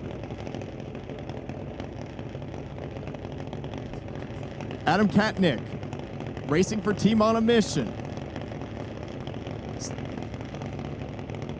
Katanick. We'll call it that. Adam Katanick. So 2 Canadians ready to go at it. Medicine Hat over here in the left-hand side lane. Adam racing for the home team.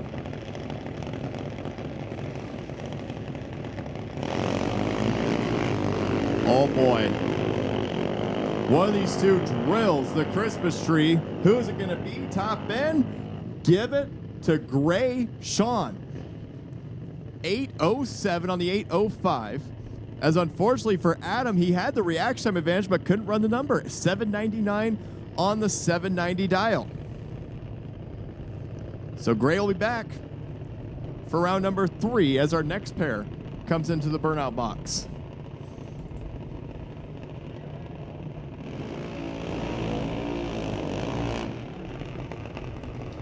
Brings up Cole Karen and Megan Moore. Megan Moore racing for Team Woodburn, dialing in at 791. Cole Karen, Mad Hatters dialing in at 792.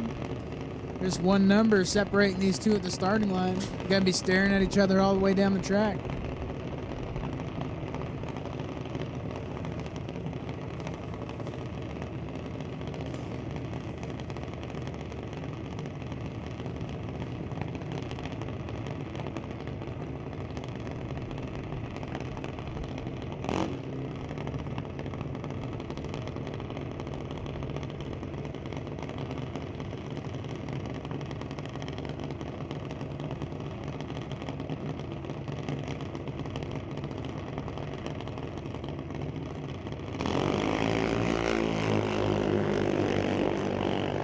Well, one of these two drills it as well. 795 on the 792 for Cole Karen. 0:10 in reaction time. What a lap as Megan Moore. 790 on the 791 breaks out. 0:76 in reaction time. And Woodburn loses their junior lightning car for the day. As we go to the next pair.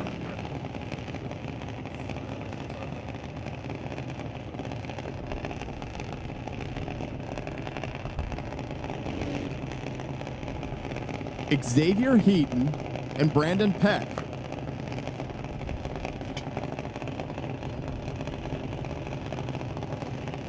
Xavier is dialing at 803, racing for Portland. Brandon Peck running for Medicine Hats, dialing at 795.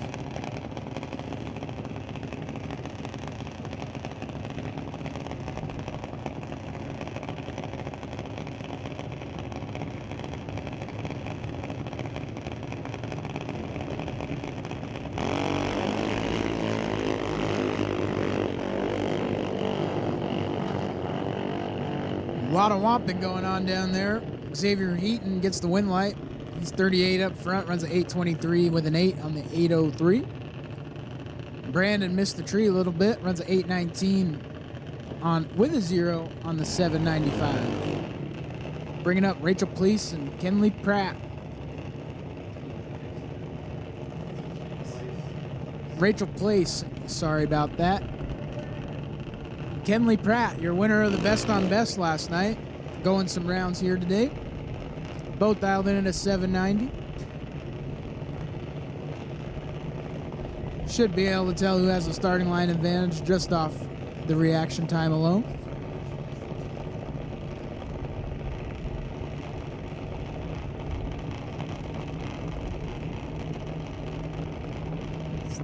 So, Dylan, as you look at the dial-in, 790 apiece, they'll be looking at each other.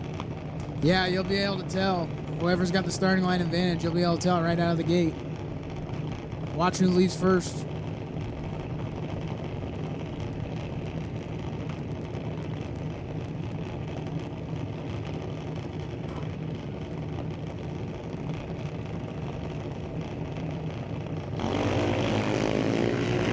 Rachel Place goes 20 red. She's going to want that one back. Kenley misses the tree a little bit. Well, this could be. I know these are kids driving the juniors, right? But if you were an adult, this could be a swear jar moment. 20 red. Your opponent's 149 to the green side. Yeah, that's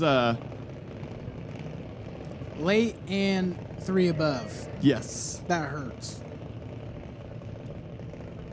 So now we go to time trials.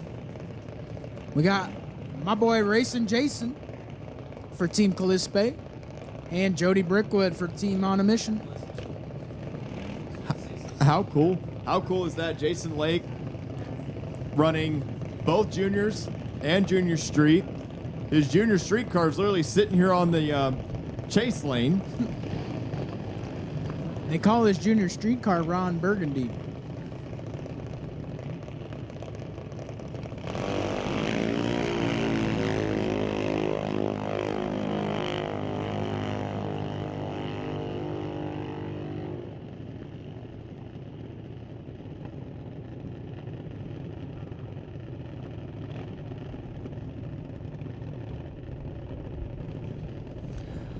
So a 792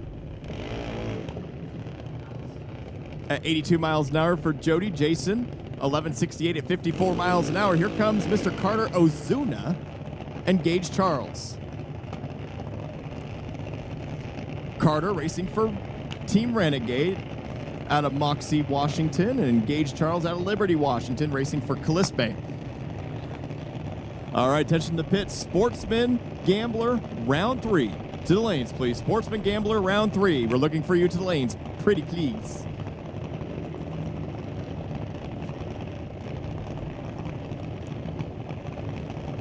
Got to see Carter race once this year at the 4th of July race up at Walla Walla, and he ended up getting a runner-up finish for one of the Wallies up there in Junior Lightning. And Gage Charles made some good laps yesterday in time trials, and here we go. Pretty comparable reaction times. 087 for Carter. Gage is 084. Top end, 790 for Gage at 81 miles an hour, and Mr. Carter, 793 at 81 miles an hour. So that sets him up nicely for tomorrow as we turn the page to Ellie Brown and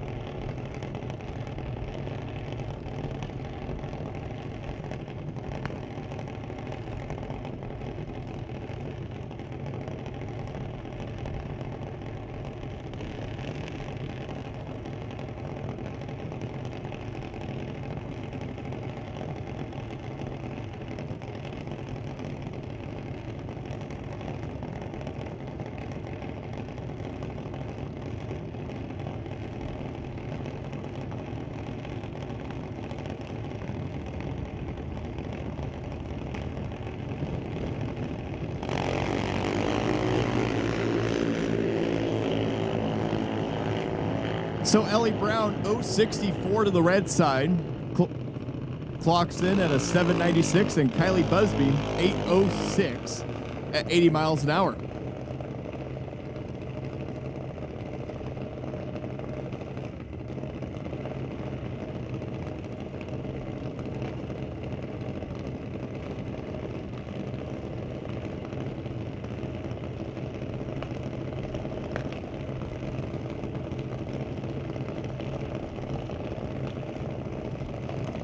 How about Cody Baldwin?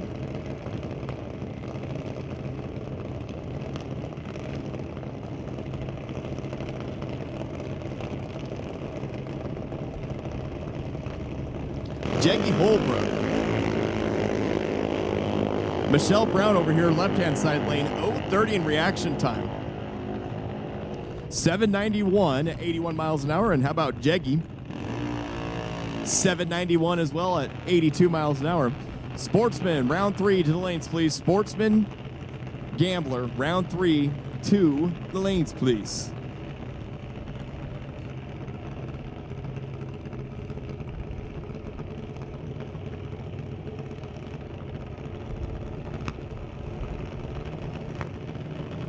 Natalie Erickson, racing for Team Bremerton, and Presley Pratt running for Walla Walla.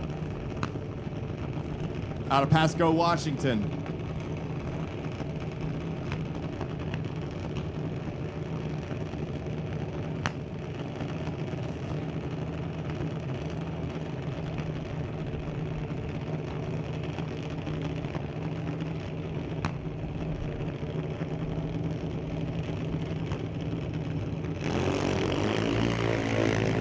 Presley Pratt, let's go 68. Natalie Erickson goes 17 red, runs a 796 at 82 miles an hour. Presley Pratt, 788 with a 281. How about Connor Jackson? Alexandra Elliott from Callispe. Out of Yakima, Connor Jackson racing for Mission, Team on a Mission.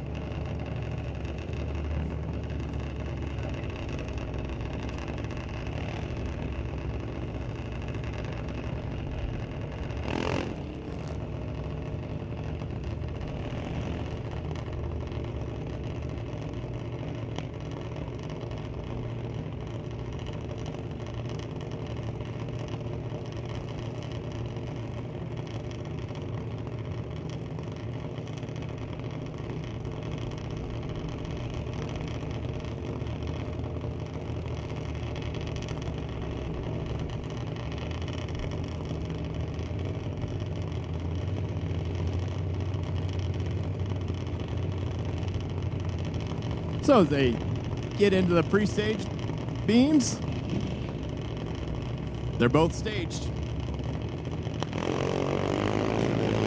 017 for Alexandra. Connor's 048. As they get down there to the 8th mile, 794 at 80 miles an hour for Connor. 955 for Alexandra at 66 miles an hour. And this will be a single run here. Bentley Johnson. That is a cool looking junior. Very, very cool. Out of Mission. Team on a Mission.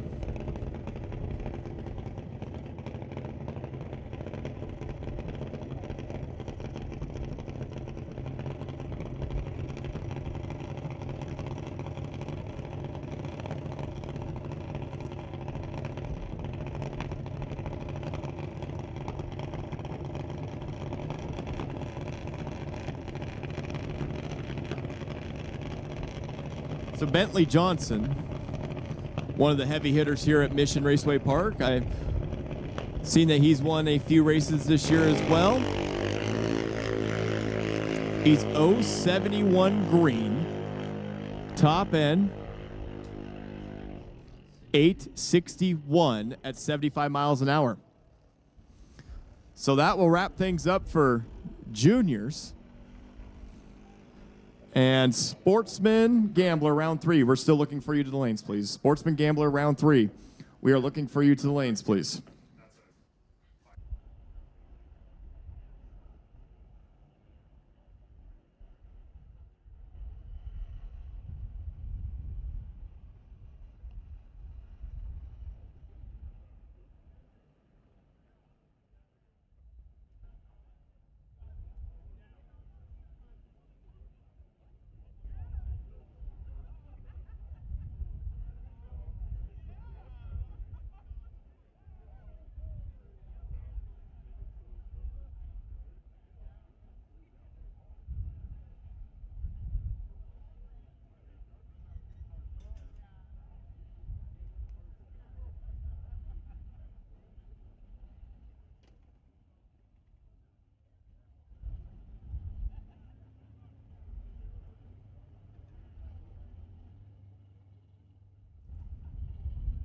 Okay, so attention to pits. Apparently, someone lost a black and white poncho, maybe on the return road sometime this morning. It has a skull on it.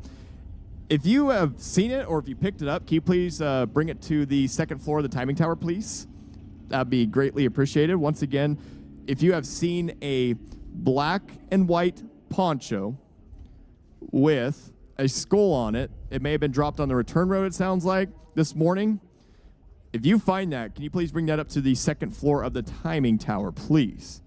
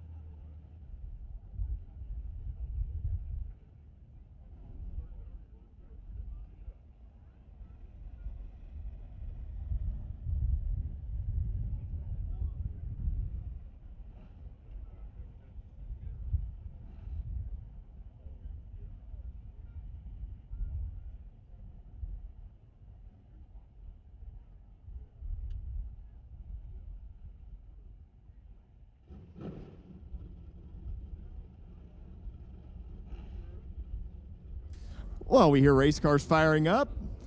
That means it is time for round 3 of Sportsman Gambler.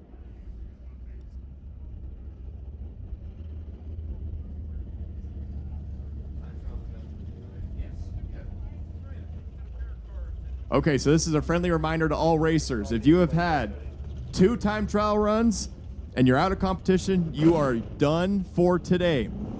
Once again, if you've had 2 time trials and you're out of competition, you are done for the day. We will look forward to seeing you tomorrow for the team race. But here we go. Round 3 of Sportsman Gambler. Jacob Cleve and Jimmy Hereford. Portland versus Renegade. Jimmy Hereford has had a brilliant season. He's down at 1243. He has won a lot at Portland. He's won a lot at Woodburn. Jacob Cleve in the Maverick, racing for Renegade. Oh boy. This is going to be a dandy at the finish line. Hereford out front. Here comes Cleve. Cleve looking very strong. Can he make it work? You bet. It's a double breakout affair. 1168 on the 1171. He's under by 300ths of a second. Hereford's under by 500ths of a second.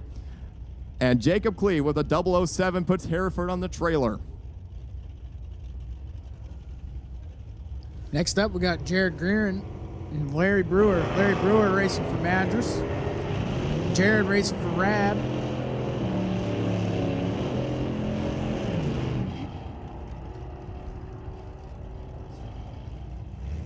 Larry's late on the trees, not going to make it work. Runs a 12:15 on the 12:09. Jared, 87 up front, runs an 11:80 with a 0 on the 11:76. Bringing up Bobby Berkovics and Jeff Wyford. Jeff Wyford racing for Team Walla Walla. Bobby racing for the Bremerton Bombers. Jeff dialed in at 12:06. Bobby dialed in at 12:30. This should be a good one. Both slowly bumping into stage. Locked and loaded. Here we go. Oh, man. Well, one of these two has a pretty good reaction time. They're pretty close. Anything can happen at the finish line, right? But someone does have a little bit of an advantage. Can they make it work? Yes. 12:59 on the 12:30. Bobby Berkovich gets it done with an 0:34. Jeff Wyford. 12:55 on the 12:06. I don't know what happened there. 0:80 reaction time. Brings up Kyle Leftwich and Roland Lowen. Roland Lowen racing for Team on a Mission. Dialed in at 12:92. Kyle Leftwich racing for the Bremerton Bombers. Dialed in at 12:14.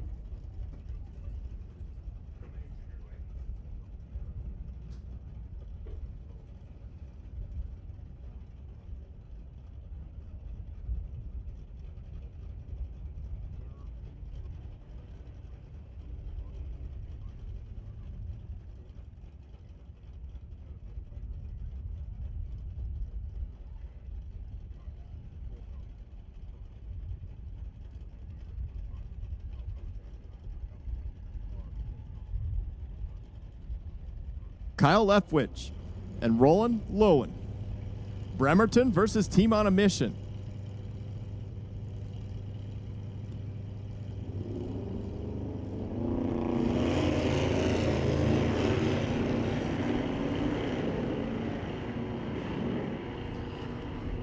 $31,000 separate him up front. Give the win to Roland. He's 1287 with a 6 on the 1292 dial. 31 up front. Taking 23,000 at the stripe for the win. How about Ted Porter and Skylar McFall? Team Firebird. Over here in the tower side lane, dial it at 1255. Skylar McFall is dialed at 1367. In the Duster.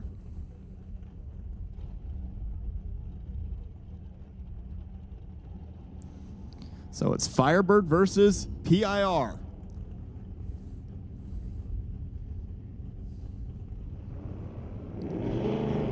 And unfortunately for Ted Porter, turns it red by 21 thousandths of a second.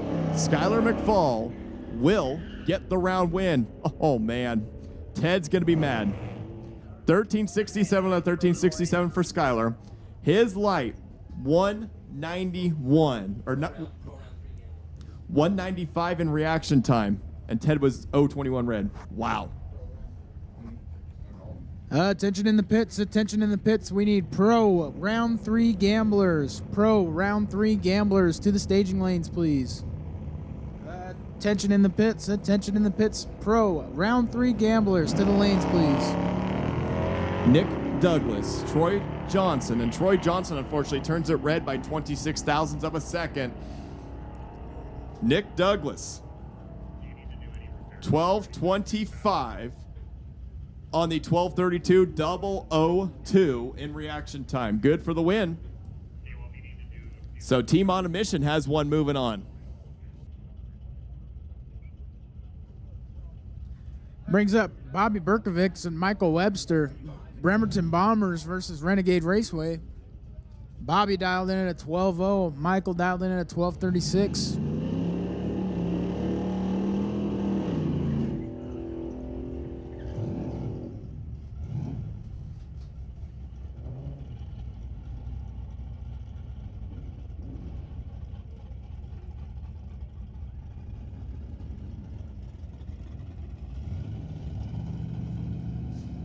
So this should be a pretty good race. It's Nova versus Challenger.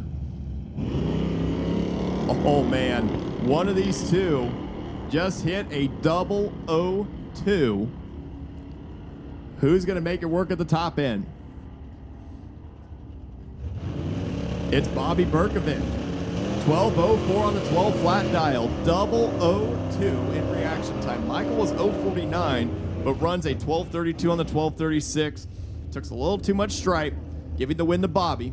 He'll be back for round number 4 as we turn the page to J.R. Hawkins and Gary Howe. Boy, this should be a good matchup here. J.R. Hawkins racing for Team Firebird. Gary Howe running for Team Bremerton, the Bremerton Bombers. A very good racer.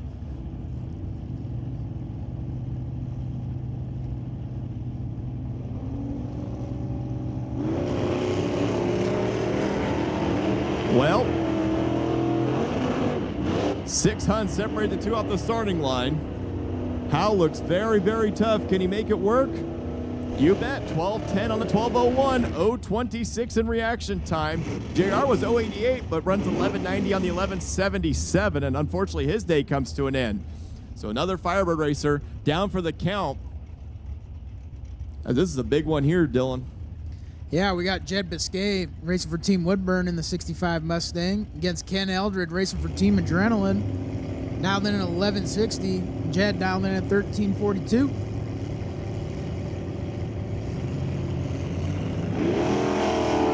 Oh, Ken's going to want that one back. It goes 009 red to Jed's 38 up front. Giving Jed Biscay the win. Team Woodburn got another bullet moving on to the next round. Jed Biscay, wow, tough lap. Runs 1342 with a 5 on the 1342. Ken Eldridge runs a 1162 with a 9 on the 1160. Bringing up Brian Thompson and Gordon Rust. Gordon Rust for Team Renegade. Brian Thompson, Bremerton Bombers. Brian dialed in at 13:05. Gordon Rust dialed in at 11:75.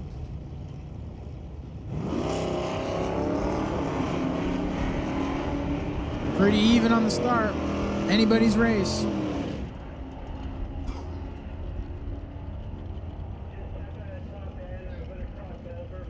And it's going to be Gordon Rust for the win. He's 39 up front. Runs an 11:78 with a 5 on that 11:75 dial. Brian Thompson had the starting line advantage with the 23 light, but couldn't get there in time. Took too much stripe to break out by 68. Brings up Blake Peterson and Carl Thorsett. Pacific on Pacific. Blake dialed in at 11:65. Carl dialed in at 11:78.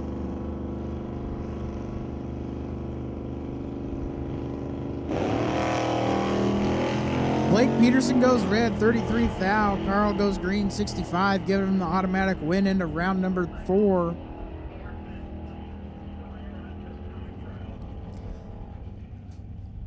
Carl Thorsett runs dead 5 with the 65 light, sending him to the next round.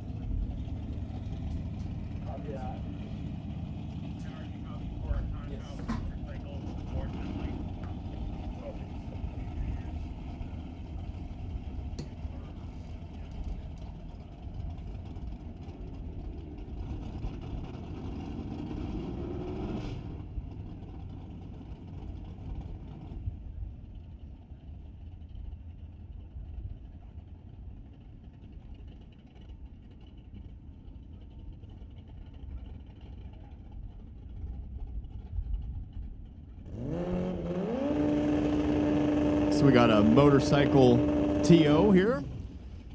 Frank Scally on the Hayabusa motorcycle running for Team Woodburn.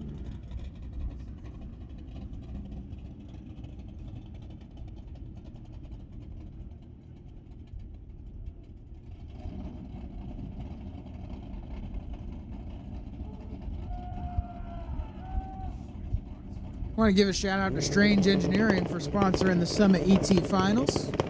Appreciate your support. Go support those sponsors that support us. Wow. Frank Scally. Trip Zip Red. How many of those are we going to see this weekend? I don't know. We should almost put a bet on it. What's the over-under? Might have to think on that here a minute. I think we need to do it from the start of tomorrow to Sunday. I'm going to guess 10. I was thinking 15. I got faith. Well, I don't want them to go red, but I feel like people are going to be pretty aggressive on that light this weekend. I'm going to go with 10. I'll take the over. Okay. Okay.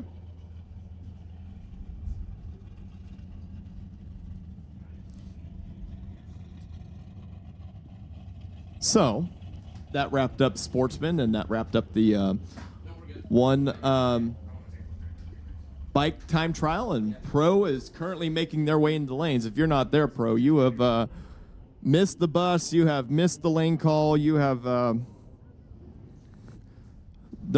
missed a lot of things.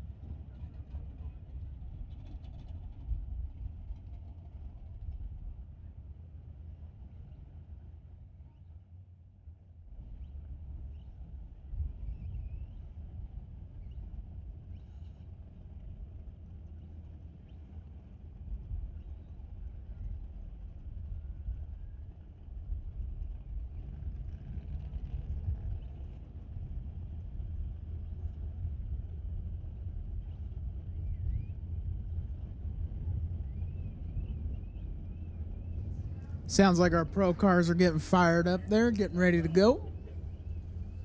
Doing a little ropey dope back there, making sure teams aren't racing the same team. This is round 3. This is going to start getting good. Yeah, look at this matchup. Matty Kilman and Steve Kelly. My goodness. This should be a final round right here.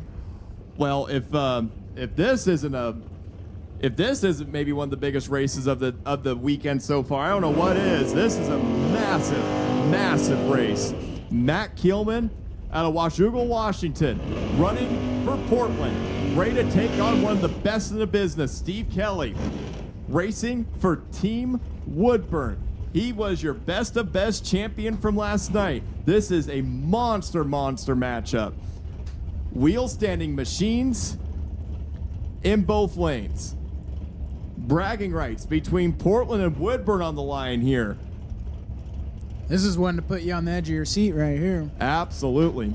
I don't know what will put me on the edge of my seat more, the wheel stands or the finish line. This is going to be a dandy. They're both rolling in very carefully. A massive race to kick off round number 3 of Pro. Here we go. Well, one of these two are ready. 014 is the best light here. Kielman looks tough. Can he make it work? You bet. 994 on the 988. 014. Kelly was 048. Missed the tree. 979 on the 975. Down goes Kelly. Kielman moves on. Brings up Race Albie and Hollis Runge. Hollis running out of Woodburn drag strip. Race Albie, the lone Coos Bay racer. Dialed in at 956. 953 for Hollis. Virtually heads up. 300 separated. Just like we said before, they will be looking over at each other.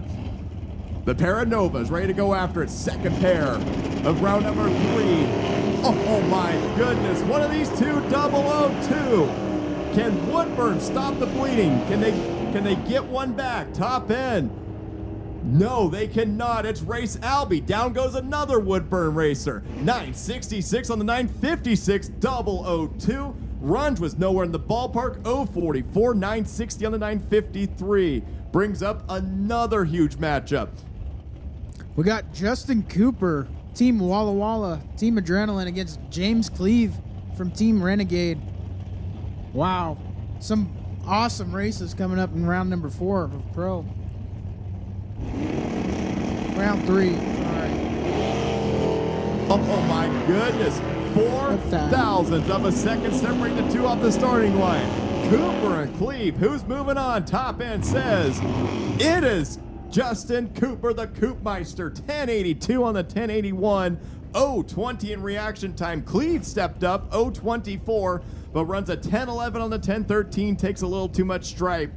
As we turn the page to Jake McLean and Brandon Smith, a pair of racers from Walla Walla and Team Firebird.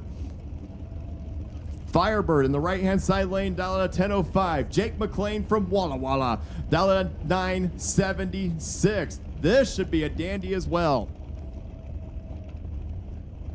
Jake McLean, one of the heavy hitters of Pro at Walla Walla. Brandon Smith, one of the key hitters at Firebird this year in Pro as well, sitting in the top 3 in the points. Look at these two. Oh, man. Well, worst light, 025. McLean looking tough. Can he make it work? You bet he can. 980 on the 976. 002 for Jake McLean. Brandon Smith was 025. 1008 on the 1005. Dylan, my goodness. Man, these are some wild races going on right now. All right, touch the pits. Super Pro, round 3 to the lanes, please. Super Pro Gambler, round 3 to the lanes, please. Brings up Shannon Campbell for Team Firebird, dialed in at 1121, and Derek Knudsen for Pacific Raceways, dialed in at 960. 5 thou separate them up front.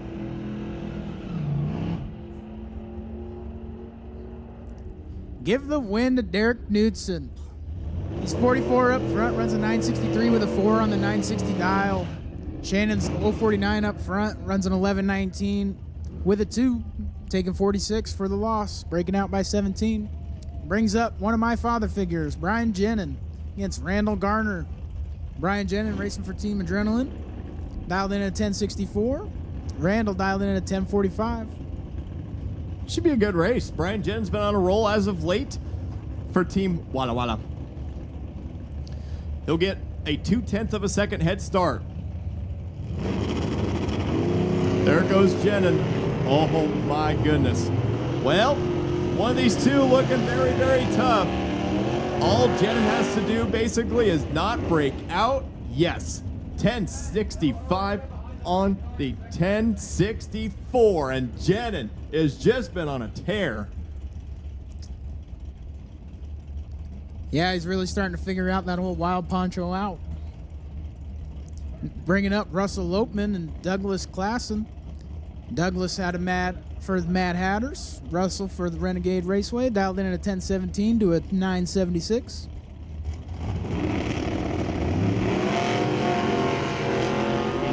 It's anybody's stripe.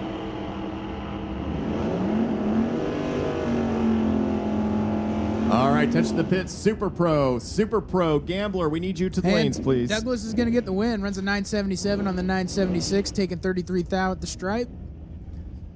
Russell's 55 up front and has no chance. All right, touching the pits. Super Pro Gambler, round 3 to the lanes, please. Super Pro Gambler, round 3. We need you to the staging lanes, please. Brings up Daryl Tipp and Ryan Wilnham. Daryl racing for Team on a Mission, dialed in at 11:56. Ryan racing for Renegade Raceway, dialed in at 10:28.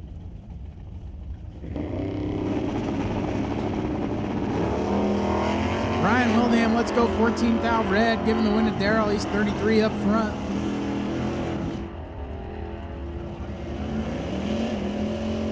And Daryl runs an 11:54 with a 4 on the 11:56. Ryan 10:29 with a 7 on the 10:28. Bringing up Lauren Schwarz and Travis Marion. Team on a Mission versus Mad Hatters. Lauren dialed in at 10:25. Travis dialed in at 10:53.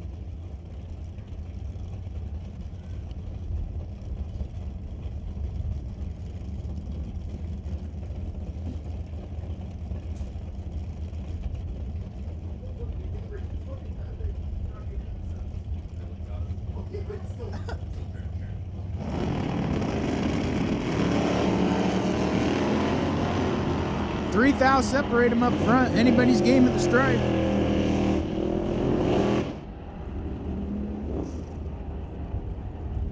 Give the win to Lorenz. He's 10:27 on the 10:25 dial, 47 up front, taking 6 thou at the stripe for the win. Team on a Mission, moving on to the next round. Bringing up Dana something Olson, if you know, you know. And Andy Klosky racing for Team on a Mission. Dialed in at 10:23. Dana Olson dialed in at 9:20 for Team Adrenaline. So you'll see the Mustang lead first. Here comes Dana. Oh, man. Well, one of these two just laid down an 0:10 reaction time. Top end says, wow. Give it to Dana Olson. 9:21 on the 9:20 dial. He was behind in reaction time, 0:39. Andy was 0:10, but just took too much stripe. Dana Olson for Team Walla Walla will advance. How about Craig Johnson and Robert Steffen around? Wow, that's going to be a good one,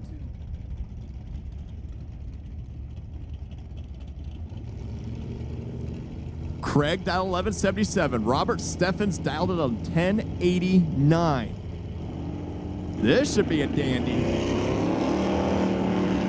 Identical reaction times, 0:23 apiece. Who picks the better dial? Is it Renegade or Mission? Top end says it is Robert Steffen. 1088 on the 1089. It's a double breakout race.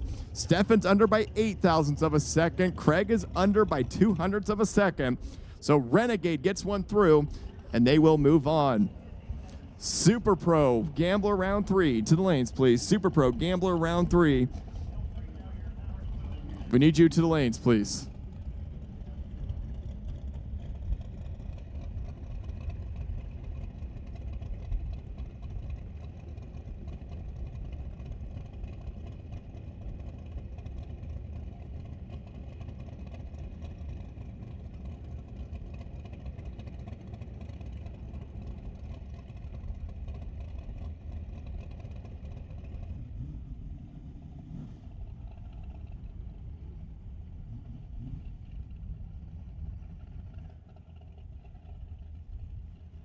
So just another reminder, Team Firebird, we will be having our team dinner here in about 15 minutes at the Phelps trailer. 15 minutes for Team Firebird for the team dinner for Team Firebird. That will be at the Phelps trailer as well. We are doing a mini team meeting as well over there.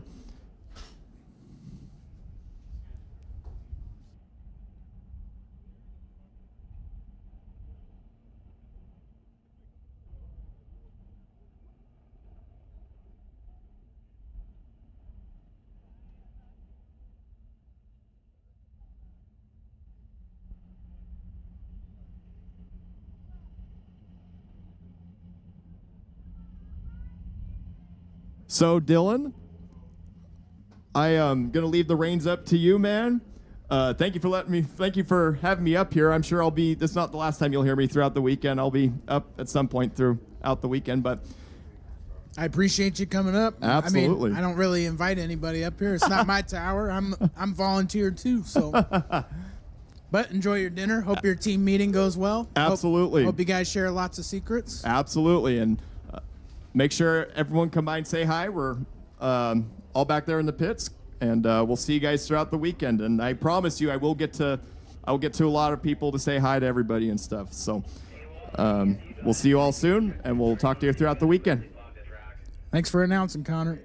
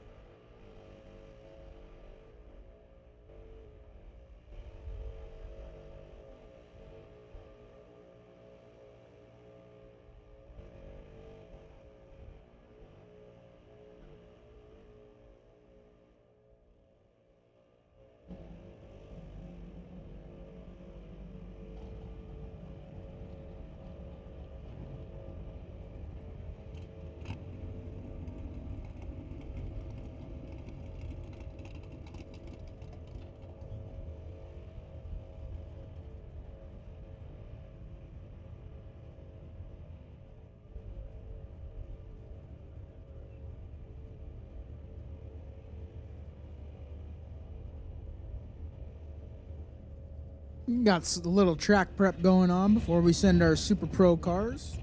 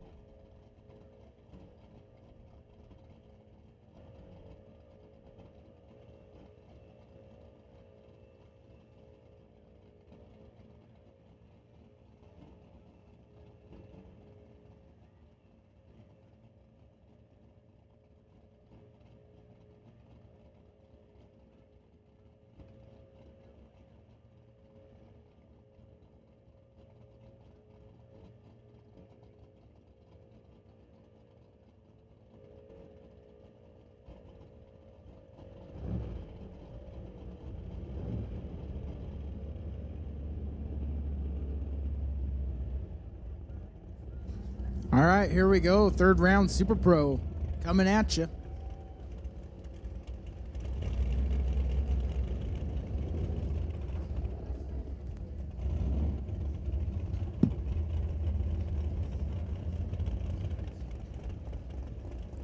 Gonna have George LeBlanc from Creston, BC, racing for Team Walla Walla. Dialed in at 566 against Jeremy McGee, racing for Team Woodburn, dialed in at a 502.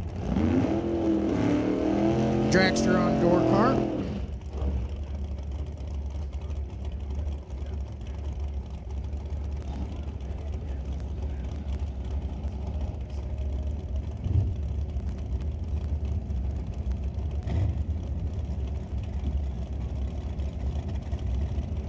Walla Walla versus the Woodburn Warriors.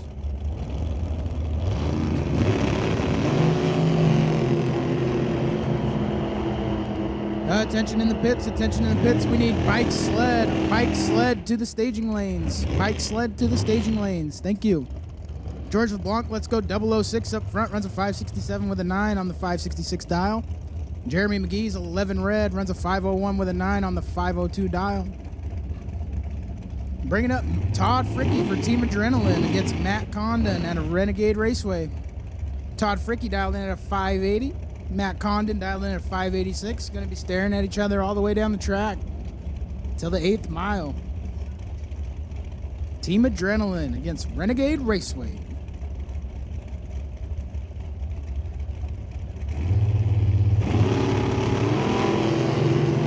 Matt Condon is 0, 0, 0, 0 on the tree and doesn't get the win. Todd Fricky's 33 up front, runs a 480 with an 8, taking 009 at the stripe for the win. Matt Condon's perfect, literally perfect on the tree and runs a 491 with a 0 on the 486 dial to be behind 009. Brings up Warren Jacobson and Morgan Karen. Warren racing for Team on a Mission. Morgan racing for the Mad Hatters. Canada on Canada action. Morgan dialed in at a 488. Warren dialed in at a 707.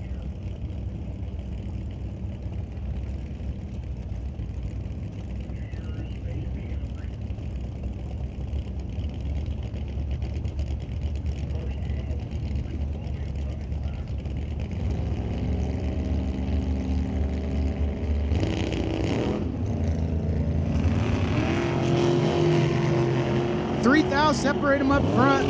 Worst lights at 20. Morgan gonna get the win. She's 20 up front, runs a 489 with a 2 on the 488 dial, taking 31 thou at the stripe. Warren 17 up front, runs a 711 on the 707 dial. Bring up Kevin McEnroe for Team on a Mission and Aaron Steinke for the Mad Hatters. Kevin dialed in at 647. Aaron dialed in at a 441.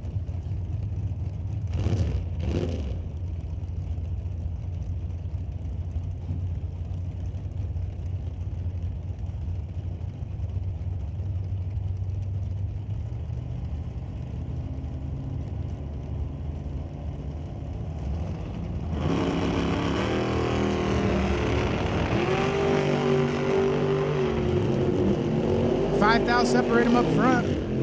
Win light going to Kevin for Team on a Mission. He's 27 up front, dead 7. Be behind 19, forcing the breakout for Aaron Steinke. Steinke 32 up front, runs a 439 with a 3 on the 441 dial. Bringing up David Wakefield and Toby Peterson, Renegade versus Pacific. David Wakefield dialed in at a 607. Toby Peterson dialed in at a 547.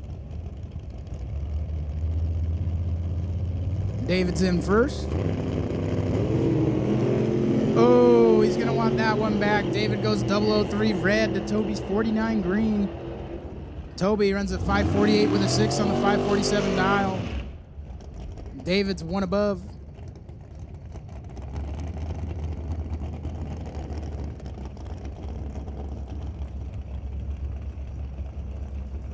Bring up Zachary Zerberg For the Bremerton Bombers, dialed in at a 567 against Greg Dowdy.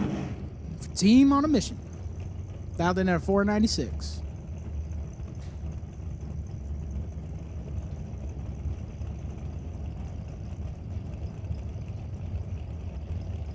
Zach in that 68 Nova, racing the dragster, getting ready to get chased down.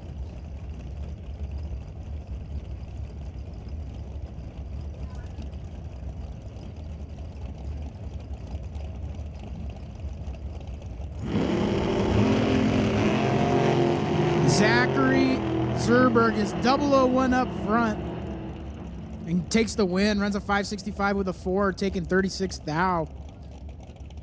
Greg's 42 up front, excuse me. Runs a 494 on the 496, breaking out. Brings up Jason Gibson for Team on a Mission, and Doug Wildham for Renegade Raceway. Jason Gibson in that 91 Mustang. Doug Wildham in the 69 Camaro.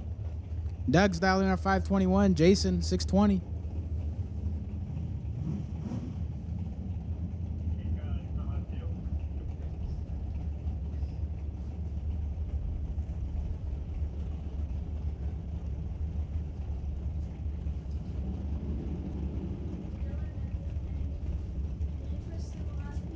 Sure.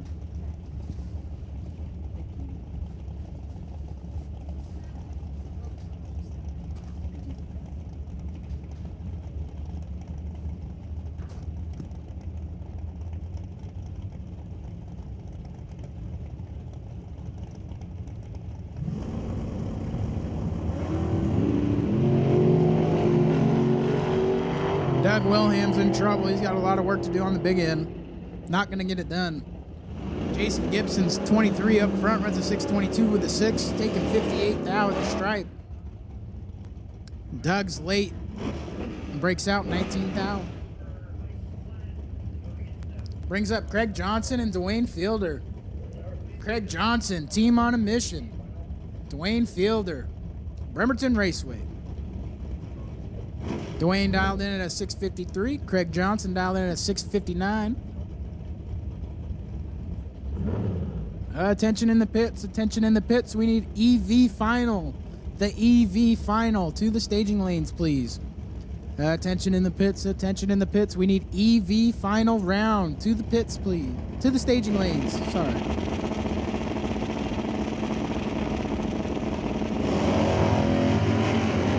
Craig Johnson, let's go 12 to Dwayne's 89. Craig Johnson going to take the win there. Runs a 668 on the 659 dial, taking 55 thou at the stripe. Dwayne Fielder runs a 660 with a 7 on a 653 dial. Bringing up Nicholas Carr and Don Sefton. This would be a good lap right here. Team Woodburn versus Team Bremerton. Don Sefton dialed in at 448. Nicholas Carr dialed in at 578.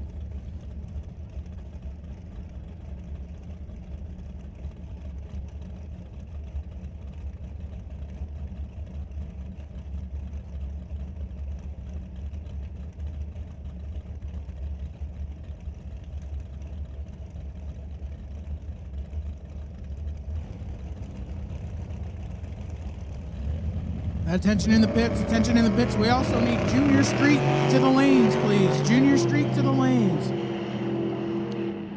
Nicholas Carr goes 002 red to Don Sefton's 006. Don Sefton runs a 445 with a 5 on the 448 dial.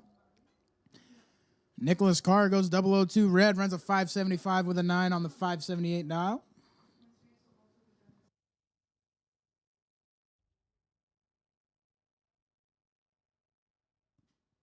Attention in the pits, attention in the pits. We need Junior Street to the lanes. Junior Street to the lanes, please.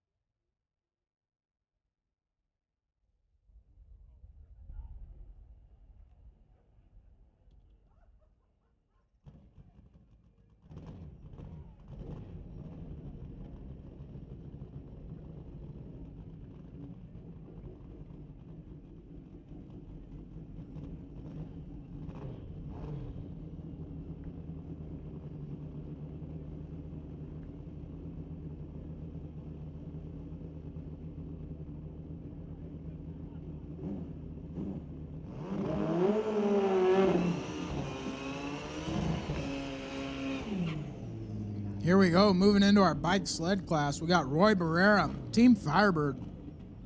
Dialed in at 782 against Don DePeel, Team Woodburn Warriors. Dialed in at 852.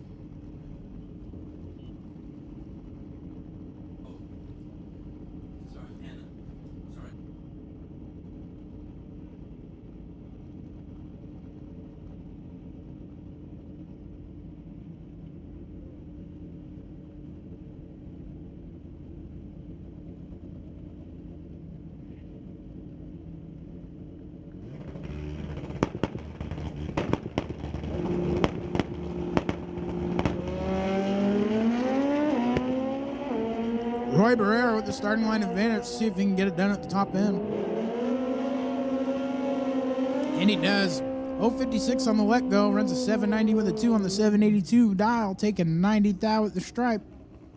Don DePeel missed the tree a little bit, and that's where he lost it all. Bringing up Zach Toth and Liz Micheletti.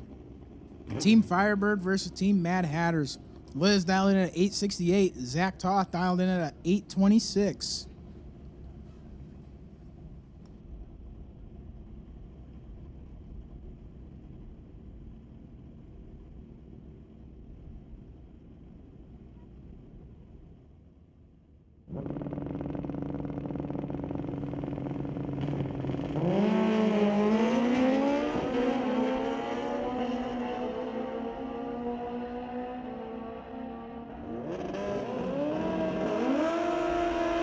Zach Toth going to take the advantage at the starting line there. 16 on the let go, runs at 838 with a 3 on the 826 dial. Liz misses the tree quite a bit, runs at 871 with a 9 on the 868. Look at this matchup. We got Steve Miller, Team Adrenaline, versus Terry Holloway, Team Renegade.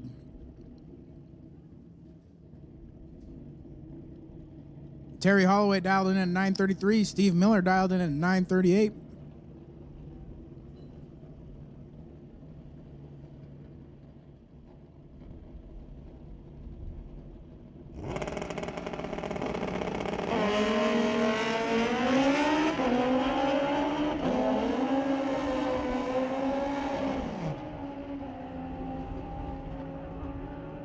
Steve Miller going to take advantage of the starting line there. He's 15 up front, runs a 938 with a 1 on the 938 dial. Terry Holloway's 33 up front and has no chance.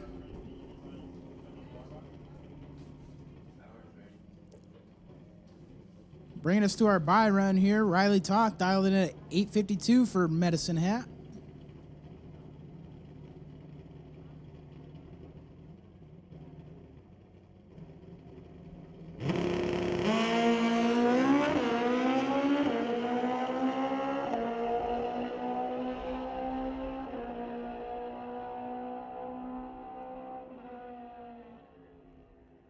Riley Toth, let's go 006 red, runs at 855 with a 3 on the 852 dial.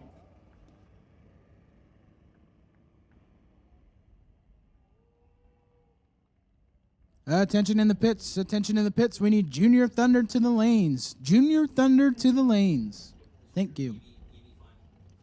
EV final here. Matthew Shea versus Michael Webster. Woodburn versus Bremerton in the final round. Matthew for Team Woodburn dialed in at 965. Michael Webster for Team Bremerton Bombers dialed in at 1228.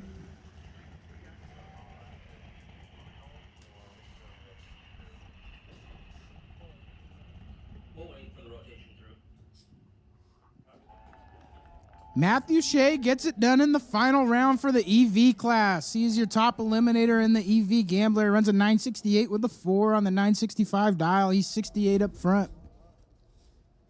Michael Webster misses the tree, runs a 1233 with a 1 on the 1228 dial to be behind 131. Matthew Shea, your top eliminator and your EV Gambler.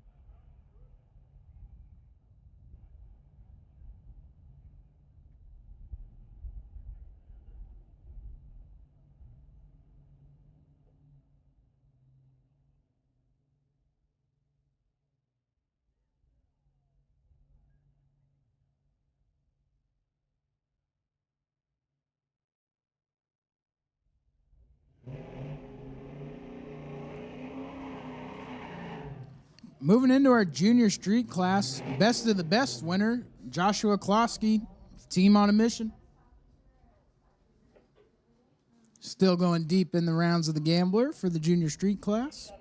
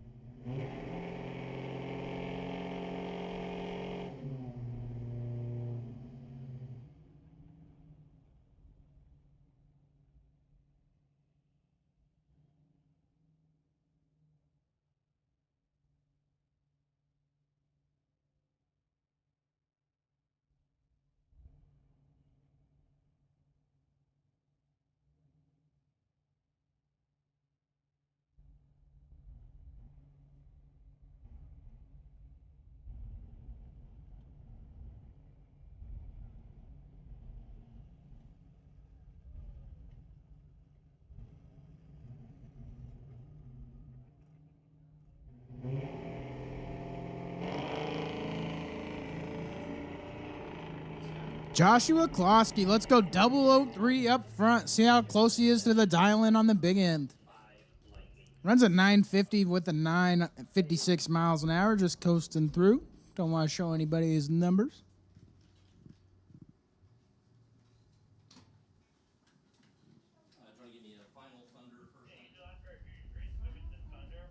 Attention in the pits, attention in the pits. Final call, Junior Thunder. Final call, Junior Thunder. And it'll be your first call for Junior Lightning. Junior Lightning to the staging lanes, please. Junior Lightning to the staging lanes. Thank you.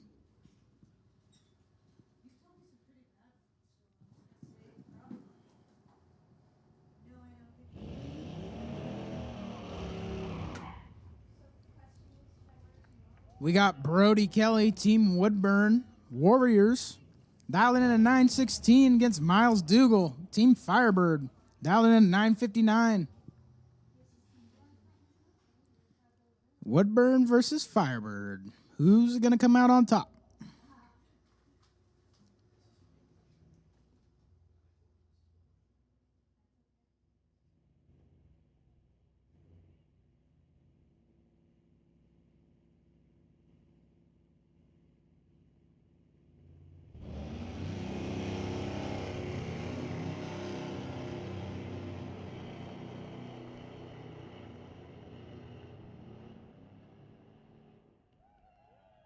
Brody Kelly going to take the win there. He's behind on the tree, but gets it done on the big end. Runs a 917 with a 2 on the 916 dial, taking 22 thou at the stripe. Miles Dougal, he's 28 up front, runs a 964 with a 0 on the 959.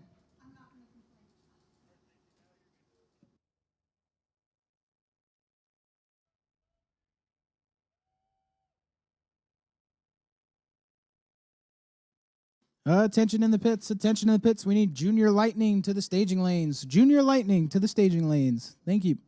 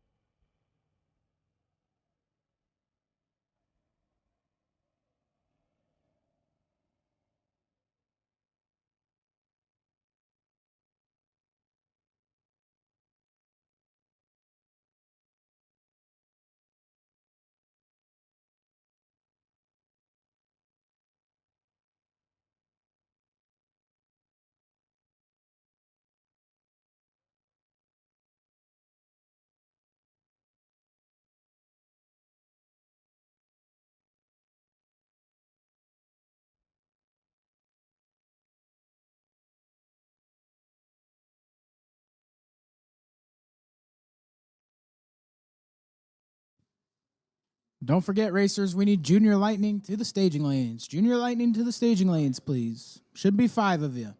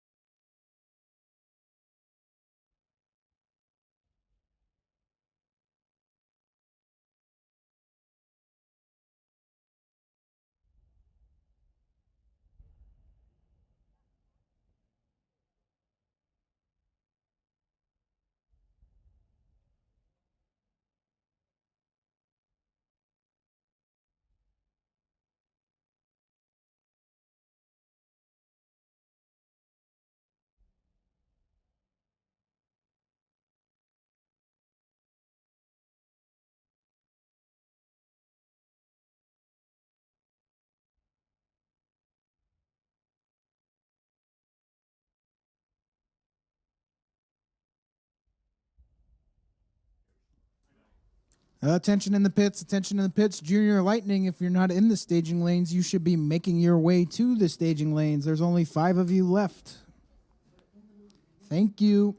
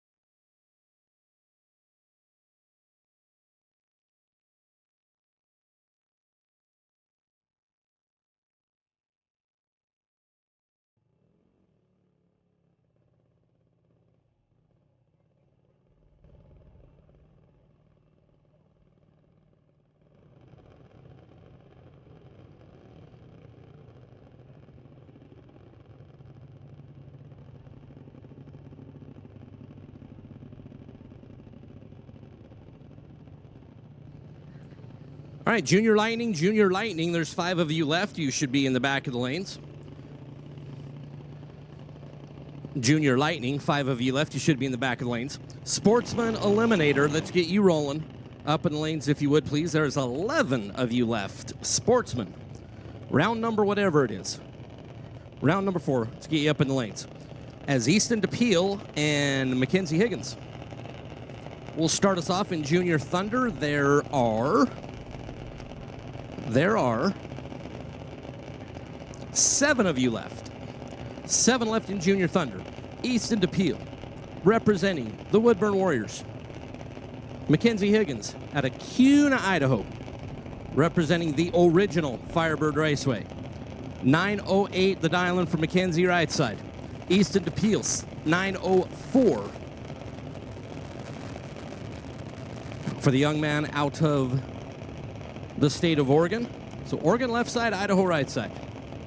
908 right side, 904 left side. We're going from 7 to 4 in Junior Thunder. And if I get my Junior Lightning to roll forward just a little bit, Sportsman, round number 4, there's 11 of you left as you get headed this way.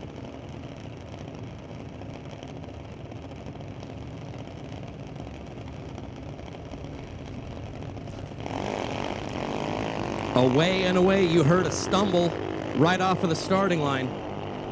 Neither driver is going to get into the Reaction Time Hall of Fame in this pair, but Easton DePeel is going to turn on the win light.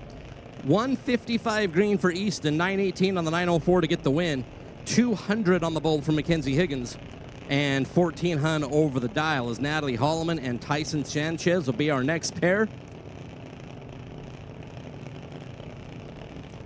Woodburn for Natalie. Tyson for Team Renegade.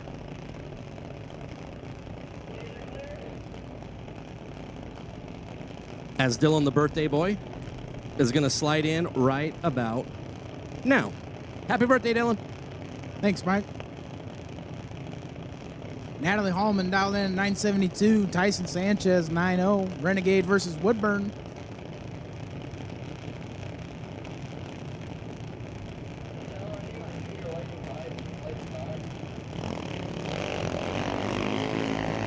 Three thou separate them up front. Neither's going to be in the Reaction Time Hall of Fame, like Mike says.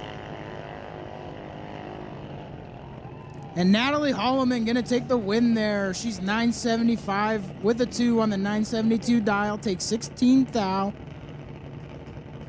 Tyson Sanchez 904 on the 90 dial. Can't get there. Natalie Holloman going to be coming back, bringing up Will Lee for Team Woodburn.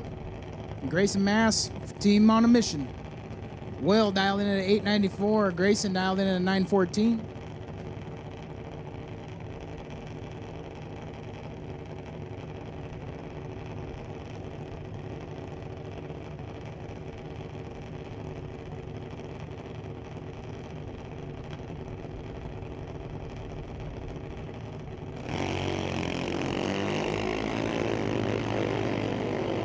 $60 to a 105. Will has the advantage. Gonna get the win. Another Woodburn Warrior moving on to the next round. Runs a 903 with a 5 on the 894. Grayson missed it up front. Runs a 912 with a 2, trying to get there. Broke out 17 thou. Another Woodburn Warrior pulling up. Joey Shuradella. Joey Shuradella for Team Woodburn, dialed in at 9-0 on his buy run. See if he can lay down a perfect package real quick.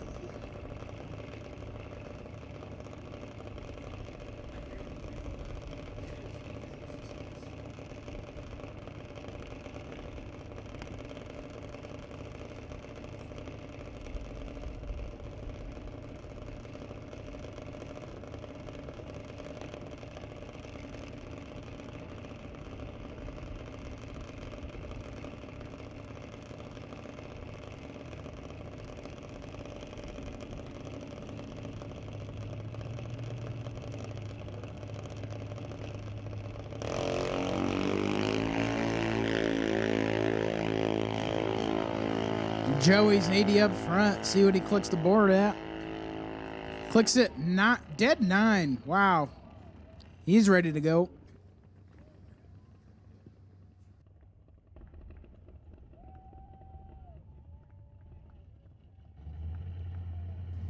Attention in the pits, attention in the pits. Sportsman, round number 4. You should be in the staging lanes or making your way to them. Attention in the pits. Sportsman, round number 4. You should be in the staging lanes or making your way there.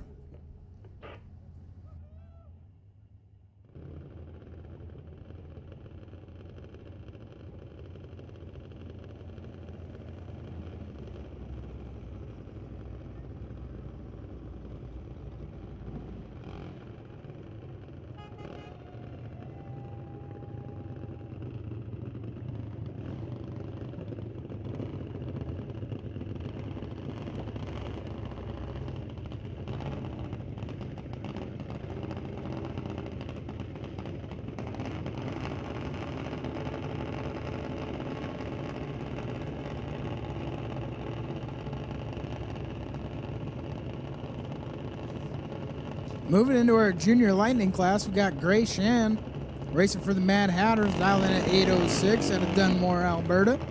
Against Sydney, dialed in at 8:45, racing for the Bremerton Bombers.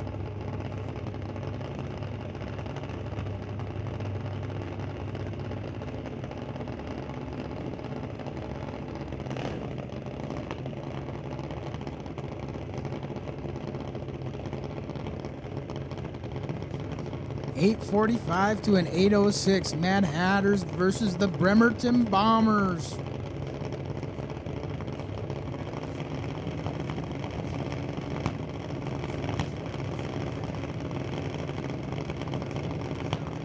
Gray is going to be chasing Sydney down.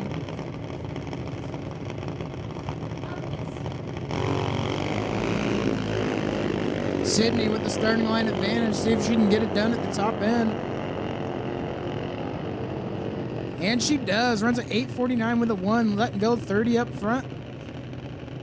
Taking 70 thou for the win. Gray missed the tree. Runs at 8:08 with a 5 on the 8:06 dial.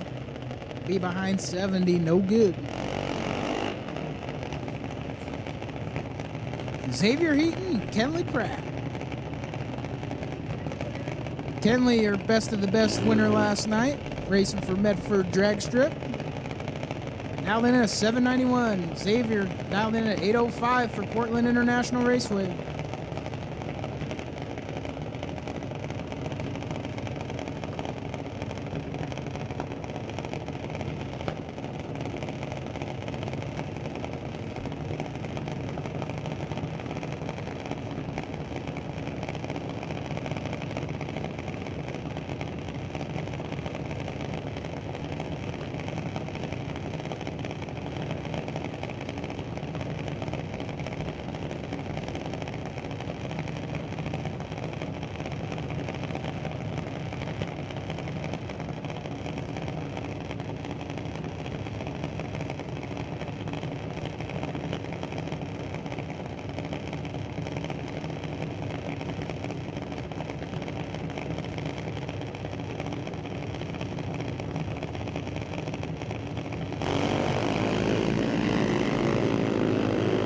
Xavier's got the advantage up front, 29 thou to a 45.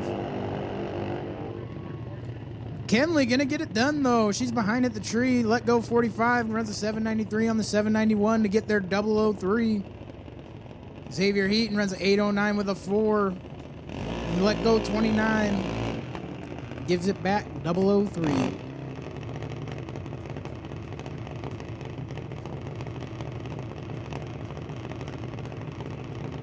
Cole Karen, Mad Hatters on his bye run here, dialed in at a 792.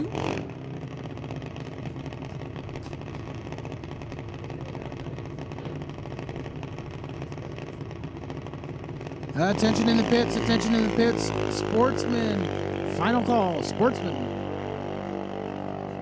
Cole Karen, let's go 24 red, but it's okay because he's on a bye run. Runs a 788 with a 2 on that 792 dial.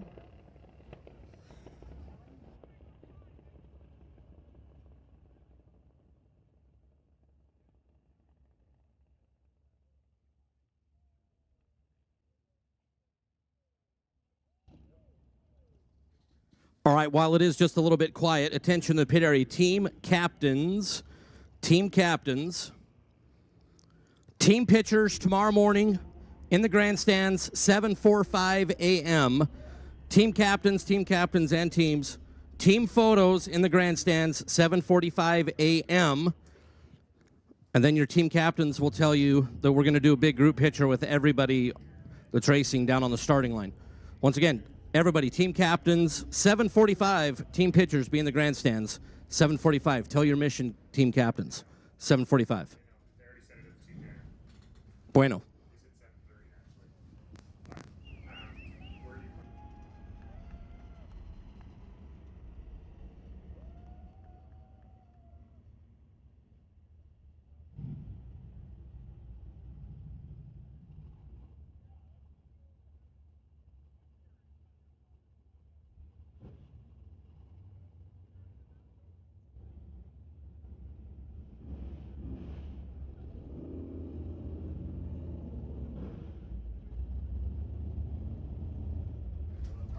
Attention in the pits, attention in the pits. Sportsman is running, so Pro, we're going to need you to the staging lanes.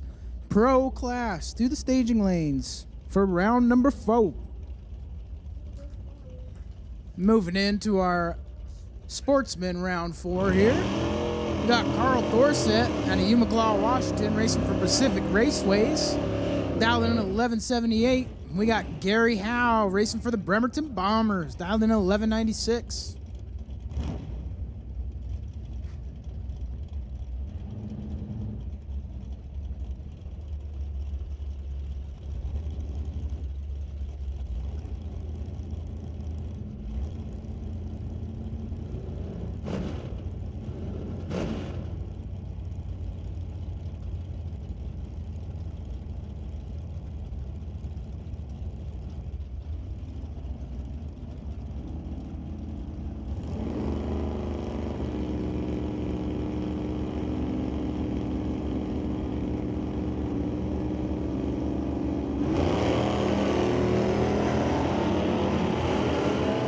Eighth out, separate them up front.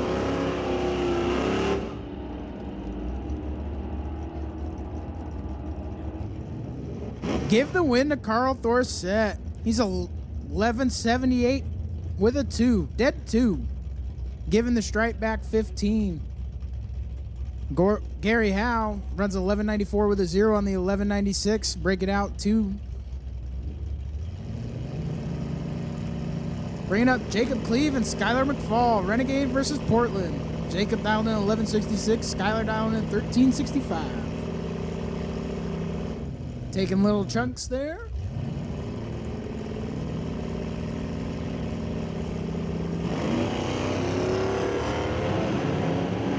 Someone's in trouble on this one.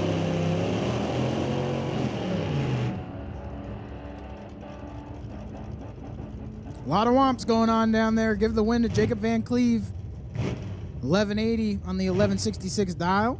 Skylar McFall is late. Runs a 1369 with a 4 on the 1365. Next up, we got Bobby Berkovics versus Jared Green. Bremerton Bombers versus Rad Torque Raceway. 1174 for Jared, 1229 for Bobby. Wow, identical up front. Who's it gonna be at the big end?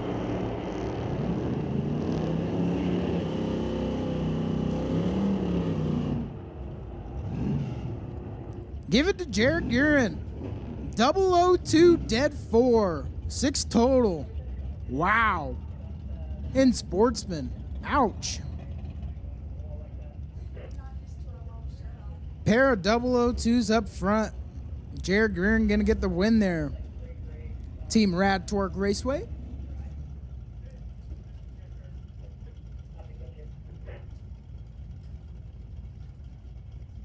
This isn't right, is it? This is the same guy.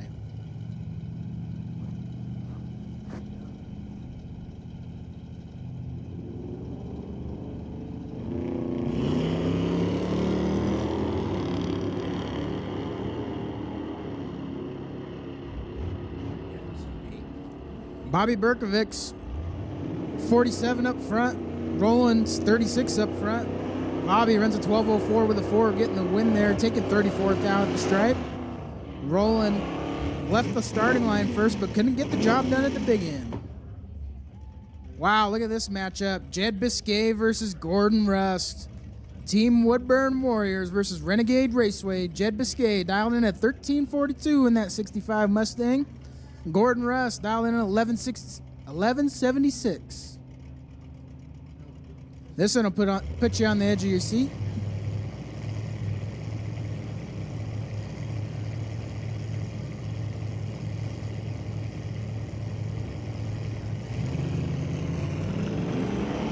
Jed Biscay goes 002 red to Gordon Rust is 18 green.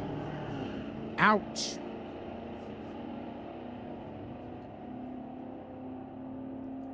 Jed Biscay goes 2 above. Gordon Rust runs an 1179 with a 1 on the 1176 dial. We got Nick Douglas, team on a mission, dialed in at 1230. The titanium strip on his buy run. See if he can lay down a perfect package.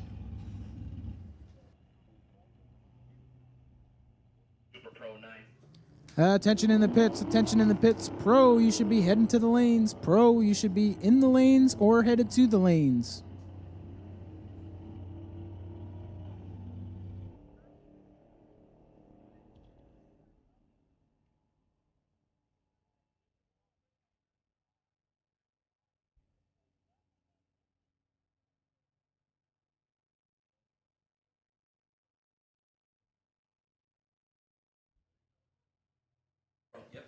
Attention in the pits, attention in the pits. We need Super Pro. Super Pro round 4 to the lanes.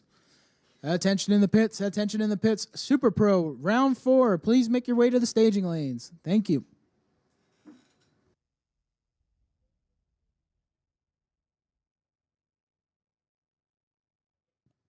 Please make sure you pull into the rear of staging so you don't get mixed up with our pro class as they're pulling forward.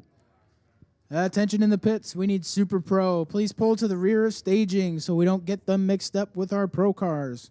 Thank you.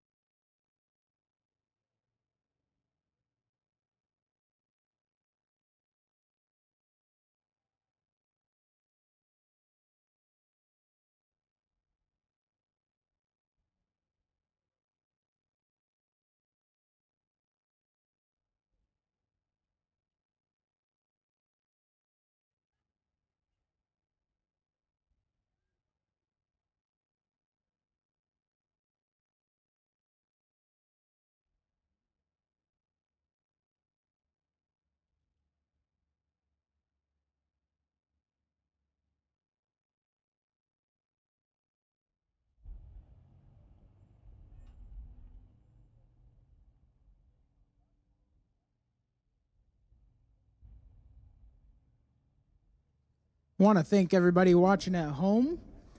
Thanks for tuning in on the YouTube, on the live stream. One of the best live streams out there, in my opinion. There's 3 different races going on at the moment. There's the Fling, there's the Texas Lasso, and you guys are here watching us at the ET Finals.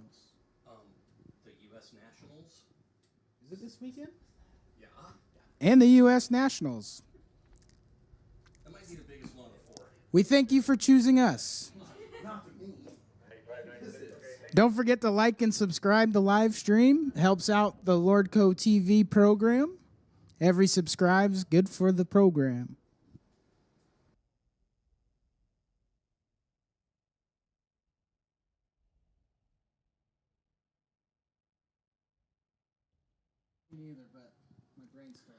You know, I think the reason why we did so poorly last year is it was a conspiracy to get us a pit spot so far out there that I got the exercise I so desperately needed by riding the half mile back and forth to the tower each time. Man, I got to get in shape. This is silly. Well, you guys got to stop smelling dirty socks before first round.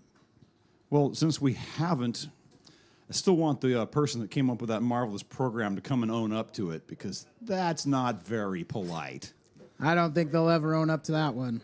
Well, of course they don't. Cowards don't do that sort of thing. They just spread the vicious rumors, stir hate and discontent, and call it a day. Attention in the pits, attention in the pits. Super Pro, you should be headed to the staging lanes, to the rear of staging. And once Pro moves up, you guys will get adjusted and we'll get ready to go racing. Now, that is the overall purpose of this event.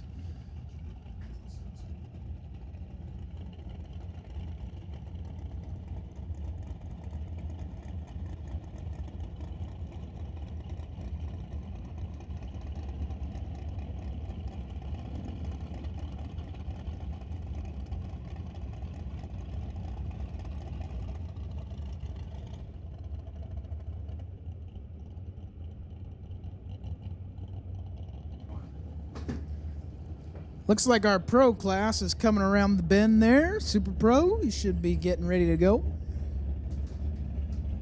If you're not there, you're late.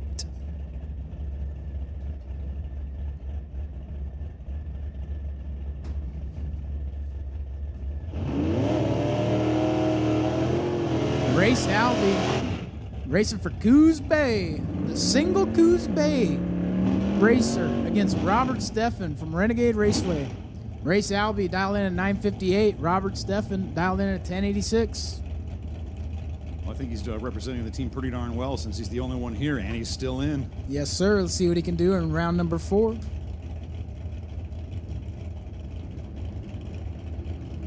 I would have come up sooner, but, you know, there was team dinner involved, and I'm sorry, food first.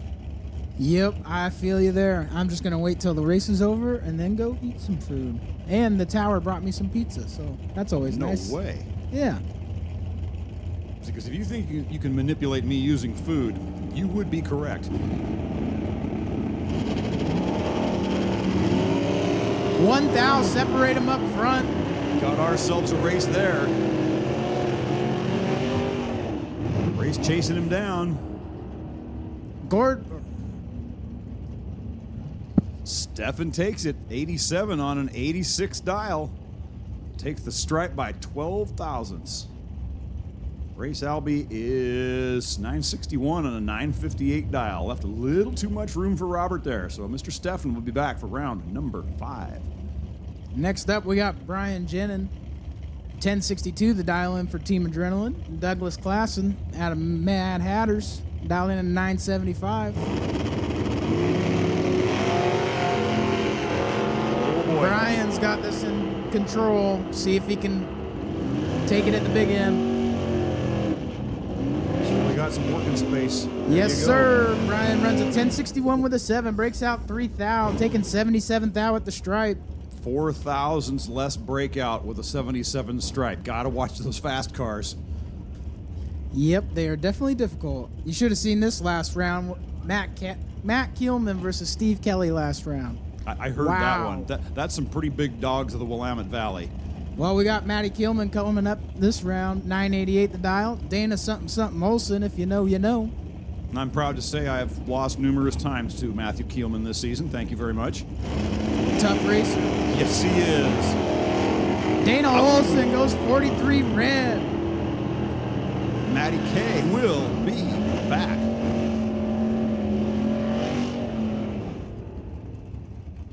Could that be an all-in pass for Matt Kielman? I'm really not sure anybody knows what that car does crossing the finish line at full throttle.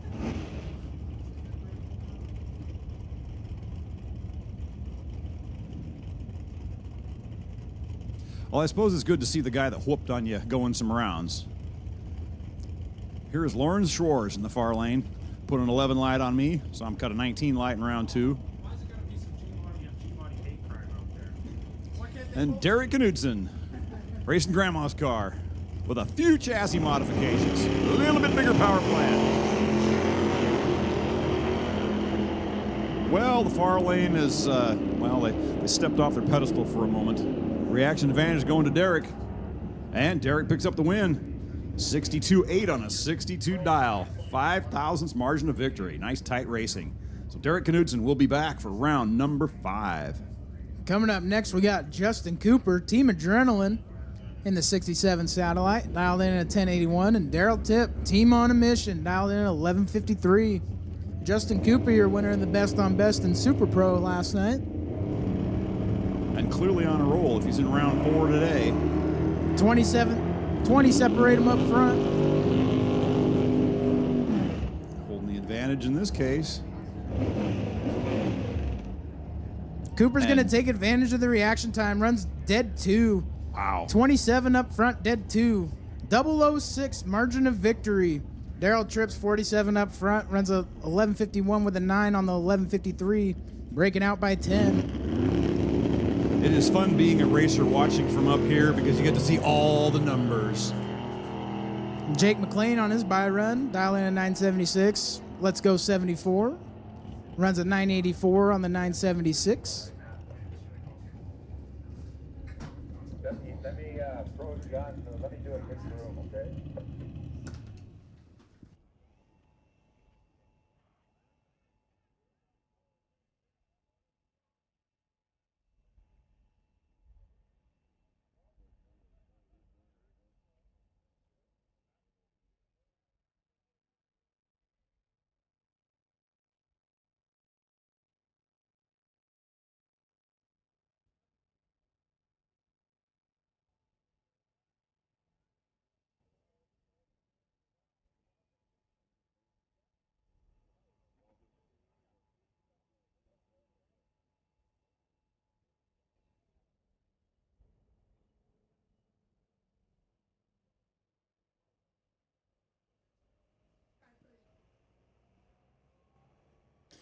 Well, I hope that all of the various race car gremlins and bugs have all been worked out.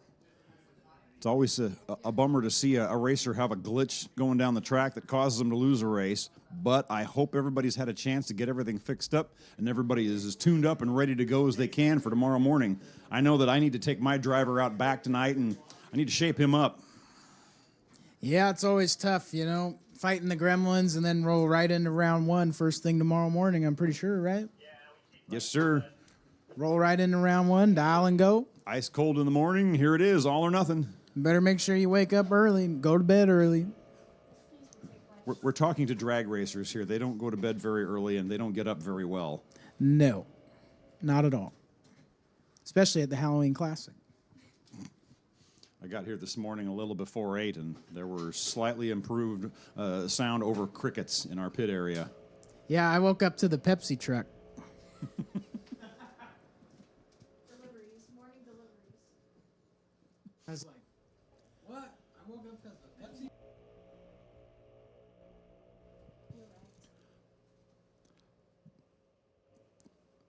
We are ready for bike sled to the lanes.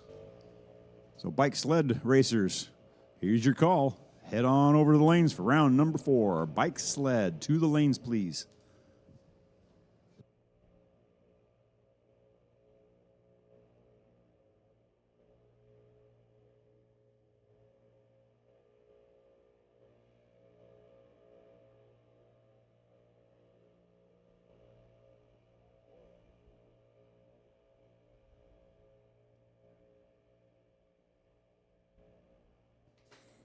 Bike sled, there's 4 of you left. We're in the semifinals. Whenever you guys want to pull down, we'll take you to the lanes. Thank you.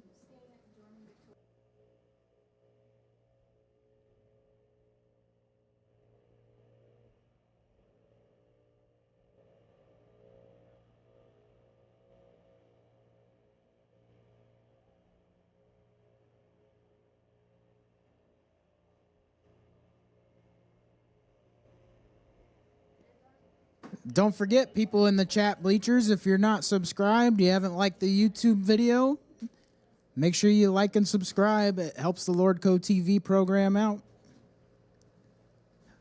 Help support the awesome live stream. Just a quick click can be your contribution. Because if you're having fun and enjoying the coverage, that's all you got to do. Yeah, it costs you nothing to watch. The least you could do is like and subscribe. And since you're ignoring me and playing on your phone anyway, why not get a 2-for-1?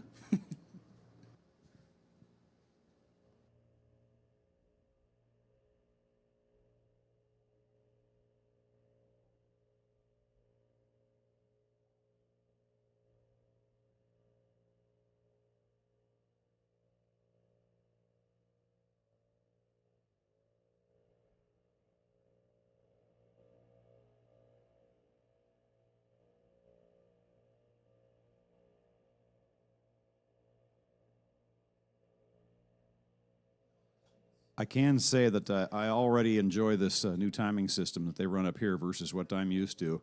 There is so much data on here, and when you just love pondering numbers and looking at all this data, this is just a wonderful place. We got numbers everywhere. This is right up my alley.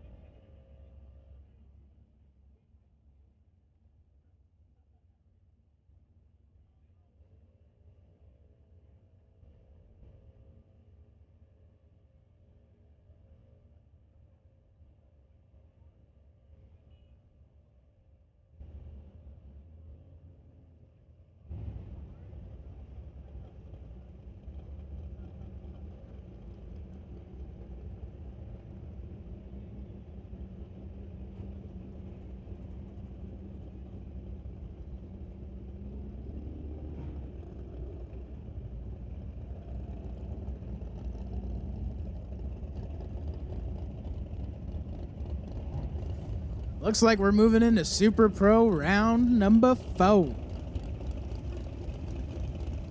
We got George LeBlanc over here in the tower lane. Dialing in at 567. Still waiting on some information on the screen. Oh, there we go. We got Morgan Karen dialed in at 487 for the Mad Hatters. Door car versus dragster. I know Connor New asked me earlier. He says, Dylan, what do you prefer, a door car or a dragster? So I'm going to ask you too. Door car or dragster? I always have a soft spot for door cars. Yep, me too. And for bonus points, put a clutch in it. Yep, now we're talking. If it's a dragster, it's cool if it is absolutely, utterly off the charts, insanely fast. Yeah. Otherwise, That's just my own personal view, though. Here we go. We got Team Adrenaline versus the Mad Hatters. George LeBlanc's actually from Canada, but he's racing for Team Adrenaline today, this weekend. Even got a Canadian license plate on the front of that thing. 4,000 separate them on this end. Wow, they close fast. And it is the door car. Dead 6 with a 19 light. 7,000 breakout for Morgan Karen.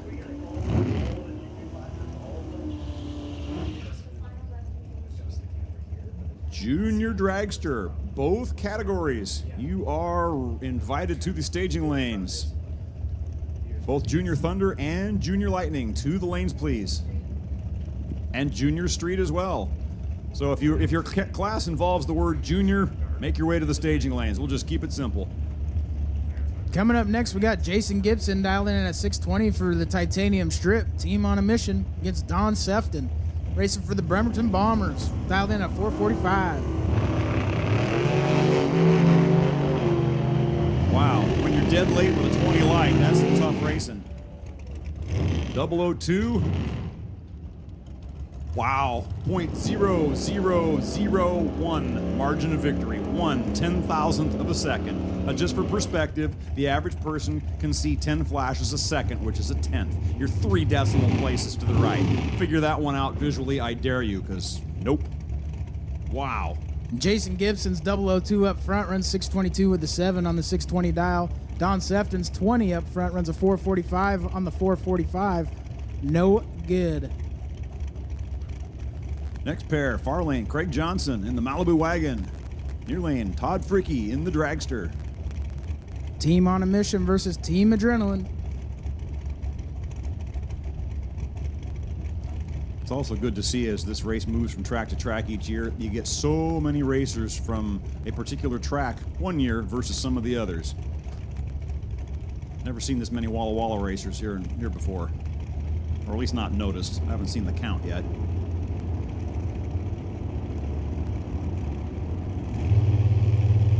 Oh no!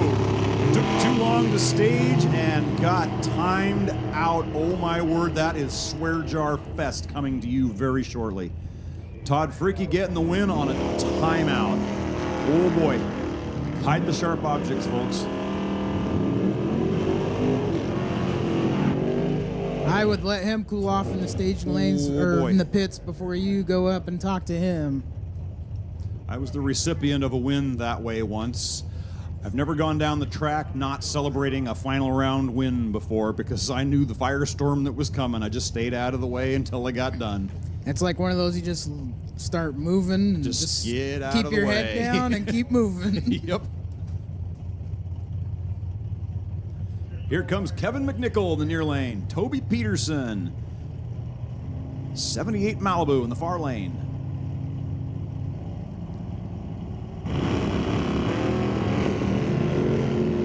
Thou separate them up front. And it's Toby Peterson. Runs dead 3. 3,000's margin of victory. Man, that's tight racing out there. It doesn't matter that they weren't both perfectly spectacular on the lights. It's the fact that they were 4,000ths apart that makes this a tough game. And here's Zach Zerbrugg and apparently one of his fleet of cars. Seen him down at the Fall Classic a couple times running a blue Camaro. Yeah.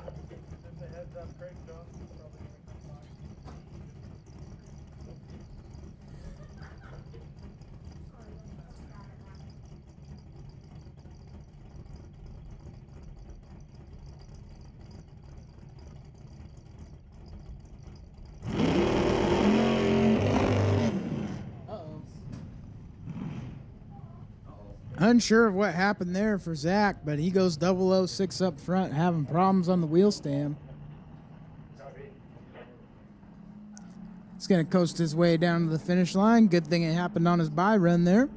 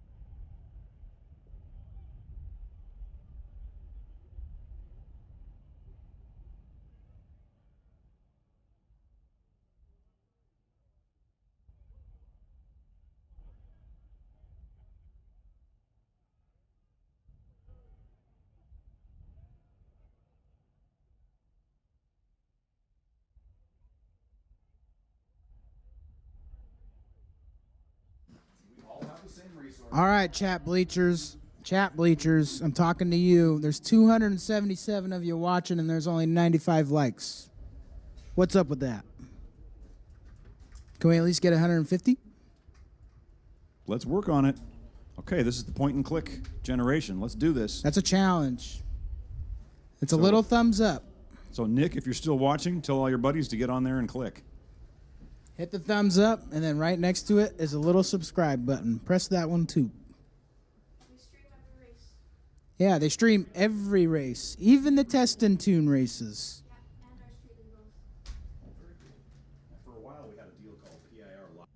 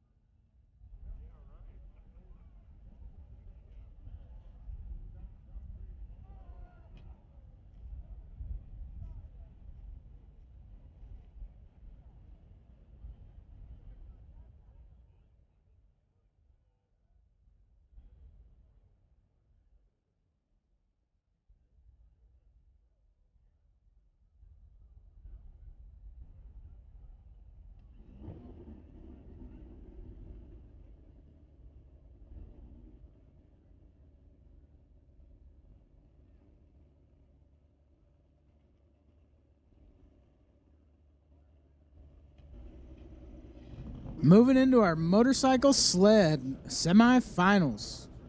4 left, 2 come back for the final. Who's it gonna be? We got Zach Toth at the Mad Hatters, Roy Barrera, Team Firebird. Zach Toth dialing in at 825, Roy Barrera dialing in at 784. Couple of bar bikes going down. Who's coming back?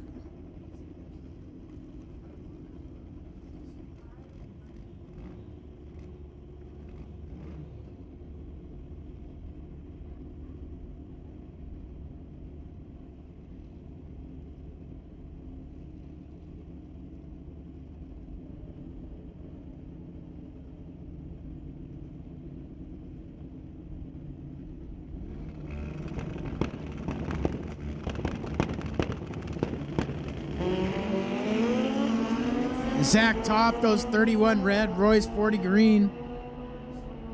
See what Roy lays down on the scoreboard.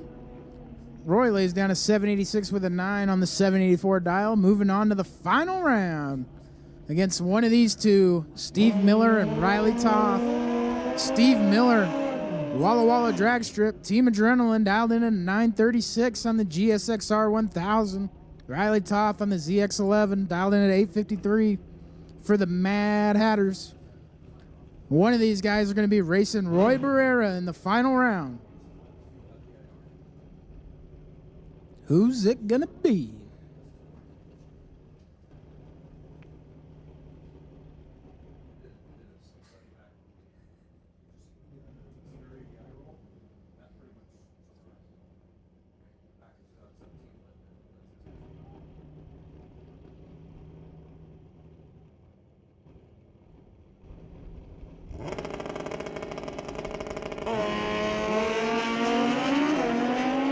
$21,000, separate them up front. Steve Miller's not going to get the win there. He's 40 up front, runs a 931 with a 6 on the 936 dial. Riley Toth's going to move into the final round. 21 on the let go, runs a 849 with a 7 on the 853. Pair of breakouts. Margin of victory for Riley Toth, 007.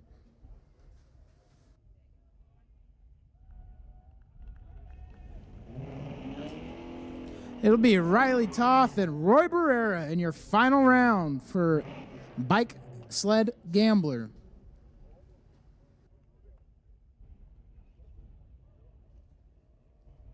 And this brings you to our final round in Junior Street. We got Brody Kelly against Joshua Klosky. Joshua racing for Team On a Mission. Brody racing for Team Woodburn. See if Joshua can double up. And we're going to see if Brody can take over where Dad left off. Brody dialed in at 916, Joshua at 905. That dial-in hasn't changed all weekend. Joshua Klosky gonna double up this weekend. Brody Kelly goes 85 red for the loss, giving Joshua the double up. Joshua runs a 929 with a 2 on the 905 dial. Probably fist pumping his way all the way down. Congratulations. Hey, a win light in the final round is a reason for irrational cheering inside of a vehicle.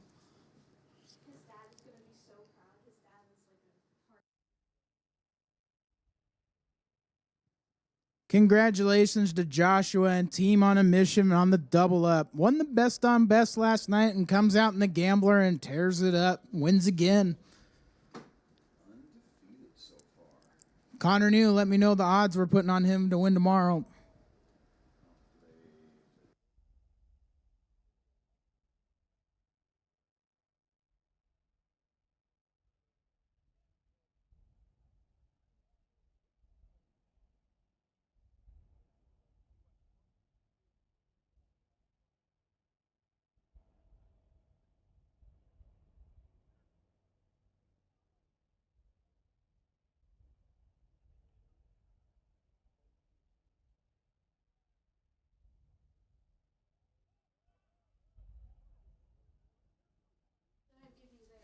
Okay, we're getting towards that time of the race. We need Super Pro, and then we need Pro, and we need Sportsman. All back to the lanes, please. We don't have a whole lot of racers left, so Super Pro, Pro, and Sportsman, back to the staging lanes. Please. I said please.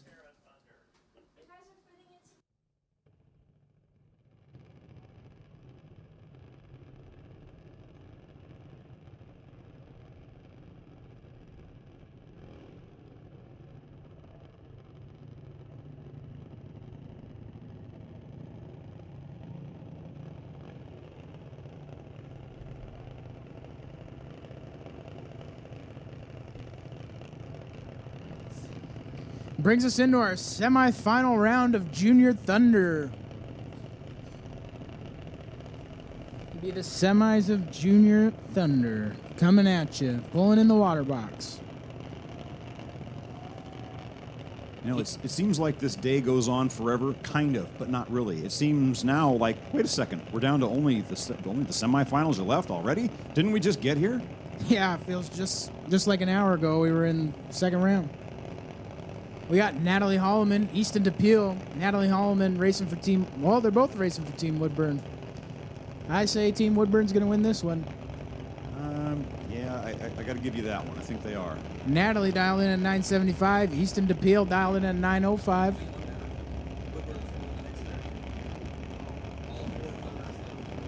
Check this out, folks. All 4 in the final are Woodburn Warriors.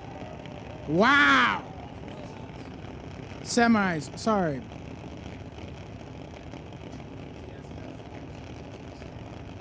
That means I think we should give him a dirty sock as a prize.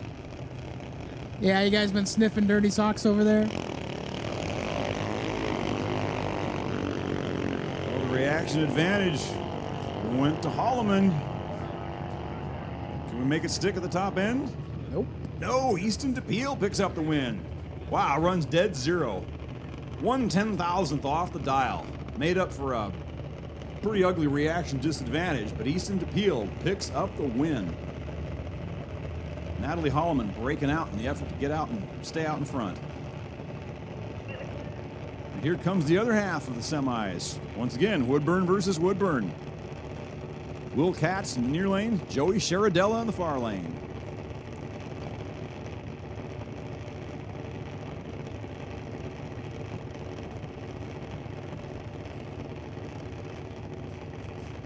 I'm glad everybody got over their worry of the flashing blue light on the tree, because once you're in the car and you pull up there, you don't even notice that thing.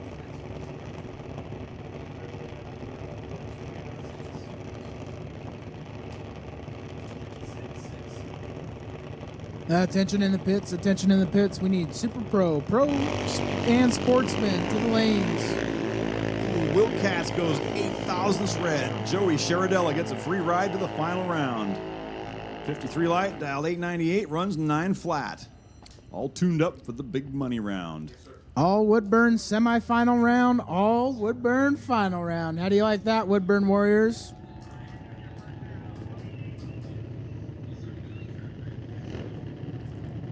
Coming up, we got Junior Lightning, Cole Karen for the Mad Hatters. Kenley Pratt, she's been on a tear. She won the best on best last night. Both dialed in at 792.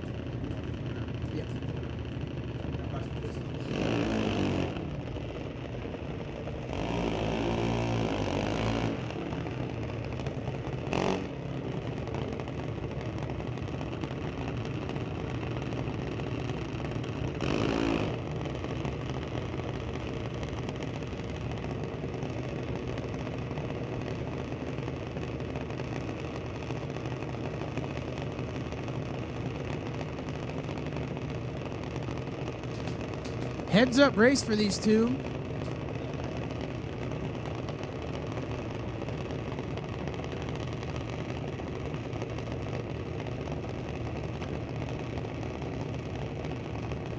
One of these two going to be advancing to the final round in our Junior Lightning class.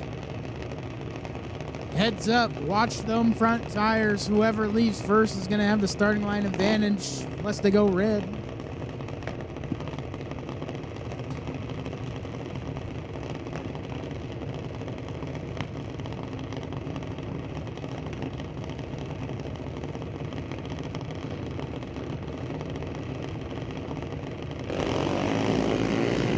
Well, that was settled quickly. Unfortunately for Kenley Pratt, she went red. So Cole Karen will be back for the final round. Cuts a 51 light, runs 789.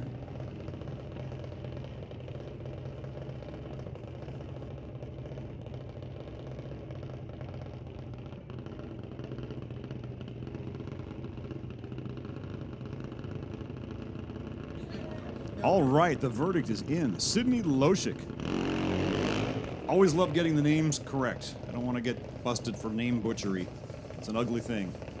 Yeah, I've been afraid to say that one all day because the way I wanted to say it did not sound right. Sydney Loshik going to advance to the final round for your Bremerton Bombers. Now then at 8:47, see what she lets go and see what she lays down. Going to be racing Cole Karen from Mad Hatters. You know, a few years ago, I had a single, and instead of putting on the dial that I thought the car was going to run, I put on some ridiculous number on there just because I was kind of curious to see if anybody watched. Wow, I was surprised at how many people watched every car's dial and went, wait, what? What happened? What was going on? What were you doing? Really? Okay. Wow, she's ready for the final round. She lets go 86 up front, dead 7. Maybe in this case, it was just to scare her competitor. She don't need to hide no numbers. No.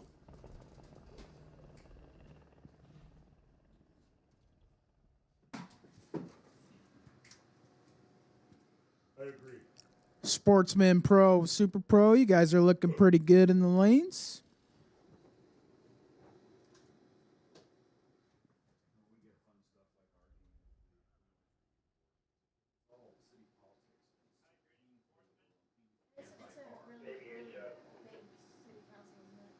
They just changed that all over. They went from 5 city councils to 12.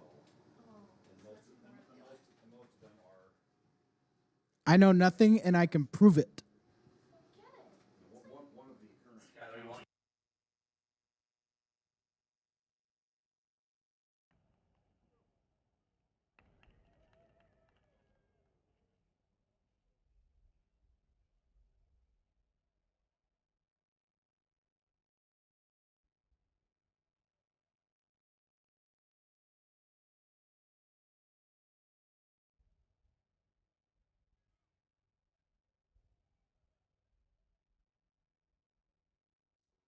I want to thank everybody in the chat bleachers for pressing that like button. We got the likes up a little bit.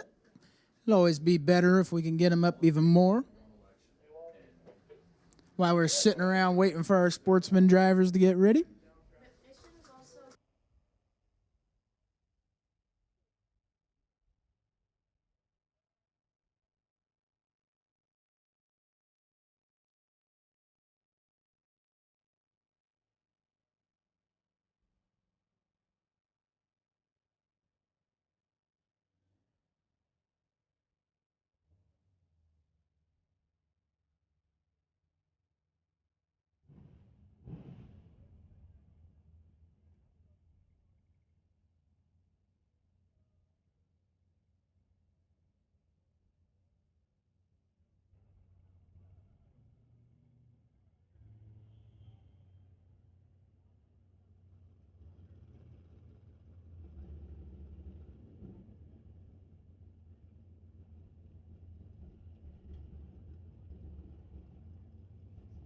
Looks like we got our Sportsman class pulling down to the staging lanes. Pardon me, they're pulling down into the water box.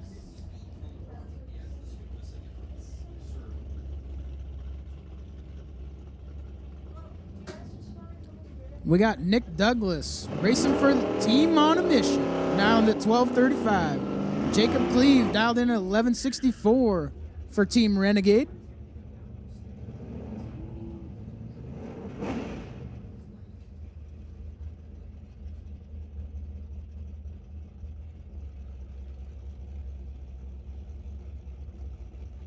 And 6 left, 3 come back. Who's it going to be? Team on a Mission or Renegade Raceway? Now keep in mind, one of the 3 winners is going to get pulled for the single next round. So reaction time matters.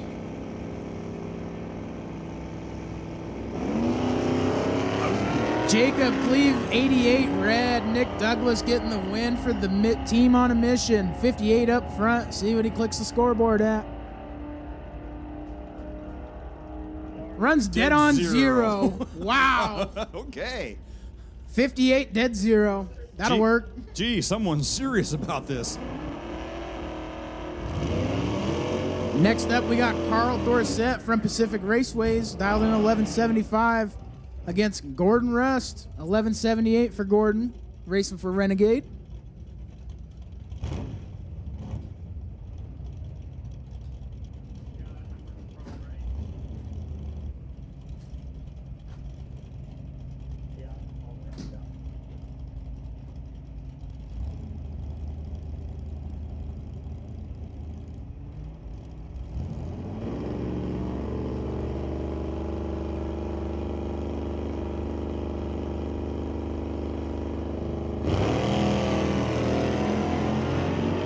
Extra couple wiggles in the lights might make the difference.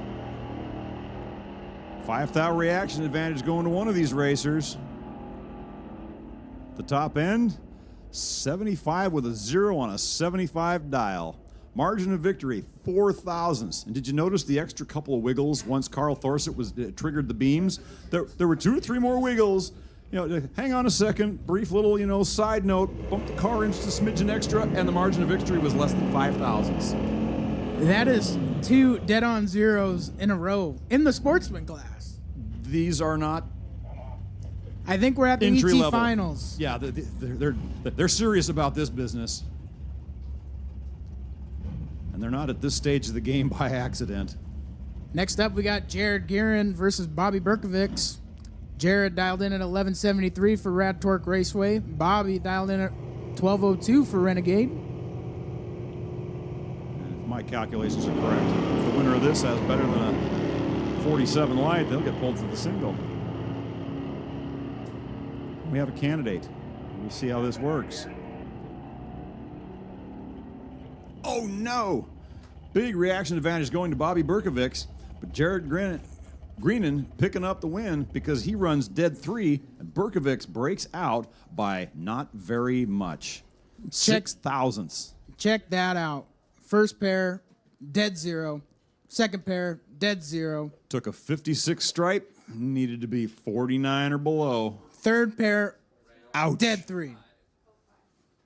Wow. Yeah.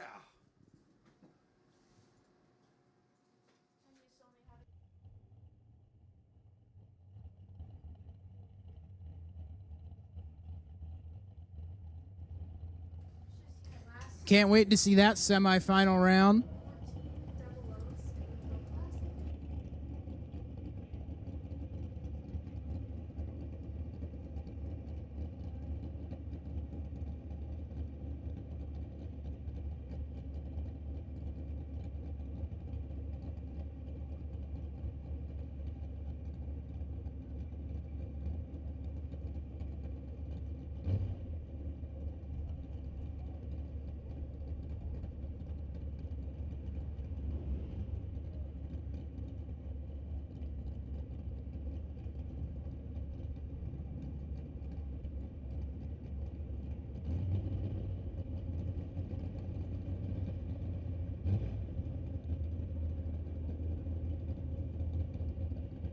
Here we go with our pro class pulling in the water box.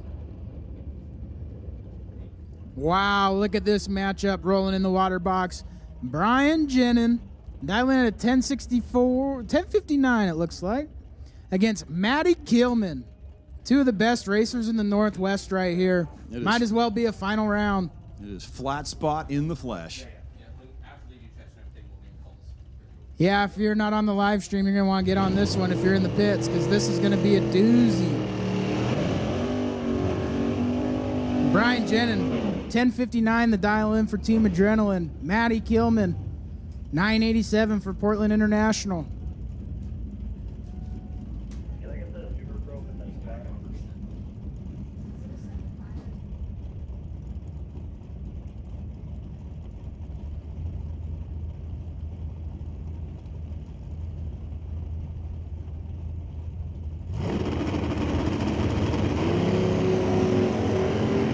Brian Jenin with the starting line advantage. He's 007 to Keelman's 34. Who's going to get it done at the big end? Will be the king of Womp. Brian Jenin's going to get the win. 007 dead 9 for the win, taking 7th thou. Holy smokes. Matty Kilman's 34 up front, runs a 986 with a 0 on the 987 to break out. Brian Jenin moving on. Team Adrenaline. 34 light, and he was done. Brian Jenin, 7 total. I'm too excited. Brian Jenin, 7th thou up front, dead 9. Wow. Robert Steffen's going to be in the semifinals as well. He went green. Jake McLean going red. Steffen's 24 green, 84 on an 86. Got a freebie out of that one by way of his opponent's red light.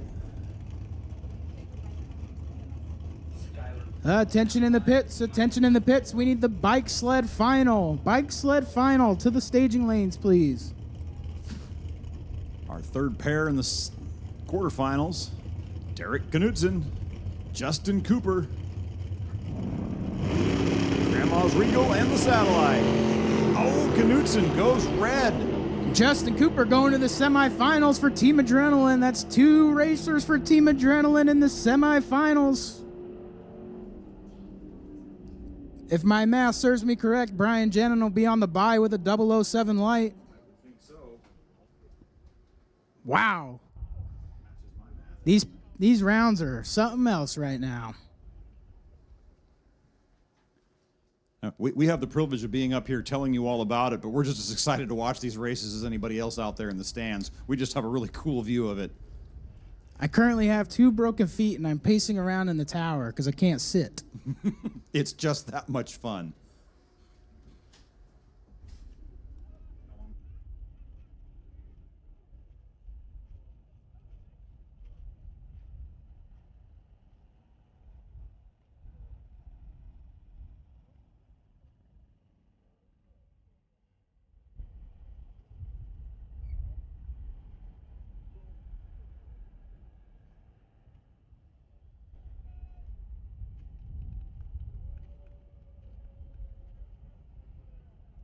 Attention in the pits, attention in the pits. We need bike sled final round to the staging lanes.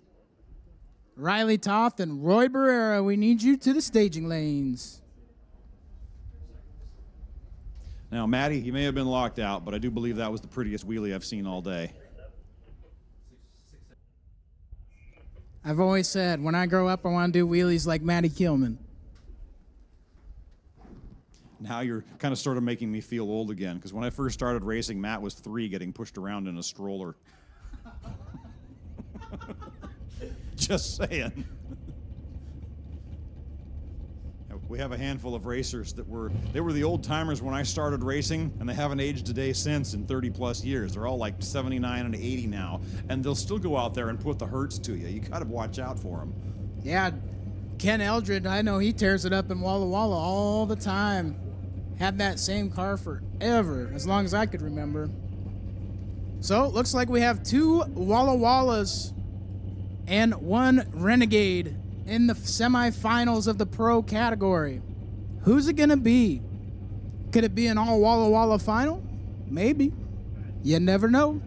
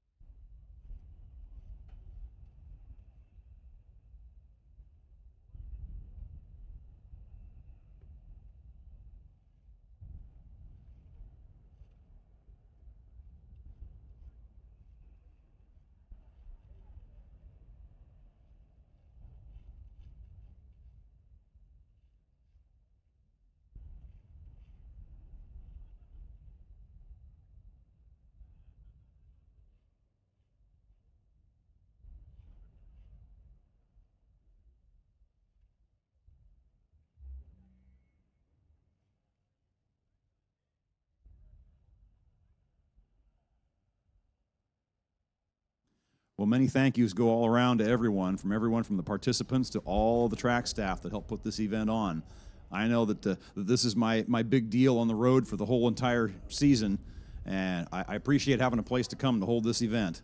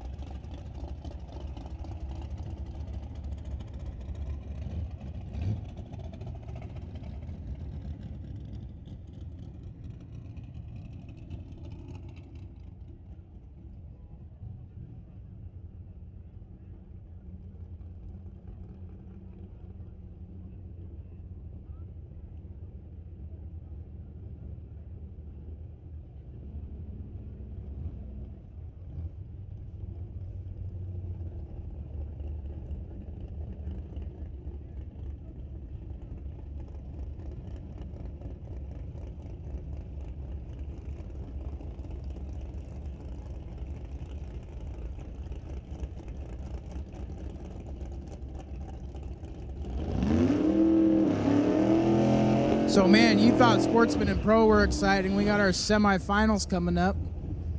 Zachary Zerberg broke the transmission last pass on his bye run, so he will not make the call. Would have had 5. Somebody would have had a bye, but now we got 4. So this is the semifinals in Super Pro. George LeBlanc racing for Team Adrenaline against Jason Gibson. That racing for Team on a Mission. Dialed in at 620. George LeBlanc, 567.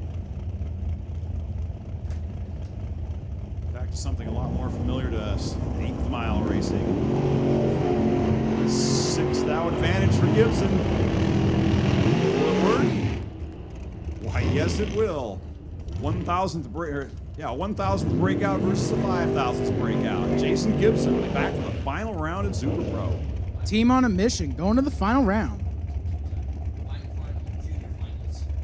Attention in the pits, attention in the pits. Bike final. If you're not in the staging lanes, you should be. You're going to miss the call. You're going to miss the bus. And boat junior finals. We need you to the staging lanes as well. Boat junior finals to the staging lanes.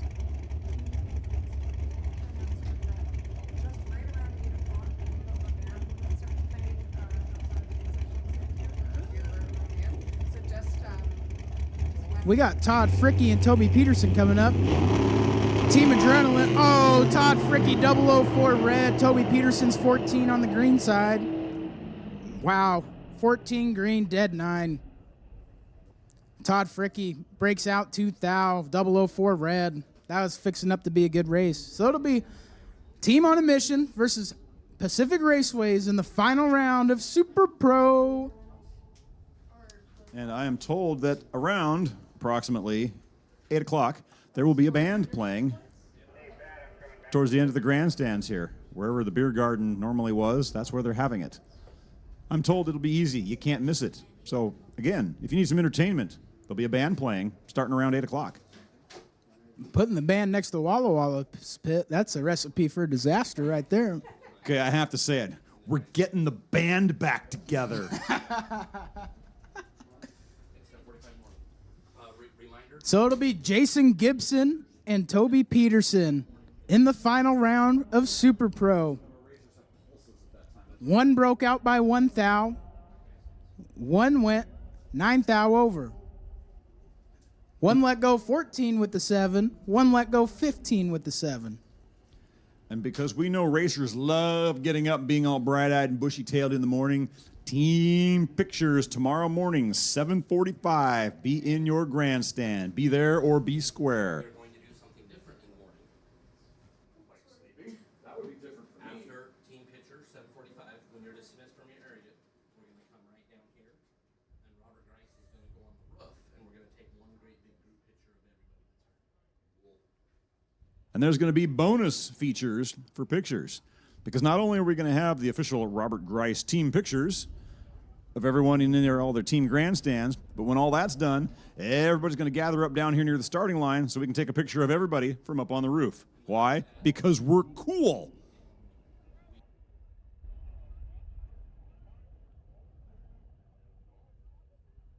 And I am assured that that will be done as promptly and efficiently as possible. So then you can go back to your regularly scheduled grumbling that you're up too early. At least they put the ROC on Sunday. That way, if you're just here for the team race, you can go home after Saturday.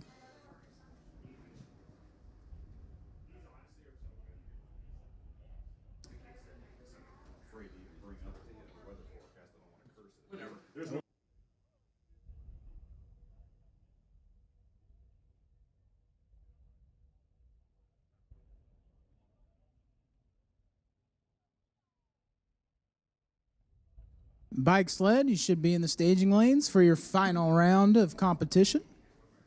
So we have semis in Sportsman and Pro and finals across the board everywhere else. Excellent.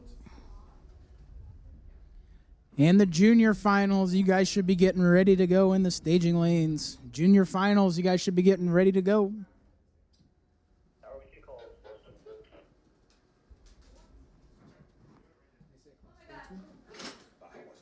I'm sorry.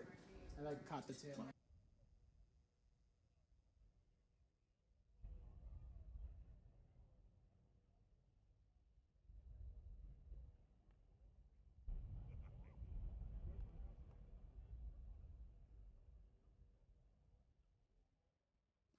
Roy Barrera, Riley Toth in your final round of Bike Gambler.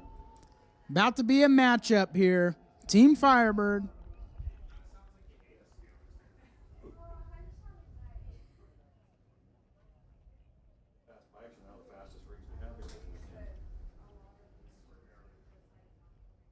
Happy and sad if they won 8th mile.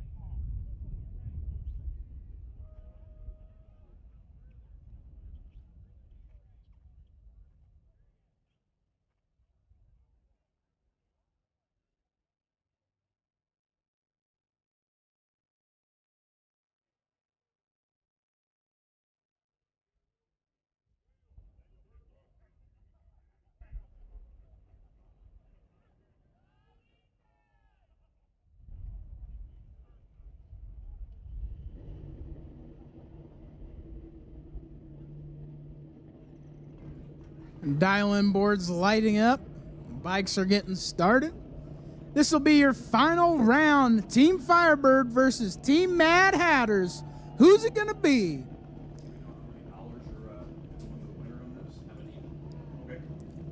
Can Roy Barrera fly like an eagle for Team Firebird dialed in at 785, or can Riley Toth cap him with a Mad Hat with an 847 dial? Who's going to do it? This is for the big check. We don't know how much, but if you win, you obviously get more than everyone else. Hey, I contributed to the gambler field payout. I made my contribution. Here we go. Roy's in first. Riley Toth's going to lead first. Roy Barrera giving chase a little over half second later.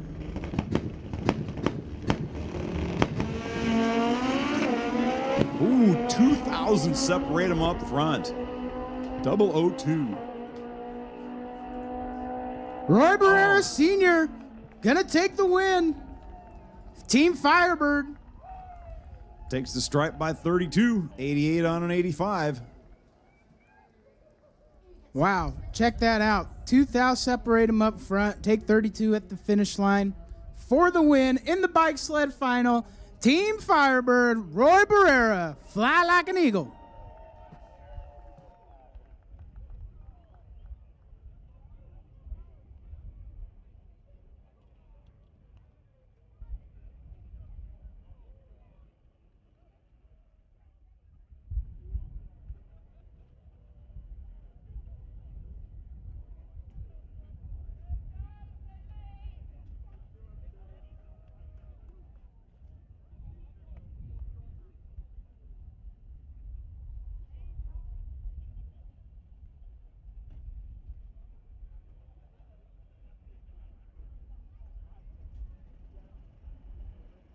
Juniors, you guys are looking good in the staging lanes for your final rounds.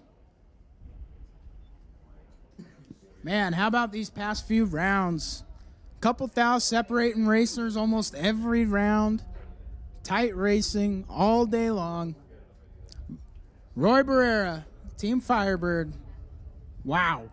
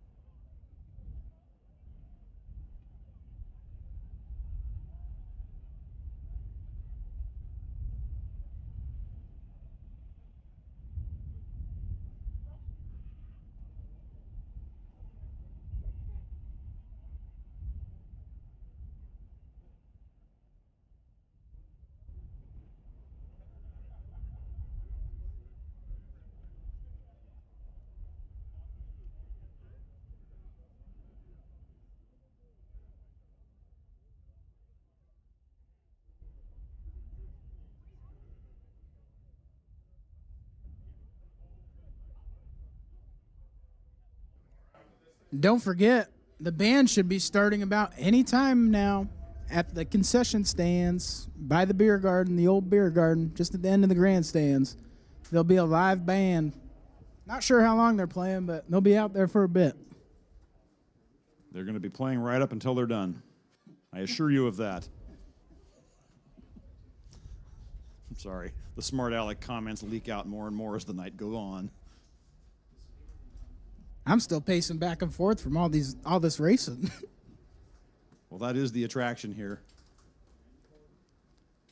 I went down and ran my mouth at the Fall Classic at Woodburn a couple years ago, and yeah, the alcohol funny cars are all neat and crowd favorites, but I got all excited when all the bracket cars came back up because that's my thing. Here we go. Junior Thunder's fired up in the lanes, it sounds like. They're getting ready to pull down. Dial-in board's lit up for the Outlaw.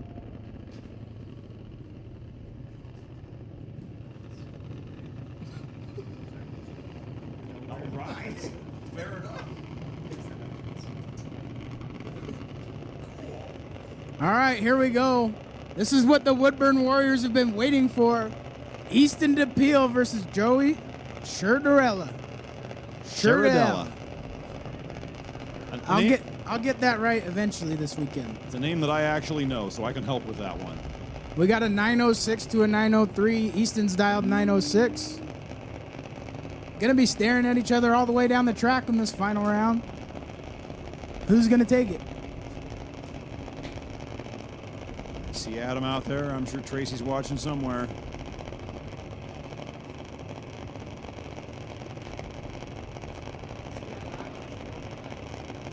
Long line of racers up both sides. Kid never stood a chance. Here we go.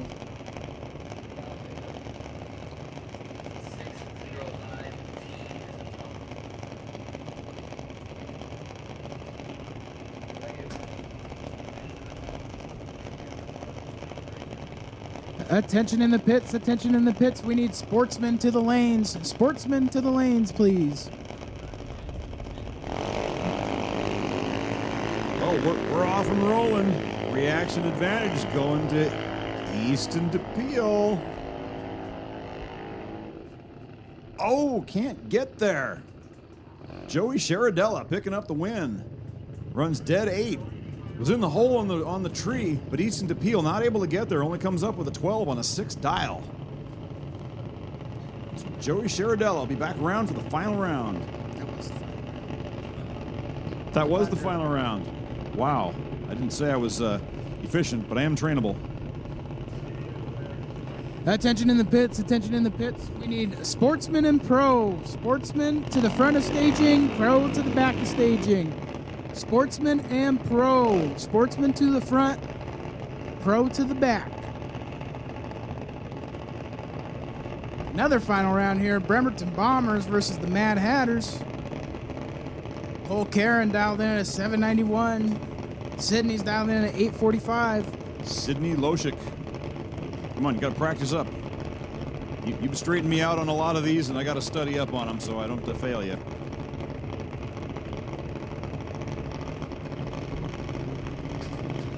Is it going to be the Bremerton Bombers or the Mad Hatters? Who's it going to be?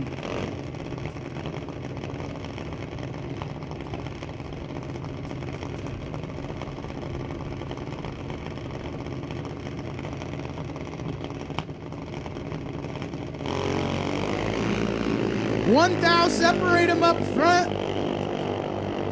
Got ourselves a solid race there. Cole Karen gonna take the win, runs a 795 with a 4 on the 791 dial. Let's go 55 up front to Sydney's 54. Sydney runs a 851 with the 7.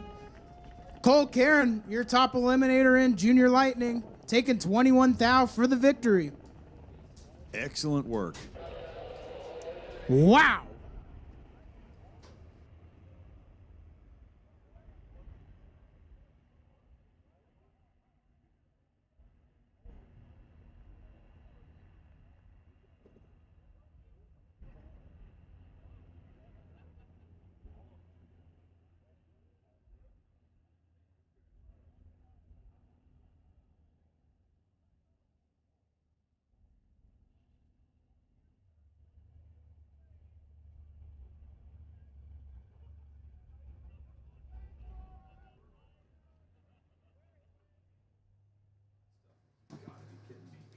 Sportsman and Pro, you should be making your way to the staging lanes. Sportsman, you should be at the front. Pro, you should be at the back. I believe Brian Jenin will have the bye run. That is confirmed. Brian Jenin will have the bye run with a 007 light.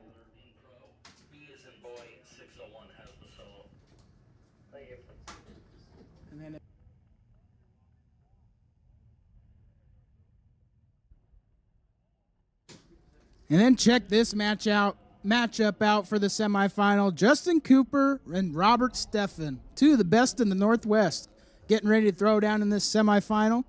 One will meet Brian Jenin.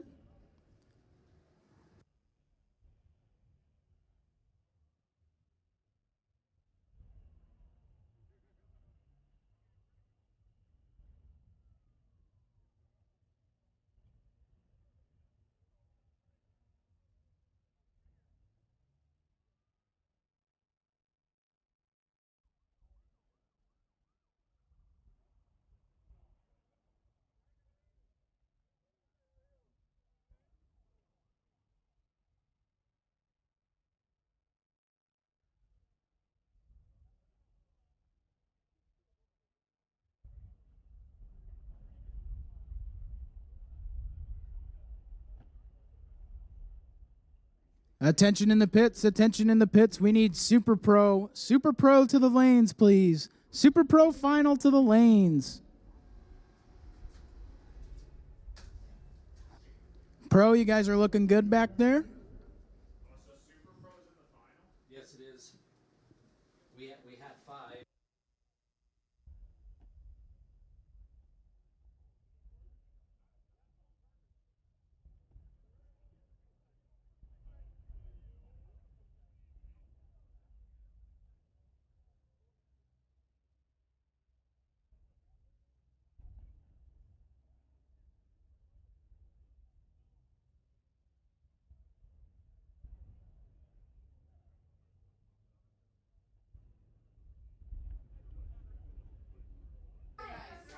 Here we go. We got Sportsman pulling into the water box.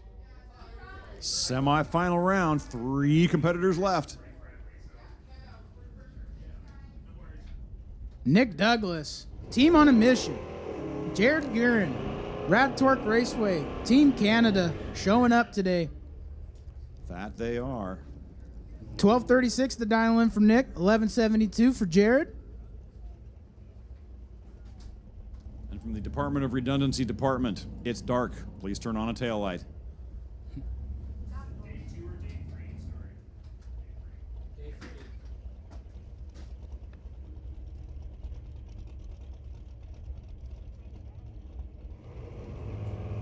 We're staged up.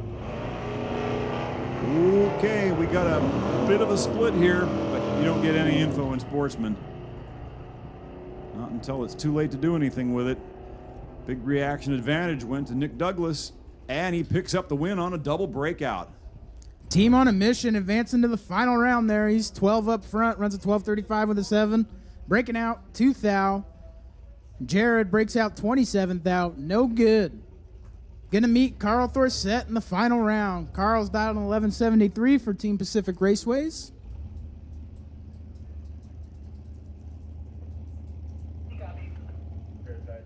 This is the most wonderful thing in racing, a single in the semis. All out tune-up pass right before the money round.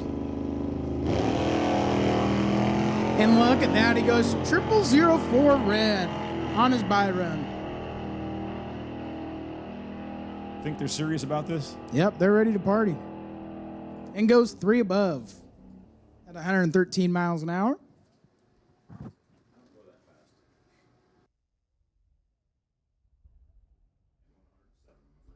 Pro, you guys should be pulling down to the lanes right now. Super Pro, you should be following them.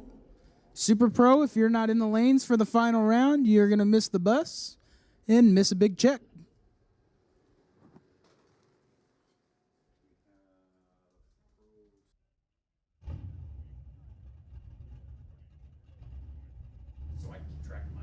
Yes, sir. So we got Brian Jenin on the bye run for Team Adrenaline. Robert Steffen for Renegade Raceway, Justin Cooper for Team Adrenaline. Who's going to make it? Wow, what a semifinal this is.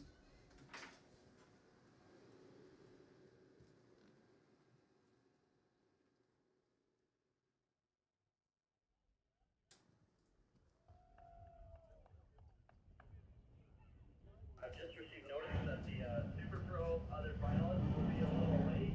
He's got a flat tire and he's bumping it right now. Okay.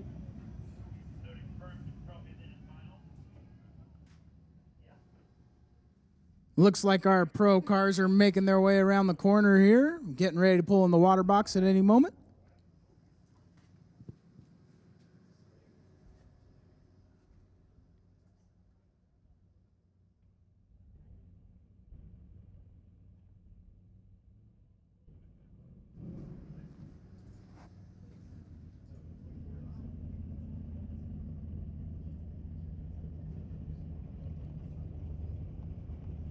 Here we go. We got Robert Steffen pulling in the water box. Justin Cooper following behind. Looks like Robert Steffen's dialed in at a 1083. Justin Cooper, 1075. Virtually heads up race.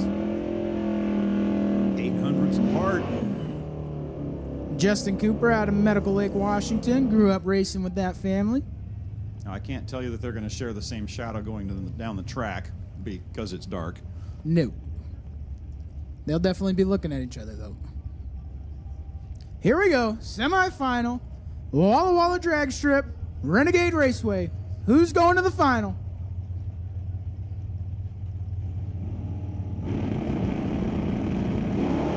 Oh, boy.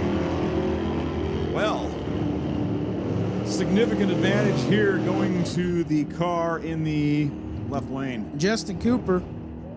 Justin Cooper for the win. 008. Runs a 1081 with a 0 on the 1075 dial-in. Robert Steffen misses the tree. Goes 54 up front. Runs a 1085 with a 2 on that 1083 dial-in. Check this out. Justin Cooper is 008 up front. Take 008. That's going to win you a lot of races. Yes, it is. So it'll be an all Team Adrenaline final round. Brian Jenin, Justin Cooper. See what Brian can lay down.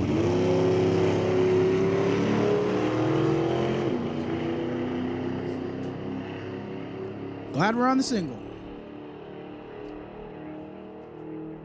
Brian Jenin runs a 1058 with an 8 on the 1057 dial-in. Missed the tree a little bit, but that's all right. He'll tighten it up for the final round when he sees Justin Cooper. It's an all Walla Walla final round. Wow. Yeah, that's 4 Wallas in the same race. That's a lot of Walla Walla Walla Walla Walla. That's a lot of Wallas. Connor New would be so proud right now.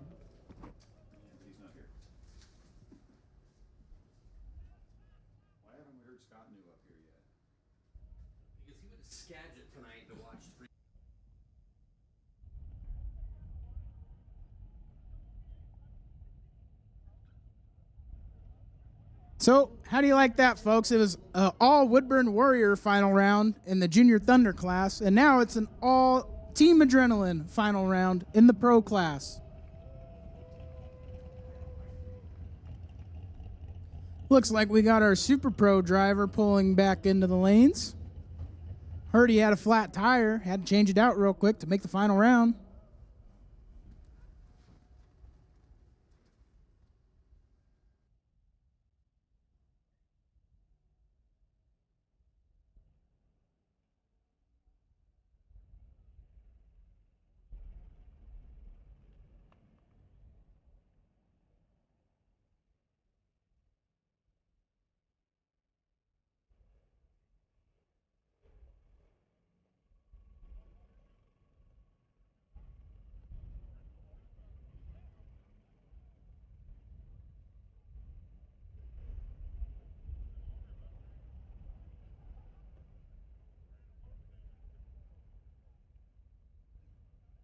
Next up, we'll have our Super Pro final round.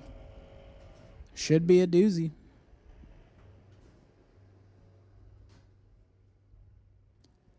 Most of the racing's done. All we have is 3 final rounds left.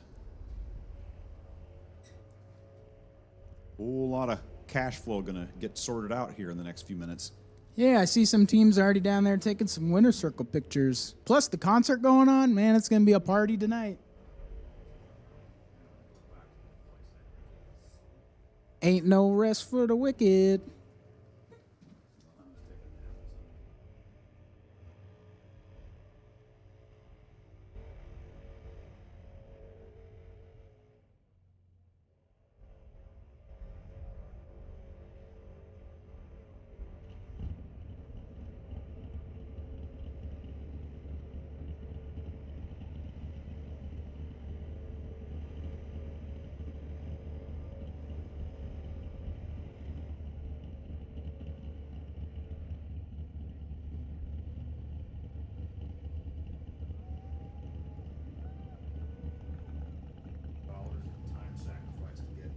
Here we go. Super Pro final round coming around the corner.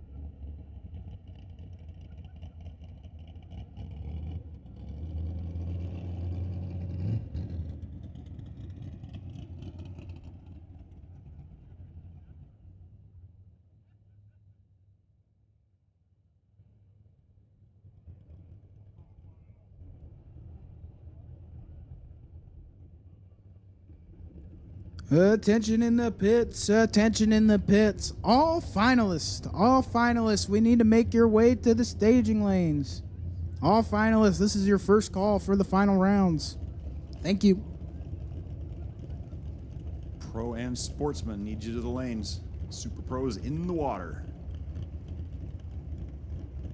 Here we go. Team on a Mission versus Pacific Raceways. Jason Gibson for Team on a Mission. Toby Peterson for Pacific Raceways.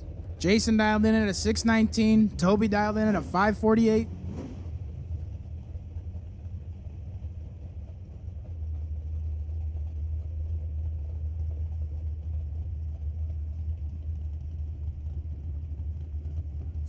Team on a Mission. Pacific Raceways. Who's going to do it?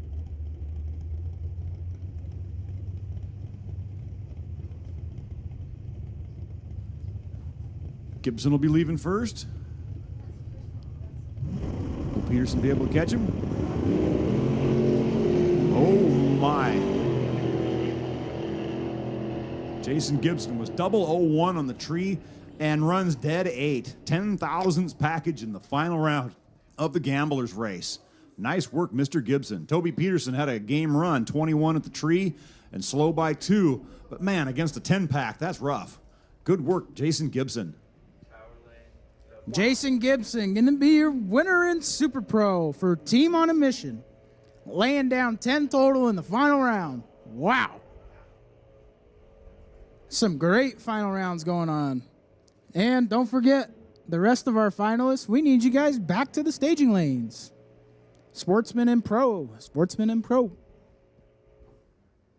Congratulations to Team on a Mission. Jason Gibson on their win in Super Pro.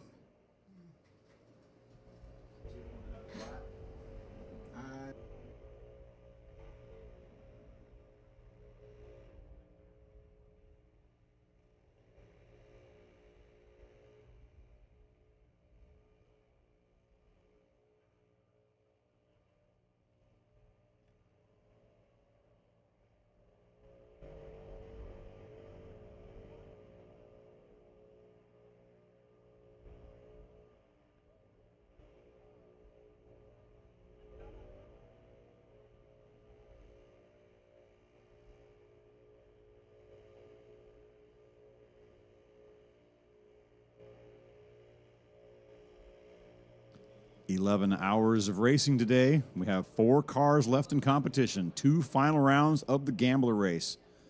2025 bracket finals. Mission Raceway Park.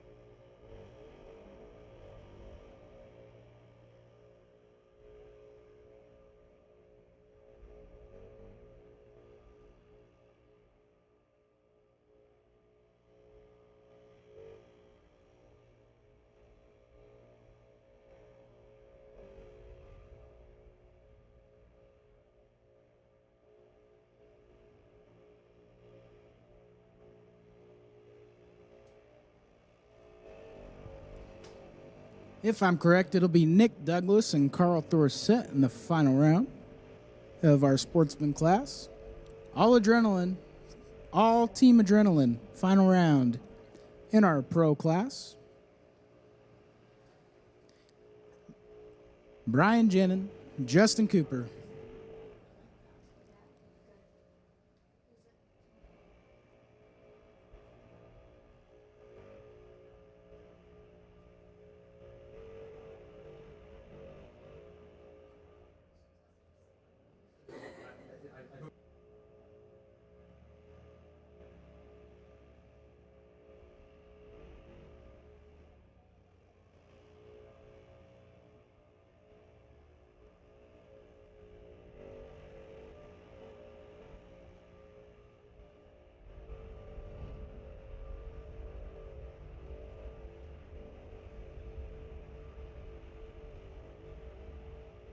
Showing the temperatures like over in this corner of the city is 3.5 degrees. I'm like, holy cow!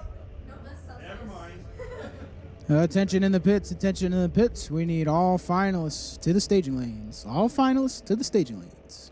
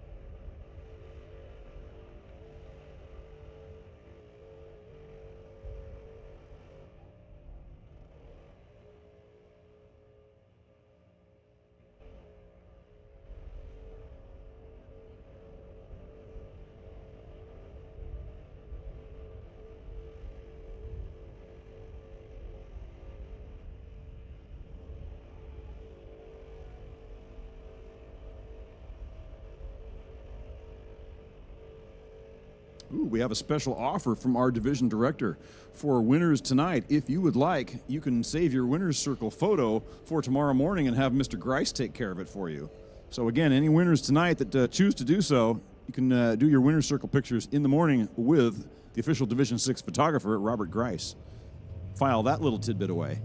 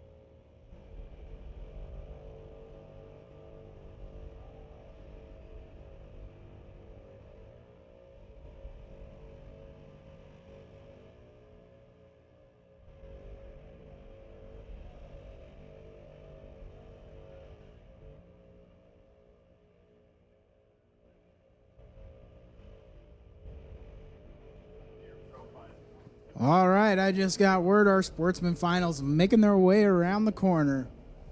And our pro class is following them closely. Last 2 rounds of competition for the day. We're in the lanes. We're just about ready. Did I mention we're having fun up here doing this? I hope it comes across because this is quite entertaining for us as well. Whoa, I just got word there's birthday cupcakes at Team Calispe for me. I hope they're not all way. gone. Well, I mean, it is your birthday. They might save you one. What about the starting line crew and the tower crew? We all need cupcakes. All right, enough of the cupcake talk. Let's get down to business. Sportsman final coming at you. Pulling in the water box.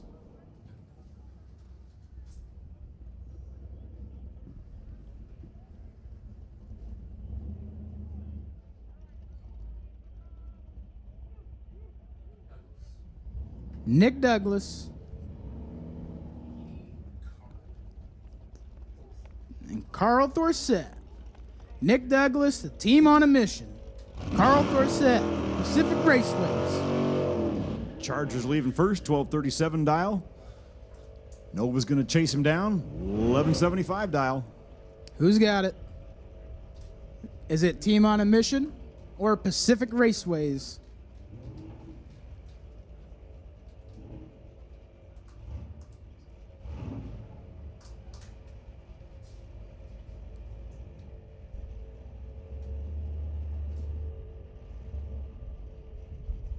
It's 8:30. Do you know where your final rounds are?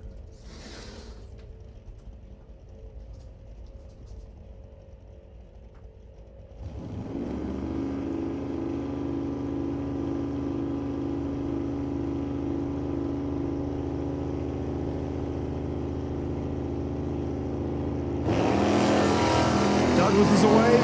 Thorsett is away. 14,000 separate them at this end.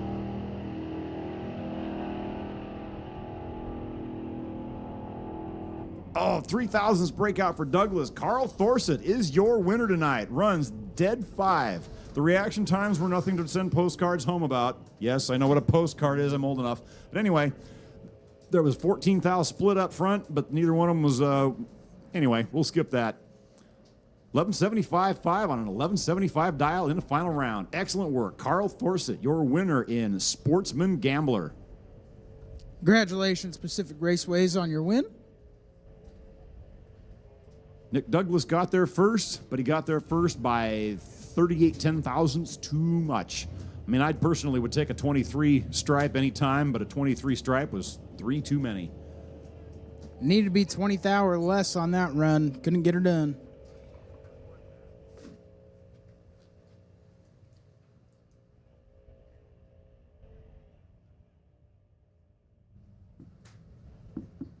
Pro left. Here we go. We got our pro final coming up. Team Adrenaline. I see you guys down there at the 8th mile. Brian Jenin, Justin Cooper. This is just like normal for us Walla Walla racers. Used to seeing these two in the final. Normally in pro and super pro. Brian Jenin dialing in at 1057. Justin Cooper, 1076. And we have our final of Walla Walla versus Walla Walla. Walla Walla. Walla Walla. Ooh, Walla Walla. Here we go. Final round. Team Walla Walla, pro class. Cheney, Washington, Medical Lake, Washington. Satellite versus GTO. Wild Poncho versus Koopa Scoopa. Cooper's going to lead first with a 76 light in the right lane. 76 dial in the right lane. Brian Jenin, 1057 in the left lane. We're in. And we're off. Jenin with the starting line advantage. Cooper's a little behind. Got some work to do. Brian Jenin, your final round winner in pro class, taking out Justin Cooper. Justin Cooper's 39 up front, runs 1075 with a 5, breaking out 5 thou, taking the stripe by 10, needed to take 5 thou or less, couldn't get it done. Brian Jenin, he's 16 up front, runs a 1059 with a 7 on the 1057 dial. Wow! That's some good racing. And congratulations to Brian Jenin. I tell you one thing, it never disappoints with those two. What a final round. What a way to end day number 2 of the ET Finals. And remember, everyone, pictures 7:45 tomorrow morning. Be coherent. Turn your pulse on for the day. I know how you racers can get in the mornings. Come on, be a sport. Show up for pictures. Thank you guys for letting me be on the mic. Hope you enjoyed listening to me. I'm out. Same on this end. It's been a long day. Got to get all ready to do this again tomorrow.